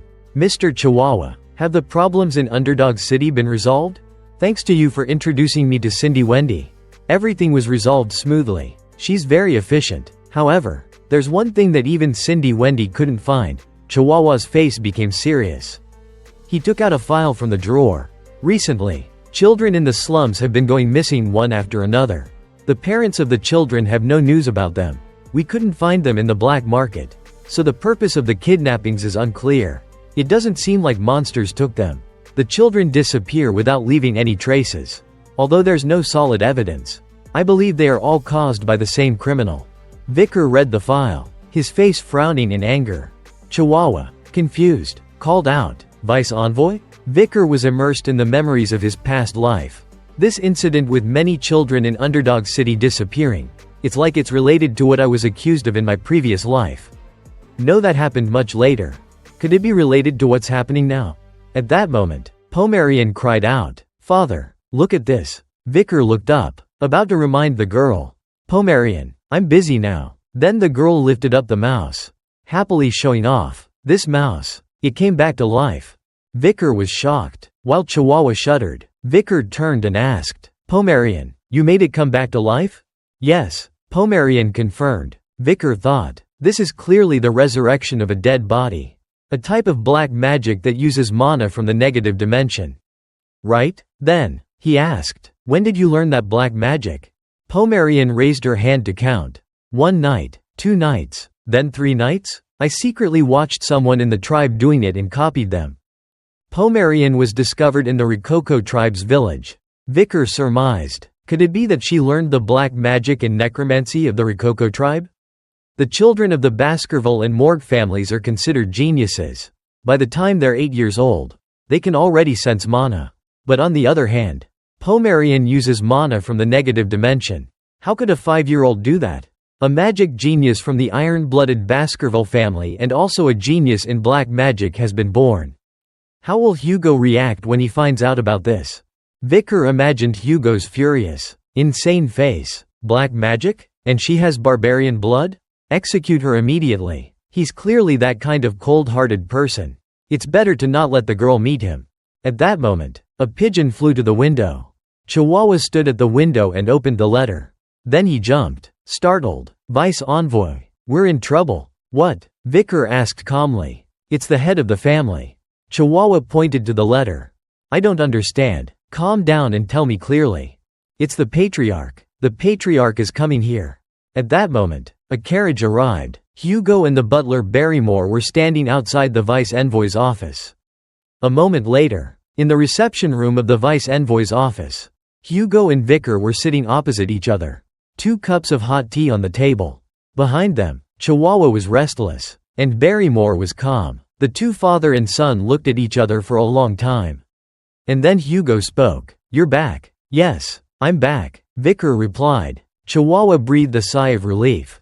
The atmosphere had been so silent that he didn't dare breathe. At least now, the 2 had finally started to talk. Vicar was also a bit nervous. Because Hugo came so suddenly. "I only had time to move Pomerian to the next room. But I hope nothing will happen." "How have you been lately?" Hugo asked. "I drifted on the river and lived with barbarians to focus on healing my wounds." Vicar slowly recounted. "During that time, I pretended to befriend the barbarians. And now I've thought of a plan to destroy them." Hugo smiled. "Haha, is that so? We will control the barbarians by providing them with products of the empire. To them, glass beads and handmade goods are cheap. But food and produce are precious. If one takes advantage of this, we can easily manage them. So it's just using a trade strategy to tame them?" Hugo wondered. "No, during the trade, they will have to shed blood." Vicir's face became sly. "We will have them kill monsters in exchange for the Empire's products." "You're saying that we will make them kill monsters? And when they shed blood, it will help us expand our territory." "A brilliant plan, worthy of my son," Hugo said with a smile. "I've already prepared the infrastructure." "Okay, I'll leave that to you." Hugo was satisfied. Chihuahua was sweating profusely. Is this how a father and son reunion after being apart for so long should be? On this side, Barrymore was silently wiping away a tear. "I can't believe it. The patriarch is laughing again. In the 2 years since Vicar disappeared, he hasn't smiled for even a second." Vicar lowered his head, taking a sip of tea, thinking, I don't want the Balak tribe to be killed by the Baskerville family. From Hugo's point of view, the tribesmen will shed blood by killing monsters. But in reality, they're just going back to the lady's territory. Because of that, I can temporarily prevent the fighting and buy time for the Balak tribe to become stronger. Hugo doesn't know about the existence of the lady, so he'll think that the Balak will easily agree to trade, not realizing that his enemy is getting stronger.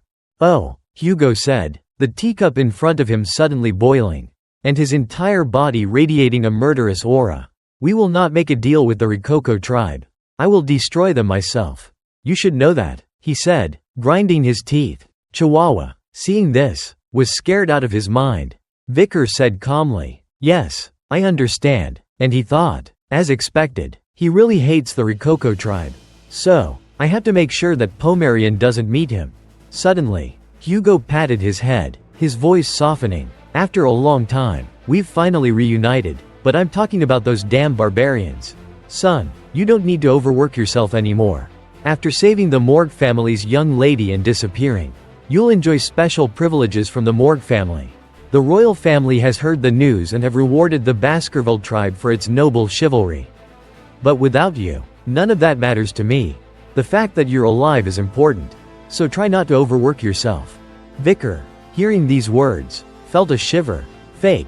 Before my regression, I was framed. I felt the sword stabbed from behind, and I felt the cold gazes of the hunting dogs, who were supposed to be my comrades, pointed at me. In that moment, I clearly felt that I was abandoned by my master. He didn't even give me a chance to explain. That's how he treated me. Hugo Le Baskerville. Outside, thunder rumbled loudly. A flash of lightning lit up the window, reflecting Vicier's emotionless face. Thank you for your concern. Suddenly, a series of footsteps came running in. Uncle. Hearing Pomerian's voice, Vicar and Chihuahua jumped. Pomerian quickly ran to Vicar, crying, it's raining, it's so cold, and the thunder is so loud. The little girl hugged Vicar tightly. I'm scared. Vicar gritted his teeth, scolding himself internally. Damn it, I didn't want Hugo and Pomerian to meet. He glanced at Hugo, his eyes startled. Hugo stood up, his face dark, staring at the child before him. How can it be? That face. Hugo Le Baskerville, the master of the iron-blooded Baskerville swordsmanship, one of the 7 great families of the Rock Empire, was the one who drove the barbarians out of the empire. He was the greatest swordsman who had destroyed hundreds of monsters. Once he made a decision, he would carry it out to the very end. He was also known as a man who embodied the iron-blooded character to the truest sense. The iron blood character was used to describe someone who was strong, cold, and decisive. But now, Hugo's emotions were fluctuating. He stood, stunned, staring at the small face before him. Pomerian was still burying her head into Vicar. Scared of the thunder, he softly called out, Penelope? Hearing the name, the girl glanced up at him, and then started crying even louder. Triple A. Scary. That beard. I'm so scared. Vicar raised his hand to stop him. Father, please calm down. This is just a little kid that I brought back to run some small errands. When I saw her red eyes, I thought that she was related to our family. But after investigating, I found out that she's from a tribe on the border. She can't be your relative. Hugo paused for a moment, then calmed down, rubbing his head in exhaustion. If Penelope was still alive, she wouldn't be this small. I was mistaken. Hugo stood up, rubbing his head, and walked to the door.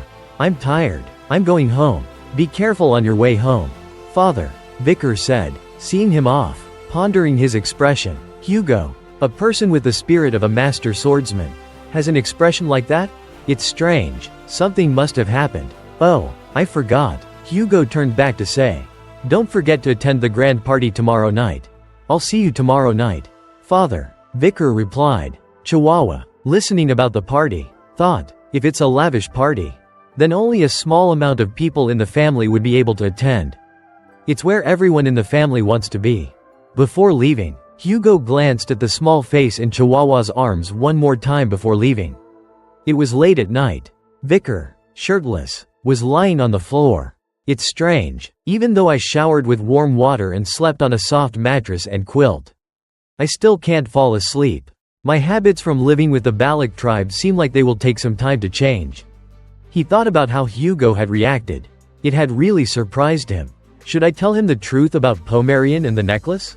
His reaction just now also helped me make some predictions. I should observe Hugo's actions at the party tomorrow night. If I can take advantage of it, Then Pomerian's existence can be the perfect piece to defeat Hugo. But I also have to think of a way to avoid hurting Pomerian. Vicar closed his eyes, and a gust of wind blew the curtain. Vicar opened his eyes, wary. A black shadow had appeared at the window. The person was wearing a black suit, their face covered, and was slowly reaching out a weapon while coming closer to Vicar's bed. I just got back, and it hasn't even been a day. The news spread so fast.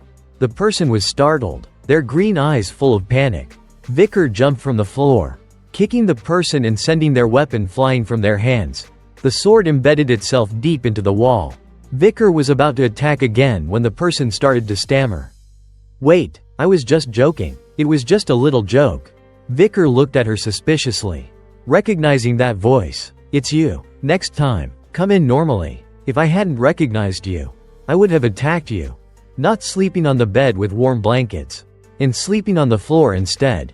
How weird. You haven't changed after coming back from the dead," the stranger said, pulling off their face covering. It was Cindy Wendy. "Long time no see. Vicar van Baskerville. You can't come through the front door." "Cindy Wendy?" Vicar muttered. She stuck out her tongue playfully. Then, she went to the bed, sat down, and asked, "Did you have Mr. Chihuahua follow me? How did you know I would go to the girl who received 10 billion? "I investigated you." Vicar slowly put on his clothes.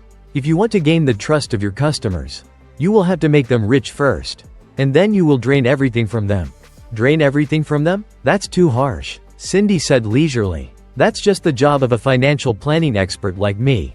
If it weren't for me, Judy would have wasted all of that 10 billion. That's why I sent a bodyguard to follow her and prevent that from happening." "But I didn't see any bodyguard do anything to me." Cindy wondered. "That's because I ordered them not to approach you." Vicar turned back to explain. "So, from the start, I was in your palm?" Cindy was very annoyed. Vicar didn't want to waste words, and directly asked her about his matter. "The most important thing is, do you have the documents that I asked for?" "I brought them with me." Cindy pulled out a stack of documents from inside her shirt. Looking at the wrinkled papers, Vicar sighed in annoyance. "You've changed a bit in the past 2 years. Next time, remember to put them in a folder.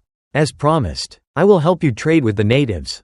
It seems I'll be calling you boss now," Cindy said with a smile. Vicar bowed his head, examining the papers. This was the information about the people who would be attending the party tomorrow night. Being invited to such an important party must have confirmed their position in the family. He looked at the first card at the top. Hugo Le Baskerville, Patriarch, Noble Title, Marquis, Martial Title, Master Swordsman. Other information. The direct son of the main lineage. Grew up with a single mother. He has n children, including illegitimate children, those from collateral lines, and abandoned children. There is no other notable information about Hugo. He looked at the next cards. These people will also be at the party?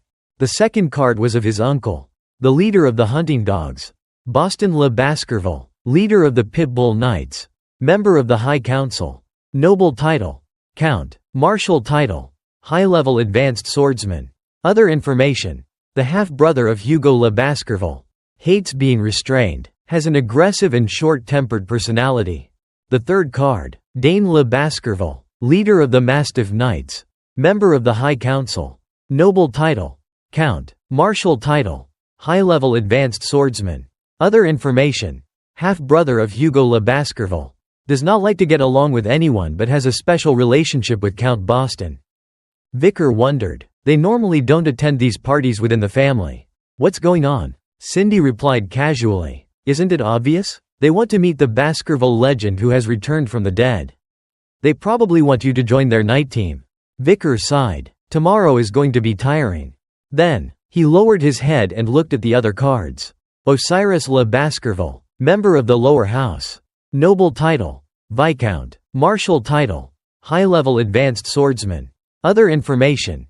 Eldest son of Hugo Le Baskerville. Currently the most worthy candidate for the position of Patriarch. So, Osiris will also be there. Cindy said. The eldest son of the Baskerville family. Who is slowly recreating Hugo's past. His swordsmanship is equal to the 7 counts. So everyone believes he will soon reach the master level. Vicar remembered. Before my regression, I remember meeting Osiris a few times. He was a quiet, Cold person. He didn't even bother to acknowledge his subordinates or his own siblings within the direct lineage. If you don't count the patriarch and the white count, then he's the strongest person in the family. Right? Or maybe, are you stronger than him? Cindy said with a fake smile. Vicar frowned. I know you like the back of my hand. Don't think you can investigate my fighting ability. Vicar looked at another card. I heard he was hiding away to train. So it seems that he will only appear at the party tomorrow night. The person Vicar was talking about was Set Le Baskerville, the envoy of Underdog City and a member of the lower house. Noble title, Baron. Other information. Hugo Le Baskerville's second son.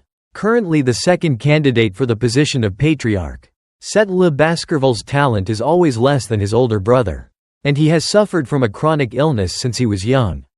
His personality is different from the other members of the family. Gentle and kind. When he was young, he was abused by Hugo for being weak. He was also the only one who mourned for the hunting dogs that were treated like trash.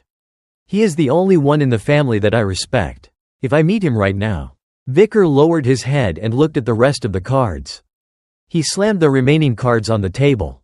The rest are just people who aren't worth mentioning, because I already know them. On the table was the information of the 3 Baskerville triplets. Those 3, he truly didn't need to pay attention to. Vicar smiled eagerly. Okay, the party tomorrow night is going to be interesting. The next evening, Vicar, dressed in a well-tailored suit, walked towards the dining hall of the Baskerville estate. Yellow light from the dining hall streamed through the large windows above. Vicar slowly pushed the door open. Inside, everyone was already waiting for him. He calmly introduced himself. Vicar van Baskerville, I have come here to attend the feast at the Patriarch's order. Everyone turned to him, smiling at the newcomer. The 2 uncles looked at him with great interest. Vicar lowered his head. Thank you for inviting me. Hugo raised his head and looked at him, his eyes shining. Quickly, take your seat, my son. A moment later, when everyone had settled down, food was brought to the table. Filling it, a silent atmosphere filled the hall as everyone ate, the only sound coming from the clinking of plates. Suddenly, Boston, the commander of the Pit Bull Knights, cleared his throat. Ahem, it seems the meat is still not cooked enough. Boston, after cutting a few pieces of meat, grumbled. Hugo asked, Boston, is the meat not to your liking? Ah, no, brother, I didn't mean that. I'm talking about the meat that's on the plate next to me. Boston implied. The leader of the Mastiff Knights, Great Dane, paused, his scarred face showing his displeasure. Are you implying something about me? No, I'm just trying to remind you that your meat seems to be raw. Boston said, hinting, if our precious nephew has to eat raw meat, it would be cruel. Indeed, the boy is very cute. But no matter what, he's still my nephew. Dane glanced. As an uncle, I know what to do to guide my nephew in the right direction. Suddenly, the meal turned into a battle of the 2 uncles. Boston stubbornly asked, so what you mean by guiding him in the right direction is having him join the Mastiff Knights? It's still better than having him join a slow-witted and stupid team like the Pit Bulls. Vicar realized what these 2 uncles were up to. So, they came here to fight over having me join their team? Out of the 7 teams representing the Baskerville family, the Pit Bulls and the Mastiffs had already offered their invitations. If this had been in the past, Vicar would have been very happy to be acknowledged. But now, he just saw them as idiots. Hugo cleared his throat quietly, and his butler stepped forward to pour some wine for the patriarch. It seems the patriarch is in a very good mood. Seeing the brothers, who are not very close to him, showing their concern for the young master seems to make him happy. Vicar looked up at Barrymore. The loyal butler was always explaining things in a positive way. Hugo was just amused to see his 2 brothers fighting each other. Suddenly, Boston turned to Vicar and asked, so, what do you think? You spent 2 years adventuring in the La Rouge et La Noire mountains. Right? How many barbarians and monsters did you kill? Why don't you share your experience with your uncle? Dane continued, I'm also curious about what my dear nephew has experienced in that dangerous forest. But to be honest, I'm even more curious about how much he's grown. Hugo reminded them, let the boy eat first. Don't bother him so much. Dane wondered, brother, aren't you curious? I can't suppress my curiosity anymore. That's why I came back quickly. Boston also chipped in. Enough, Hugo snapped, making the 2 flinch. You both know that I don't like to be repeated." He glared at his two brothers. Boston scratched his head. "I'm sorry." Dane was silent. Vicar thought for a moment, stood up from his chair, and said, "It's not difficult for me to tell you about my achievements." Hugo turned to him, his tone softening. "Son, you've been away for quite some time. Aren't you tired after visiting the training room?" "I'm fine, father. Skill can be shown at any time. And anywhere." He tapped his hand on the table. "Don't we all need to train every day? It seems that Uncle Terrier has poured too much wine into his glass. And Uncle Dane's steak is still a bit rare." Vicar closed his eyes. A red beam of aura wrapped around his finger. And then he sent it toward the glass of wine and the steak opposite him.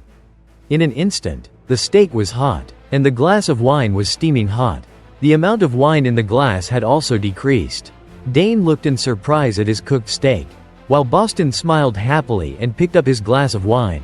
Just by putting his hand on the table, he could use mana to cook meat and warm wine.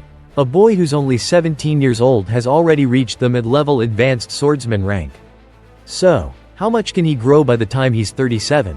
You should be proud. Brother, your son has already mastered all of these skills.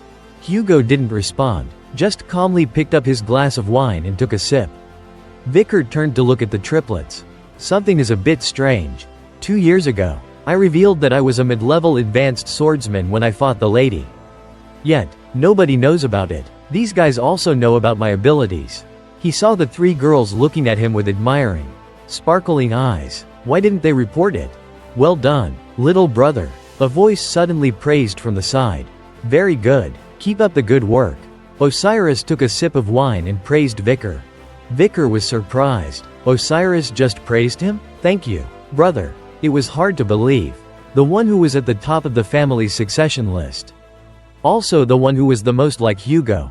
Had just praised him? Was he assessing him? It was hard for the main character, who had lived a harsh and humble life before his regression, that such a simple compliment could be causing him so much thinking and analyzing. Seeing my brother praise his little brother like that is a real surprise. The older brother with dark circles under his eyes, Set, said, "This is the first time I've seen Osiris praise someone, let alone smile." He turned to look at Vicar, whose face was expressionless. "Does this kid also have a blank face like Osiris? Don't you recognize your brother? I know who you are." "Set," he said, "I'm glad you recognize me." Set said with a bright smile. "Because of my weak body, I often have to stay in the infirmary or alone in the training tower. My training tower is very close to Underdog. I heard you're working as the vice envoy there. I'm even planning to visit you to learn about your experiences in the forest." Vicar looked at Set, silently assessing him, his open way of speaking. His attitude is completely different from others of the Baskerville family. It hasn't changed a bit. I was by his side, serving him throughout that autumn, so we had some memories together. Amidst the chaos of the war, he was the only one who visited and comforted the lost hunting dogs. He even comforted a wanderer covered in blood like me. Even when I was unjustly accused, he still believed in me and supported me until the very end. "I look forward to your care," Set said with a smile. "He's the only one I want to meet at this party." Vicar observed his second brother. "But," Vicar pondered, "that disgusting stench has been lingering here since before. The disgusting stench that only I, the one who was there for that whole autumn, knows. The stench of demons. There's a demon hiding among these people." Vicar looked around the table. "Where are you? What's the source of that disgusting stench?" Vicar closed his eyes, focusing on the direction of the smell. Then he glanced over to his side, frowning at his smiling brother. "Set, are you looking for something, Vicar?" Vicar was confused. He always talks to me because he's worried that I'll be uncomfortable. He also asked about the servants who brought the food. Before I came back, he was that kind of person. But a demonic power is radiating from him? Set was still calmly chatting with his younger brother. "I heard that before you disappeared, you worked as the vice envoy in Underdog City? I also heard that the people there liked you so much that they protested to have you reinstated permanently. When I become the envoy, I hope we can work together." After a moment of thought, Vicar clinked his glass with Set. "I hope so too. I look forward to working with you. I look forward to your help." Set clinked his glass with Vicar. Vicar looked at his glass. Indeed, he's not reflected in the glass. In the glass at that moment, There was only a reflection of Osiris. Vicar speculated, Set might have died, and a demon has taken possession of his empty body. Should I reveal that right now? But Vicar had second thoughts. Not yet. If I do, then they will demand proof. For now, I need to gather more information. But this disgusting stench is unbearable. Set still hadn't noticed anything. He continued to chat. Where are the knights? When I was young, I liked the Doberman knight uniforms because they looked so cool. Osiris reminded him. Set, the party hasn't ended. You're talking too much. Don't interrupt our brother's party with your trivial stories. Finish your meal. Osiris glared, and then he used a napkin to wipe his mouth. Finishing his meal, Set was flustered and immediately shut up. Vicar was silently grateful. Thanks to him, I finally escaped that stench. Hugo turned his gaze to Vicar. How are you enjoying the feast? Vicar? It's great, sir, Vicar replied. Good. Hugo was satisfied. I have a few things I want to tell you. When you get back to the house, come to my office. Vicar hesitated for a moment, then replied, I understand. After leaving the feast, Vicar walked leisurely around the yard, thinking. The feast lasted 5 hours. Eating with those people was unbearable. I heard that the official letters of enlistment for the Academy's recruits have been sent to the Baskerville house. Hugo probably wants me to sign up for the Academy. At this moment, a shadow appeared behind him. A red force attacked Vicar. He recognized it as the 6th technique of the Baskerville swordsmanship. Vicar was hesitant, wondering if he should fight back. But then, he quickly suppressed himself. No, I'm only allowed to show a mid-level advanced swordsman level. I shouldn't reveal a higher rank. With that thought, Vicar drew his sword. The 4th technique of the Baskerville family quickly turned around and blocked the attack. The remaining fangs I have are thanks to the blessing and spirit of the Styx River. The sword blades collided, creating a huge force. From the top of a tower, Boston laughed. Ha ha ha, a stray dog just blocked my sword strike. My nephew is truly grown up. He jumped down in front of Vicar. As I thought, I wasn't wrong, right, Dane? Dane walked over from behind him. I never thought I would have to draw my sword to kill a member of the family. You're no different from a barbarian. Terrier, do you want to kill your nephew? It's no different than what those barbarians would do. If Hugo, our brother, finds out, you will be placed under house arrest for at least a few months. Boston was not intimidated. Don't criticize my love for my nephew. I made sure the attack wasn't dangerous. Don't interfere in the internal affairs of our pitbull unit. Do your own thing. Pitbulls? Vicar is a mastiff. Vicar put his sword away, annoyed at the two old men. Boston continued, should I have my nephew join an official dog unit like the pitbulls? Then they turned and threatened each other. If there's even a small tear on my back, I'll make you beg for mercy. Ha ha ha, your body must be so tough that you won't get a scratch on your skin. Or a tear in your stomach. Dane also refused to back down. Unable to get anywhere with their verbal sparring, both of them pulled out their swords to fight. Okay, whoever wins will get Vicar. I will do anything for the future of my beloved nephew. Vicar turned around, deciding to ignore the two crazy old men. He was tired of their foolishness. He thought, that sword strike just now wasn't as strong as I thought. The 6th technique of the Baskerville family. Launched from a high-level advanced swordsman with the power of account. I'm also a high-level advanced swordsman. And I have learned the 7th technique. Plus, the blessing of the Styx River and the magic sword. Beelzebub, I can defeat one of them. No, I can defeat both of them. Vicar broke into a sinister smile. After walking a little ways, the Baskerville triplets were waiting for him. They all looked very suspicious. So, is it your turn now? Vicar said, not wanting to deal with them. The three of them simultaneously drew their swords. Vicar's eyes turned red, and he raised his hand, preparing to summon Beelzebub. I think the difference in strength between me and them is huge now. And there's no other way. I have to kill these hunting dogs that don't know their place. Suddenly, the three simultaneously knelt down. Their swords plunged into the ground.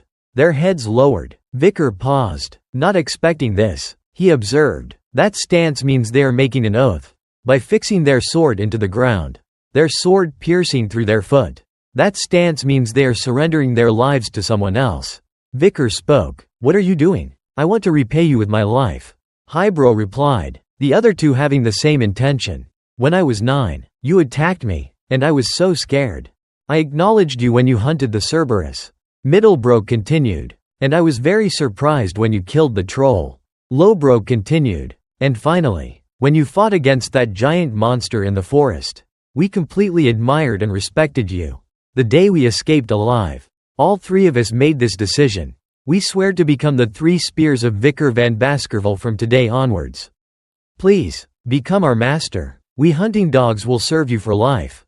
Vicar was stunned. Before his regression, these 3 were the ones who captured him when he was trying to escape.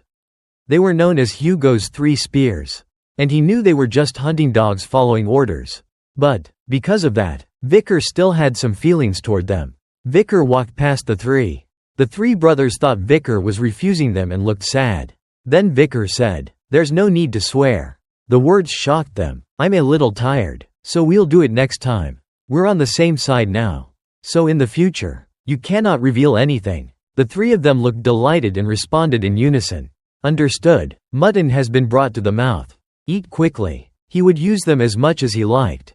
Thinking of Set, Vicar pondered. The fact that Set's body was possessed by a demon is something I didn't expect. I need Cindy Wendy to investigate and find him as soon as possible. If there are no complications, I will kill that demon. But before that, there's one thing I have to do. A moment later, Vicar arrived at Hugo's study. Vicar made a suggestion that shocked Hugo and Barrymore. Hugo snarled, "What are you saying? Say it again." Vicar said calmly, "Lady Roxana, the first wife who passed away. And her daughter who was born by you and Roxana. Can you tell me about Miss Penelope?" Hugo frowned. His eyes filled with anger. "How did you know that name?" Vicar stared at Hugo, beginning his first act of revenge. A moment before, Hugo handed over a file. A notification from the academy. "Sign up for the academy." "As you promised." Vicar took the file, then looked at it. "Colossio. Enlistment for Class 20. This is why Hugo called me. Just as I guessed. It's a large educational institution run by the Daejakuk Rock. After graduating from the academy, you can participate in advanced courses in the royal family or in high-ranking positions in different fields." Before his regression, he'd been to the academy as a follower of the triplets. At that time, his face was covered in scars. And he walked with a limp. The children at the academy looked down on him. But those unpleasant memories of the academy didn't matter anymore. Hugo asked, "So, you want those 3 to come with you? If you want to take anyone else, just tell me." Vicar changed the subject. "And before that, 2 years ago, my disappearance helped diplomacy with the Morgue family.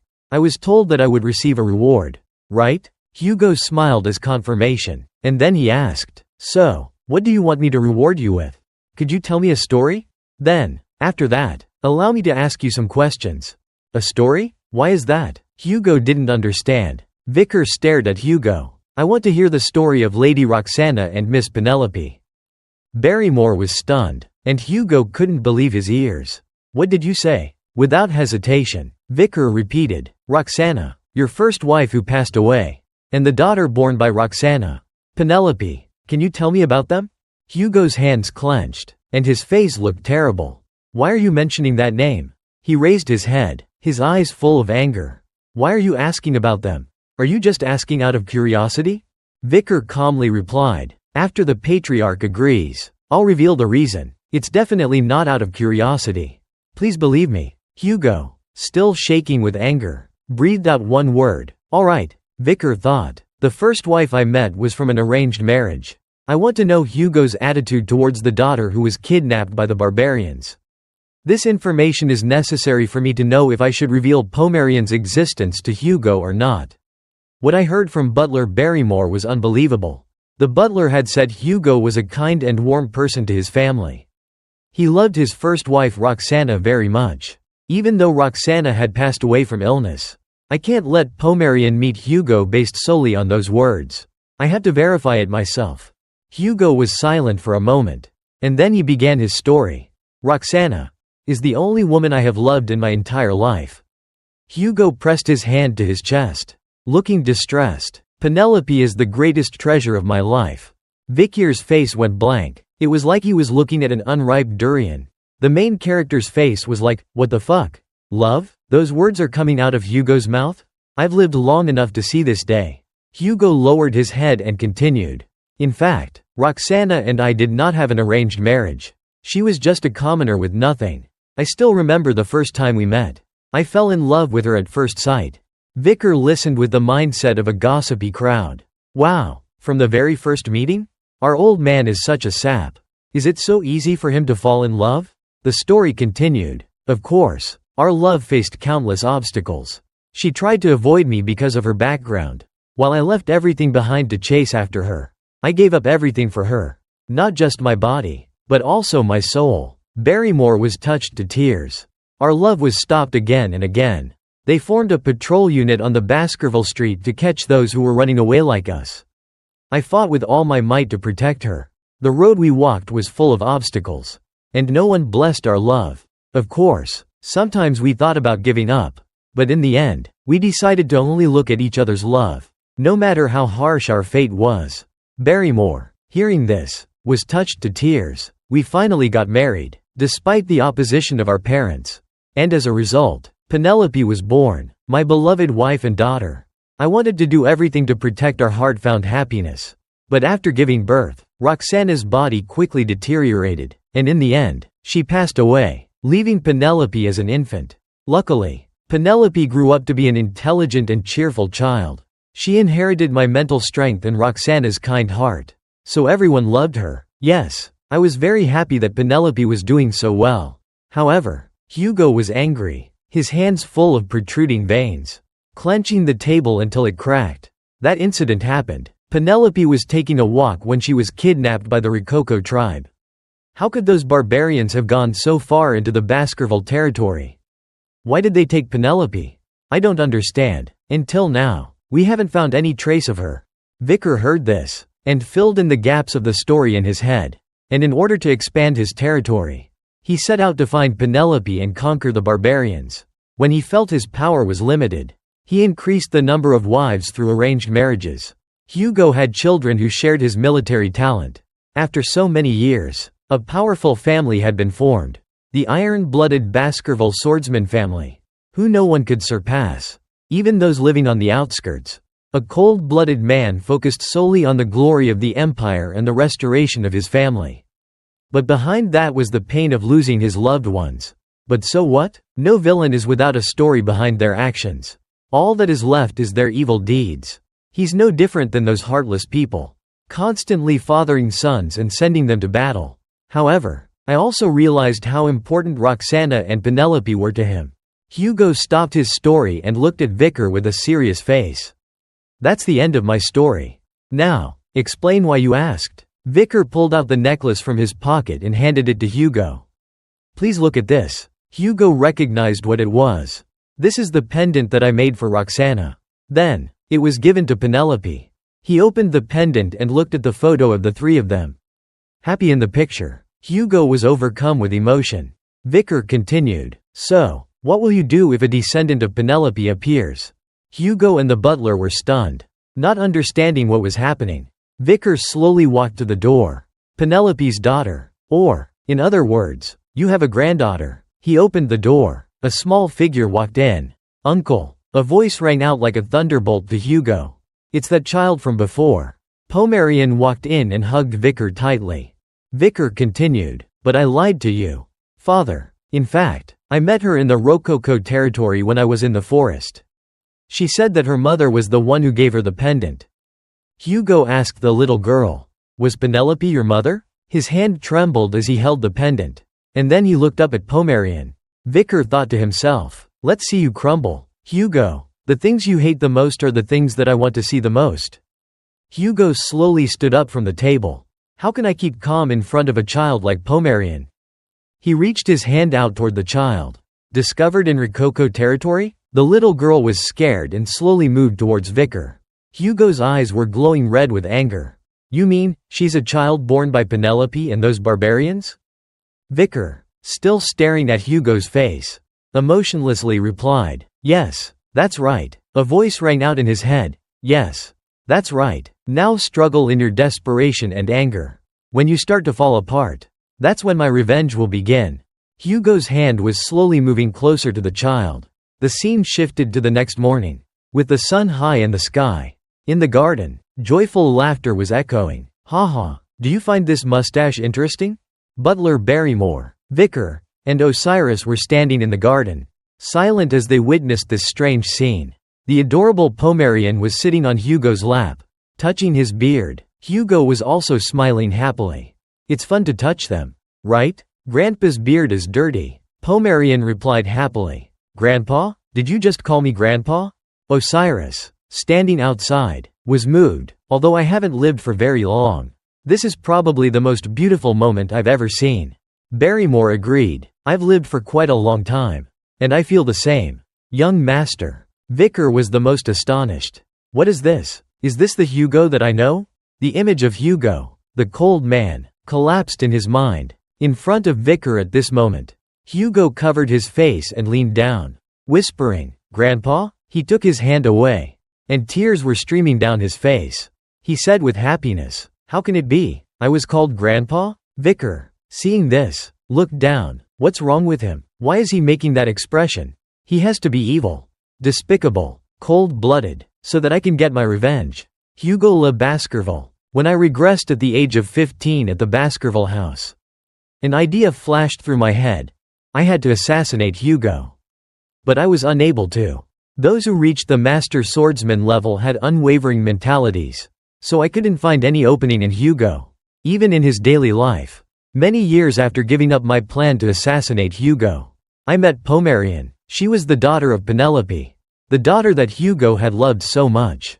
When Pomerian appeared, his emotions would certainly be in turmoil. Even a heart as tough as a swordsman would be shaken. And me, a swordsman who had been sharpened and who had even overcome the poison of the 8-foot lady and Beelzebub. Over time, the probability of a successful assassination has also gradually increased. With that thought, today, I had planned to assassinate Hugo. But why was Hugo smiling with such a happy face? Why was that making me confused? Vicar stared wide-eyed at the scene before him, remembering the previous night, when Hugo found out that Pomerian was the daughter of Penelope. He had reached his hand out towards the girl. The girl had grabbed his hand and then, stammering, had said, Penelope is Mom's name, and Hugo had been shocked. Mom, she always looked at a man in a picture on the pendant she gave me and talked to him. I remember. Pomerian had looked up at him with innocent eyes. Are you my grandpa? An image of Penelope, smiling brightly and calling out, Father, flashed through Hugo's mind. He had gritted his teeth, painfully called out, Penelope, and had then knelt down, crying because he was sad for his poor daughter. In a daze, Barrymore said, Thank you, young master. I never thought that he would smile so brightly. It's a scene that even I couldn't imagine. It's like a dream. Hugo was handing candy to Pomerian. He lovingly asked, Pomerian, do you want some candy? The little girl looked with interest at all the colorful candies before her.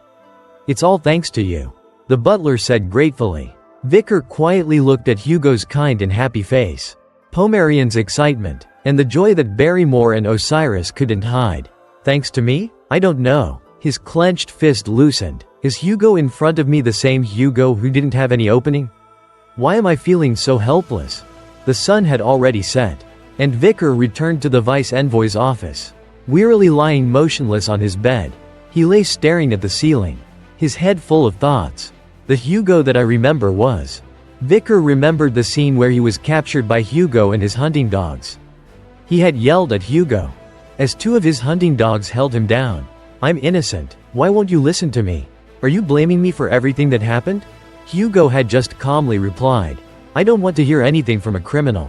Not someone who's working with demons and also kidnapping children to give to them. He cried out, Patriarch, I never did that. Hugo had decisively slashed, cutting across Vicar's mouth. He had looked at Vicar with contempt. Don't use that lying tongue to speak to me. You're no different than trash. Hugo was the one who framed me for all those crimes and killed me in the past. But why am I hesitating now that I'm about to strike? Vicar just lay there. And then, he was so deep in thought that he didn't realize someone had entered through the window again. Cindy said, Why are you so tired? You're lying there relaxing while making others do your work? She sat on the windowsill, took off her hat, and grumbled, Why are you here, Cindy Wendy? Vicar was so tired that he didn't even want to sit up. I came to give you what you requested. She raised a stack of documents, and having listened to Vicar's advice, She had put them in a folder. Cindy threw the folder on Vicky's face and casually sat down on the bed. "You asked me to investigate," said Le Baskerville. "Why are you lying there like the world is about to end?" Cindy was very surprised when she saw Vicar wasn't moving at all. He didn't even bother taking the folder off his face. "Even though I'm busy, I had to come here to report. So I'll talk fast. As you asked, I investigated," said Le Baskerville, "over the last few days. It seems that he's funding some orphanages under a fake name. As a sponsor, he is in charge of adopting them out." Hearing that, Vicar finally moved. He took the folder and started reading. Cindy continued, "And the identities of the adoptive parents have been erased. The information about where the adopted children live also can't be found. If he's a demon like you said, then the situation is very serious. If demons are kidnapping children, then it must be to sacrifice them or eat them. Set might also be related to the missing children in Underdog." Vicar tightly gripped the documents, blaming himself. "Damn it, I missed that detail. That means that he's a demon now. Before my regression, Set, who I served, was also a demon. That bastard who framed me and set me up so that Hugo would kill me was probably that demon." He remembered when he was in prison. Set had come to visit him. At that time, he had held his face, acting sad because he was powerless to help. Poor Vicar. "Father wants you to take responsibility for all the crimes in the Baskerville family. I think he will execute you. It's a pity, but I can't help you." Because the prison was so dark, he couldn't see the evil smile on that bastard's face. Vicar was furious, his teeth gritted, and his eyes glowing red. "No way." At that moment, in a dark corner, a child's voice called out, Sponsor, where are we going?" "This is the home that you will live in," a man holding a lamp replied. Around him, there was nothing but dry trees. The child was confused and scared. "Huh?" The headmaster said that if I was adopted, I would live in a better place. "This is just a cave." At this point, they had reached the entrance of a deep, dark cave. Set smiled, glancing at the child. Probably a mix-up. Then his facade started to break. "Of course this cave is not your home. It's your tomb." The monster slowly revealed itself. The child, out of fear, was paralyzed, not being able to utter a sound. The monster appeared as a flesh-eating flower, with one eye in the middle and 6 red tentacles around it. The child, at the end of his life, was only able to call out, "Mom," before being swallowed whole by the monster, leaving only a pair of shoes and some blood. After it was done, it returned to Set's form and muttered, "After all, children's meat is the best. How can I give that up?" The demon that was possessing Set was the 10th demon lord, Andromalius. When he was finished, he went into his lair and sat down on a stone chair to sip wine. A raven landed next to him. Set muttered, "It's still not enough. I keep looking, and the supply is still lacking. Should I raise them in groups like raising livestock? What do you think, 8th demon?" He turned to ask the 3-eyed raven. The raven, which was the 8th demon lord, said, "But I think the opposite. If we make it too big, then it will be easier for humans to notice our existence. Besides, we only hunt young prey. The Baskerville dogs are very sensitive, so we need to be careful so they don't catch our scent." Set rubbed his head. "Nonsense. You don't need to worry. I've created a barrier so that others can't enter the cave." Around the cave were hundreds of human skeletons. The atmosphere was eerily desolate. Set continued, "In order to increase the mana to open the gate quickly, I need to absorb blood for another 12.5 years. But we can't make humans suspicious." The raven added, "Is there anything special happening at the Baskerville house recently?" "Nothing at all. Everything is fine on this side.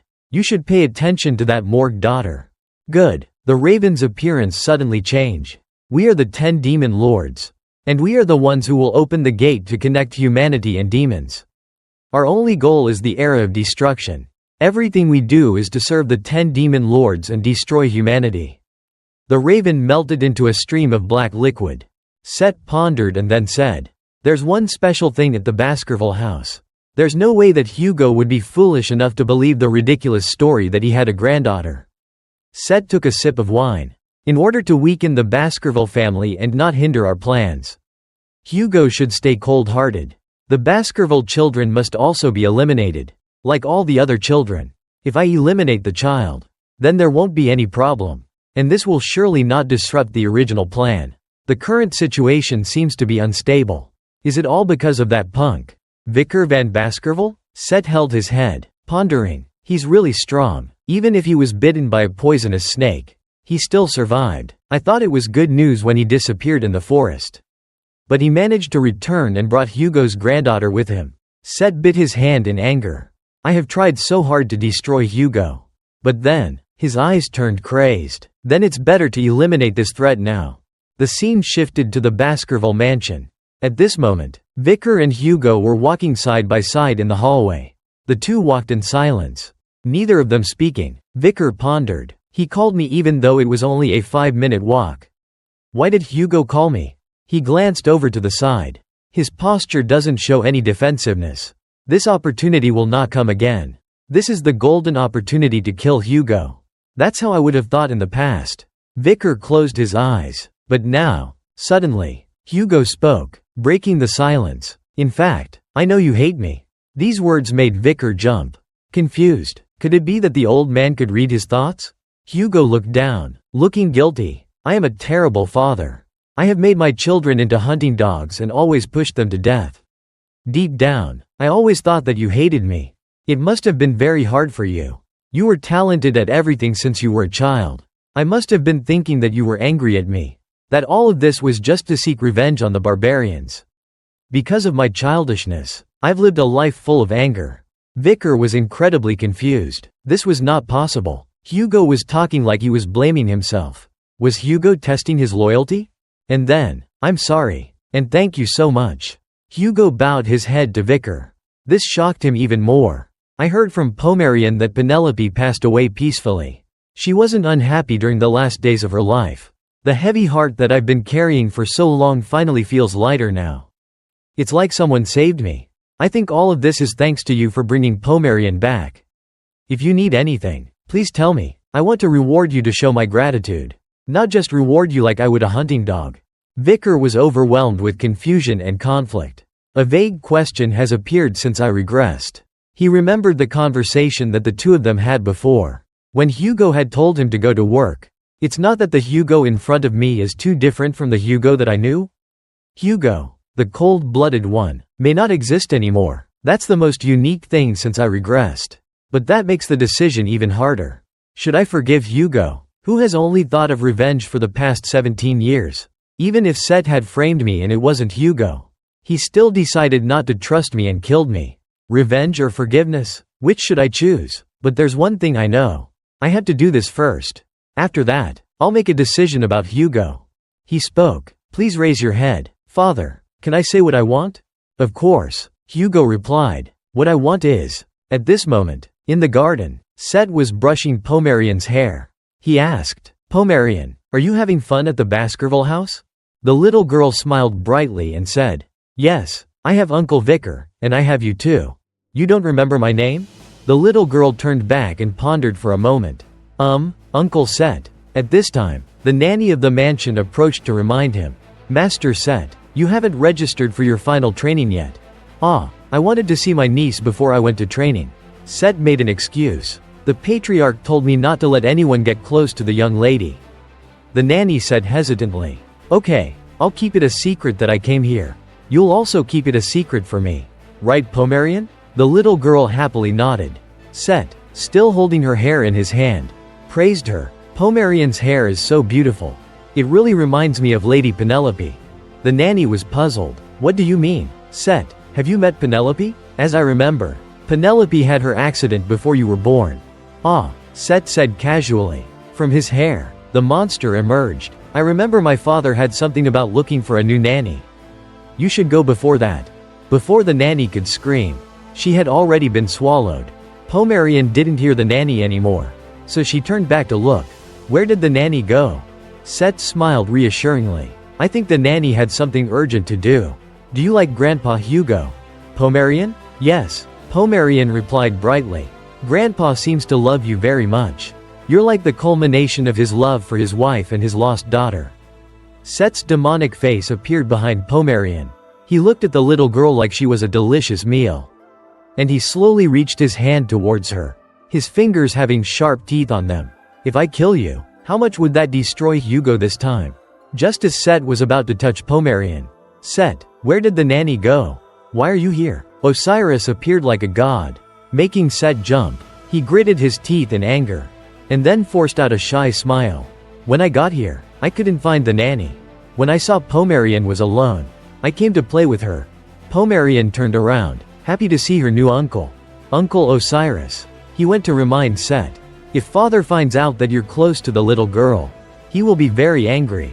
It's better if you keep it a secret," he said confidently. "That's for sure. Set, you had to go back to your final training, right?" Osiris suddenly showed concern. "I'll go back to training next week," Set replied with a fake smile. In his head he thought, "One day, I'll kill you myself." Osiris. Osiris hesitated for a moment, then went over and touched Set's arm, and said softly, "Don't try too hard. If you need any help, please tell me." Set was surprised at Osiris' action. He gritted his teeth. "Is he worried about me? I'm being oppressed by father because of whom? It's because he compares me to you, a so-called genius. If it weren't for you." Seeing that Set was silent, Osiris called his name, making him snap out of it. He covered his face, cursing. "Damn it, Set's memories are appearing again." He quickly turned and left. "I'm sorry. Since you're here, I'll be going." Osiris watched Set's back, sighing inwardly. "That was the first time I showed concern for my younger brother." He thought about his past self. "Because I'm the eldest son of the family, I naturally have to be like the patriarch. I was taught that under the shadow of my cold father. But that father actually managed to show his emotions." He recalled the image of his father crying when Pomerian had called him grandpa. "Is it wrong to live by showing your inner emotions?" He patted Pomerian's head. "Thank you. It's all because you came to the Baskerville family." Set had now returned to his lair. He stomped his feet repeatedly, biting his finger, showing his extreme impatience. Annoying. Since that day, Hugo hasn't left Pomerian's side, making it impossible for me to eliminate that stupid granddaughter Pomerian. This is my only chance. But, his eyes darkened, his demonic purple pupils glowing, his face wrinkled like a prune. If that damn Osiris hadn't interfered. It's so annoying and irritating. Then he sighed, leaning wearily back in his chair. "Well, there's still a lot of time before the gate is opened. Do I really need to rush it? When Hugo becomes even more attached to his granddaughter Pomerian, it would be more effective to kill her then. How can I kill Pomerian when I have the chance? Should I give her poison, like Roxana, to make it look like she died from illness? Or use barbarians to kidnap her, like I did with Penelope?" The despicable man broke into a vile smile. Pomerian must be killed more cruelly. While the despicable man was busy scheming, Vicar was standing in front of Set's lair. He swung his sword, breaking the cave's barrier. Set, inside, was startled and turned around. "There's a crack in the barrier." He jumped up, holding his sword. "Someone entered through the crack? Who is that bastard?" Before he could wait long, Vicar entered, surprising Set. His eyes coldly stared at the bastard before him. "As I promised, I've come to visit you." "Set." Vicar greeted him calmly. Set's face went blank, like he'd stepped on shit. Sweat pouring down his face. "Vicar Van Baskerville? How is that possible?" Seeing his confusion, Vicar kindly explained his appearance. "I followed you for quite a while, but you didn't notice because you were too busy thinking." In reality, it was because Vicar had used the Mashusu's ability to eliminate sound. Set was even more shocked now. A mid-level advanced swordsman was able to create a crack in my barrier? More importantly, if he followed me, then that means he already knows my real identity? Vicar put his hand in his pocket, looking at the pile of white bones beside him. "I must have come too suddenly. Which upset you? What are you doing in a disgusting place like this? It seems you're the demon behind the missing children in Underdog City." "Huh?" After a moment of shock, Set broke into a demonic smile, deciding to reveal his true form. His eyes glowed a deep purple. Laughing. "What? So you know everything now? How do you know? Vicar Van Baskerville?" Vicar's aura didn't lose out to him. Glaring at the man, "It seems you no longer want to hide your identity." "Huh, demon?" Set came closer, his hand reaching for his sword. "There's no need to, because there's no one else here." He drew his sword. "I don't care how you managed to confidently come here with your bare hands. I just need to kill you and it'll all be over. Right?" Set raised his sword, smiling confidently. He swung his sword, still having a bright smile on his face. Vicar watched him with contempt. Why are you smiling? Set's arm had flown off into the distance at some point. Set stared in confusion. When he saw his severed arm, he fell backward. He clutched his arm, kneeling down, crying out in pain. Vicar raised Beelzebub, maintaining his stance. Set gritted his teeth, confused. When did he get a weapon? It's like my soul was cut out of my body. Don't tell me that weapon is. And then he screamed as if waking from a dream. The soul-devouring sword. Beelzebub, how did you get the artifact of the ancient demon constellation? The Lord of Flies? Vicar calmly confirmed. Indeed, demons recognize its origin. Set, no, to be more precise. One of the 10 demon lords who came to the human world to open the gates of the demon world. Right? You're one of the 10 demon lords. Set panicked and shouted, how do you know about that? Then, he paused, unable to believe his eyes. What, the soul you possess? How can the soul of someone as young as you recognize the blood scent of his demons? Have you been to hell? Vicar stood tall, looking down at the bastard who had stabbed him in the back in his past life. His eyes glowing red. In my previous life, you were the one who framed me. And not only that, you deceived me into thinking you were my benefactor. In the end, you were the one who executed me. Thinking about that, Vicar's demonic aura made Set's blood run cold. And he said sternly, wake up, demon. Don't dream that I will let you have a peaceful death. Vicar remembered, before my regression, a disaster had befallen the peaceful world. The gate connecting the human world and the demon world had been opened. Which was the time when the demons began their invasion. It was called the Era of Destruction. The ones who opened the gate were the first 10 high-ranking demons to descend into the human world. The 10 demon lords. In the prolonged war against the demons, we once encountered the 10th demon lord, a high-level demon. The result was despair. Out of the 671 people who participated in the battle, 666 died. Out of the 5 survivors, 4 were unconscious, and only 1 was left. The reason he left that many alive was out of a sudden whim. The demons wanted to set the number of dead at 666. The overwhelming power of the 10th demon lord came from his self-detonation. He looked down at the figure kneeling at his feet. His heart conflicted. I never thought that I would meet that demon again. And now, 10 years before that disaster struck, he glanced around the cave, at the piles of skeletons, some still stained with blood. Those skeletons? He was hunting children?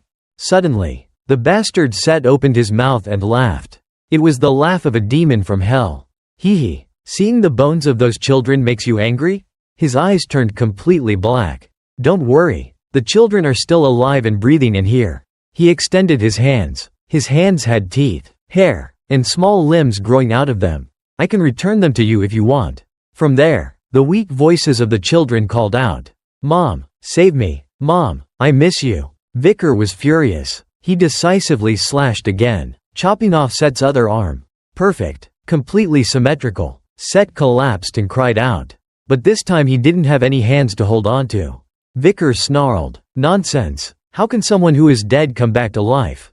Set was yelling. My hand. Both of my hands. Suddenly, he looked up, smiling, and raised his hands, a purple light emanating from them. They have grown back. Then, he stood up, brushing off his clothes. I know you're also hiding many things.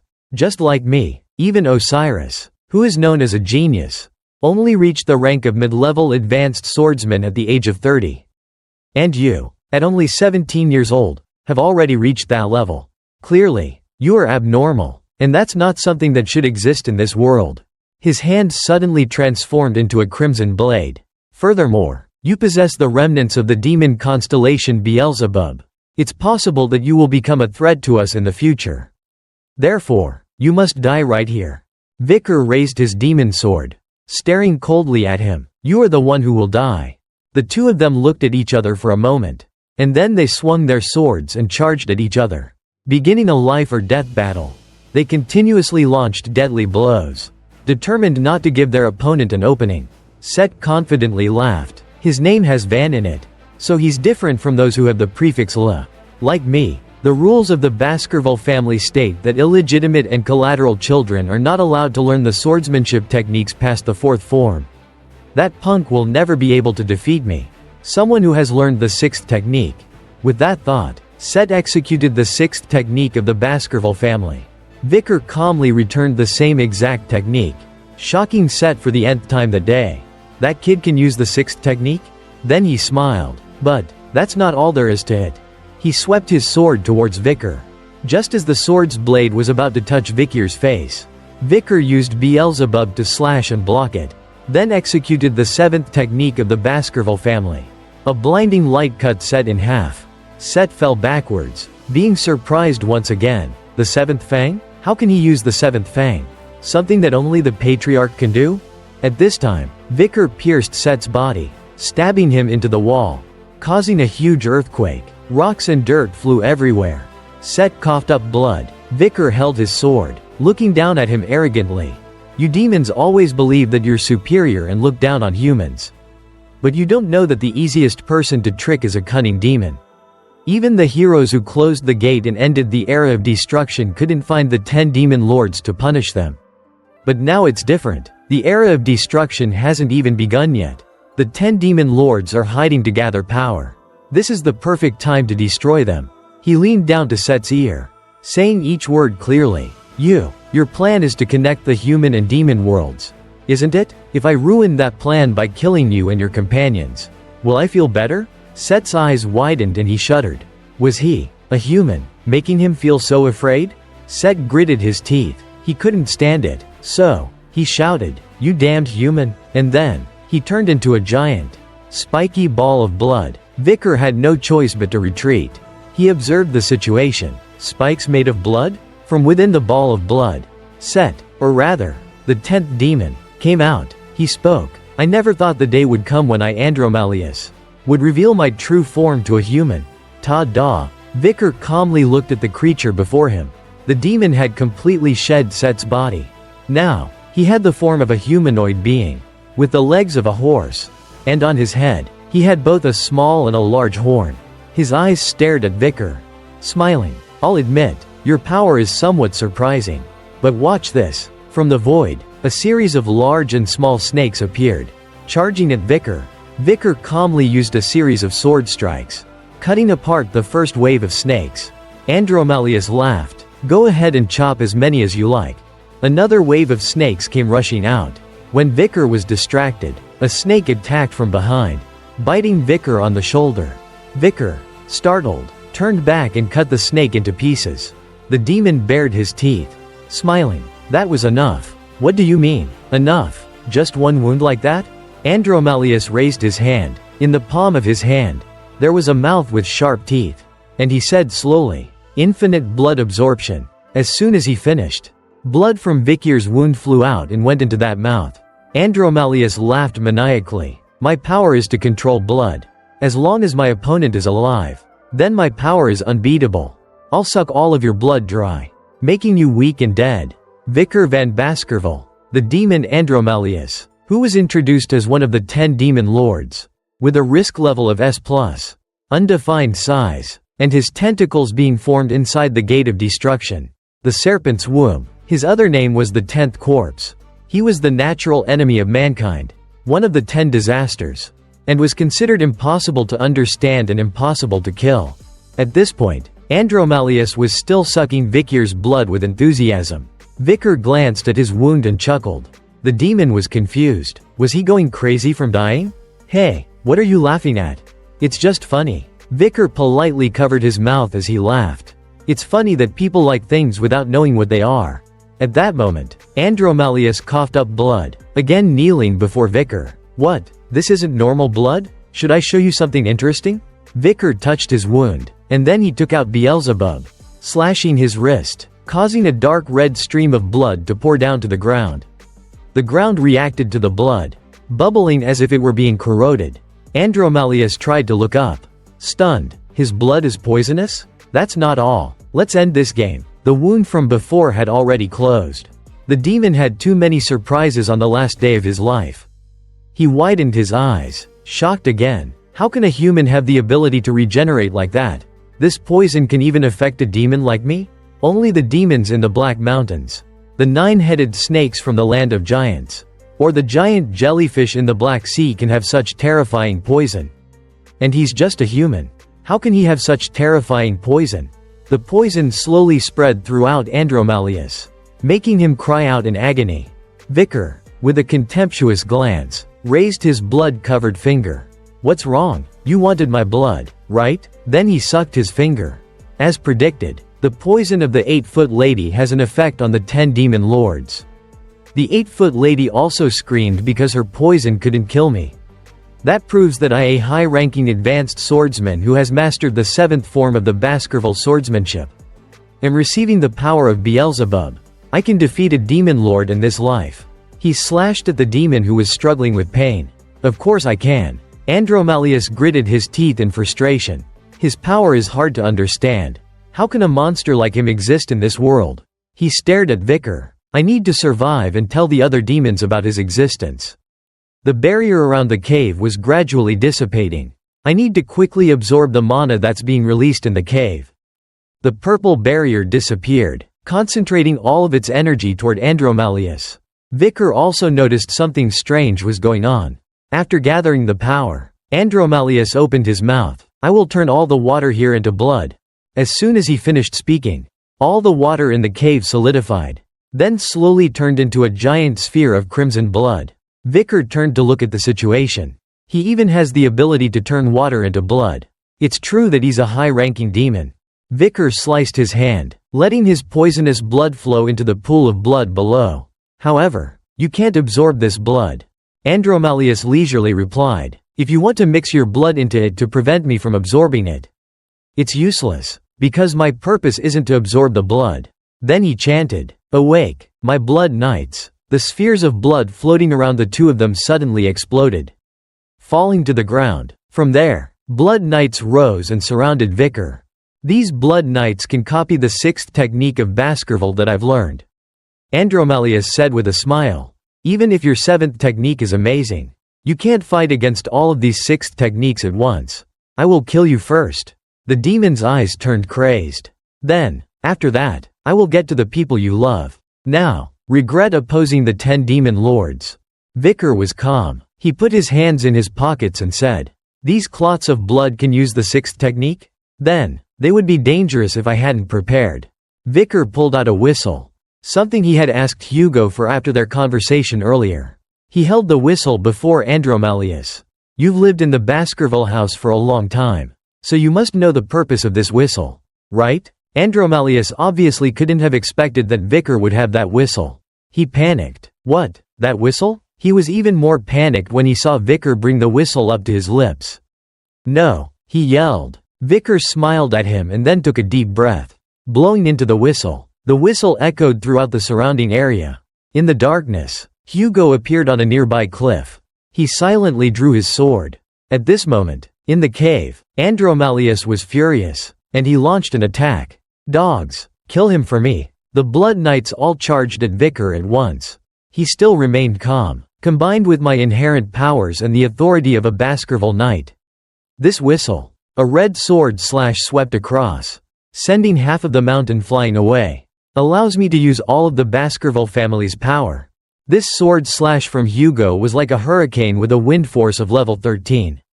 The Blood Knights flew in all directions, while Andromalius had to put his hands up in front of him to block the terrifying wind. Outside, the Baskerville hunting dog team was ready for battle.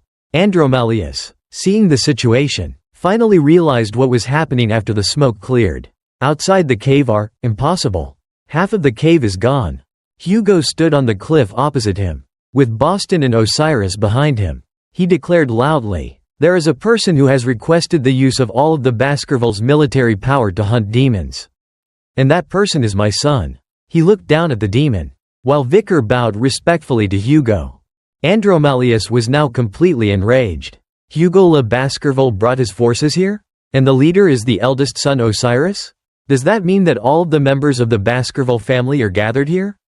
Before he could wait long, a line of people appeared, surrounding the mountains. Hugo raised his hand and ordered, "From now on, the one who has the authority to command the Baskerville forces for the next half-day is the one who made this request. The owner of the whistle, Vicar van Baskerville." Vicar closed his eyes, then slowly looked directly at Andromalius. "Everyone," he ordered, Let's destroy this bastard demon for me." At that moment, a hunting dog snuck behind the demon, piercing it with his sword from behind, all the way to the hilt. Then, everyone took out their swords and charged, tearing Andromalius apart. Dozens of swords stabbed into Andromalius, not missing a spot, making him writhe in pain. Unable to struggle, Vicar loudly reminded everyone, "This demon has the ability to recover its mana by absorbing blood. Anyone who has been injured, soak yourself in the poisonous river. Do not give the demon a chance to survive. So all hunting dogs, protect yourselves and do not get injured." The hunting dog team all had a murderous aura. They replied in unison, "Understood." Boston, standing on a cliff next to Hugo, watching this, laughed heartily. He made the spirits of the knights increase. Dane, standing next to him, also nodded. "I never thought that my nephew would be so good at commanding troops."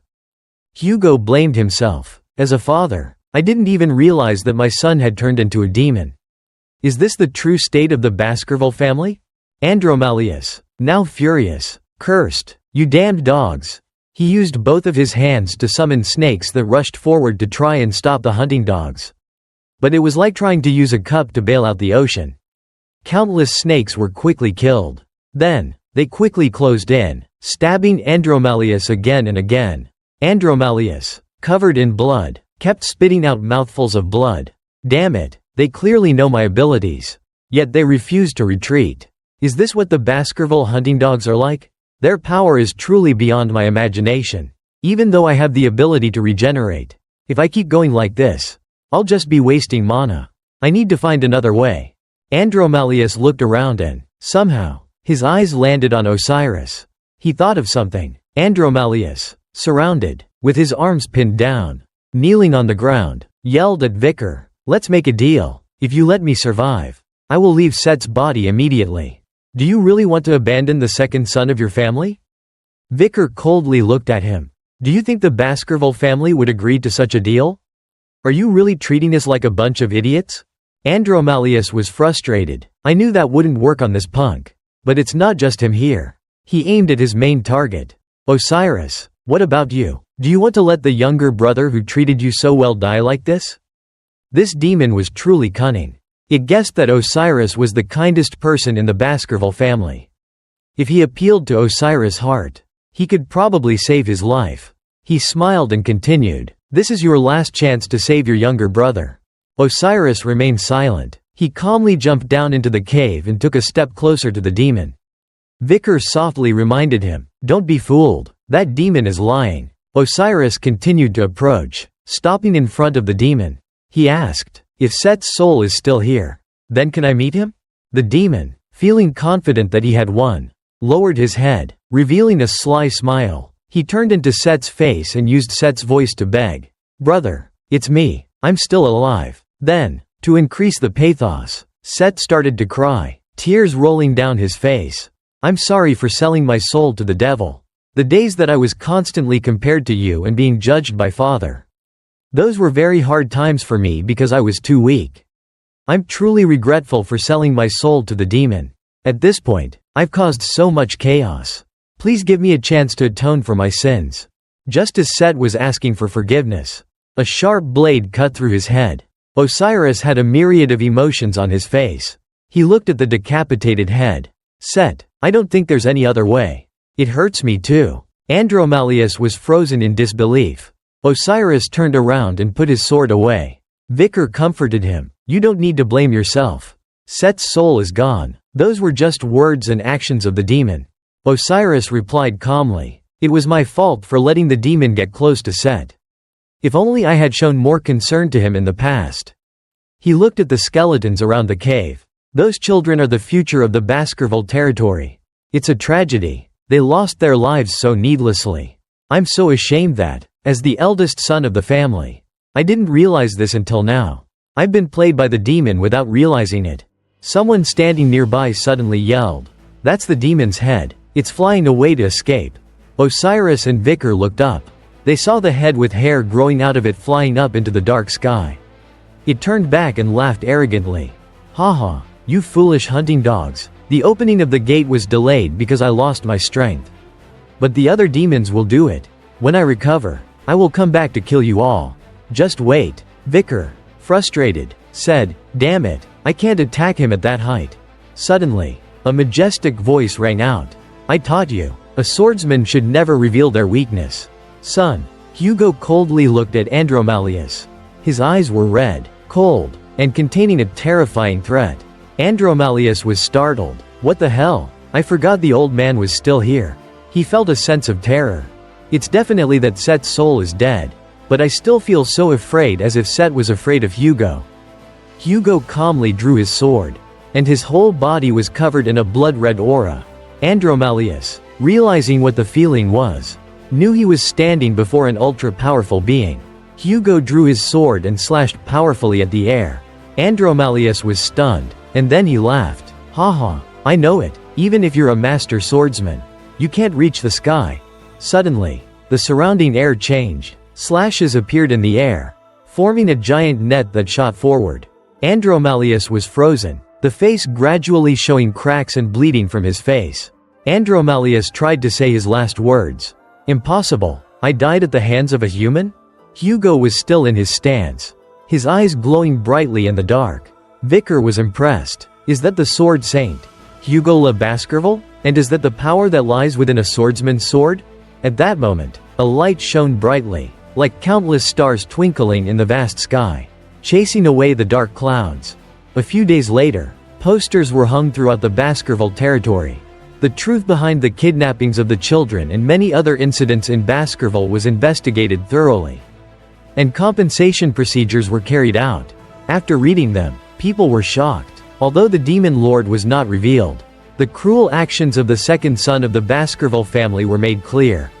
Soon after, at the trial, Set's mother, Nut, was put on trial for her crimes of releasing poisonous snakes into children's rooms, poisoning the first wife, plotting to kidnap the eldest daughter of the family, and supporting and assisting Set in his kidnappings. She was sentenced to death on the spot for 1642 crimes. Surprisingly, Nut wasn't brainwashed by the demon. She had only screamed that she wanted to see Set before she died. After that, Set's subordinates received similar punishments. The one in charge of this project was Osiris. He handled everything and made all of the decisions. And there was one more person who had received some of Osiris' power. Vicar van Baskerville. In the stories about the war against the barbarians, his contribution had been spread widely among the people of the territory. The public's dissatisfaction with the family had gradually calmed down. Instead, they were now honoring the hero. Vicar, Osiris and Vicar spent less than a week finishing their responsibilities. A high-ranking member of the Baskerville family being tried on the spot was like a bolt of lightning to many of the residents of the territory. It showed that the laws of the Baskerville family were very strict, even for those within the family. And there were no exceptions. After realizing the strictness of the laws, the people became even more cautious. Hugo was sitting in the room, playing with Pomerian. He asked, Pomerian, let me ask you a riddle. How have I changed? Pomerian sat on his lap, her small hands folded, seriously thinking. Suddenly, her eyes brightened. The beard. Your beard is gone. Since I don't have a beard. Do you like it? Hugo laughed. It's boring, the little girl said with dissatisfaction. Osiris and Vicar stood there silently, watching the strange scene. Vicar thought, unbelievable. This familiar scene still appears after a storm just passed through the family. The purge of those who were related to Set is over as well. That means that the remnants of those demons will also disappear from the Baskerville territory. I have also told Cindy Wendy to investigate the other demons. After some time, I should have the results. In Vicar's mind, he recalled Cindy being so dissatisfied with her latest job. What? Investigate the location of the high-ranking demons? Do you think I have that many lives? She'd been whining a lot, like he was ordering her to do something impossible. Suddenly, Osiris turned to his younger brother. You did a great job, little brother. You too, brother. Vicar replied. You'll be late for the academy if you keep trying to solve all these issues. You should prepare to go to the academy. Osiris reminded him. But the situation of the family is still not stable. Vicar hesitated. Don't worry about the family. Father has already asked you to go to the academy. Vicar was surprised. He wants me to go to the academy now? Wouldn't it be better if Hugo used me? Someone with a good reputation. To resolve the remaining issues? Why would he make that kind of plan? Osiris seemed to have read Vikir's doubts.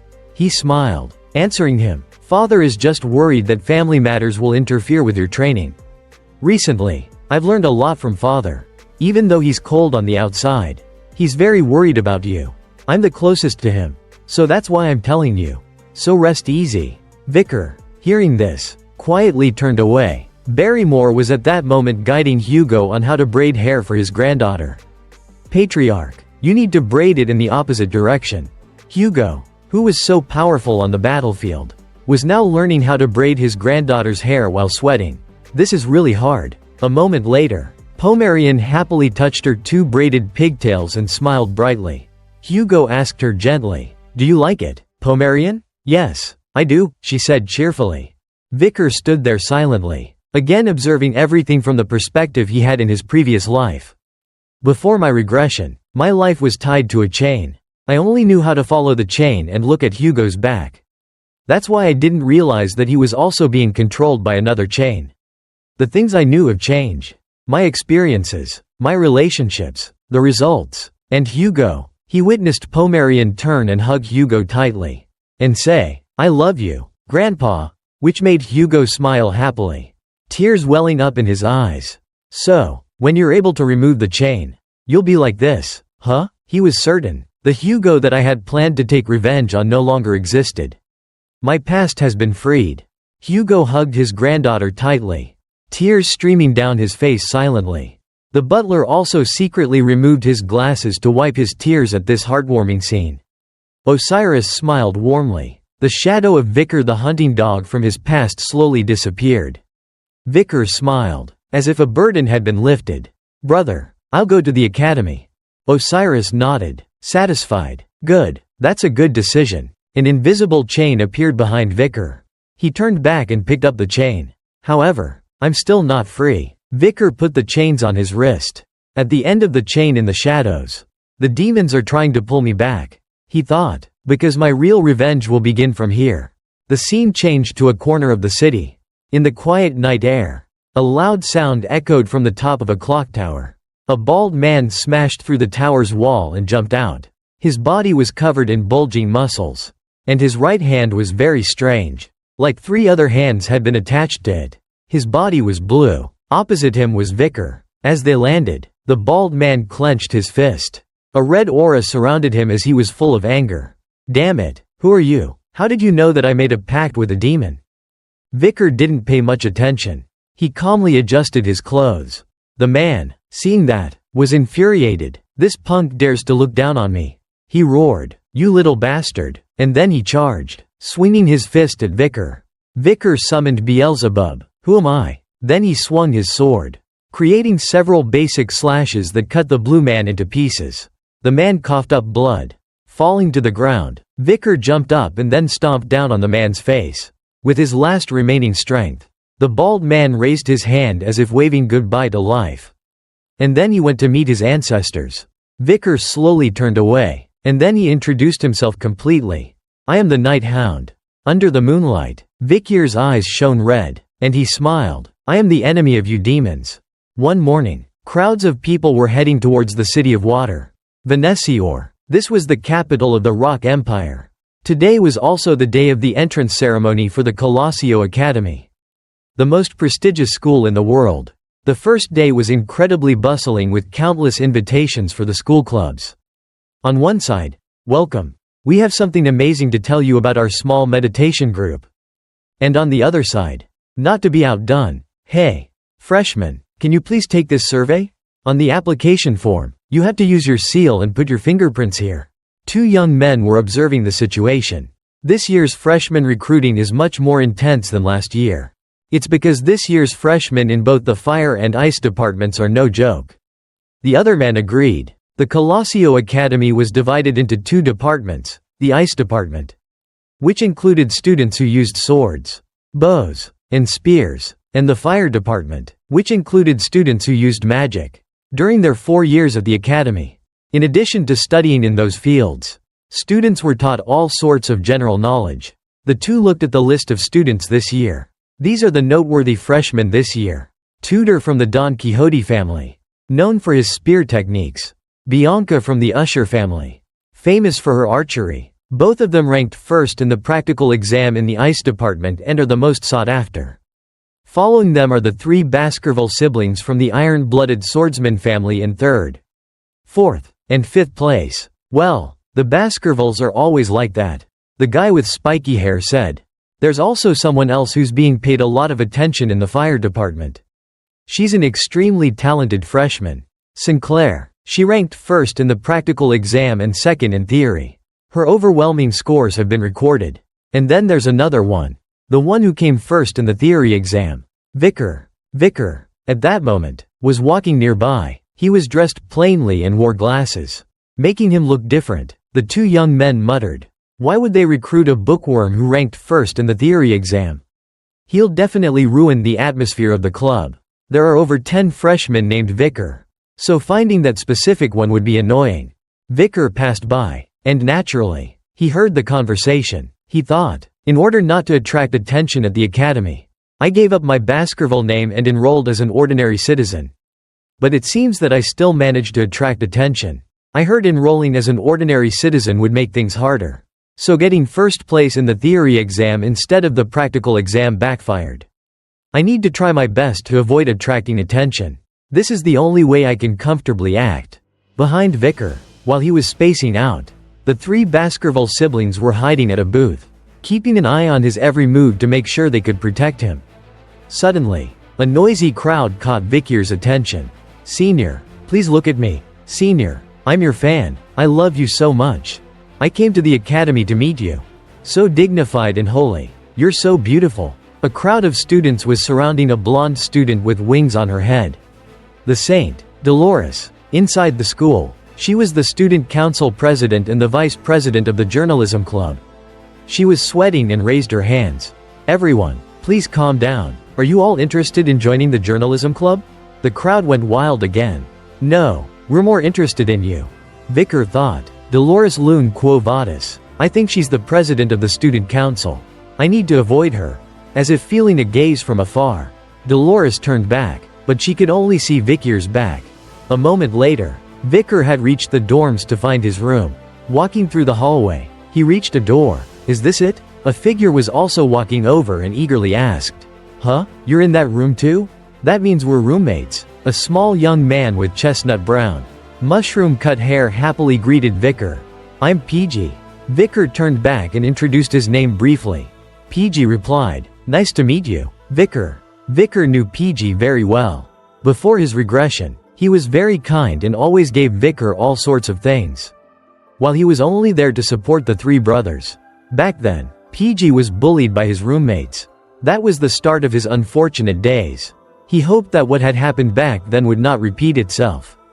The 2 of them went inside the room, and Vicar took off his shoes and threw his bag on the floor.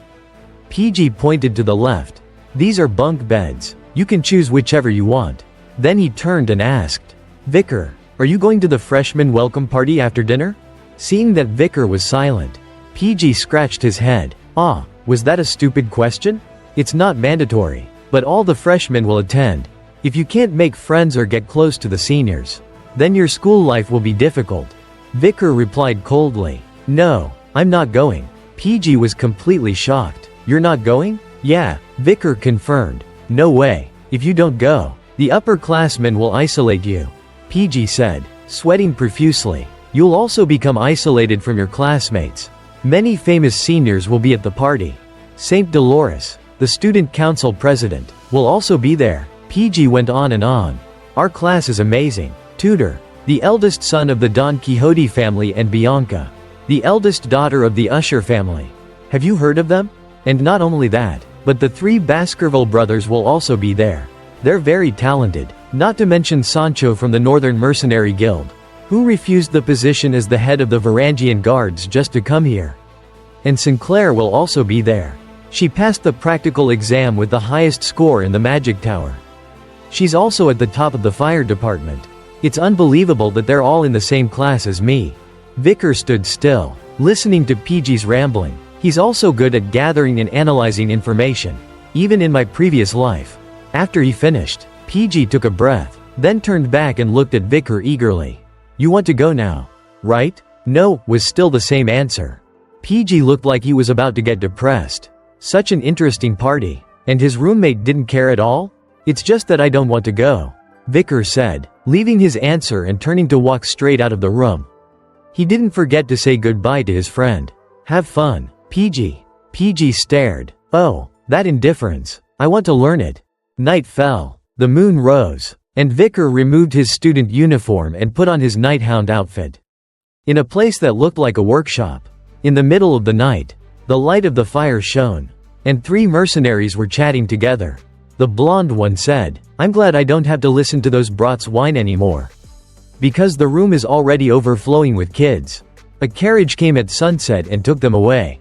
The bald one said happily. "But why did they all come here?" the guy with spiky hair asked. "I heard they're going to an orphanage in Quo Vadis." "Hey, curiosity can kill you," the blonde man reminded him. At this moment, a shirtless man, with 2 swords on his back and a large X-shaped scar on his chest, walked over. He looked displeased. "Stop gossiping and keep watch carefully. If you still want to get paid for your worthless lives."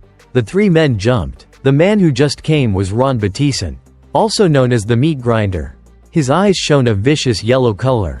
And there were 2 scars on the side of his eyes, making him look like a thug. The 3 mercenaries were scared and fell silent. Ron muttered as he walked. "You weaklings, what can you do with no mana? You weak mercenaries? Is there no one strong enough? My hands are itching. I want to cut someone up." "Are you Ron Battison?" a voice called from behind him. Ron glared, about to draw his sword. "Huh? How dare some weak mercenary bark my name? You must really want to die to be able to say that." But when he turned around, he saw the 3 men lying on the ground. Ron was confused and quickly drew his sword, looking around for the source of the voice. Not making him wait long, the voice called out again. "Ron Humbert Battison, 4 years ago, you killed your neighbor's family and sacrificed them to make a pact with a demon. After that, you joined the Northern Mercenary Guild. You collected information and traded it with demons. And finally, you took information from the Allied human forces. During watch duty, you used a hand mirror to reveal the location of the troops' camp." Ron, furious, looked around. "Who are you, knowing all about my evil deeds?"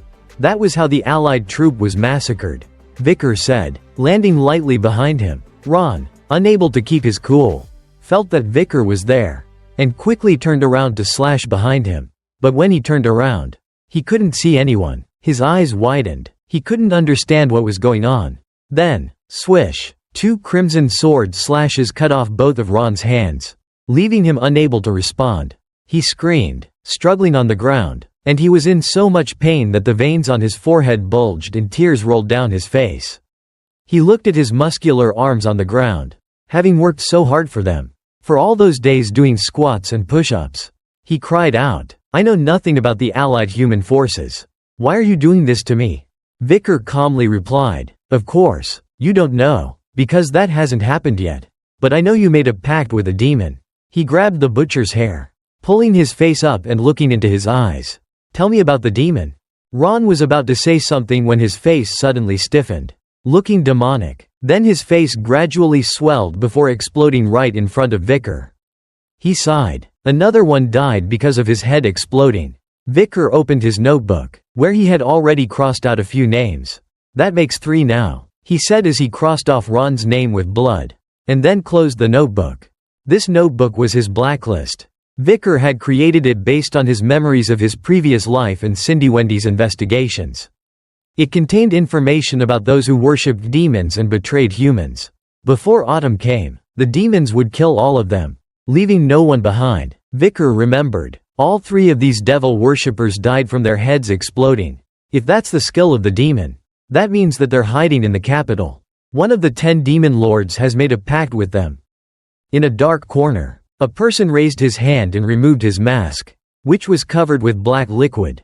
Around him, a black, demonic aura radiated out. Church bells rang out in the middle of the night. At a certain house, on the balcony, Vicar's cloak billowed in the wind. Behind him were 3 corpses, covered in blood. Vicar sheathed Beelzebub, calculating in his head, "So that makes 29, right? Either they die or, if they mention a demon, Their heads explode. It seems that's the condition in their pact with the demon. I can't find any more clues about the location of the high-ranking demons. This will be a long and tortuous fight. He pulled out his black notebook and crossed off the names. In truth, he wasn't expecting much in the first place. Vicar wondered if he should go back to the academy. With that thought, Vicar took a running leap, jumping over several roofs, and then he jumped over the wall of the academy. He stopped on a branch in front of a brightly lit window. It seems the freshman welcome party is still going on. Vicar jumped down to the ground, adjusted his clothes, and put on his glasses. Should I drop in? At this moment, inside the room, the party was still ongoing. Lively and happy, the three Baskerville siblings were drinking very enthusiastically. Dolores, upon entering the room, had already attracted a crowd of fans. Tudor and Bianca were also mingling successfully. Bianca even poured wine for a senior there. Vicar entered the room silently. Observing the hall, Tudor and Bianca, I didn't know that they were the same age. The great heroes who led humanity to victory with Camus Morgue during the era of destruction. One of them is a pioneer on the battlefield.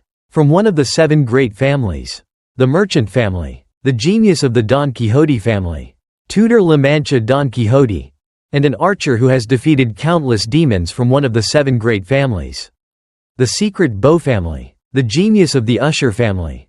Bianca Faux Usher. Besides those two, I recognize many faces from the battlefield. I never thought I would meet them again in this situation. And speaking of that, isn't Camus Morgue also at the academy? At that moment, Vicier's attention turned to his roommate, who was cowering in the corner. Should we add some music? A senior was getting close to PG. PG was flustered, holding his large cup of beer. Unable to say anything, the senior laughed mockingly. Why aren't you listening to your senior? Hurry up. A senior female student also joined in. Everyone, the new student is about to show off his singing voice. Vicar saw his small roommate being surrounded by a group of people, each of whom was a head taller than him. One of them brought a huge mug, like a barrel, and filled it with beer. He said to PG, if you can drink all of this in one go, then you don't have to sing. How can I drink all of that? PG said, his eyes welling up. The people who called themselves seniors laughed mockingly, repeatedly ordering PG to drink it all. Are you not going to listen to your seniors? Hearing that, PG took the mug and started to drink. The bastards were just laughing. That's great. Naturally, PG, being so small, couldn't handle it. He collapsed, throwing up everywhere. The group of people stood around, pointing and laughing. Haha, that crazy guy threw up. It's disgusting. Ah, you threw up on my clothes. One person cried out. Your nickname will be, the Thrower Upper. PG the Thrower Upper. PG was now utterly ashamed, with tears and snot streaming down his face. Vicar appeared and took off his cloak, using it to cover PG's vomit, making everyone surprised. Who are you? Vicar turned to look at his roommate. PG. Before my regression, PG dropped out of school because he couldn't bear being bullied. He became a low-ranking official and cared for his parents, living a difficult life. I met PG again on the front lines after the era of destruction began. He was one of the few who volunteered to go to the battlefield. With his strategy and amazing ability to analyze information, he saved a lot of lives. I was one of them. PG is a respectable friend. PG looked up, surprised to see his friend. Vicar reassured him. PG, let me handle this. You go back to the dorm first. Vicar thought that he couldn't just stand by while his friend was being humiliated. The senior stepped forward, grabbing Vicier's collar. What do you think you're doing? Are you crazy? How dare you interfere when the seniors are talking? The fool didn't know who he was messing with. He even patted Vicier's face a few times. Are you his classmate? Department of Ice. Class B, right? Looking all confident as you walk in. You must be really capable. On the side, the triplets' eyes were sparkling. They were getting ready to jump in and destroy this arrogant bastard. How dare he touch our master? Vicar quickly glared at them as a warning, making the triplets shrink back. Before enrolling, he had warned them, at the academy, I'm a commoner. If you force me to reveal my identity, I'll take all 3 of your lives. A senior girl smiled. Hey, don't make it hard for the new kids like that. As a senior, you should treat them better. I have an idea. She grabbed another mug full of beer. If you can drink all of that in one go, then we'll let both of you go. PG, panicked, whispered to Vicar. "I'm okay." Vicar, not saying a word, calmly grabbed the mug, tilted his head back, and drank, leaving all the seniors in shock. The senior girl smiled. "This wine has a high alcohol content. And it has vodka and rum in it. No one can drink more than a liter of that." But just a moment later, when she saw that Vicar was still drinking without showing any signs of being drunk, her face began to change. Vicar forcefully placed the empty mug down, wiped his mouth and turned to leave with PG. "Goodbye." The senior, humiliated and frustrated, reached out and grabbed Vicar's shoulder. "Wait a minute." The atmosphere in the room suddenly changed, causing Tudor and Bianca to flinch. Vicar turned around, his eyes filled with killing intent, asking coldly, "What do you want?" The senior trembled and stood there, frozen. From behind, Dolores stepped forward. "What's with all the noise?" Her appearance made the senior jump. Everyone hesitantly explained, "President Dolores, a new student just threw up. We'll take care of it." But the saint was not someone to easily fool. She reminded them sternly, "You cannot treat new students like that. We have to maintain the image of the academy." Vicar turned back and helped PG out. The triplets behind him covered their faces, full of respect for their master, and they all gave Vicar the thumbs up. Tudor and Bianca were wondering if they had seen the wrong person just now. And Sinclair was blushing, looking at Vicar with a bright smile. "Wow, I found a good person." At the Colosio Academy, the ice department and the fire department almost always studied together. This created competition between the outstanding students and increased participation in class. Senior Professor Vinci Morgue was lecturing about the culture of the barbarians. He closed his book and scanned his eyes across the class. "Based on the places where the barbarians have been found so far, does anyone want to guess where their base is located?" The whole class glanced around, and everyone tried to avoid the professor's gaze. Tudor was scratching his head, looking through his book. First of all, the places where Baroque and the Empire have fought are the points 1, 8, and 75 of the Western Front. And what else? Bianca was also very focused, thinking deeply. All of the battle locations were in lowlands. Perhaps the barbarians settled in the lowlands. Sinclair excitedly raised her hand to speak. The professor raised his head to look at his student. "You're Sinclair, the one who ranked first in the fire department, right? You can go ahead." Sinclair replied confidently. According to the information that the military gave the academy, the places where the barbarians clashed with the Empire are numbers 1, 4, 5, 7, 8, 30, 75, and 207, except for location 8, which is on top of a tall mountain. Most are located in a lowland plain. With this information, Vicar didn't care much. He closed his eyes, remembering the incident from the night before. "I destroyed 29 demon worshippers yesterday. They all had the stench of demons, and their faces all exploded before they died. If that's the skill of a high-ranking demon hiding in the capital, then I suspect one place. I need to tell Cindy Wendy to investigate that place." Vicar was so focused on his thoughts that he didn't notice PG calling him beside him. PG, impatient, shook Vicar, calling his name a bit loudly. This caused the entire class to turn their gazes towards them. The professor was annoyed. "It seems that the ice department isn't as diligent as the fire department. I didn't expect to see a student sleeping in class on the first day." Vicar looked up, adjusting his glasses. "I wasn't sleeping." The professor was even more annoyed. "You weren't sleeping? What's your name?" "Vicar," he replied. "All right, Vicar. Everyone saw that you were closing your eyes. How dare you defend yourself?" Vicar remained calm. "It's true that I closed my eyes, but I wasn't sleeping, sir." "Is that so? Perhaps I misunderstood." "It's okay. Everyone makes mistakes," Vicar replied with his usual relaxed demeanor. The professor was about to go insane. What kind of student has enrolled this year? Then he sighed. "Fine, just now. The first place student in the fire department. Sinclair answered correctly and got 10 points for herself and 1 point for the fire department. If you can answer my question, I will reward you and the ice department. But if you can't, remember, the whole ice department will lose points. That's unfair." Vicar objected. The professor, now furious, asked the question sternly. "Okay, listen to my question. Tell me where the Baroque barbarian tribe fought with the Imperial Army. And based on that location, Point out where their base is located. Sinclair, hearing the question, was confused. The Baroque tribe has even less information than the other tribes. This question is too difficult. Bianca was also annoyed. Why does our entire ice department have to lose points because of him? Vicar pondered for a moment. The question about the barbarians made him think of his Balak tribe. Then, he looked up and confidently replied. The place where the Baroque and the Empire fought was the southern mountains. The main points are, blah blah, the river and the ocean in the south. That's all I have to say.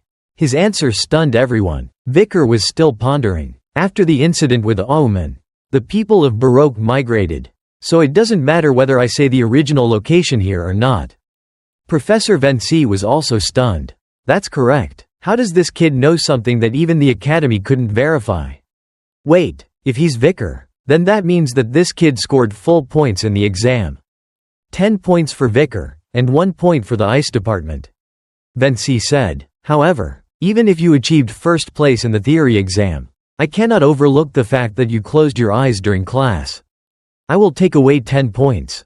I will pay more attention next time. Sir, Vicar replied calmly. Sinclair thought. I didn't recognize him because the name Vicar is very common. But he's that guy. Vicar. The whole class was in an uproar. I heard that Vicar got first place in the theory exam. So what? Our entire department almost lost points because of him. Honestly, I just want to punch the bookworms who only know how to study. They're so good at using their words. Tutor looked at Vicar, smiling. So, you're the theory genius? Let's see if that impressive brain can keep up in gym class.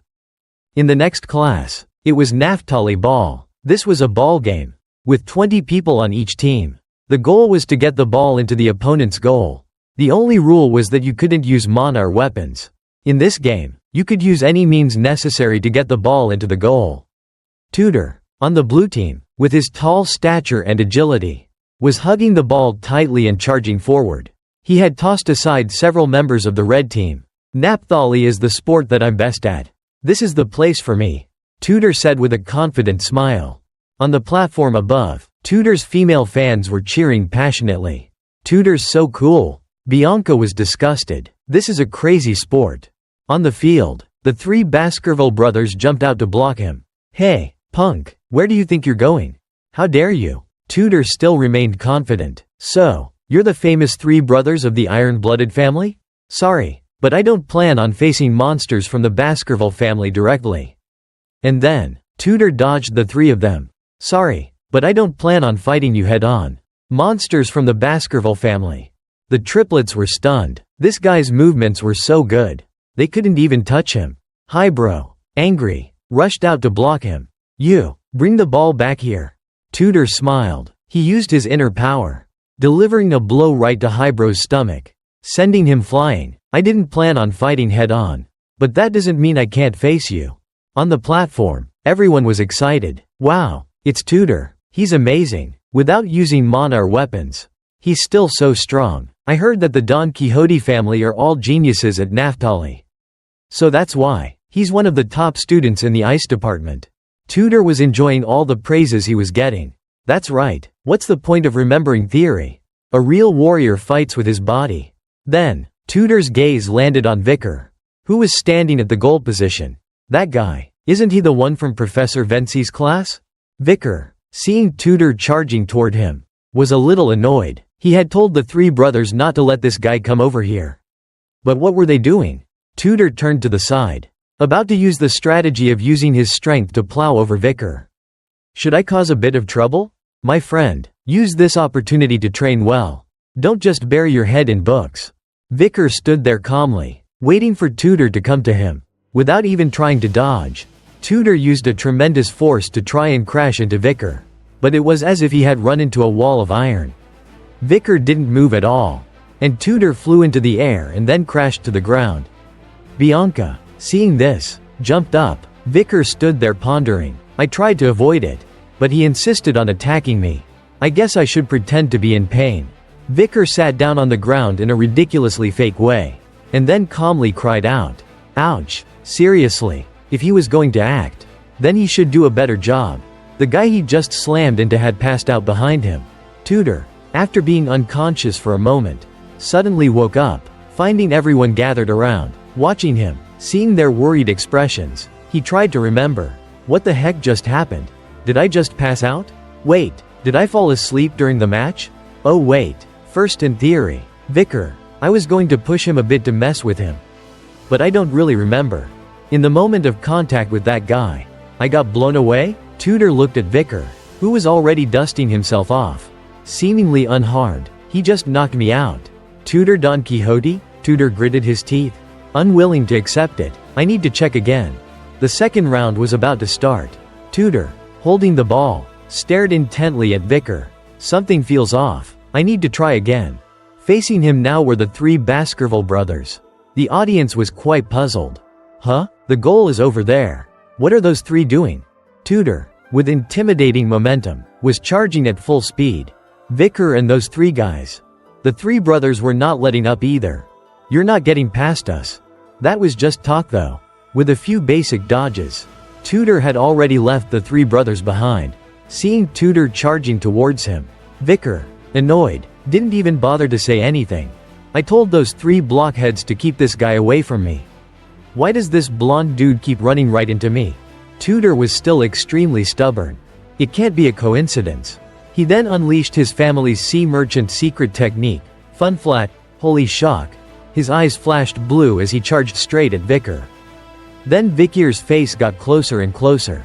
Then everything went black. He opened his eyes again, and the sky stretched out before him. His gray-haired friend was leaning over him. Tutor, are you awake? Tutor was shocked to find himself lying flat on the grass again, in the exact same position as before.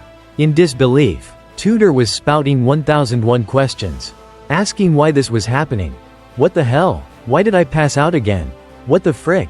Calm down, Tutor, Sancho reassured. After you attacked him with a high-speed move, he sent you flying. I can understand why you were targeting him. That guy's definitely hiding something. Sancho tightened the headband on his head. This time, I'll face him. My friend's been knocked out twice by him. I can't just stand here and watch. This burly, eight-packed, gray-haired friend was Sancho Barataria, an exchange student from the Northern Mercenary Association. Due to his overwhelming physique, he wasn't allowed to compete with people his age, which was why he wasn't in the run flat. Sancho picked up the ball, his eyes blazing with determination.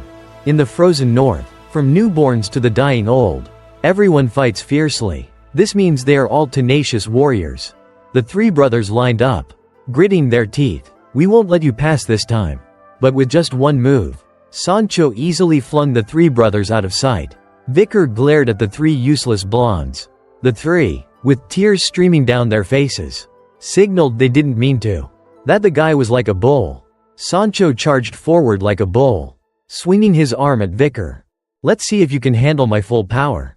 But even with all his strength, when he hit Vicar, his hand felt like it had slammed into a solid, rock-hard mountain. Sancho's hand trembled, then his whole body began to shake. Damn, what the hell? Why is he like a mountain?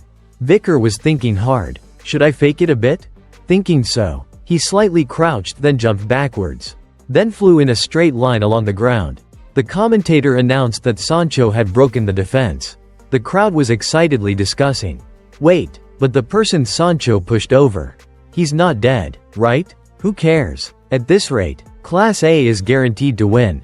Sancho was still stunned, looking at his trembling, sore hand. What was that just now? It felt like he wasn't human. Meanwhile, Highbrow sneaked up to Sancho, then successfully stole the ball, running straight towards the other goal.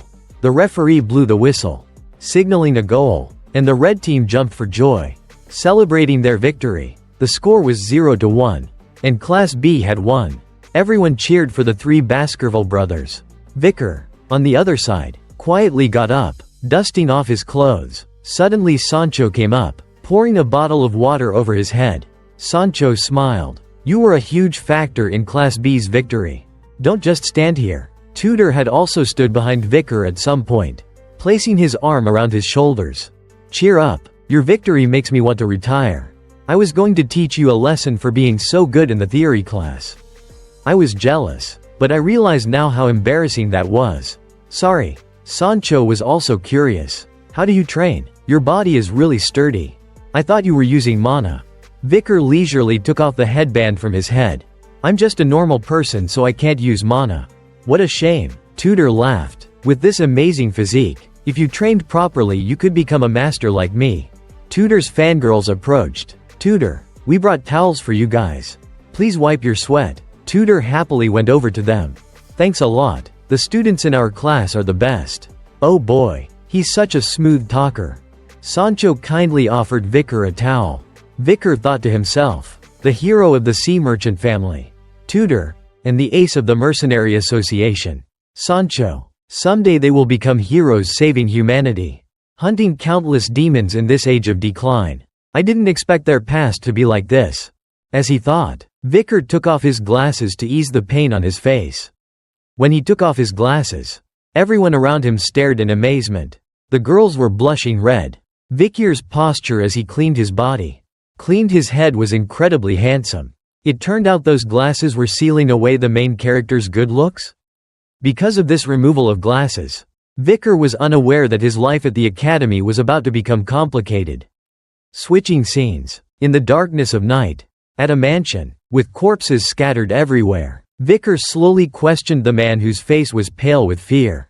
Backed against a statue behind him, Lloyd Dokeseller, 52 years old, chairman of the Communication Association and head of the orphanage, the one who conspired with demons and sold the children of noble families. Did you think no one would know? His blood-red eyes glowed in the darkness. The chairman, terrified, looked at the crimson sword. Don't tell me, that kind of aura is from a swordsman? Vicar looked at his crimson sword. Swordsman, my aura has nearly become solid. But it's still leaning towards a liquid state. To be more precise, I've reached the highest level of the great scholar. Then Vicar offered, work with me to catch demons. If you do that, I'll compensate you fairly. The chairman, hearing that, was somewhat tempted. Just as he was about to answer, boom, a tower next to them shattered, slowly tilting and falling, coincidentally right on the spot where the chairman was sprawling. Vicar quickly moved back to avoid it. He looked up at the culprit. Under the moonlight, a muscular figure stood at the top of the halved tower. The overwhelming energy that I can sense even at this distance. Vicar frowned. You're an upper demon? The figure wore a rather patchwork mask on his face. With one eye glowing red, he wore an elegant suit and gloves. In his left hand, he held a gigantic hammer made from human skin, with many faces sewn onto it. The stranger took a running leap. Jumping down, he raised his hammer with both hands, aiming it directly at Vicar. Vicar jumped to the side. Dodging, the hammer slammed down, making a crater in the ground, sending debris flying everywhere. Vicar summoned Beelzebub, analyzing his opponent. A high-level great scholar aura and using the Quo Vadis mace fighting style? This thing isn't a high-level corpse. The stranger then turned to face Vicar. Could it be that demons have infiltrated the holy nation? Well, they do have some corrupted areas. He thought this thing was a minion of one of the 10 upper demons. Thinking this, Vicar dismissed Beelzebub and spoke to the stranger. If I kill you, I might get to meet one of the 10 upper demons. Although cleaning up trash like this is annoying. It's been a while since I had a real fight. The stranger jumped up and swung his hammer down at Vicar again. He kicked his leg out 180 degrees, blocking the hammer. The stranger was stunned. How could this skinny kid block his hammer and leave him unable to move? Then, Vicar used the momentum to punch the stranger in the side, sending him flying into a nearby building. As the stranger struggled to get up, Vicar jumped up. As the stranger charged with his hammer again, Vicar moved like a flash of red, and was suddenly behind him. He elbowed the stranger's hand, making him drop his hammer, then flipped gracefully and grabbed the stranger's vest, throwing him headfirst into a pole in the ruined wall from the explosion. Vicar approached him as he growled like an animal. A torn piece of clothing revealed a tattoo on his scarred chest. Vicar was curious. Ephibo, is that your name? Who is your master? Who made you like this? The stranger could only growl and yell. Not speaking human language, Vicar guessed. From your appearance, it seems that they control what you're allowed to say. But questioning isn't just about talking. There are other methods. I'll dissect you into pieces. He bent the pole that was impaled through him. From your internal organs, bone structure, the freshness of the blood in your veins, and the density of your mana, I can get a lot of clues. Ephibo, shall we begin the interrogation? Just then, a cry for help came from the rubble below. Vicar quickly jumped down, lifting a large wall of stone. It turned out the chairman was still alive. Vicar was a bit surprised. "You said you were a poison merchant? Seems you have a strong life." It turned out that half a tower had fallen. But fortunately, 2 walls had landed in a way that created a gap where the chairman was sitting. Vicar threatened, "If you still want to live, you know what to do, right? Tell me everything you know. If I do, will you spare me?" Lloyd trembled. "We'll see if the information you give me is useful." On a nearby rooftop, a dark figure stood observing the scene below. The chairman was yelling, "I'll tell you everything. In the principal's office. In my safe." Before he could finish, the stranger's eyes went wide. A blue light appeared in his eyes. His pupils split into 4 directions. As if taking aim, Vicar sensed something and turned around. The stranger had already vanished into the darkness. Because he turned back, he didn't see the chairman's face transforming. Another face sprouting from his mouth. Then from that face, other faces appeared. The chairman moaned in pain. Vicar turned back, and there was a flash of blinding blue light. And boom, a huge explosion. The chairman's flesh and debris went flying everywhere. Church bells rang. The explosion had alerted the whole street. People rushed out. Even the Holy Temple Night Squad arrived. The explosion had bent the balcony railings and knocked over street lamps.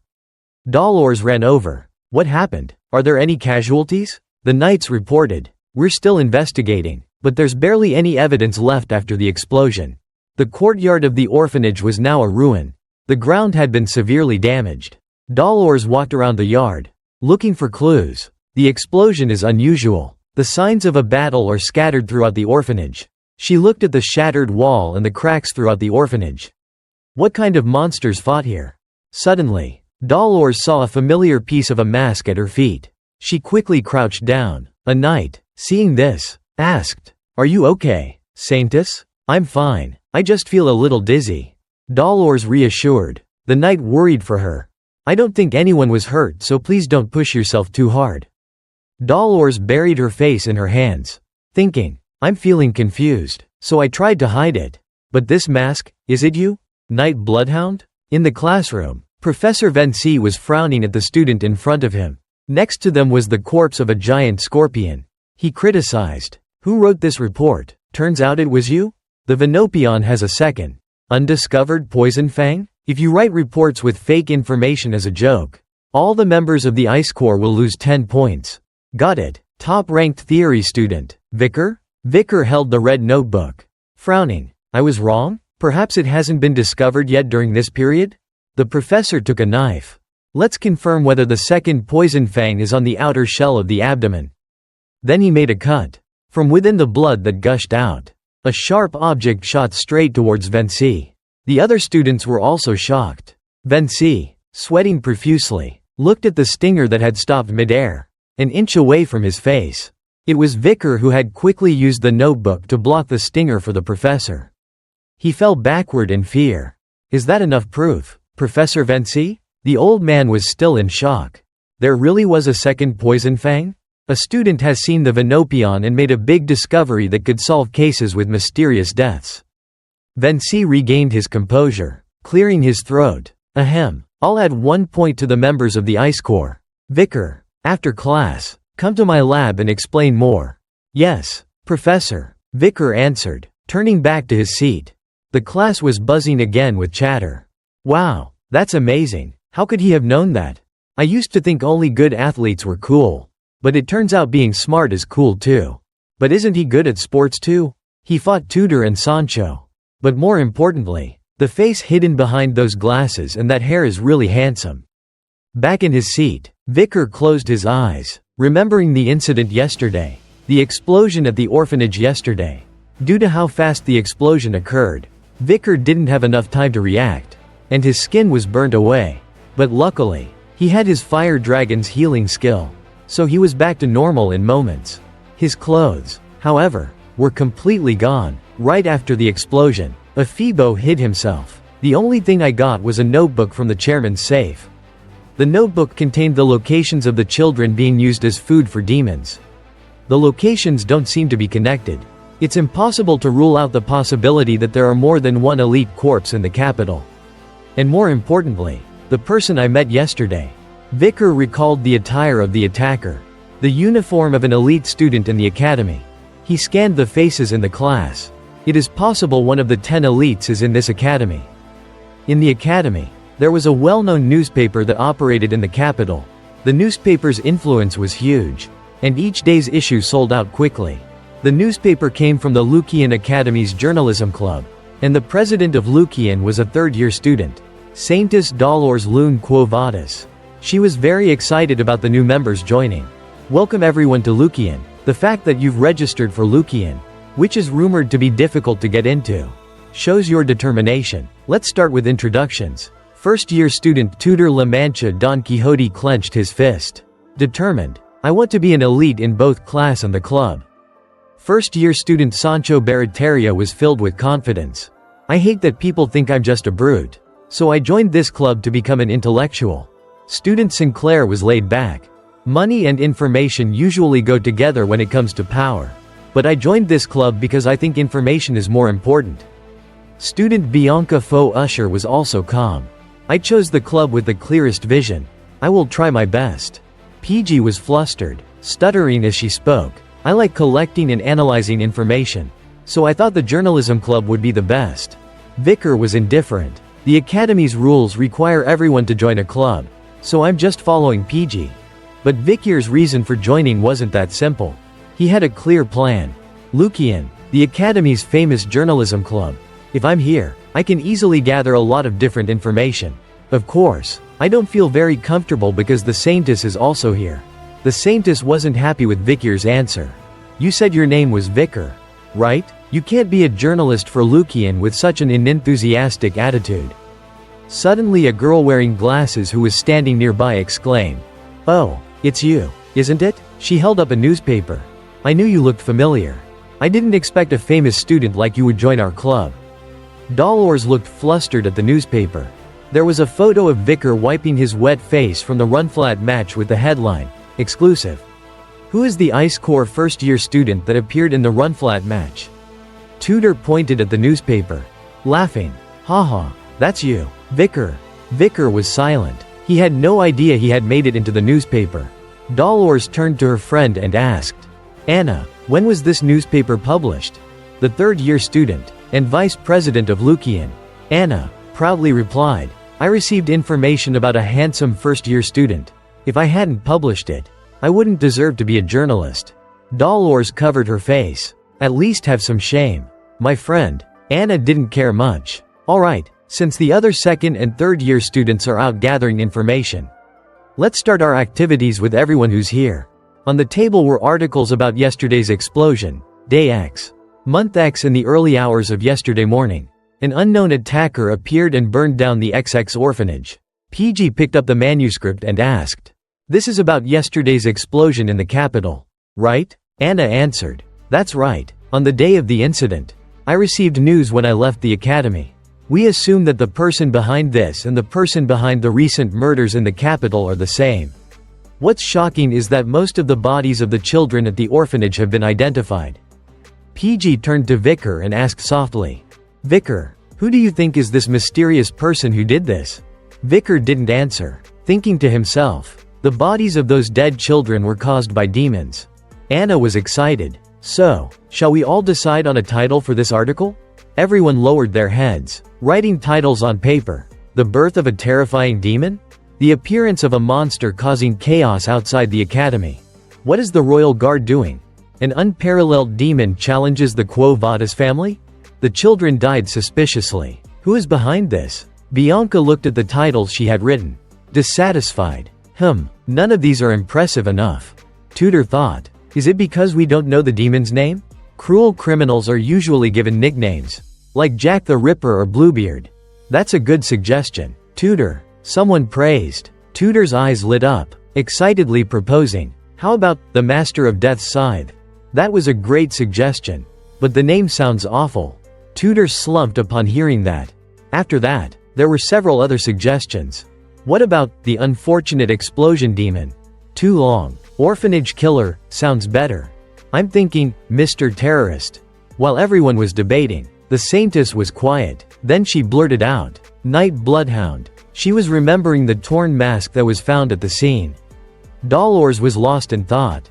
The mask found at the scene definitely belongs to Night Bloodhound. Why was he there? His humbleness did not portray power nor wealth. He dedicated himself to treating the people in the slums who suffered from the Red Death. His dedication and love for the poor is real. Because of that, I thought he stole the Saintess's teardrop for a noble cause. But why was he at the scene? Did he really kill the principal and the children at the orphanage? It's certain he's not a bad person. If Night Bloodhound is a criminal, I'm sure he has his reasons. Night Bloodhound? Not a bad name. Lost in thought. A voice made Dolores jump. Everyone was happy with the name.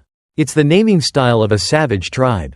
It sounds violent. I think so too. It sounds gloomy and negative. So, we'll use the name Night Bloodhound.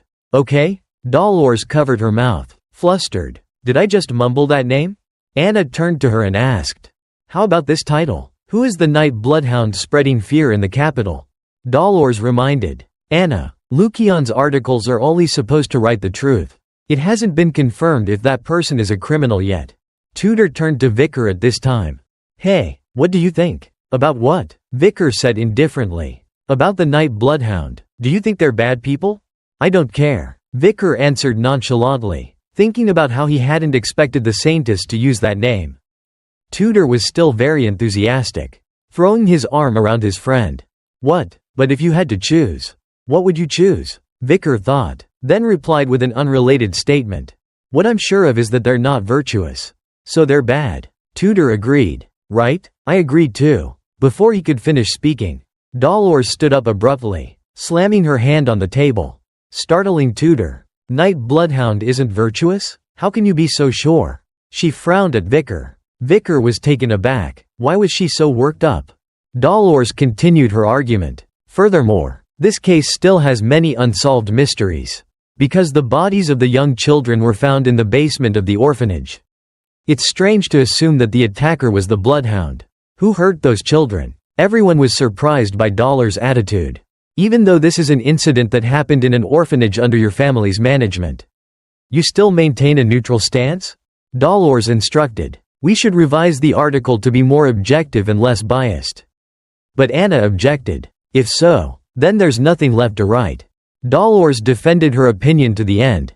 "When the reason why the Bloodhound did this becomes clearer, it won't be too late to publish a critical article. If he really is evil." Dolores' eyes flashed sadly. "We will criticize him in the harshest way possible." Vicar silently observed Dolores' expressions. Suddenly, a student rushed in with a panicked face. "President, Professor Vinci, the club's advisor, is calling for you. He's demanding that the article be revised to confirm that the Bloodhound is the bad guy." "Right?" Dolores was exasperated. "That person just likes to cause a stir. I'll go meet with him and talk to him." Saying that, Dolores turned and left. Tudor was impressed. "The president is indeed a strong woman." Vicar turned and said, "She was always like that." Tudor was confused. "Always? When was that?" Vicar was slightly taken aback. He remembered the memories of his previous life. "Before I regressed, on the front lines of the Doomsday War, when she was the Saintess leading the Holy Knights, Dolores would constantly command, giving very strict and imposing orders. 'Knights, where are your ranks? Why haven't you attacked harder? You people these days are so weak in faith. What are you standing around for? Go save another person.' Back then, as soon as we saw demons, we would charge immediately." Thinking of this, Vicar smiled slightly. "I had anticipated that my actions would be seen as evil. But having someone trying to understand the truth doesn't make me feel so bad. From the bottom of my heart, I'm very grateful to you, Saintess." Early in the morning, the loudspeakers in the dormitory courtyard blared, waking up the students. PG, with his eyes half closed, tried to pry open his heavy eyelids. "Good morning, PG," Vicar said. PG sat up, rubbing his eyes, and greeted his friend. Vicar was already dressed and ready, doing some light exercises. The academy started réveil at 6 a.m. Students were awakened by the bugle call and gathered in the stadium in front of the dormitory. They followed the physical exercises of the instructor, starting their day with light jogging. After the morning exercises ended, the students dispersed. Some went back to sleep, some went to the bathroom, and others went to the dining hall. PG finished exercising and sighed wearily. I think if I slept more during morning exercises, my brain would work better. Vicar calmly denied it. PG, exercising your body will help activate your brain. You don't have to state the obvious. Vicar. PG frowned. Tudor and Sancho were suddenly walking right next to them. Vicar, you won't be liked by many girls if you lack empathy. Why don't you try to practice empathizing with PG? PG turned around. I'm going to decline on my end. Thank you. No thanks. Tudor changed the subject and asked his friends. Speaking of which, are you guys free this weekend? We're planning to hang out downtown. That sounds good. I also want to buy a few books. PG chimed in. I also want to go to a restaurant. Sancho also agreed. What about Vicar? Vicar replied indifferently. I had to do volunteer work on the weekend. The three of them stopped. Three faces with three different expressions. Sancho was surprised. Volunteer work? Vicar lost a lot of points this time. PG scratched his head. Helpless. Tudor chuckled. It's Professor Vinci again. Huh? He always stands out, whether he wants to or not. Vicar didn't answer, only replying, anyway, you guys go have fun. But these three were still trailing after Vicar. Doing volunteer work can be fun too. Tudor changed his mind. I can't let my friend go alone. We'll go with Vicar. PG was very noble. Everything's more fun when done together. Sancho echoed. Suddenly, Tudor looked thoughtful. That's strange. What is it? Sancho asked curiously. When I'm with that guy, Vicar, I subconsciously stand next to him. Tudor continued. It's like seeing an older brother. Well, he is quiet, but he exudes a dignified aura. When he was a mercenary, people like that would naturally attract and lead others. Sancho agreed. PG looked at Vicar with admiration and pride. He is truly extraordinary, even someone with high status like Tudor of the Don Quixote family. Or Sancho, an outstanding student from the Northern Guild mercenary group. Actively approach him. He was so kind that he helped me at the entrance ceremony when I was still flustered. Whether it's academics or sports, he excels in everything. I feel that if I'm with Vicar, I can overcome any challenges in the future. Suddenly, Vicar turned his head sharply. Looking behind him, his eyes were bloodshot, filled with murderous intent, and very scary. PG was startled when he caught sight of those eyes. Vicar turned back and stared intently at a student who was walking past them in the hallway. Holding two younger kids, one in each arm, Vicar asked PG, PG, you're sure to know the students here, right? Do you know anything about him? PG seemed to snap out of it, stammering, you mean you want to know about that young man standing in the middle of those female students? Of course, he's the most handsome guy in the school.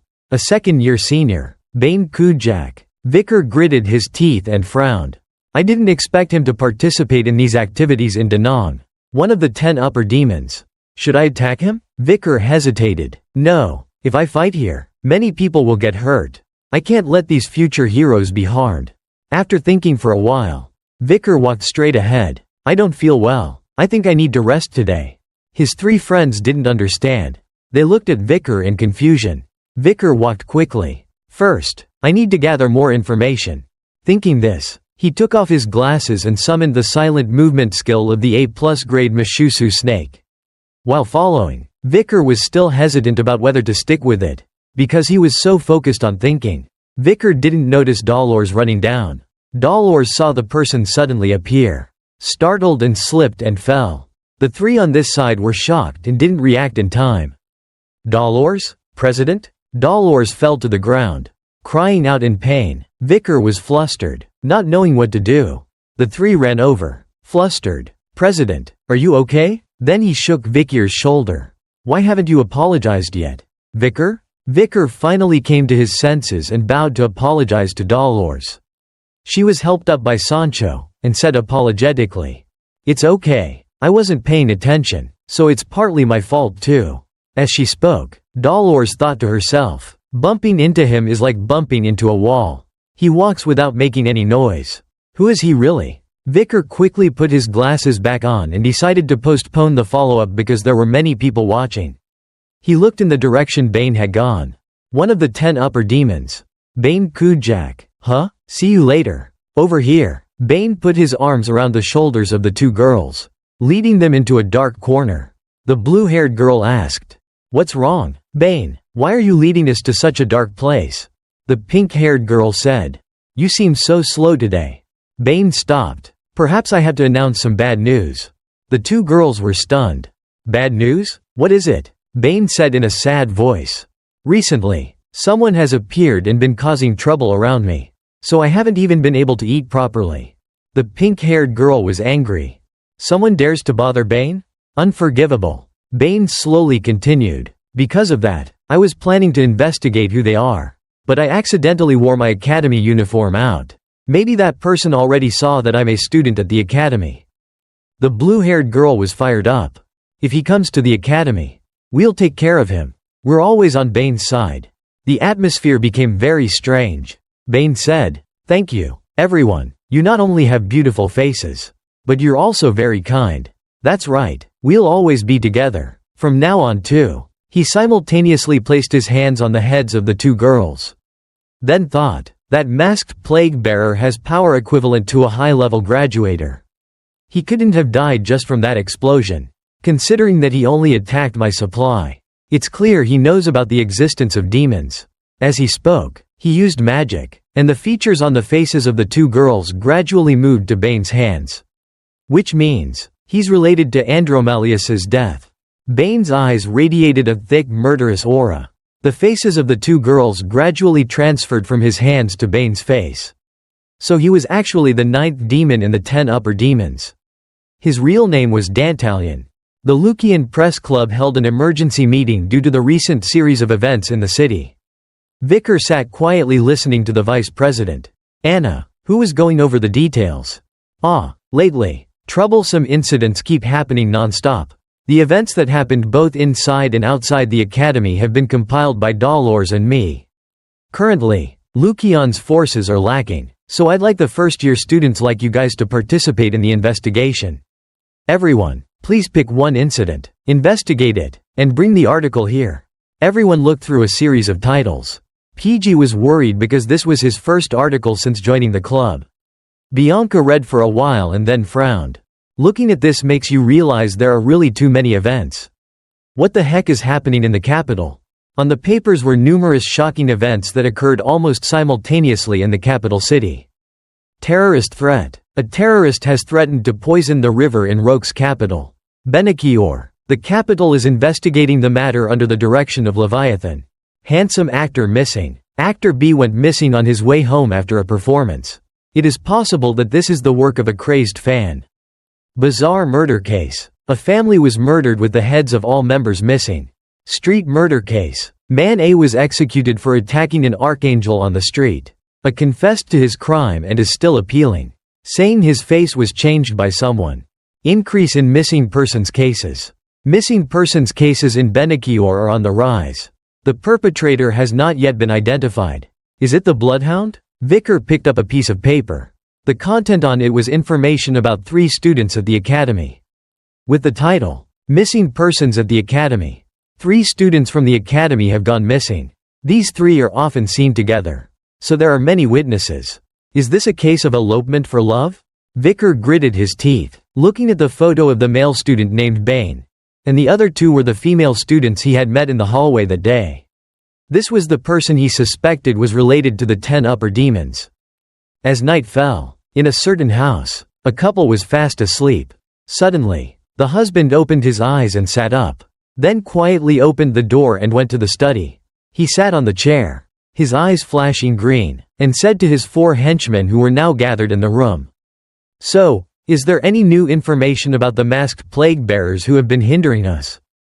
Henchman number 1, Ephibo, who had fought with Vicar a few days ago, mumbled something incomprehensible. Henchman number 2 with long red hair, Geronto, shook his head. Henchman number 3, who carried a giant pair of scissors, Hebe, also mumbled the same thing as the first. Henchman number 4, Fido, was silent. All 4 had the same characteristic. They had no faces. It was just a piece of sewn-up skin. The man, now possessed by Dantalion, analyzed. Since that incident, they haven't appeared again. It seems that they are as cautious as we are. There is no other way. From now on, we will expand our scope of activities. Dantalion looked up at his henchman, raised his sharp fingers, and on them were several human features. He flung them straight at the faces of the 4 henchmen. The faces on their heads wiggled and contorted. Dantalion slowly said, "I will share some of my faces with you." Before his eyes, the 4 henchmen now had appearances identical to humans. "Go out and find that masked plague bearer." The study door suddenly opened, and the man's wife walked in. Confused. "Honey? What are you doing in the middle of the night? Who are these people?" Dantalion glanced at the woman, pretending that there was no other way. "I just want to see some more lively faces to admire." "Well, there's nothing I can do about it." Then he ordered the henchman who had been standing behind her to hold a knife to the woman's throat. "Fido, finish it without damaging her face." The poor woman did not have time to understand what was happening before she was sent to the afterlife with a single cut. Blood splattered all over the floor. Dantalion became annoyed. The death of Andromalius and the obstruction of those masked plague bearers have delayed the opening of the gate. It's so annoying. He used his magic on his face to make it distorted, with mixed-up facial features. "Ephibo, come with me. We need to meet her." Dantalion smiled with his new face, his expression becoming lewd. It's time to release all the accumulated stress. The next morning, at Dantalion's church, he had transformed into Sir Quilty and greeted the arriving saintess with a gentle smile. Dolores was confused. "What the heck are you smiling about?" Dantalion sincerely expressed the feelings of a true fan. "How can I not smile when standing before such a beautiful saintess?" Dolores looked at the old man seriously. "I didn't come here to joke with you, Sir Quilty. Anyway, the saintess hasn't visited recently, so I've been quite worried. Recently there have been many missing persons and murder cases, so I've been busy investigating." Dolores explained. "It seems that the Academy Club's activities are busy. The world is becoming more and more chaotic these days." The old man chuckled inwardly. "I was the one who caused all those things." "Boo! Surprise!" Dolores looked at him, annoyed. Quilty Rune Indulgentia, head of the Indulgentia family, a branch of Quo Vadis. On the surface, he manages orphanages, monasteries, and hospitals with resources from Quo Vadis, and seems to be doing charitable work. But in reality, the old man supports a system of selling indulgences to absolve sins for the wealthy. Clearly a two-faced person. There must be something he's hiding. Quilty leaned closer to Dolores. "So, did you come to see me about something?" "I came to ask you to abolish the indulgence selling system. The notion that you can use money to atone for all sins is wrong," Dolores stated bluntly. Quilty leisurely said, "Why? The indulgence selling system has been the church's policy for a long time. Isn't donating a large sum of money already enough of a punishment? Sins must be confessed to God," Dolores objected, "and endure appropriate punishment to be forgiven. Indulgences cannot save a person." Dolores insisted, and a bright aura radiated from her. Quilty wanted to say something but stopped, and after a moment, he turned away, saying to her, "I am only following the teachings of the church. Perhaps the saintess should discuss it with the cardinal. Your father." Then he spoke in a dismissive voice. "You should go back now. I heard that today the students from the academy will come here to do volunteer work. There is no need to stir up trouble regarding the Quo Vadis family where there are so many of your underlings." Dolores listened and it seemed reasonable, so she turned to leave. Before she left, she said, "Then I will come back another time to continue this discussion." As Dolores turned to leave, Quilty, unable to wait any longer, revealed his true form as Dantalion, and he flashed a demonic smile, his 4 blue eyes glancing at Dolores' departing figure. He hissed and clicked his tongue in his head. "So beautiful, truly too beautiful. I almost couldn't suppress my urge to collect her." He bit his lip hard until it bled to control himself. "But it is not yet the time. The saintess is a treasure that I found in this world. I will collect her when she faces the utmost despair. When the world is in chaos, I must open the gate as soon as possible." The demon trembled as he embraced himself.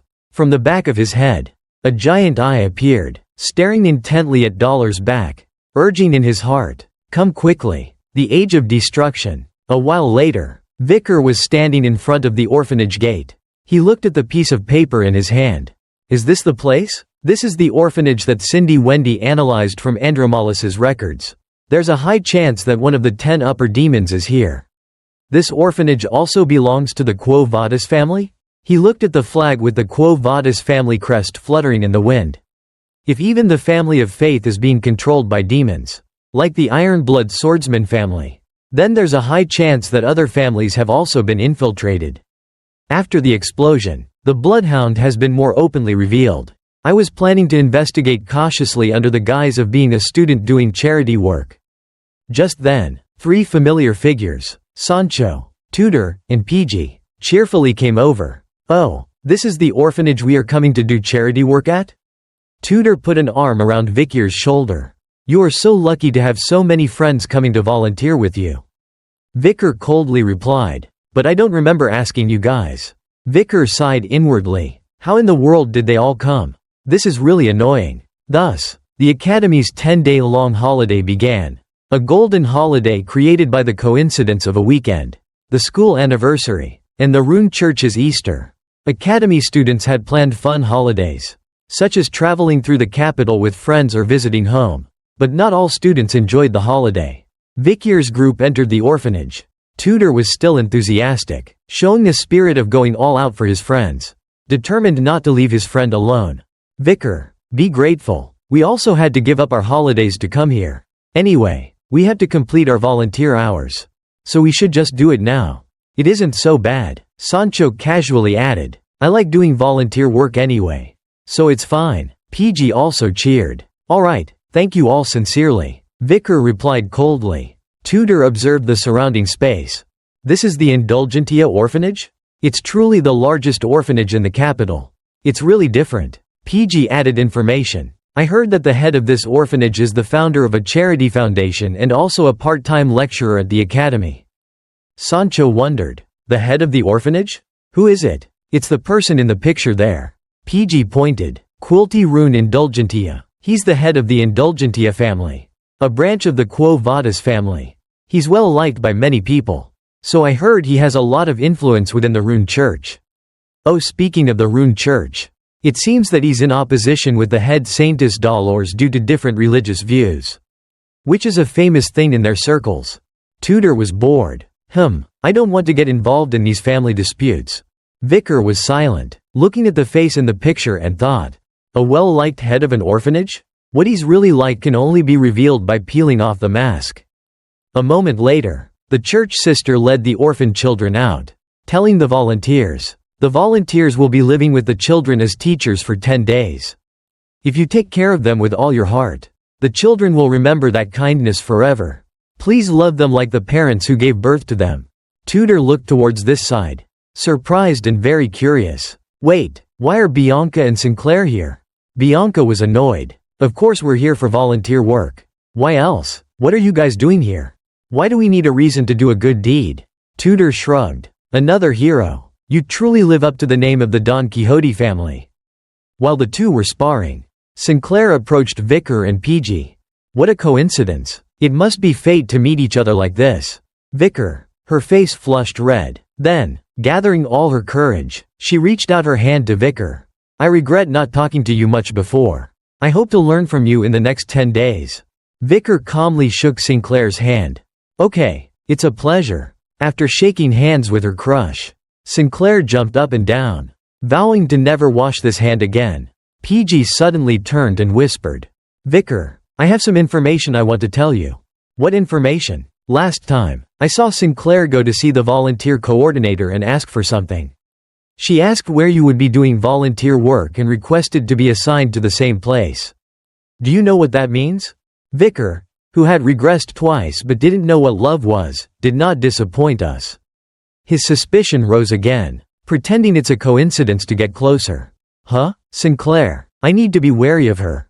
Then, he glanced to the side, saw the figure of Quilty walking up the stairs, and wondered, but is the head of the orphanage not participating? A moment later, the sister spoke to the children. "Now, it's time for you to pick your teacher." The children excitedly rushed forward, surrounding the volunteers. Tutor, holding 2 kids in each arm, laughed happily. "Haha, everyone is so good at communicating, right?" Sancho was also blending in very well. Before anything, he was already carrying 2 children around, making the children very happy. Bianca was on this side looking lovingly at a child. Sinclair was gently reading stories to the children. But for Vicar, it was a bit difficult. He looked at them with a cold gaze. "What are your names?" The children, seeing his gaze, panicked and scrambled to run to PG. His friend was sweating and reminded him. "Vicar, relax your face." Vicar sighed. I forgot. I usually don't pay attention to these expressive things because Pomeranians are so approachable. But dealing with kids is really difficult." Suddenly, a little girl with blonde hair darted out from behind Vicar, then ran straight for the door. Vicar, surprised, followed the girl. The girl ran to a corner of the wall and stood there pensively. She looked very sad. Vicar stood on the other side of the wall and spoke up. "I often feel suffocated when I'm in crowded places." The little girl flinched at the sound of a voice. Vicar glanced at her and continued. "If you're not careful, people often think that I make a bad first impression. Why did you come out here?" The girl was stunned for a moment, then turned away, acting like she didn't care. Vicar thought, could it be that my words are not working? He suddenly remembered what Ayin had said to him. How can a child answer if you ask like that? You need to smile when you ask the children. Thinking it was the way to go, Vicar crouched down in front of the girl, glanced at her name tag which read Perry, and said softly, "Perry." Vicar smiled. "Is that your name?" The girl was stunned, then blushed and ran away, leaving Vicar sitting there, puzzled, and his smile disappeared. "Is my smile that bad?" Suddenly, someone approached. "Maybe she didn't run away because she hates you." It was Dolores. She smiled. "I've been observing everything. You seem cold but actually you're very gentle." Vicar stood up and greeted her. "Head Saintess Dolores." Dolores explained. "Perry is a child who has suffered a lot of pain in her heart and closed it off. Therefore, she has muteness and can't talk."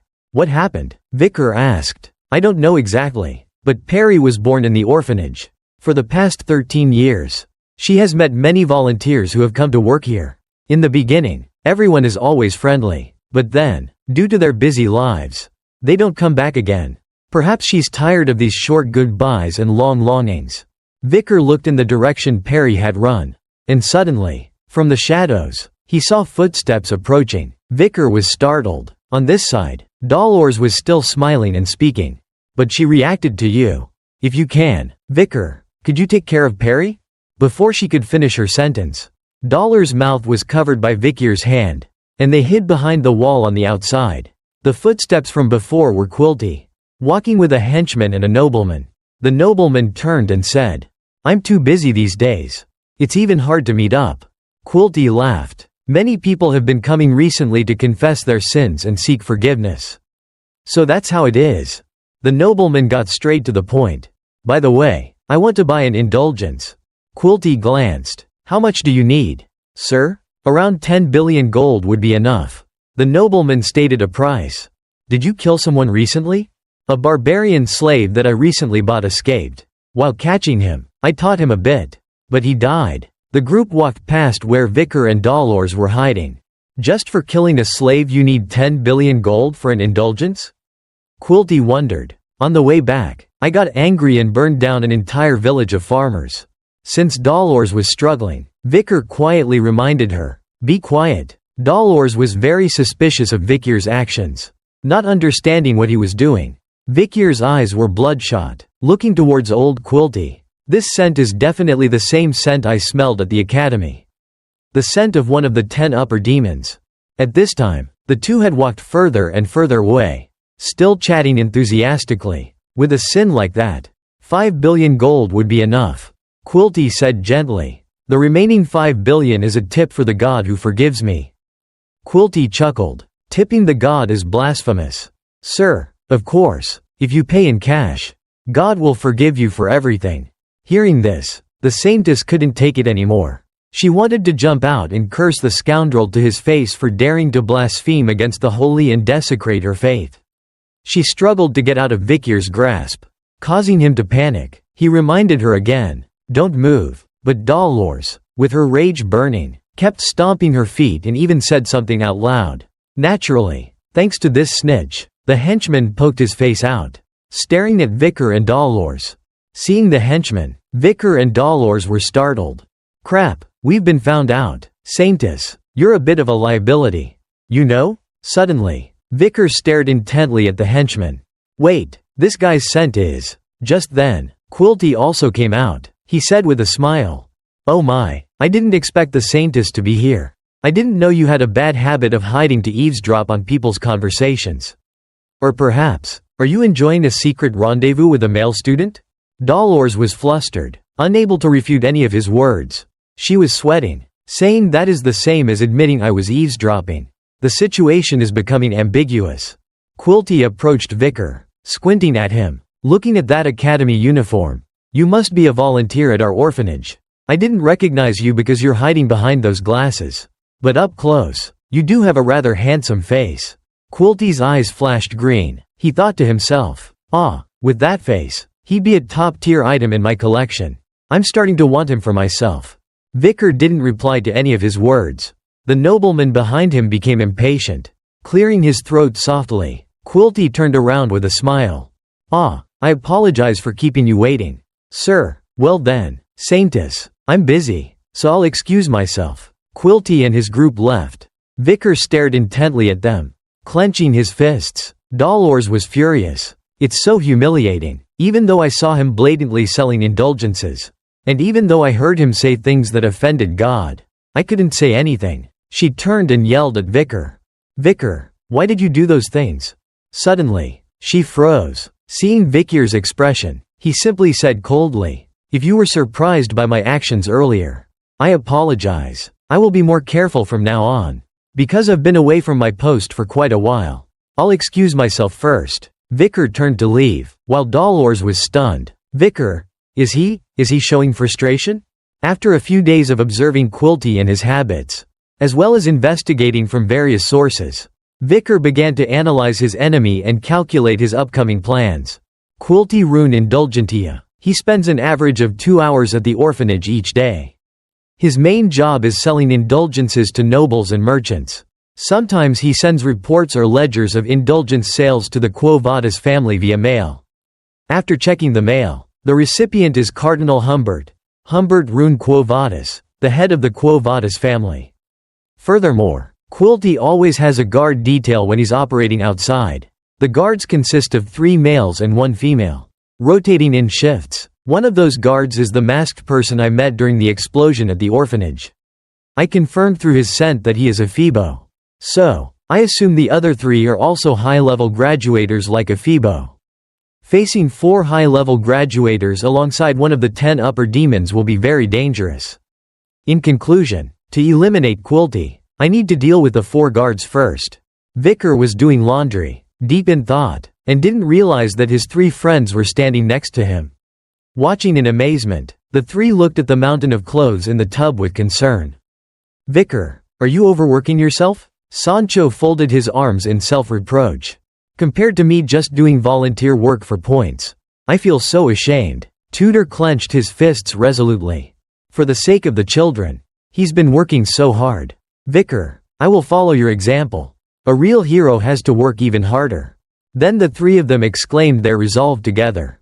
"Everyone, follow Vicker's example." Vicker turned to look at the 3 of them. Annoyed, he sighed, turned back to his work and thought, "Have I been thinking too much? Anyway, operating during the day is difficult. I have to wait until night. Right now, it's best to focus on the daytime." A while later, a group of boys were playing soccer in the orphanage courtyard.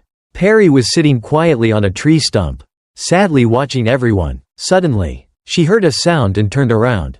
Vicker was holding a spider egg, bouncing it up and down like a tennis ball. Perry recognized him from the other day and stared intently at the ball bouncing rhythmically.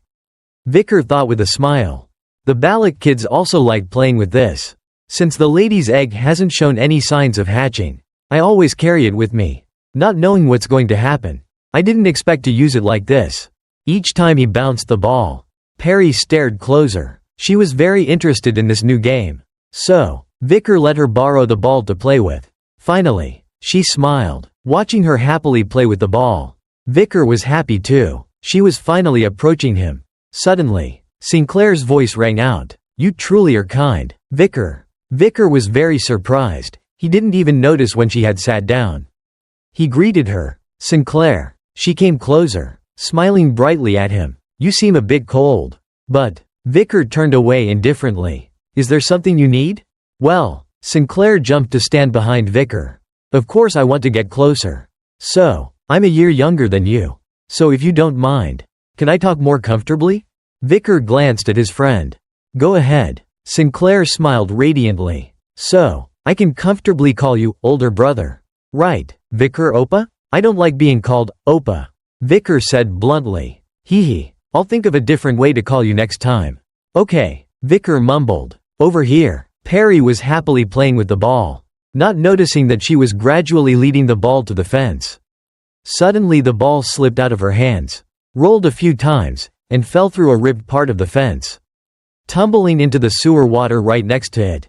The two heard the sound of water and looked over, then quickly ran over. Sinclair looked at the dark sewer stream, flustered. "Oh, this has already fallen into the sewer.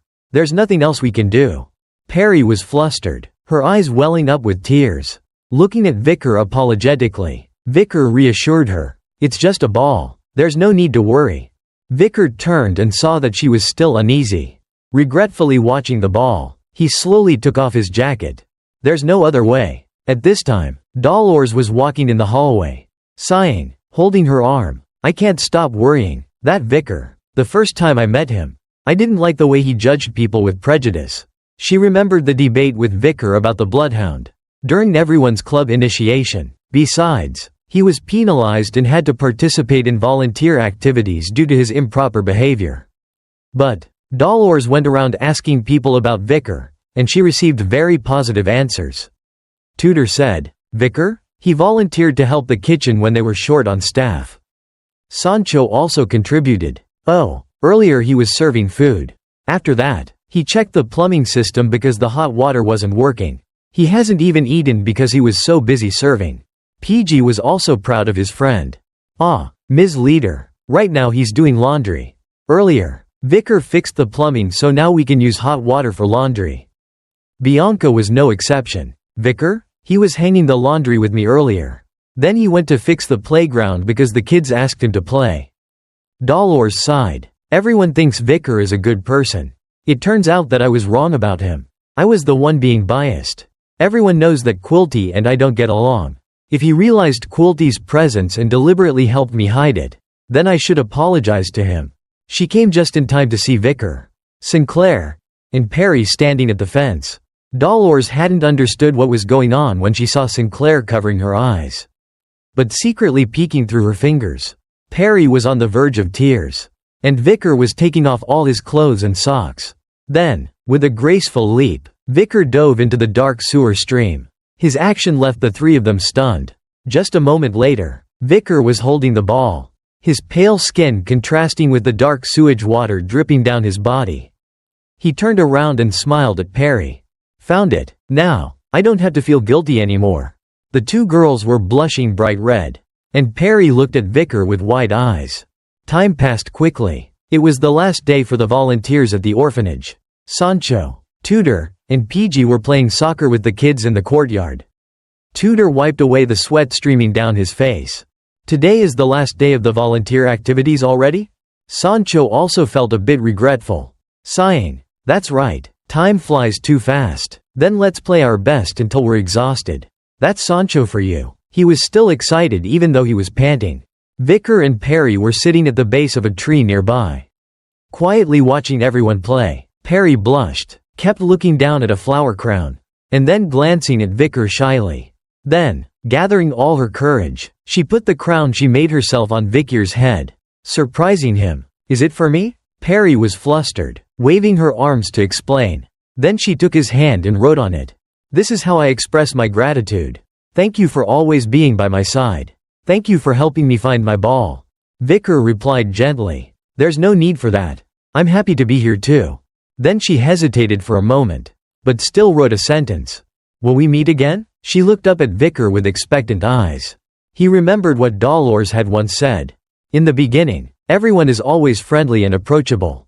But then, when life gets busy, they don't come back again. Perhaps Perry is already tired of these short goodbyes, where a short bonding period is followed by long longing. Vicar thought to himself, while hunting demons, every moment is about facing death. I can't promise for sure that I will come back again. Even so, Perry, seeing that Vicar didn't answer for a long time, looked down sadly. Vicar then said, I will definitely meet you again. Perry heard these words, her eyes widening as she looked up at Vicar. I promise. I will come back here again in the future. Perry smiled brightly, radiantly. This statement had warmed the heart of the child. Perry wrote, I'll wait for you. Oppa. Not Oppa, but Uncle. Vicar corrected gently. The two just sat like that, enjoying the rare moments they had left together at the orphanage. In the afternoon, in the main hall of the Intelligentsia orphanage, the volunteers had all gathered. Everyone was regretful about the time spent there. Some were even crying, including Tutor, PG, and Bianca of course. Quilty, on the podium, expressed gratitude to the volunteers for the children who have lost their parents and live in the orphanage. This time is invaluable. Thanks to your interactions, the children can feel the existence of parents and fill the emptiness in their hearts. If they grow up to be better people, it is due to the hard work of wonderful volunteers like you. Now, during the last 10 days, the love that everyone has given to the children at this orphanage, please share it with them. A pastor pushed a large chest forward. In the middle of the chest was a small slit, with its intention clearly shown. PG, standing next to it, was crying loudly, while Vicar was very indifferent. He was just staring intently at the old man in front of him. Is that you, Quilty? With the tongue of a devil, you can skillfully utter words of gratitude. You're subtly provoking reverence and a feeling of indebtedness towards their parents. You seem to be planning to make these young students donate money. Behind him, there are 4 guards. It might be difficult to attack him, but I can't let him act so arrogantly any longer. Everything is ready, as planned. Today I will hunt one of the 10 upper demons. The students lined up to take turns donating to the orphanage. Except for Vicar. Sinclair approached him and asked, why aren't you donating? I'm broke. Vicar replied calmly. Huh? How do you not have any money? You're an academy student. Vicar thought to himself. Money for demons from my dad. Go dream in a meadow. He asked Sinclair, why are you calling me older brother? Hee. I've decided that I will call you older brother. Vicar was at a loss for words. Okay, whatever. Sinclair still tried to say. But isn't that too cold? We are more privileged, so we had to help the young children here. Vicar replied, things like parents are not necessary. Ultimately, this world is a place where we have to overcome things by our own power. Parents are only necessary when we are young, a time when people need the help of others. Other than that, they aren't needed. Sinclair was quite surprised to hear these words from Vicar. She took his hand. Older brother, it seems you have gone through something difficult. Older brother, come to my house sometime. During holidays or vacations, let's have a meal with my family. She was earnest, her eyes sparkling as she looked at Vicar. Then, as if embarrassed, she ran away. I'm going now. I'm going to see the children.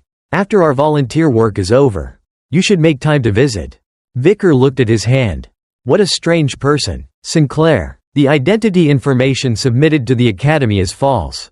Before I regressed, she was the most outstanding genius in the thermal weapons department, consistently ranking first in both theory and practice for 4 years. But somehow, right after graduation, she disappeared and never showed up again.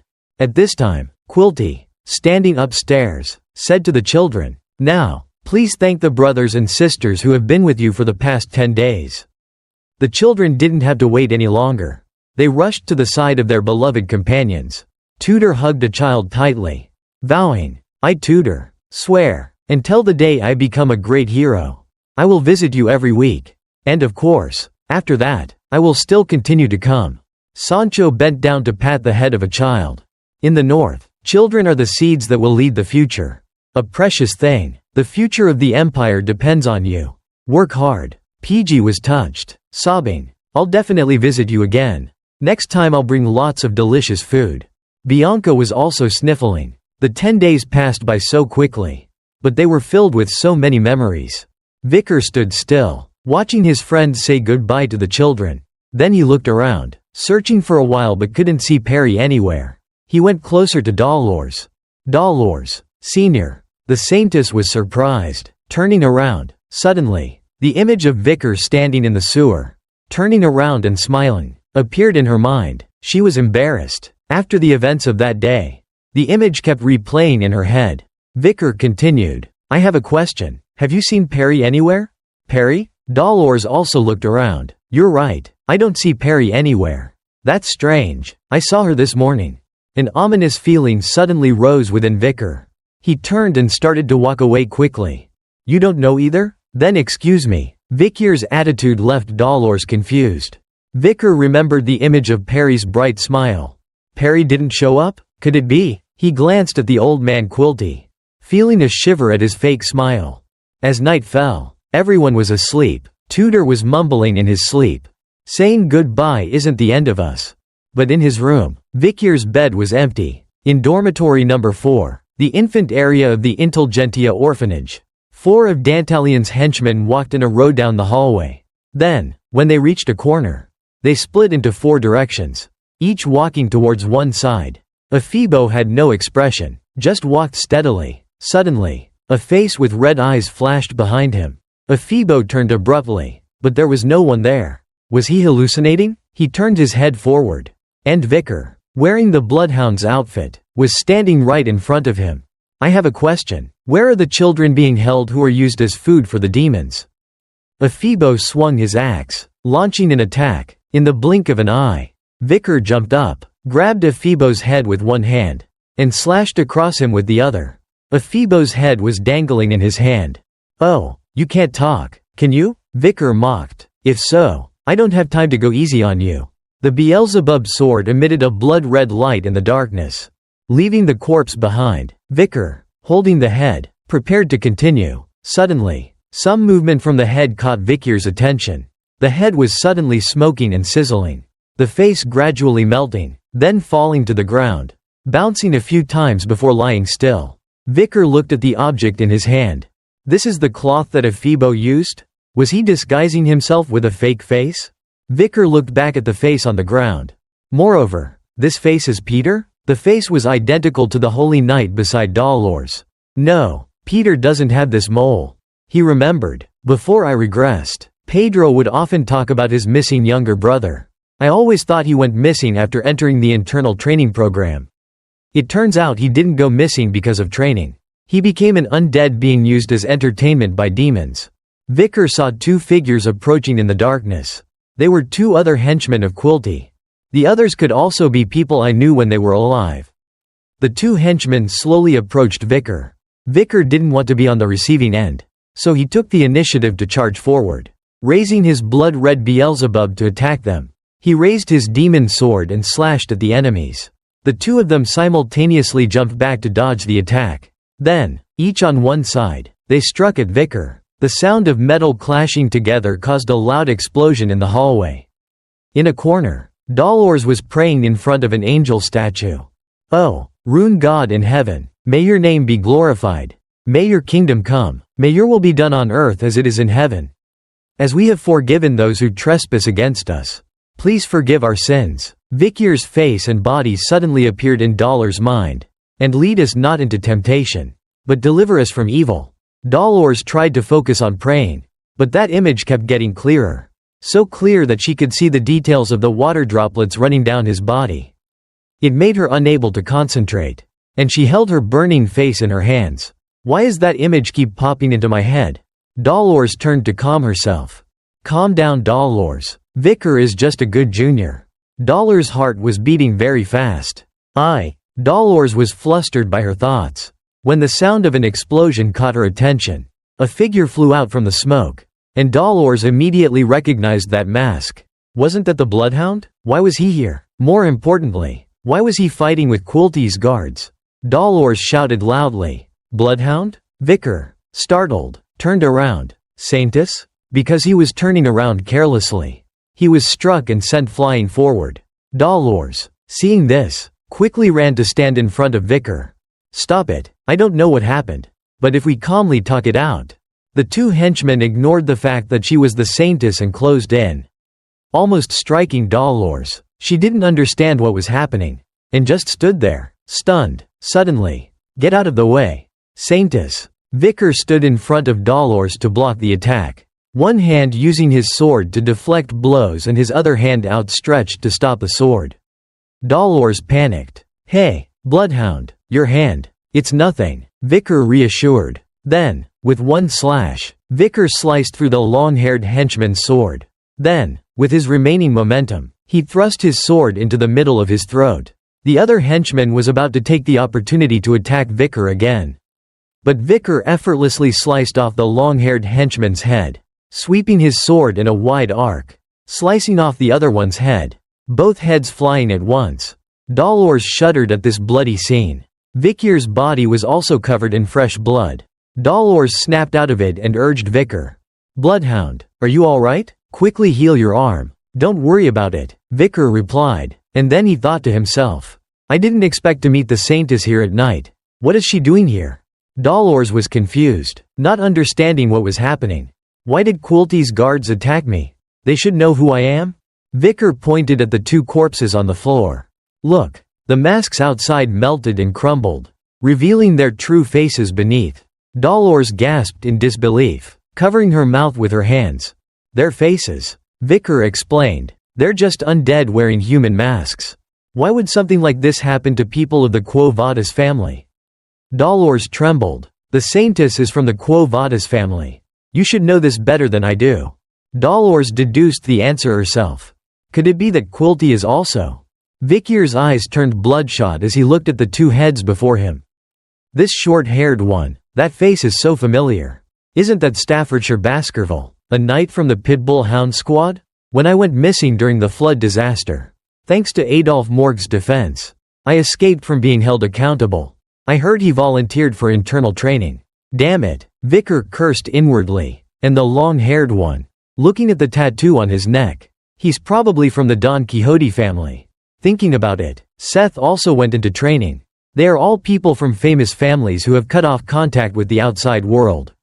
But wait, internal training, why does that phrase sound so familiar? Suddenly, Vicar remembered the Morgue triplets saying that Camus had suddenly left Adolphe's group and joined a secret group, immersing himself in magical research. Could it be? Just then, a hand casting fire magic appeared in the hallway, and countless fireballs flew towards Vicar and Dolores. The fireballs violently destroyed everything in the orphanage. Vicar shielded Dolores from the flames. His coat was torn to shreds.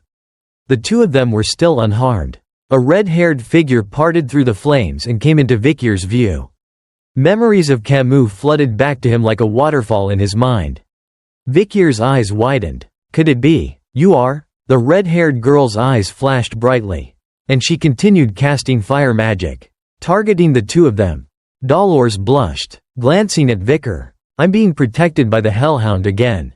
Then she turned to look at the red-haired girl and deduced, "An attack with malicious intent. It seems like this isn't just an attack targeting the Hellhound. That person is also an undead. Right? Probably," he replied, then turned to Dolores. "Saintess, how long has she been working for Quilty? I heard that Quilty hired her recently." Then, Dolores stopped and cast a spell. "As a servant of God. If the opponent is an undead, then I cannot sit still. I will support you, Hellhound." Vicar stepped forward. "Step back, Saintess. I need to confirm a few things with that one. Then at least let me use a healing spell." Dolores said. "It's not necessary." Vicar refused. The red-haired girl then cast her magic again, and a series of spikes flew out of the air towards Vicar. He just swung his sword once and sent the spikes flying. Vicar stared intently at the person before him. Long, bright red hair, magic of at least level 6 using fire and metal. To be able to cast magic like that at such a young age. Vicar recalled Beelzebub, even among the Morgue magic family. It's rare for anyone to be able to do it. On the other side, the red-haired girl launched a series of fireballs at her opponent. Vicar was unfazed, walking out from the fire. He didn't even bother dodging her attacks, letting them hit him. Dolores didn't understand what was going on. Why is the Hellhound not dodging? Why is he acting like that? Could it be that he is acquainted with that mage? If they are acquainted, what is their relationship? Vicar didn't know what his emotions were right now. Before I regressed, she was known to be very close to my uncle, Adolphe Morgue. If that is the case, then there is no way that she left the family and went to the death zone.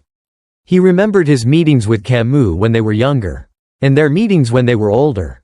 If I had never had any connection with her, and if I had never built a relationship with her, If only I hadn't used her for my plans. Camus morgue. Could my choices have pushed her to this situation? And caused the bright future of the hero Camus morgue to vanish? What have I done? Vicar stood in front of the red-haired girl. When she raised her hand to cast fire magic, he grabbed her arm to stop her. Vicar reached out his other hand and tore off the mask of the red-haired girl.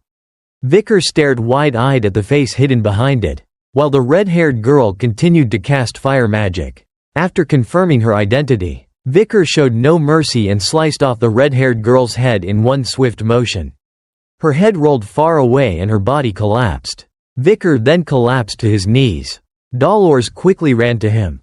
Hellhound, she cast a healing spell. Why are your injuries so severe? She looked toward the red-haired girl. Could it be that you knew that person? Vicar was silent for a moment, then said, a completely unfamiliar face. Luckily, Vicar felt like he had a weight lifted off of him. Then, he stood up. Okay, that's enough. Dolores objected. But you still have injuries.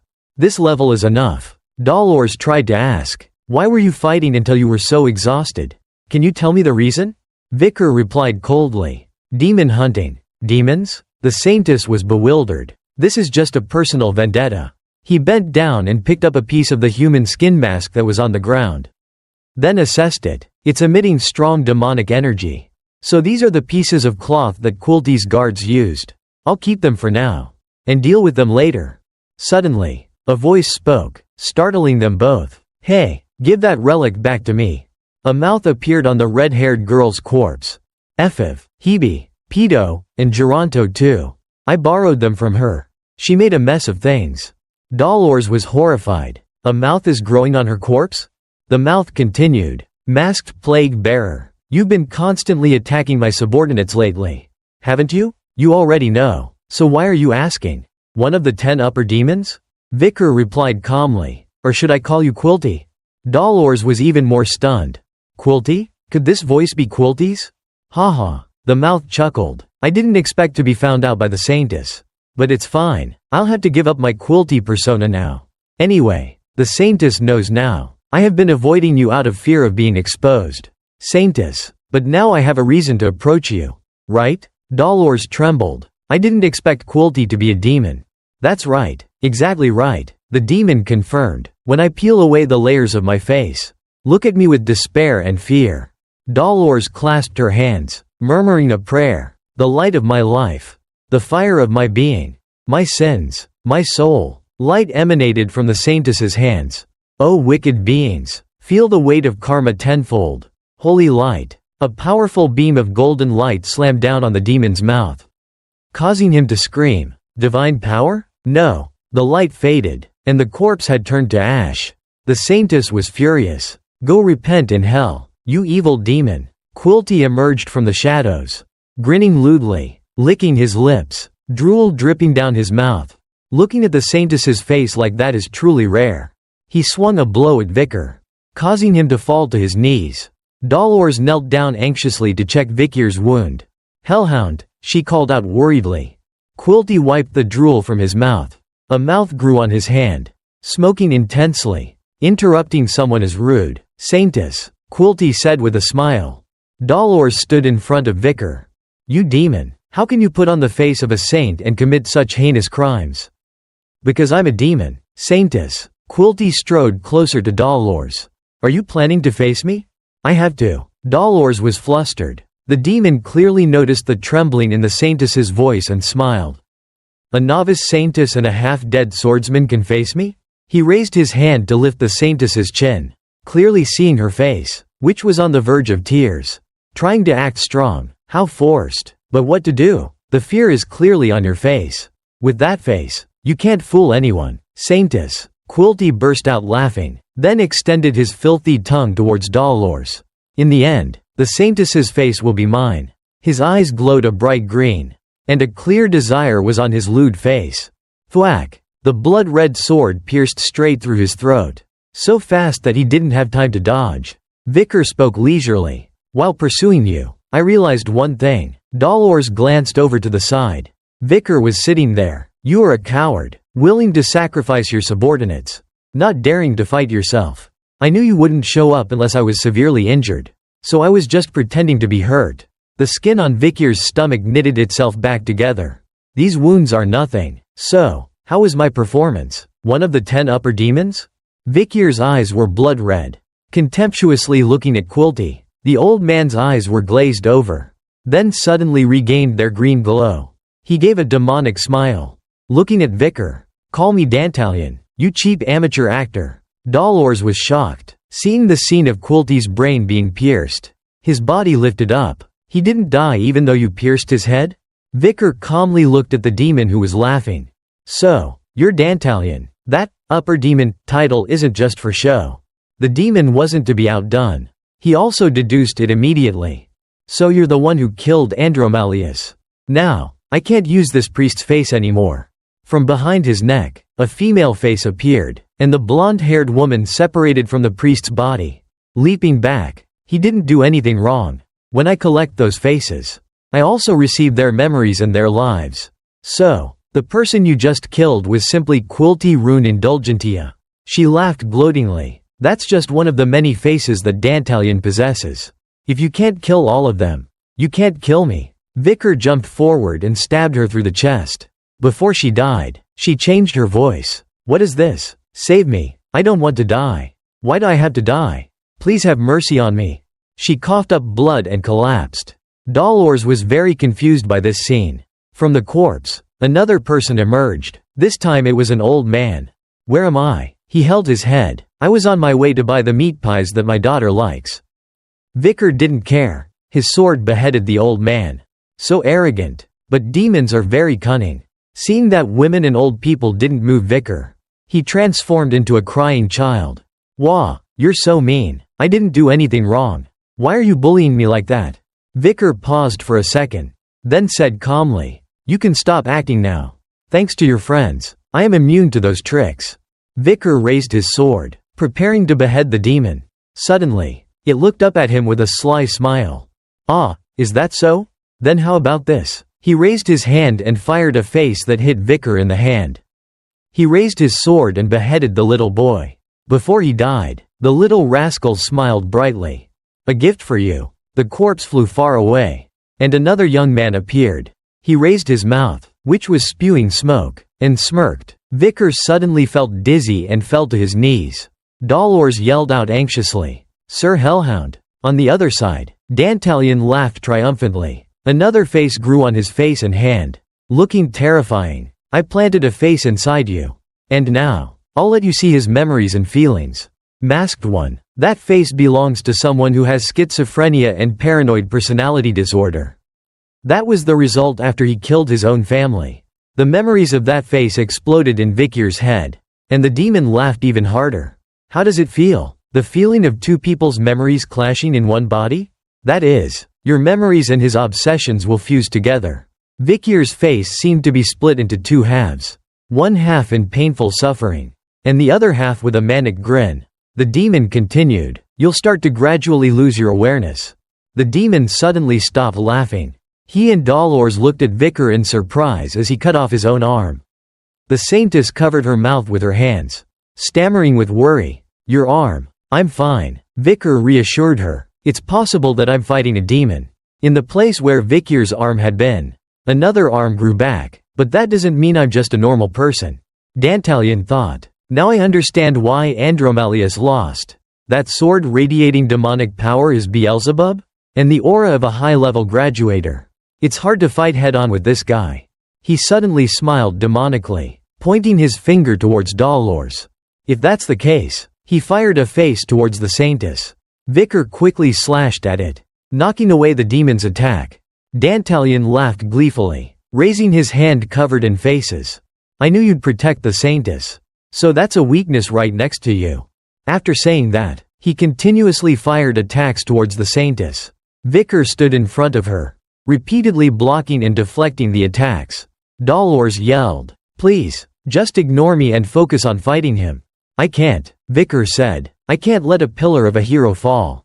Dolores was stunned, then clenched her teeth. This battle is so cruelly terrifying. The Bloodhound is having to fight alone. Is he planning to keep fighting alone like this in the future? Dolores clasped her hands together. I need to be more vigilant. But it's too scary. I can't stop trembling. But I had to help him. Dolores prepared to unleash her power when a piece of flesh flew to her feet. From the piece of flesh, misshapen facial features emitted a voice. Sister. Dolores was stunned. The face of Quilty suddenly appeared in her mind. At this moment, Dantalion's arm turned into a mass of tentacles, covered in hundreds of human faces. He launched the tentacles towards Vicar. Too easy. Having one face planted in you was already so painful. I wonder what it would be like to plant hundreds of faces in one person. Vicar wielded Beelzebub in front. Then I'll just slice all of them to pieces. Then, he began a frenzied slaughter of the tentacles. Dantalion continuously attacked, challenging him. Do you really think you can slice through all those hundreds of faces? Vicar was slashing very fiercely.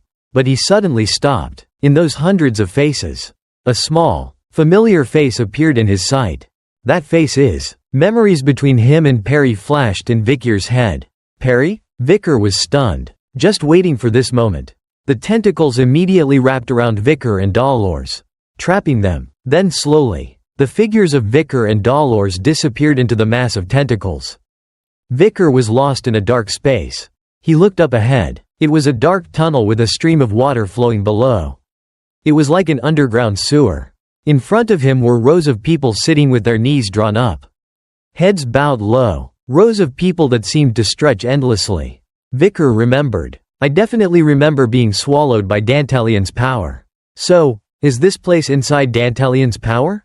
Vicar speculated. Were these people all eaten by Dantalion? Suddenly, he felt very uncomfortable. A blackish-purple light kept seeping into his body. It feels disgusting, just like when he revealed that face. The obsessions of the people here are mixing and pouring into me. Those people started groaning. No, it hurts. No, please. Vicar bent down to pat the head of a little boy. Then he thought to himself, if everyone Dantalion swallowed is here, then that kid should be somewhere as well. Vicar remembered Perry's face, and quickly stood up, searching through the crowd. On this side, Dolores was also standing in here. But Vicar and she could not see each other. Dolores was also surrounded by people's groans. Scary. It's tiring. I want to die. I hate it. I don't want to live anymore. Get away from me. Don't laugh. Go away. Disgusting. Horrible. Evil. I'm so sad. Dolores slumped down, seemingly in immense pain from everyone's suffering. All of this is the resentment of people eaten by demons. A pair of feet walked over. How is it, Saintess? This is a collection of human souls that I have swallowed up until now. Dantalion revealed his true form. A pure white demon head with 4 different faces spreading in 4 directions. So ugly. No wonder he only uses beautiful faces. I chose them very carefully because I don't want to eat ugly people. He grinned, enjoying the cries. Aren't these sounds so heart-moving? Dantalion was classified as a level S+ threat. Size unknown. Discovered in the deepest layer of the Gate of Destruction. The Serpent's Womb. His nickname was the Ninth Corpse. One of 10 disasters known as the natural enemy of humanity.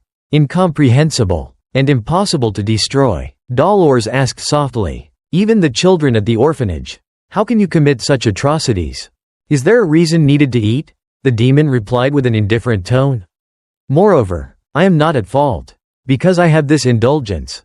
He pulled out a piece of paper from his pocket. Radiating light, with Cardinal Humbert's signature. The human idea of buying sins with money. Human thinking always makes my head numb with pleasure. Using the orphanage as a source of food is just an idea borrowed from how humans raise animals to slaughter them. If I am at fault, then it's for learning too much from humanity. Isn't it? Of course. Saintess, you are also one of those harmful and evil people. He approached the Saintess, planning to use words to undermine and weaken her will. You only possess holy power thanks to luck. But you are weak and useless inside. And only bother people around you. If it weren't for you, it would be impossible to imprison this assassin in the deep world. It was all thanks to you for tying his feet. The demon slowly extended his tentacles towards the Saintess. He trembled with excitement. Looking at a Saintess who can't even speak is always so exciting.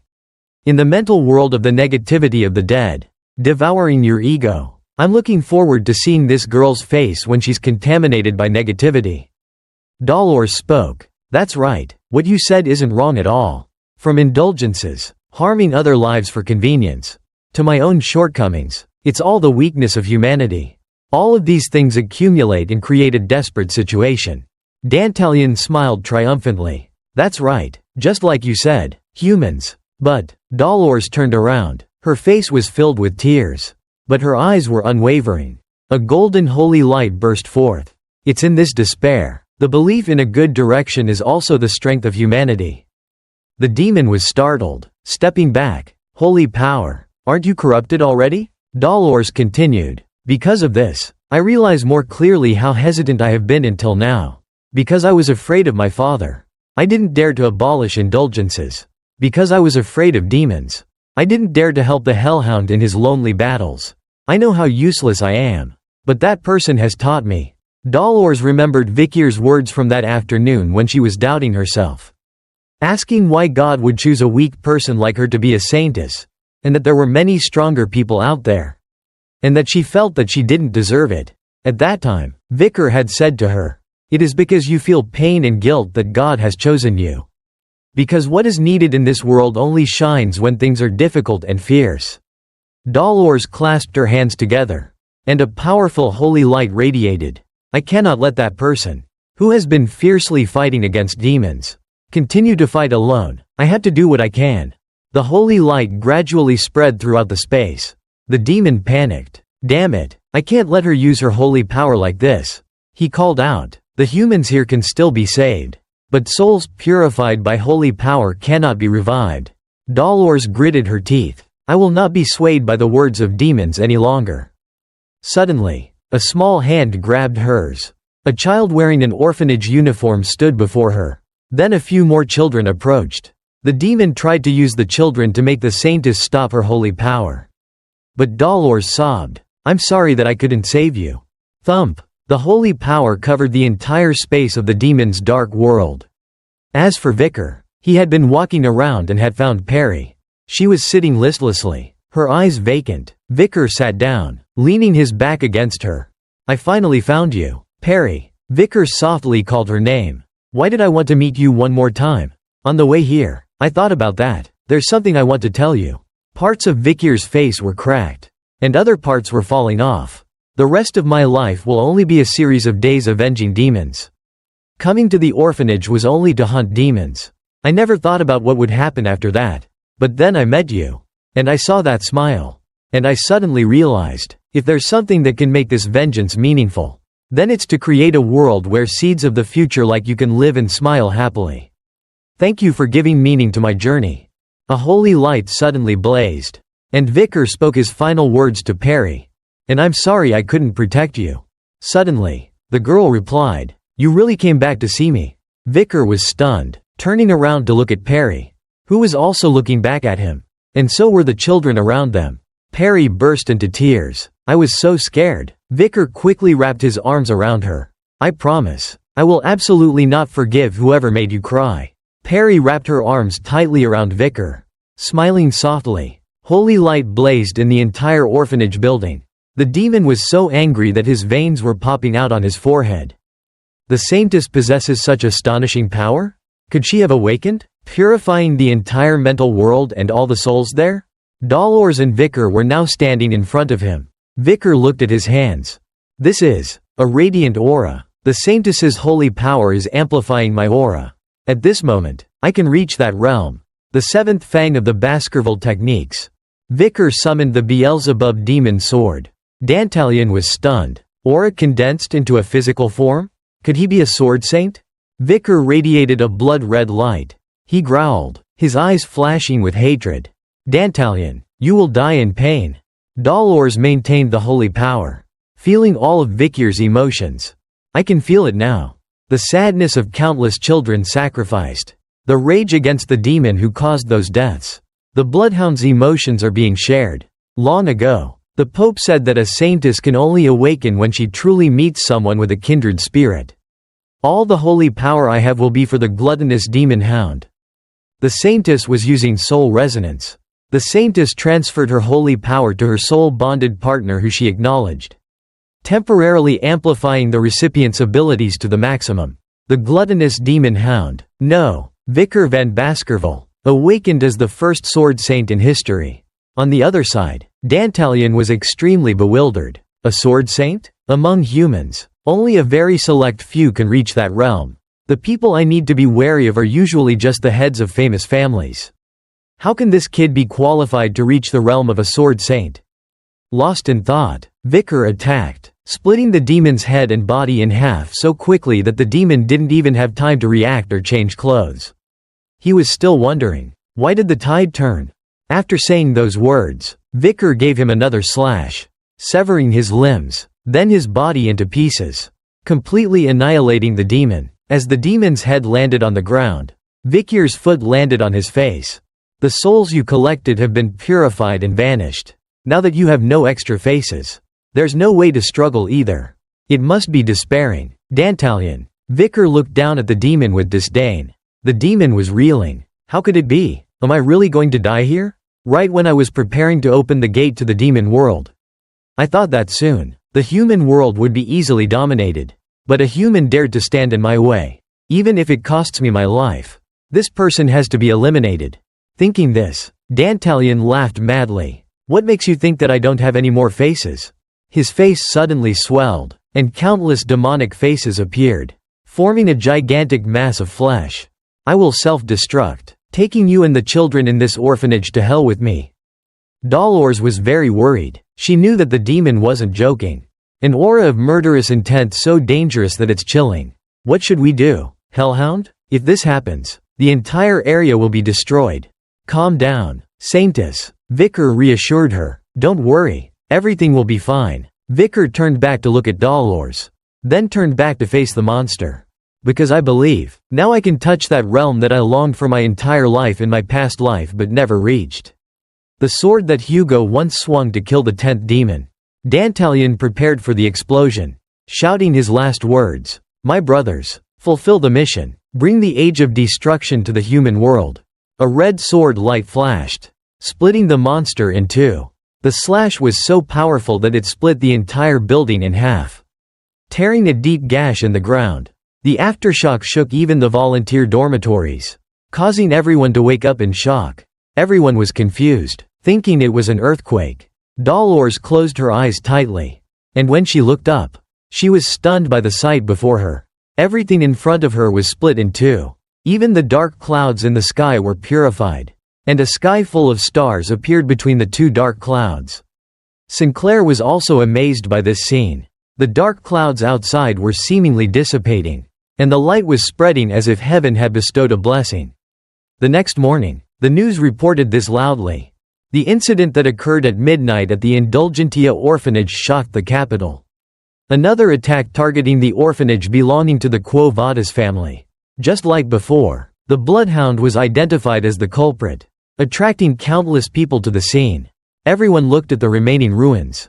Bianca was concerned. I didn't expect the Bloodhound to appear here. Sinclair was also stunned. An attack happened right where we were staying. That's so scary. It was the last day and so many things happened.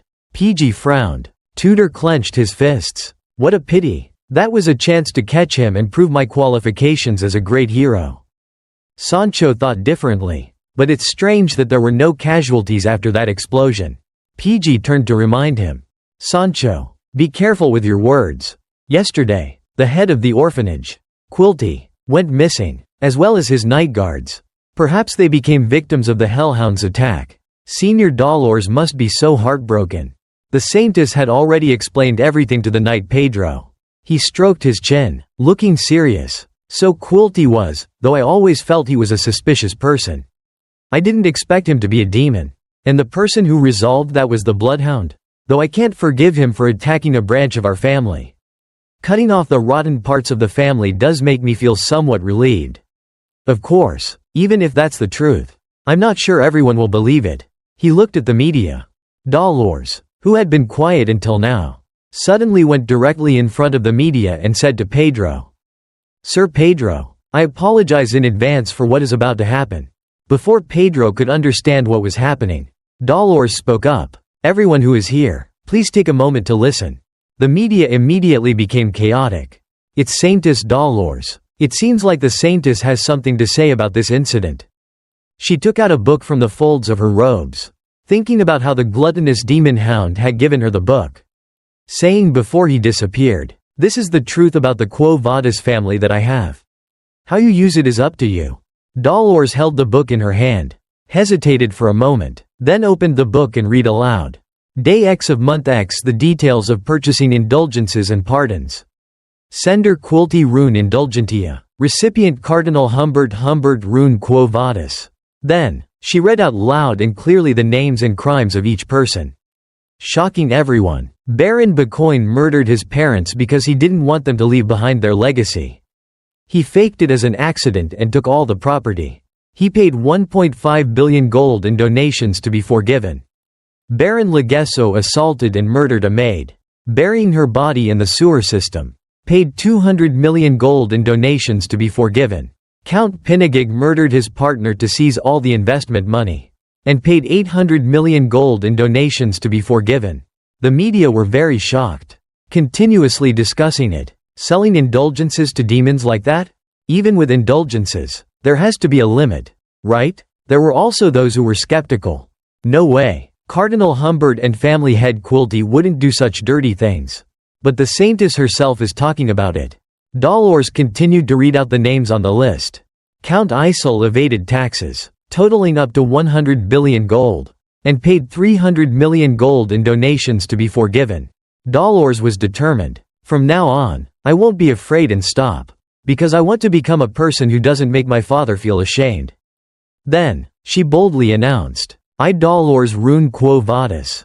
Believe that sins cannot be bought with money. And that such actions are an insult to God. I swear that from now on, such wicked actions within the Quo Vadis family will not be forgiven. Vicar, in a corner of the courtyard where he used to sit with Perry, silently lamented, Saintess, even after regressing, your integrity hasn't changed. So, among the 10 upper demons, there are now only 8 left. He looked up at the sky. The morning sun was so warm. Then he glanced to his side, gently touching the spot where Perry used to sit. I swear, I will create a future where children like you can live with a smile. Vicar stood up and walked forward. Behind him was a small memorial, with a cross holding a nameplate of Perry, along with the flower crown she had once given him. In that place, please smile freely, Perry. Back at the academy, in Professor Vency's office, Dolores was arguing intensely, determined to get to the bottom of things. Why wasn't my article published? I wrote the truth without any lies. Why is the article criticizing the gluttonous demon hound published instead of mine? Do you even have to ask why? Dolores? Professor Vency frowned at his student. Your article is very aggressive towards a specific group. The Academy has always maintained a neutral position on politics. He pointed to Dollar's article titled, Is the gluttonous demon hound's attack truly an unprovoked terrorist act? The darkness behind the Quo Vadis family of faith. Dolores rebutted, I only wrote the truth. Vency stood up. Didn't your father, Cardinal Humbert, deny all those truths? Even the people whose names were on the indulgence list declared that it wasn't true. But there is clear record of it. Yes, but it's a ledger with an unverified source. Vency dismissed it. Why are you taking the side of Quo Vadis like that? Could it be that there is external pressure? Vency thought for a moment, then said, all right, there's no need to lie to you. They want the article to focus on the terrifying acts of terrorism by the gluttonous demon hound. Because of that, even the school principal feels very troubled. He reached out and opened the window for some ventilation. Then he raised his hand to rub his head. Dolores was not satisfied, asking, does Cardinal Humbert really have that much power that he can trouble the principal of the academy? If his influence was only at that level, I myself wouldn't even bother listening to him. Dolores was starting to understand. So that means, in Quo Vadis, the only person who stands above Cardinal Humbert is the Pope. Even if others fall, that person will definitely retain their nobility. I heard that lately he's gotten old and his judgment has somewhat declined. Could it be that Cardinal Humbert has taken advantage of that loophole to blind and deafen him? Vency continued. Anyway, your article is not suitable for publication. Reading it, people would get the impression that you're secretly supporting the gluttonous demon hound. Don't forget that he is an evildoer who committed an act of terrorism. Dolores bit her lip, trying to restrain herself. The gluttonous demon hound isn't evil. The truly evil ones are Quo Vadis and the demons hiding within it. There are still demons existing in the world. The gluttonous demon hound has been fighting alone all this time. And it's likely he will continue to fight in the future. After talking to Professor Vinci today, I understand why the gluttonous demon hound risked his life to destroy the demons without revealing himself to everyone. Dolores didn't want to say anything else and turned to leave. The professor instructed, "You shouldn't dig deeper into this matter." "I understand," Dolores replied, but in her heart, a thought had sprouted. "Even so, I have to find a way to help." At this time, Vikir's group was walking in the hallway. Tudor stretched his shoulders and complained, "It's been a long time since I taught again. It's so tiring. Volunteer work turned out to be so suitable for me. I'm just realizing that now." PG looked over and suggested that the group go again next time. Tudor turned to speak to Vicar. "Oh right. Today everyone is planning to train together at Naphtali. Do you want to go?" Vicar refused. "I don't feel very well. I think I'll spend some time alone." Tudor was slightly stunned. "Time alone?" At this time, PG also spoke. "Then I'll go back to my room too." But Tudor turned and covered PG's mouth, laughing fakely. "Spending time alone is very important. Okay, we'll keep PG here for you." Vicar, although confused by Tudor's actions, didn't ask much. He just said, "Okay, I understand." Then, he turned and went back to his room. Once there, Vicar opened his bag, taking out the things inside. "Good. Since that day, I haven't had time alone. So I haven't been able to organize everything clearly. The realm of Sword Saint that I reached thanks to the Saintess's blessing, after that day, has returned to the highest level of a graduating student. Anyway, having once reached the realm of a Sword Saint is a great opportunity. And the greatest spoils I obtained from the battle, something I acquired in the fight against Dantalion's Night Guards, is the leather pouch that I took from the hand of Dantalion's subordinate. When placing the 4 leather pouches next to each other, they form a large mask. According to my memories, this holy relic is the picaresque beastly mask. With the attribute of killing the same kind plus O, I might be able to find an item that is equivalent to the Beelzebub demon sword here. In the encyclopedia of items that I read before I regressed, it was written that the more it kills of its own kind, the more powerful this mask becomes. The wearer of this mask, when they kill their own kind, will become more powerful and possess an unimaginable ability to recover and store magic. I'll try wearing it and see what it does. It seems there's a note that it has some side effects. As soon as he put it on, Vicar was surprised to discover the health and aura that had been heavily worn down after the battle with Dantalion has recovered quickly. Unlike the simple recovery ability of the boggy swamp, this mask also helps recover stamina and fatigue. But something is strange. Vicar looked around the room. Why is my vision so limited? Moreover, why is everything black and white? Suddenly, a bark from himself stunned Vicar. He turned into a puppy. Could this be a side effect? Vicar frantically ran around the room. If I keep being like this and can't turn back, that's a huge problem. I have to take the mask off. Suddenly, the mask fell off his head, and Vicar turned back into his human form. Completely naked, he sighed in relief, examining his arms and legs. It seems that if I just have the intention to remove the mask, then it will automatically fall off. If this is an ability that helps me transform into a dog at any time, then it's not a side effect, but rather a sub-ability. Vicar looked at the mask on the ground. Luckily, the Academy's dormitory rules don't prohibit keeping pets. This will help me act more flexibly in the dormitory. Suddenly, a strange sound came from his backpack. Curious, Vicar opened it to see that the 8-legged lady's egg had cracked open. He speculated, the lady's egg is cracking open? Could it be that the last time it moved was a sign of it being close to hatching? The 8-legged lady, a high-level demonic beast, almost killed me countless times in battles.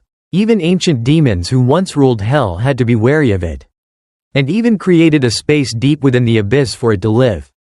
Could it be that the descendant of that demonic beast is awakening right now? As soon as he finished speaking, several spider legs pushed through the shell and came out.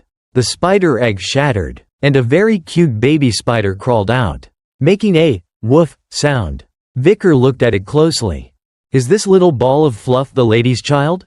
Wait, just now, did it bark? A dog's bark? Could it be that when I put it in the wolf's den in the swamp area, it learned that? At this time, the spider looked at Vicar with a pitiful and eager expression. Then it leaned to one side. Vicar asked it, "Are you hungry?" Then he found a thin piece of meat and placed it in front of it.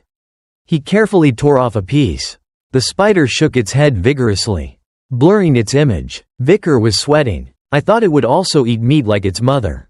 But it seems that young individuals don't eat meat. Anyway, Vicar let the spider crawl onto his hand. This is also a good opportunity to raise a level S demonic beast from the swamp. Perhaps I should go find some food for it. Thinking this, Vicar went back out into the hallway. When he reached a corner, he heard voices. "Don't sully the honor of the academy, you commoner." He turned to look and saw PG surrounded by 3 tall figures. A man with a top knot was grabbing PG's arm, laughing mockingly. Vicar thought, "Isn't that PG?" And next to him, he looked at the purple-haired man standing there with cold eyes. "Isn't that Grenouille de Leviathan from the Thermal Weapons Department? From the Dark Leviathan family. One of the 7 great families of the Empire. The first-year runner-up of the Thermal Weapons Department. And also the arrogant vice president of the first year." PG scratched his head quickly, wanting to leave this place.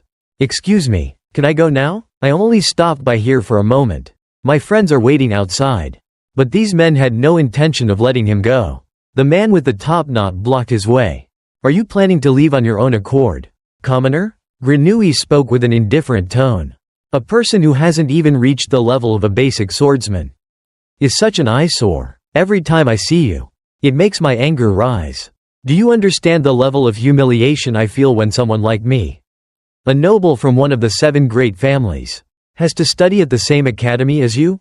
Grenouille looked down at PG with disdain. "Commoners like you don't deserve to be here. Your friends must be the same kind of people." PG frowned, angrily grabbing Grenouille's collar. "I can tolerate it, but I won't forgive you for insulting my friends." Grenouille challenged him, gritting his teeth. "If you won't forgive me, then what are you going to do?" He pushed PG, sending him tumbling to the ground. "Crush him." The man with the top knot charged forward, raising his fist to punch PG. He closed his eyes, waiting for the impact, but after a moment, he didn't feel anything. He slowly opened his eyes. Tudor was standing in front of him, blocking the punch with his hand. "PG, are you okay?" Tudor asked with concern. Sancho was grabbing the top knot man's head, blue veins bulging on his arms. Sancho's eyes were bloodshot and his hand was slowly tightening. "If you want to test your strength, then you've chosen the wrong opponent." The painful grip made the top knot man scream.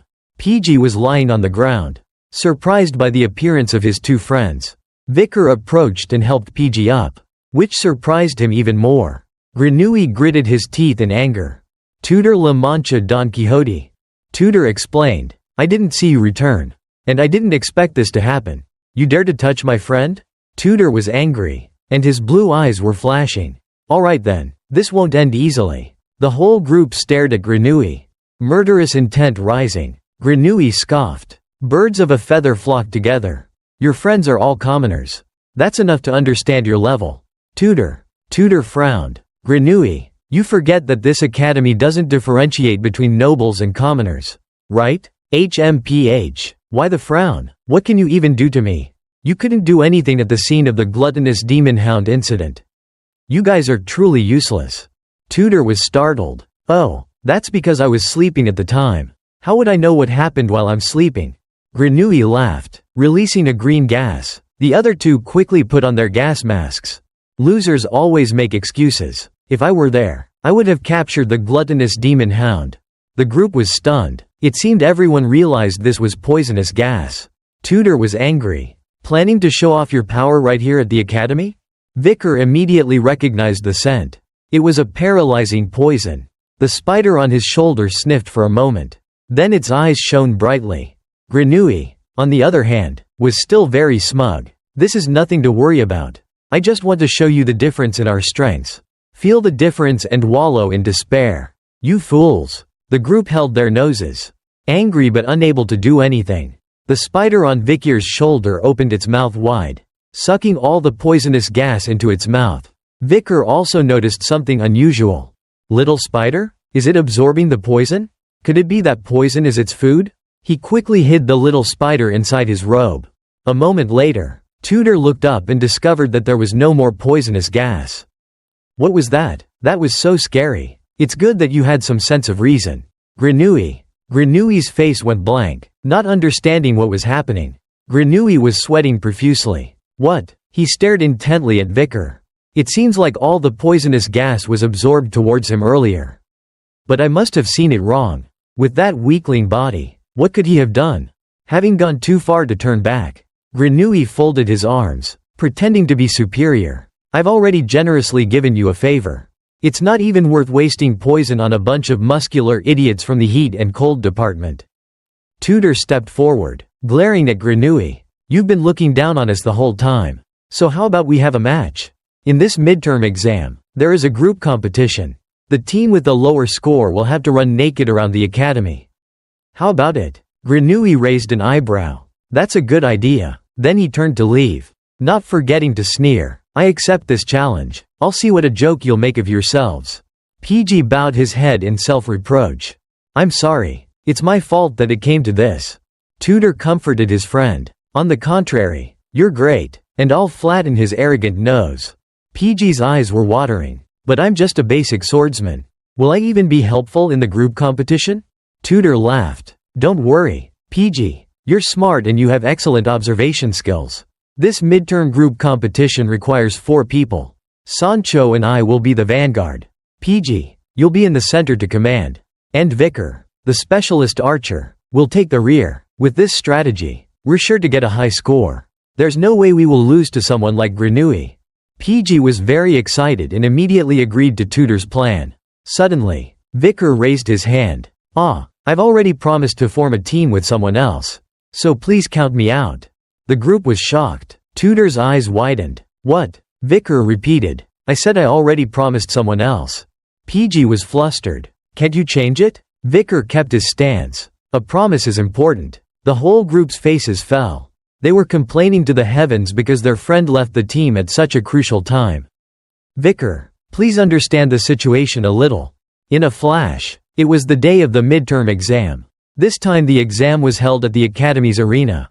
From early in the morning, the audience filled the stands, and the atmosphere was extremely lively. The large gate opened and Dolores's team entered the arena to cheers from the audience. Go, Ms. Dolores, you're still amazing this year.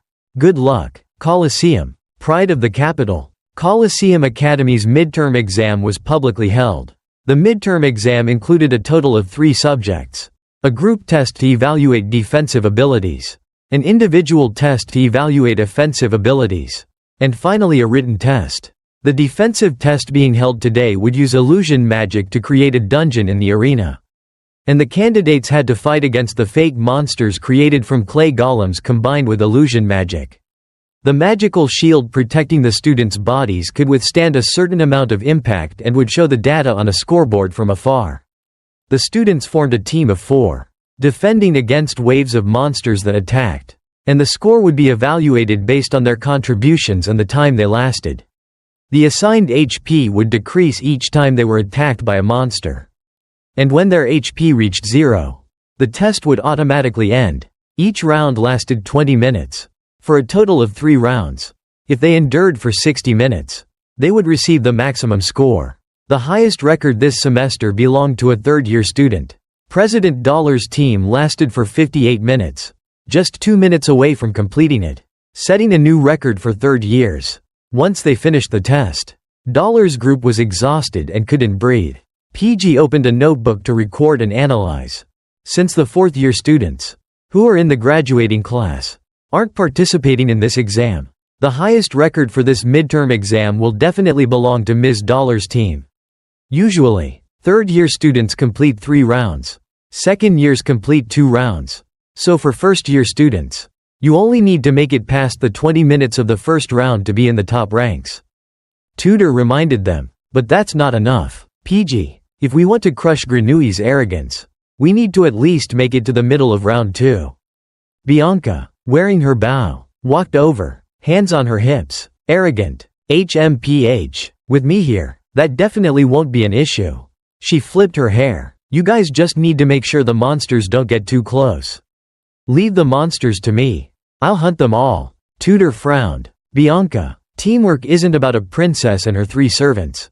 Okay? We're gambling our honor here. So please be serious. Bianca sneered. No one wants to see your naked body. So please be serious. You look so pathetic. You better worry about yourself. Tutor. Sancho was serious. It seemed that they were already having internal conflicts before even starting the competition. You two. This is beyond pickleball. Okay? If you want to fight, save it for the battlefield. Neither one of them wanted to give in. They turned away. Seeing each other just annoyed them. PG sighed as he watched this scene. Tutor and Bianca really dislike each other. PG lamented. Why did Vicar switch to a different team? On this side, Vicar was looking serious as he instructed the whole team. I don't like standing out in front of other people. I don't know how I somehow ended up being a little too noticeable. But from now on it's going to be difficult. Do whatever you want freely. So that I won't have to take action. The Baskerville trio replied in unison. We'll protect you well so that you won't need to act. These 3 were not ordinary. They ranked 3rd, 4th, and 5th in the practical exam during entrance for the first-year ICE department. They thought to themselves, this is the first mission that Master has given us. So we had to do a good job. The tutor trio looked at this scene and were at a loss for words. At this moment, Grenouille's group approached, laughing contemptuously. HMPH. So you are tutor. You abandoned your commoner friends and recruited Bianca of the Usher family instead. It's understandable. You need to win. But that doesn't mean you will beat us. Because we have also recruited an ace. Sinclair walked over, complaining. Gru, please get rid of that sinister smile. Can you? Grenouille turned to remind her. My name is Grenouille. And be grateful that I even accepted you. Commoner. Sinclair didn't care too much. I don't like it too much either. But for the sake of our achievements, let's try to cooperate. Gruguruk? The name was so weird. It was both hard to remember and to say. Grenouille was annoyed. My name is Grenouille. He turned around, not paying any attention to the little girl, and smirked. Anyway, we'll definitely be the top-ranked first years. Grenouille's team was Team 69. Vicier's team was Team 108. And Tutor's team was Team 109. The whole group eagerly entered the exam. Alright, now, let's get ready. And so, the midterm exam for the first-year students began. The atmosphere in the stands was still very lively and vibrant. On the arena floor, a light blue barrier appeared, covering the entire main floor. Vicar snorted. In my past life, I never saw the Academy's tests before. Generally, you just need to fight well. But, hi bro. Seeing Vicier's expression, immediately guessed what he was thinking. Master, you don't have information about the test. Do you? When you enter the arena, the virtual reality magic circle will activate, turning the surrounding environment into a dungeon. When the monsters appear, the test will start. The task is simple. Just hold out until the assigned HP decreases to 0. But you have to be careful. Because the poison that the monsters emit is real. Just diluted. Even if you're not physically attacked, your HP will continue to decrease due to the poison. So you have to be careful. Vicar asked, using real poison? If an accident happens, the trainers will release the magic barrier and intervene. Hybro explained. You know a lot. Have you trained before? When Master left the family, we tried it a few times at the training room in the house. Middlebro replied. Vicar smiled in satisfaction. Then I'll leave this to all of you. Do what you want freely. So that I won't need to act. We'll protect you like a wall of iron. The 3 of them looked bright. The first mission that Master has given us. We had to do well.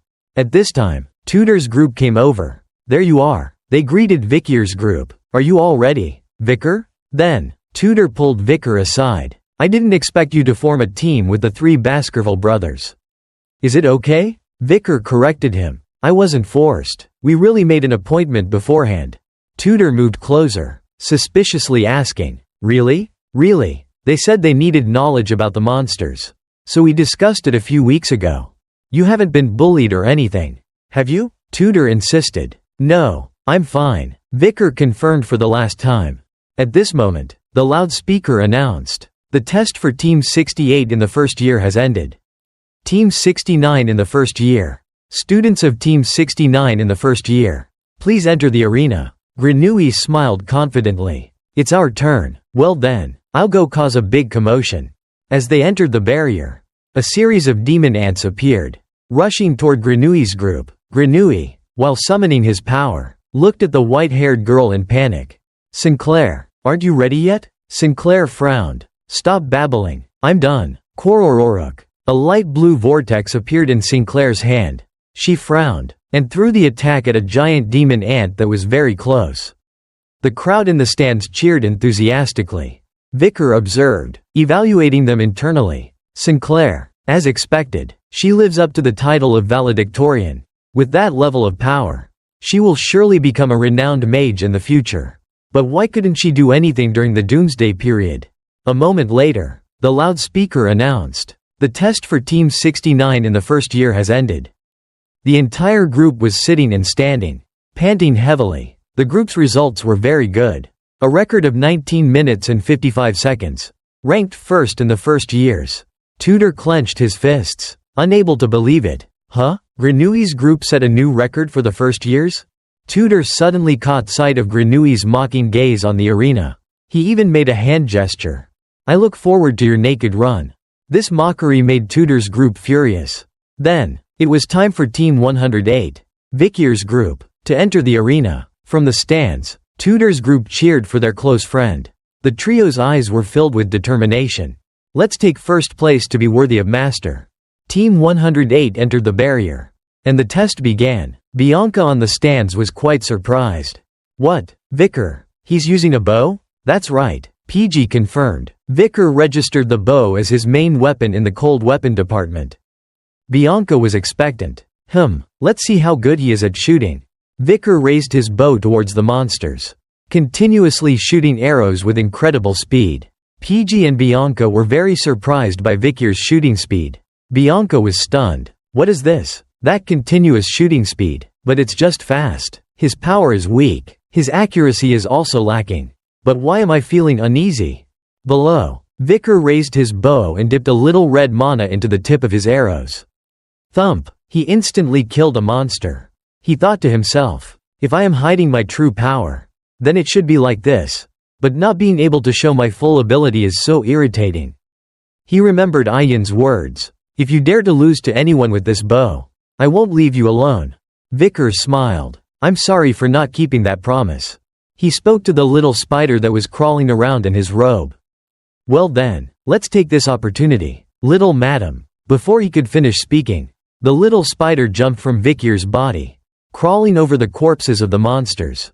Its eyes shone brightly, looking at the poisonous gas coming out of the monsters' corpses. Then it stood still and started to absorb it. Vicar finished speaking to it. I heard that the monster ants release poison, so I guessed that this place would be a buffet for little madam. And it looks like that's true. Please enjoy it until the test ends. A moment later, the group's test was also over. The trio kneeled when they saw the result. A record of 19 minutes and 50 seconds. Ranked second in the first year. In the stands, Granui was laughing loudly. As expected, a commoner can't ever beat me. You should know the difference between a person and me. Sinclair smiled faintly. It sounds like a third-rate villain's line. Gurururu. The trio's bodies were trembling. We didn't bring back first place for Master. We deserve to be executed. Vicar ordered them, annoyed. Stop it. Second place is already too high. On the loudspeaker, it announced, Team 109, students of Team 109 in the first year, please enter the arena. Tudor's team entered the arena with an immense aura. Vicar was ranked second? That's a commendable achievement. To surpass Granui's group with 19 minutes and 55 seconds. We will aim to finish in just one round. Tudor's group entered the barrier and began their test. A demon ant charged towards them, and Tudor thrust his spear straight into the monster, easily taking it down with one strike. Sancho kept smashing and slashing, and Bianca shot her arrows from afar. Vicar intently observed the battle. Tudor and Sancho are in the front lines facing the monsters. Bianca supports the attack in the rear, and PG is in the center, observing and giving instructions. It seems that you guys have prepared well. The team composition is quite good. You might really be able to take first place. Suddenly, Vicar touched his robe. Wait, what is this empty feeling? Then he realized that the little spider wasn't there. Vicar's eyes widened. Did he forget it in the arena? Vicar quickly looked back, and as he expected, the little spider was still diligently standing on the corpse of a monster. Enjoying the buffet, Vicar had a headache. Why is little madam there?